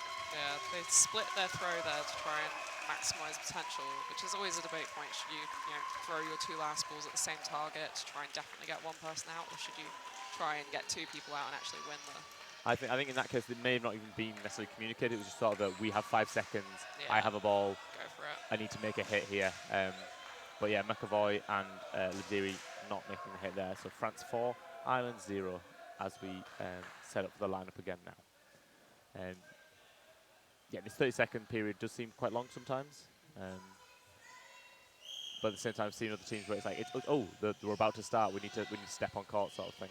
Yeah, and it removes that slightly unpredictable element in the past of ball retrievers setting up the balls in the centre court really, really quickly or really, really slowly, depending on what they wanted out of the game. And realistically, that's not dodgeball.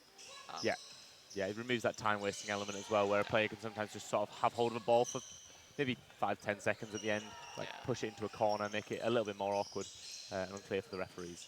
Fantastic catch there. Yeah, Kincaid making a phenomenal catch there to take one of the French players off court, especially number 8? I believe it was. I can't quite see into the outbox. There's a line ref in the way. Yeah, but one of the wingers has been putting some good pressure. Oh! And the French were very unfortunate there. A blocked ball deflected back, went for the catch, wasn't quite secure, and then with the Irish trying to put the pressure on stopping that catch, there was another French player taken out. Yeah. Unfortunately, Givet saw an opportunity there to try and get a catch and just didn't quite manage to get it because of the Irish pressure. It was great defending from the Irish there, and great reaction speed. It's been really tricky sometimes to actually respond to that danger situation. as it arises. Very, very small fraction of time to do something. And Yeah. they handled it perfectly. You see number 10, McAvoy, setting for the free throw catch. But then number 8 of Ireland, O'Leary, making a catch there to really cement Ireland's lead in this set and maybe bring this game a little bit closer together already. That looked to me a catch and out, which is called by ref Clara. It's believed to be a one-handed catch as well, as he clamps it up against his thigh and brings Auger, number 54, apologies, as mentioned before, brings Auger back on court. That was a brutally quick running counter there against number 5, but very, very good dodgeball there. Yeah, And again, Cardoso is a strong player, and he makes the hit there to end the set and give Ireland their first points of this match. that is some impressive pace up court from Cardoso. That's really, really quick. Yep, I know Cardoso is one of the older players in the squad, but do not count them out. Yeah, so France 4, Ireland 2, as we near halfway through the first half. Yeah, this period, you can tell there's not as much discussion going on, but maybe it's just that breather. It gives you that if you've had a really intense one, you can go again. And neither player go for the middle ball, and then the French go for it, and unfortunately actually crosses the line with her foot whilst kicking it towards the Irish players. Yeah, Marquez accidentally just tripping up, I think, at the end there and planting her foot into the ball. Just quite unfortunate for her. And then after she was out, she then moved to move that ball back, so the referee positioned that ball back where it was. So the Irish come forward with 2, the French come forward with 2. I'm not sure who the pressure's on, who the onus is on here. Each team had player 1, and Meg Shine and number 39 Belabas take each other out in that exchange. So the Irish had 5 players, 3 balls, to the French 4. Really great on-the-fly refereeing there. I really wasn't sure what the correct decision would be to make there, and I don't think it's actually made explicit in the rules what you're meant to do in that kind of situation. But really, really good decision-making there, I think, from the ref to just call play ball on each side. Yeah, I think it's a difficult one in that situation. I think the important thing with the ref is to be decisive within their knowledge of the rules. Obviously, yes, sometimes referees will make mistakes, but it's indecision that's caused more problems than maybe a slight misunderstanding of the rules sometimes. Absolutely. And the Irish have taken the lead in this set, coming up with 3 balls now. Yeah, the momentum definitely seems to have swung in their favour at the moment. This is the second time they've had quite a substantial number of players against just 2. I think it was 5v2 last game as well, wasn't it? Yeah, it absolutely was, yeah. And Bazin, with the free throw, looking for the catch off of that. And instead of facing a single ball, he instead faces 3 balls, but is not hit. Yeah, just good dodging. Yep, ball just hits the floor in front of his feet there. I think you can sense the caution in the Irish players. They don't want to commit too close to his chest, knowing that he can sink those balls. That was really good defending as well from Chenyon from the left there when Bazin was down on the floor. I really thought he was about to get a ball in the head, and just out of nowhere from the left side, Chenyon comes in with a ball to distract the Irish. Yeah. And temporarily saved her teammate's life, as he is now hit out. Lediri hits Bazin, but there may have been a line fault before the hit, in which case I believe the player would not be out. Yeah. Bit of discussion happening. Yeah, and when the referees are discussing things, the time is paused because we want to play out the full time, which is different to some sports where that continues the entire time. So the referee is saying Libdiri threw the ball and then stood on the line after throwing the ball. So the hit stands, but then Libdiri is out for the line fault. And Chanel is the last player in for France against the 4 Irish players. Yeah, not much time left in the set now, so realistically she's going to be looking to maybe get a pre-throw hit and then a catch to turn things around. Oh, she went for exactly that. Possibly gone a little bit early with the pre-throw to give the extra time to set for that catch. Yeah, and it looks like she tried, I think her arms weren't quite in time with her legs there, and her arms kind of flicked up in time to catch the first ball, which wasn't in her arms, and then the second ball arrived and hit the outside. The number of times that happens, you'd be amazed. Yeah, I think Cardoso went a little bit earlier than even his teammate expected. Yeah, it's a bit of a delay there between the 2 balls, which I think was the key. Yeah, intentional or otherwise, it was successful. So we've seen a timeout now. So with Ireland 4 and France 4, have you got any thoughts for either team? Yeah, not really. Yes, I said but no. yeah, yes, but no. No, I think France initially seemed very confident, and I think they still do, but they're not quite moving enough. I think some of the hits that they've been taking have been ones where they maybe tried to dodge up and down rather than side to side, and just like a little sidestep in a lot of these cases, the ball would just go straight past them. The Irish have definitely found their stride. I think they've worked out that those running counters are clearly working. They've got that speed up court, and the French don't have the speed backward. So I think they'll probably keep going with that. Yeah, that makes sense. I think the one thing for the Irish to be aware of is they're making some trades with some players, and obviously a lot of time that's quite a strong thing to do. So maybe continue to do that, taking out some of the stronger French players for the Irish. For any of the Irish players is of asset. I think the Irish has a more balanced squad from what I can tell in terms of ability, but maybe I've just not seen enough of the French yet. Yeah, recency bias maybe. Of course, yeah. So we've got just under 8 minutes in this first half left, and the fifth set will be starting shortly. And we should see at least 3 more sets in this match. In this half. In this half, sorry, yeah, of course, thank you. It's the end of the day. It happens to everyone. It's been a long day, but it's been a very exciting one. Yeah, we've seen the semi-finals played, with the finals all lined up for tomorrow. Yeah. So that will be brilliant. And we're underway again. And the French team get that third ball and go for the quick start. With teammate McAvoy keeping, I believe it's number 8, O'Leary on court as a little bit unbalanced. Gavert goes for a catch there, but doesn't quite manage to get hands on the outside of the ball. I think it was unfortunate with how close Belabas was. It can be a bit cramped on court when there's 6 players on. It's actually quite a relief sometimes when the first player gets hit out. You just get a bit more space and can manoeuvre around the ball instead of having to reach out like she was trying to do. Yeah, that breathing room is definitely valuable. O'Leary impressed at their ability to avoid the line fault. Yeah, I think that space becomes a bit more of a premium when the wingers pull back, because then your middle players cannot stay around the wings, stay behind them on the wings. And number 7, Shine, takes the catch on Bazin. Bazin? Yeah. To bring the Irish 6, French 3, French 4 players. Although now it's 5-on-3 with McAvoy and Gavert. Trade happening on the left wing there, which is obviously more beneficial to Ireland than it is to France right now, since Ireland are significantly up player-wise. Yeah, definitely.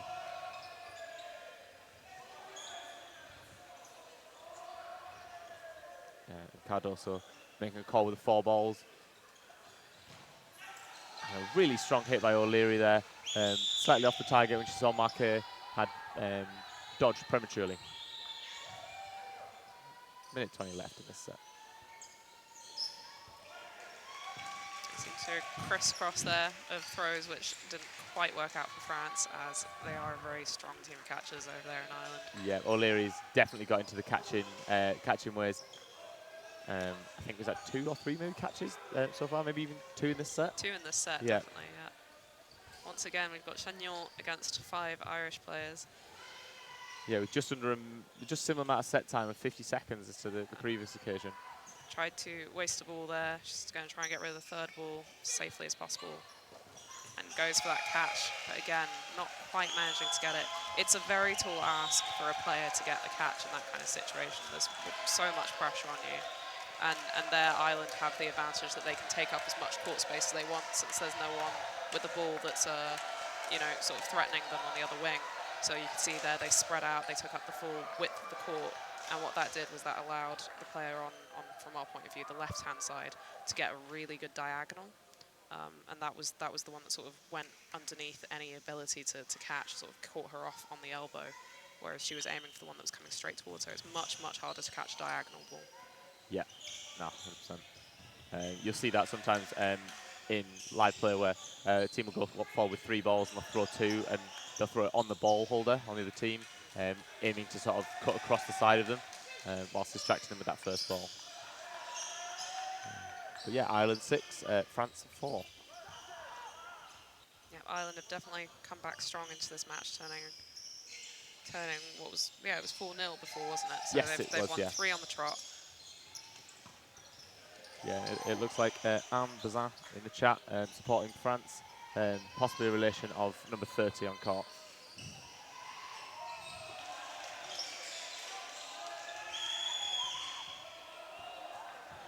Yeah, so for those wondering, I think every team in every division does have one match tomorrow. Is that correct? No, not all of them do. Oh. I think some don't. Off the top of my head, any team, some of the teams will have played 2 matches today instead, positional-wise. Right, that makes sense.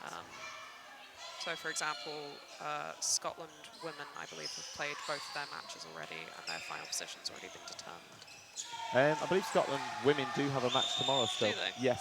So I might just be talking nonsense then. I think because some groups have 5 and 4, there's like Yes. a weird balance between them. Yeah, worth looking at the schedule at the end of the day and not listening to commentators who are running on very little sleep. Very little food, very little sleep. In your case, of course, trying your hardest on court as well to achieve the results you've achieved. Yeah. Yeah. It's been a tricky balancing act. Yep, so looks like the winner of this match... Oh, sorry, not that one. Let me try to find... I'll give you time. Ireland there, again, coming very, very quick up on the running counter. And just France, Chenyol there planted herself on the ground really early, and she didn't have any defense to be able to get up and backtrack herself out of danger. So Ireland have definitely noticed that as an issue in France, that they're either planting themselves up high on court or they're just very, very gently running backwards. And with that speed, again, you can see Meg Shine there on the right-hand wing coming in with a fury. Referee calls bounce on that one there, in case there was any uncertainty. Yeah, this match actually is the 11th place positional decider. So there is no further match for either of these teams in the mixed division. Ooh, Libdiri baiting the 5th ball out of France. So Ireland now with 5 players coming up with 5 balls. Let's see what they can make of this. Yeah, they decide that they will just take out number 30.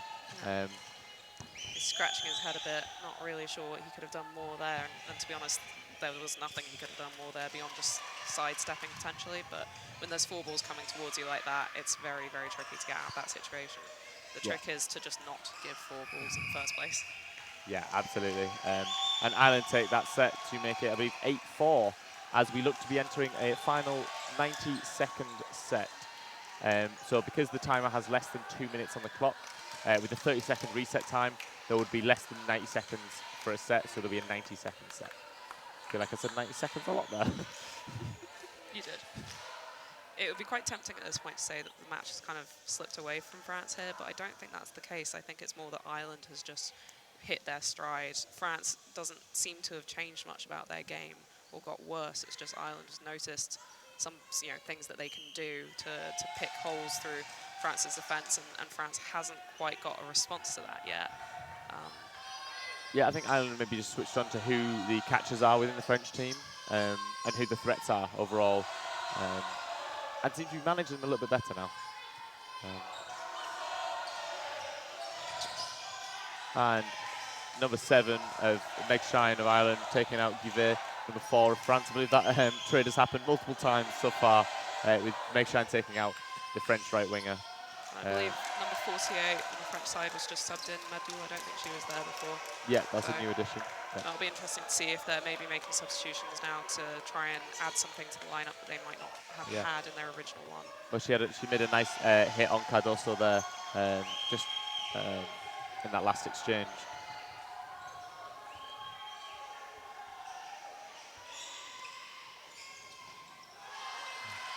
Lucy Nadeau, number 48.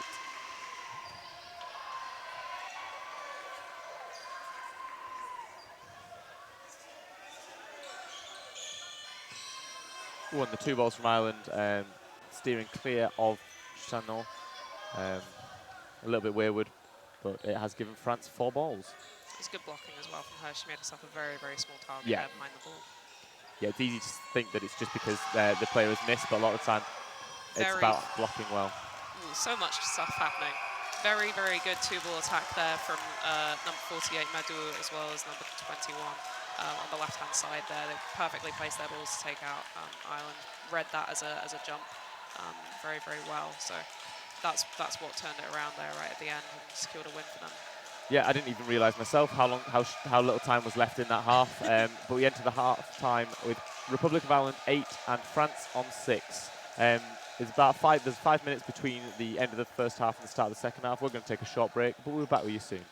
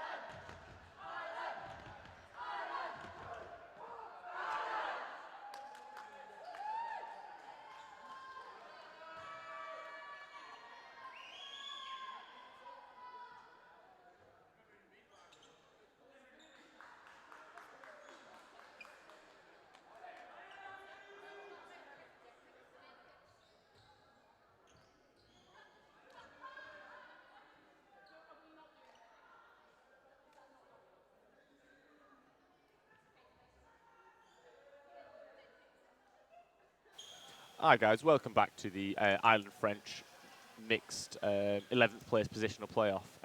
It's Republic of Ireland 8, France 6 at the moment as we start the second half. My name's Sam Robinson, I'm here with the lovely Zoe Wells. Hello, hello, hello.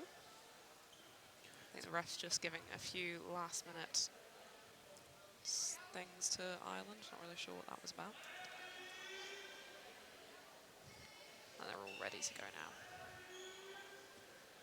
So just quite successful Euros, I'd say, so far. I think, what would your thoughts be on it? I was going to say, what are you comparing it to? Isn't this your first Euros? Yeah, no, yeah, of course, yeah, but just like, it seems like the organisation's gone well. Yeah, I think it's... the setup's been very good. Yeah, I think the setup's been really, really nice this year. I think it's always impressive when you get to Euros to see the kind of scale of it, considering that this is a very new sport, a very young sport, and one that vitally doesn't have that much financially within it yet. So the fact that there's, we're able to create such an atmosphere is so much down to like volunteer work, and like EDF, for example, is completely non-profit. None of the people who work for it are paid anything. So it's sort of, it's always impressive when you get to this point and you're just sort of looking around and realizing that so much of this is off the backs of people just caring very deeply about dodgeball. Yeah, absolutely. Yeah, like all the, I believe the referees, commentators, and other support staff, all volunteers, giving up their time to be involved and to make these events possible. Yeah, it's huge. It's really, really amazing, the amount of people that put energy and effort into this at the end of the day. So just to clarify what's happened there, it looked like there may have been a false start on the side of the French. It was just where you cross the line before the whistle's blown and then cross the return line as well. And what that means is a turnover of balls. Not quite sure why that sparks a chant of the Marseillaise, but, I think that's fair enough. Cheer your team on once they've made a slight little error. Yeah, and they make the Irish make a hit on the French player. Is that Gouvet? It's trickier to tell from this side because I can't see the numbers on the backs of their shirts. Yeah, so for the player, for those watching at home, we are sat behind the Irish on the right-hand side, so behind the screen as you see it. Another really good catch there from O'Leary. It's, going to end up saying that a lot, I feel, this match. Yeah, absolutely. You can tell exactly why she's in this squad and why she's on court at every moment. I feel like at this point, and you'd maybe just choose a different target and just sort of leave her for last. I'd be terrified to throw against her at this point. Yeah, no, 100%. A little shake of the wrist there. Fantastic catch there. Yeah, very, very strong catch by Auger on Lediri to bring France back into the set a little bit. Yeah. And a hit there. 2v5 yet again. Familiar sight in this match.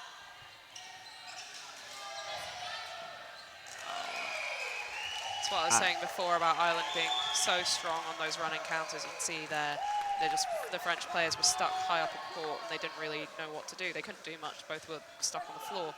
And the trick is that if you can get back fast enough, you won't be stuck in that position. But very little they can actually do to fix that in the middle of the game, I think. Yeah, absolutely. One response would be to maybe not go quite so high up court, but once you start doing that, your throws won't reach their targets as easily and you'll get caught more, which already is a problem. So really quite a tricky knot there for the French coaches to sort out. I'm not sure that there is an easy fix to this situation. Yeah, it seems that both the Irish and the French have a brief moment of a hush before the start of each set, which you may have just noticed there.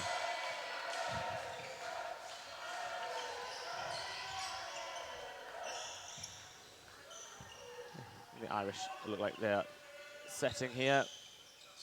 And they bait that fourth ball, which Cardoso collects. And using those balls to lethal effect, making a trade with Gouvet for Libdiri. Very, very nearly a catch, I think. Well, he thinks. Yeah.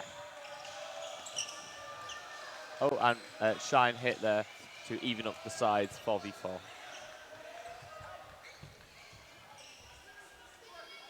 I believe Kincaid's come on court. I'm not sure who she replaced.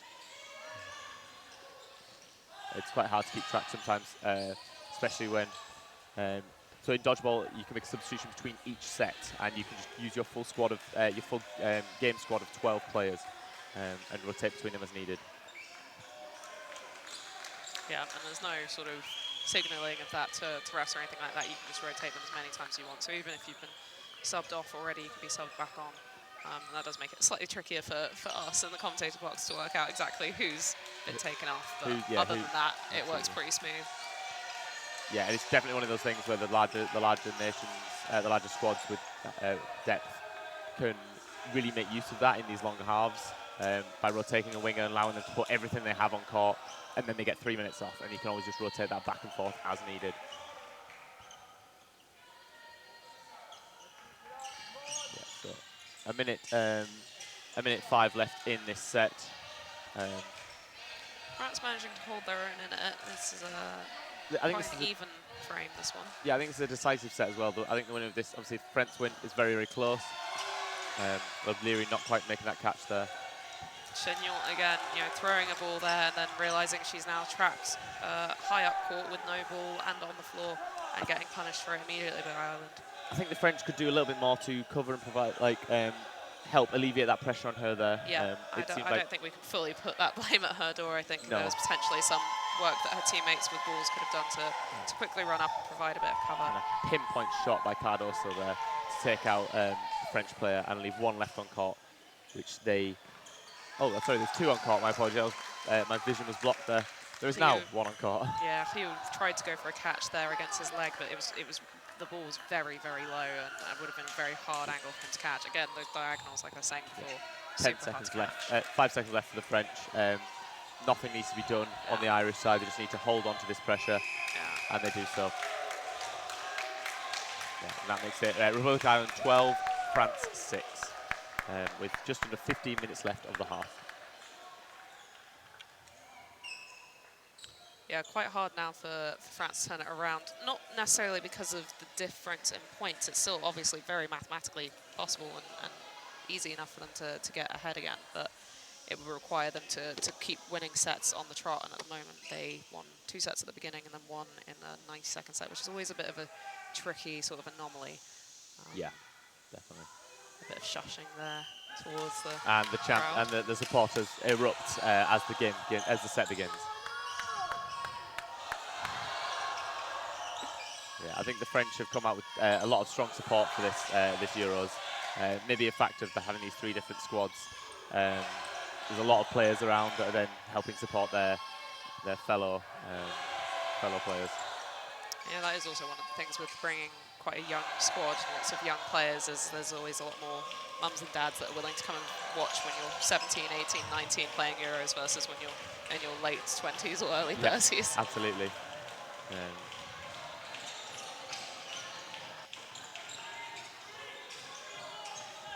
Truly the bedrock of dodgeball schools is mums and dads everywhere. Oh, always. And Ireland don't quite make a hit there.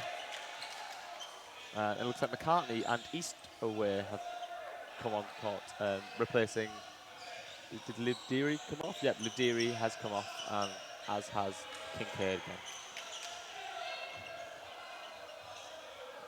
Yeah, I've noticed the nations with a number on the front of their shirt or even on their shorts make it so much easier to identify the players for us in the commentator booth. That's your top tip towards kit design for the next Euros, is please put numbers somewhere on the front. Big fan of the Norwegian one, where it's just very plain with a number on the front. Perfect for what I need to do. Simple, classic. Yeah, but there has been some very fun designs out there that still do have them on the front, including the Irish one, actually.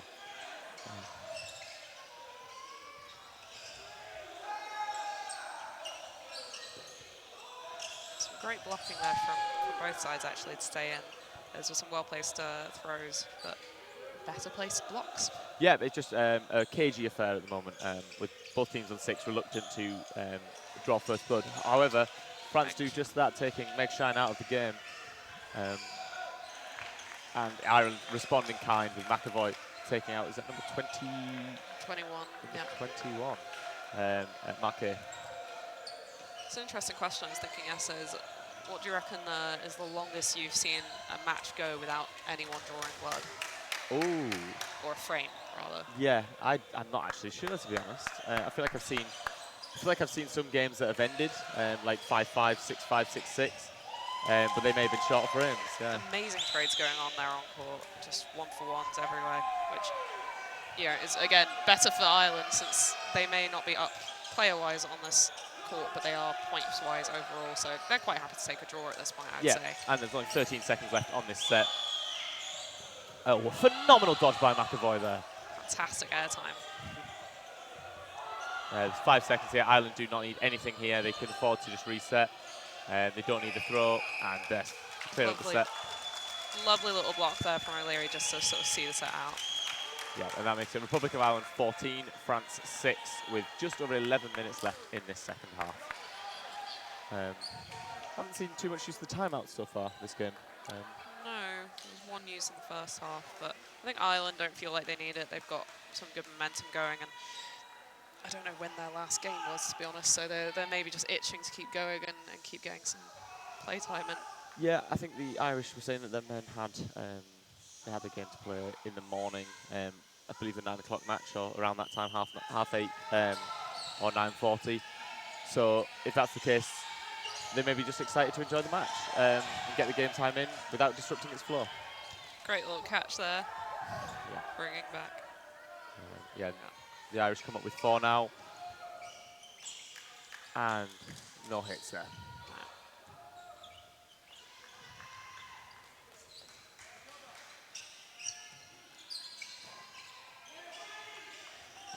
Cardoso coming up and making a hit cleanly on the French player, as if she didn't even have a ball in hand. That speed again, and then combined with the precision to be able to just hit right underneath the ball. Ooh, that was a bit unclear there. Whether that was from my view, it looks like he dropped the ball and then caught his own ball. Yeah, but, that's what I thought he'd done.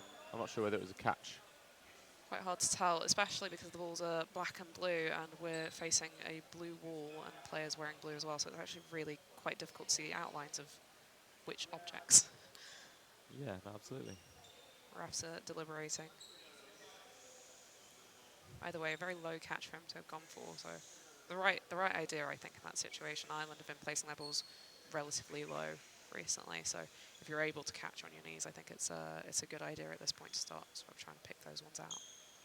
Yeah, seems like the crowd and players are all quite quiet, trying to listen in to what the referees are saying, it seems. And the headphones are coming off in the commentator box. Yeah, I feel like it'd be quite fun to have the refs mic'd up occasionally, even if just in our ears rather than the viewers, so that we can reiterate things.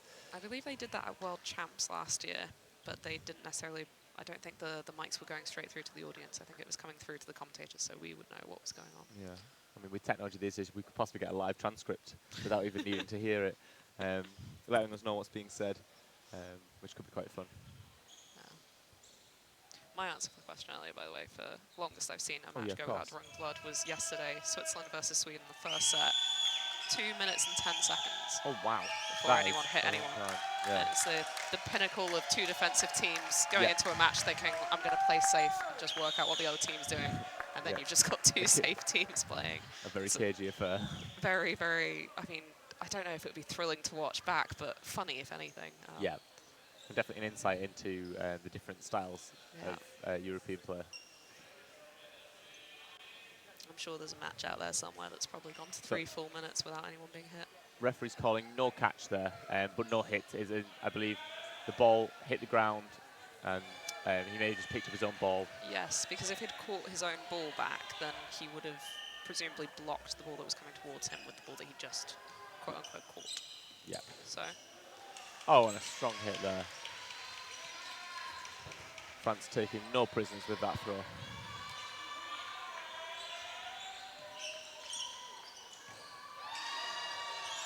Some great arm strength coming in there from the wings from France. It's good. They're able to pick off some targets now with their offensive throws. Yeah, I think number 30 will have to be very wary of Cardoso's lightning speed up course of the court. And they're actually quite I would say actually quite a good decision from France to put additional pressure there and defend their players on the way back by releasing an extra ball. Does give Ireland 4 balls though, which they then use to convert. Yeah, really strong delayed throw by McAvoy. When he's seen the dodge, saw that his teammates had missed, he threw that extra one just to literally clean, made that hit. Yeah. And put themselves 3v2. Oh, and O'Leary does make the catch, and then he's hit. Need to start keeping a tally just for her on the board. I think Ireland sense that they probably won it by now. Yeah, I believe that makes it Ireland 16, France 6. So with just over 8.5 minutes left in this game, Yeah. it's unlikely to see France turn this round. And it seems like we have timeout called. Yeah. I'd imagine that's come from the French camp. Yeah, I think it looks like it's a boost of morale, of camaraderie. As we said, this looks like a mixed squad is more of a development one, working on bringing players into the international scene rather than necessarily pushing for the top results. I think in future years they are capable of doing so. Absolutely. And I think they can be impressed with their Euros performance so far this year. Yeah, I think they'll probably be, sort of telling each other to remember to enjoy these last few minutes. This is their last game of the Euros, and it's only every 2 years. So realistically, this is something that they need to really be in the moment and just enjoy, even if they're not winning the sets. Just take pleasure in being on court with each other and enjoy these moments while I've got them. That being said, it's probably slightly easier to enjoy if you're Ireland right now. Absolutely, yeah. So the French women's will be playing a 9th place final against Switzerland tomorrow. So they'll be playing against you, Zoe, actually. Yes, they will. At 10 to 11. Yeah. And then I believe the French men are playing for the bronze medal against England at 12 o'clock. Now, these times are all in European times. Central European Central times. European times. There are multiple European of time course, zones. Yeah.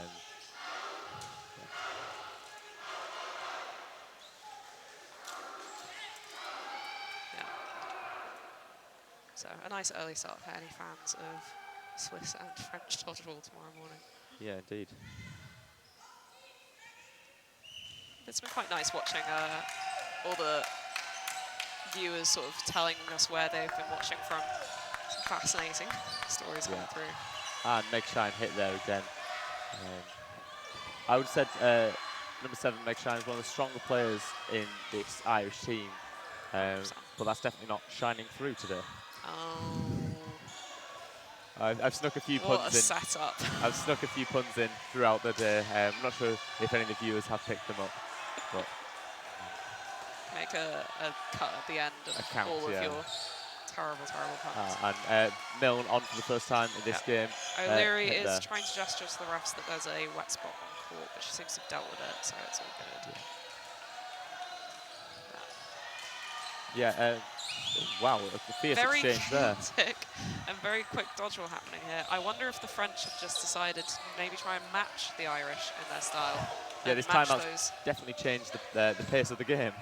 They're just coming in very quick all of a sudden. It's great to see. Fantastic. Electric even, yeah. That is- Actually, this is a different player on court, number 16, Demar. Yeah. I was about to say that. It's a new young blood player who's come on with all his energy, all pent up and ready to just power down court. Yeah, and O'Leary deals with him the same as she has dealt with his compatriots with a catch. Which brought Shine back in. Absolutely.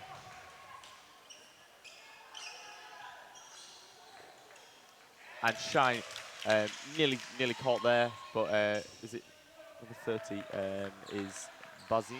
Yeah. Bazin. Couldn't quite secure that. Looking a bit tired as he crawled his way off court there as well. Ooh, O'Leary hit on the shoulder there, and Cardoso reacting to trade and make it a 2-2. There's just over a minute left in this set. Both teams will be wanting this set because it's always better to win than it is to lose.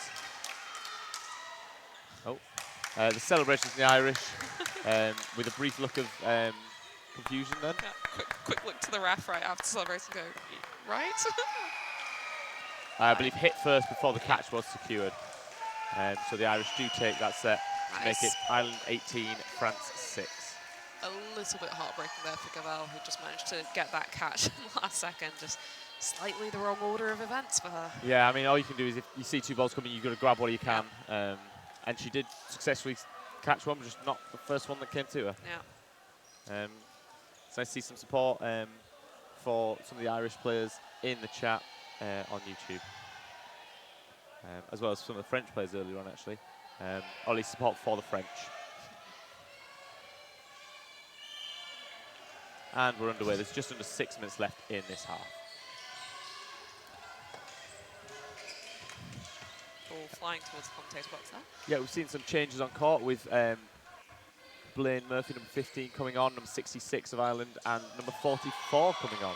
And number 66, comes on and immediately is hit out. It's tricky when you're subbed on to actually, get immediately into the game, especially when it's high pace like this. Yeah, yeah. Tafe, I believe, or Tafe. I'm not 100% sure how to pronounce that, so apologies. But I've seen 66 have some strong impact in some of the matches earlier today. Yeah. Headband always signifies that you're a good player, right? Oh, in that case, I may need to start wearing a headband to improve as a player. Clean Good. dodging there by Milne. Yeah, fantastic dodging. It's Yeah. nice, easy. Ireland don't need to be playing particularly fast anymore. They can actually just try and play out time. But I get the sense they kind of want to play fast. I mean, at this point, it seems like there's nothing to lose, really. Yeah. They're not going to turn 6 sets over, so they can play at whatever pace they want. They can lead everything they have on court. They can really just enjoy themselves, and I think that's kind of what both teams are doing now. Yeah, give their players that international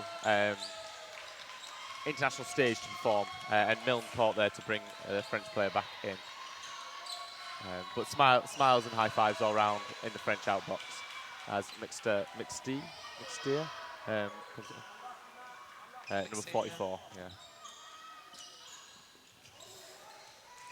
Yeah, and Murphy, number 15, the captain of this mixed team, called out there for a glancing blow on the knee. And making faces towards the commentator box as he leaves, so just gesturing. Very, very slight hit. Oh. And it was. It's those ones you can just hear. Yeah, and number 39, Billabar, couldn't quite secure that from Meg Shine.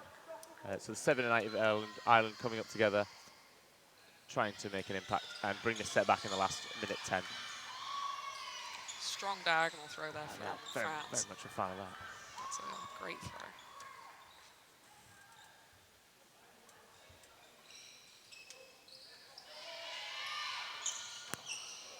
They're going for a lot of diagonal throws now, the French. I think they've worked out that was what was working so well against them, and now they're trying to use it against their opposition and hit those catches out. I wouldn't trust myself to throw straight at either Shine or O'Leary, to be honest. Yeah, I think both can take a catch, and they both have done at the highest level. And in this match. But then it looks like Shine's there, caught by number 8. And a little bit of confusion there between the two players, with the Irish bench telling O'Leary she was hit. But a little bit of confusion there, just taking a moment. This is one of the benefits of that 30-second reset time, is it gives you the opportunity.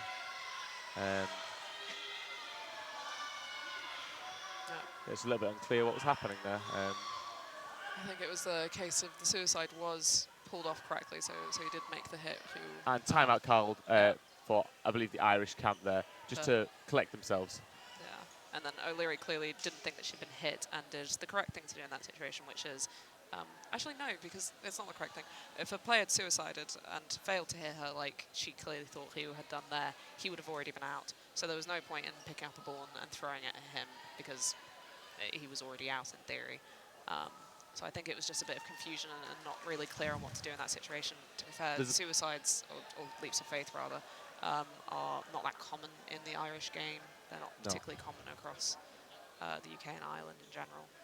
So it can be a bit confusing how to deal with that when you're actually at the receiving end. It's quite a scary thing to be at the receiving end of. Yeah, O'Leary plays for Ballyhackamore Barbarians in Northern Ireland, and the Northern Irish play to the British dodgeball rules where leaps of faiths, there is no redemption for them. So if you are to jump, you can still make the hit, but no matter what happens, you are out as a player because when you land out of bounds.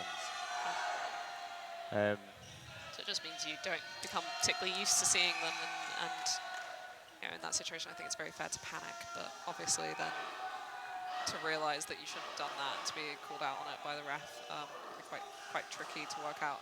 Yeah. Obviously, she didn't get to see it from a third-point perspective like we did, and I think would have been very confusing. So It's possible that she thought she was closer in the neutral zone, and maybe that it wasn't so much a leap of faith, but just a very fast push-up. Or is it? Does it appear there's a blue card being brandished? I'm not quite sure. Yeah, it appears there is a blue card being brandished for number 8, O'Leary. Yeah, that will be for backtalking the ref, I would assume. I wasn't sure if it was for the hitting a player that when the game set was. We'll find out clarification for that at some point. So if you tune in tomorrow, we'll maybe update you on that. Yeah, If I would if assume, I'm on the mic. I would assume it was for back talking the ref more Yeah. than anything. I think everything else could have been put down to confusion and just stress under the situation of the game. But it's Yeah. never okay to talk to the ref in that kind of situation. It's down to your coaches to discuss with the refs, just so that way the refs can focus on maintaining the game and not receiving back talk from players, essentially. Otherwise, it becomes very noisy very quickly.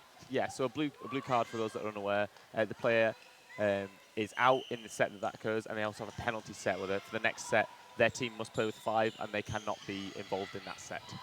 So this is why you see the Irish lining up with 5 here.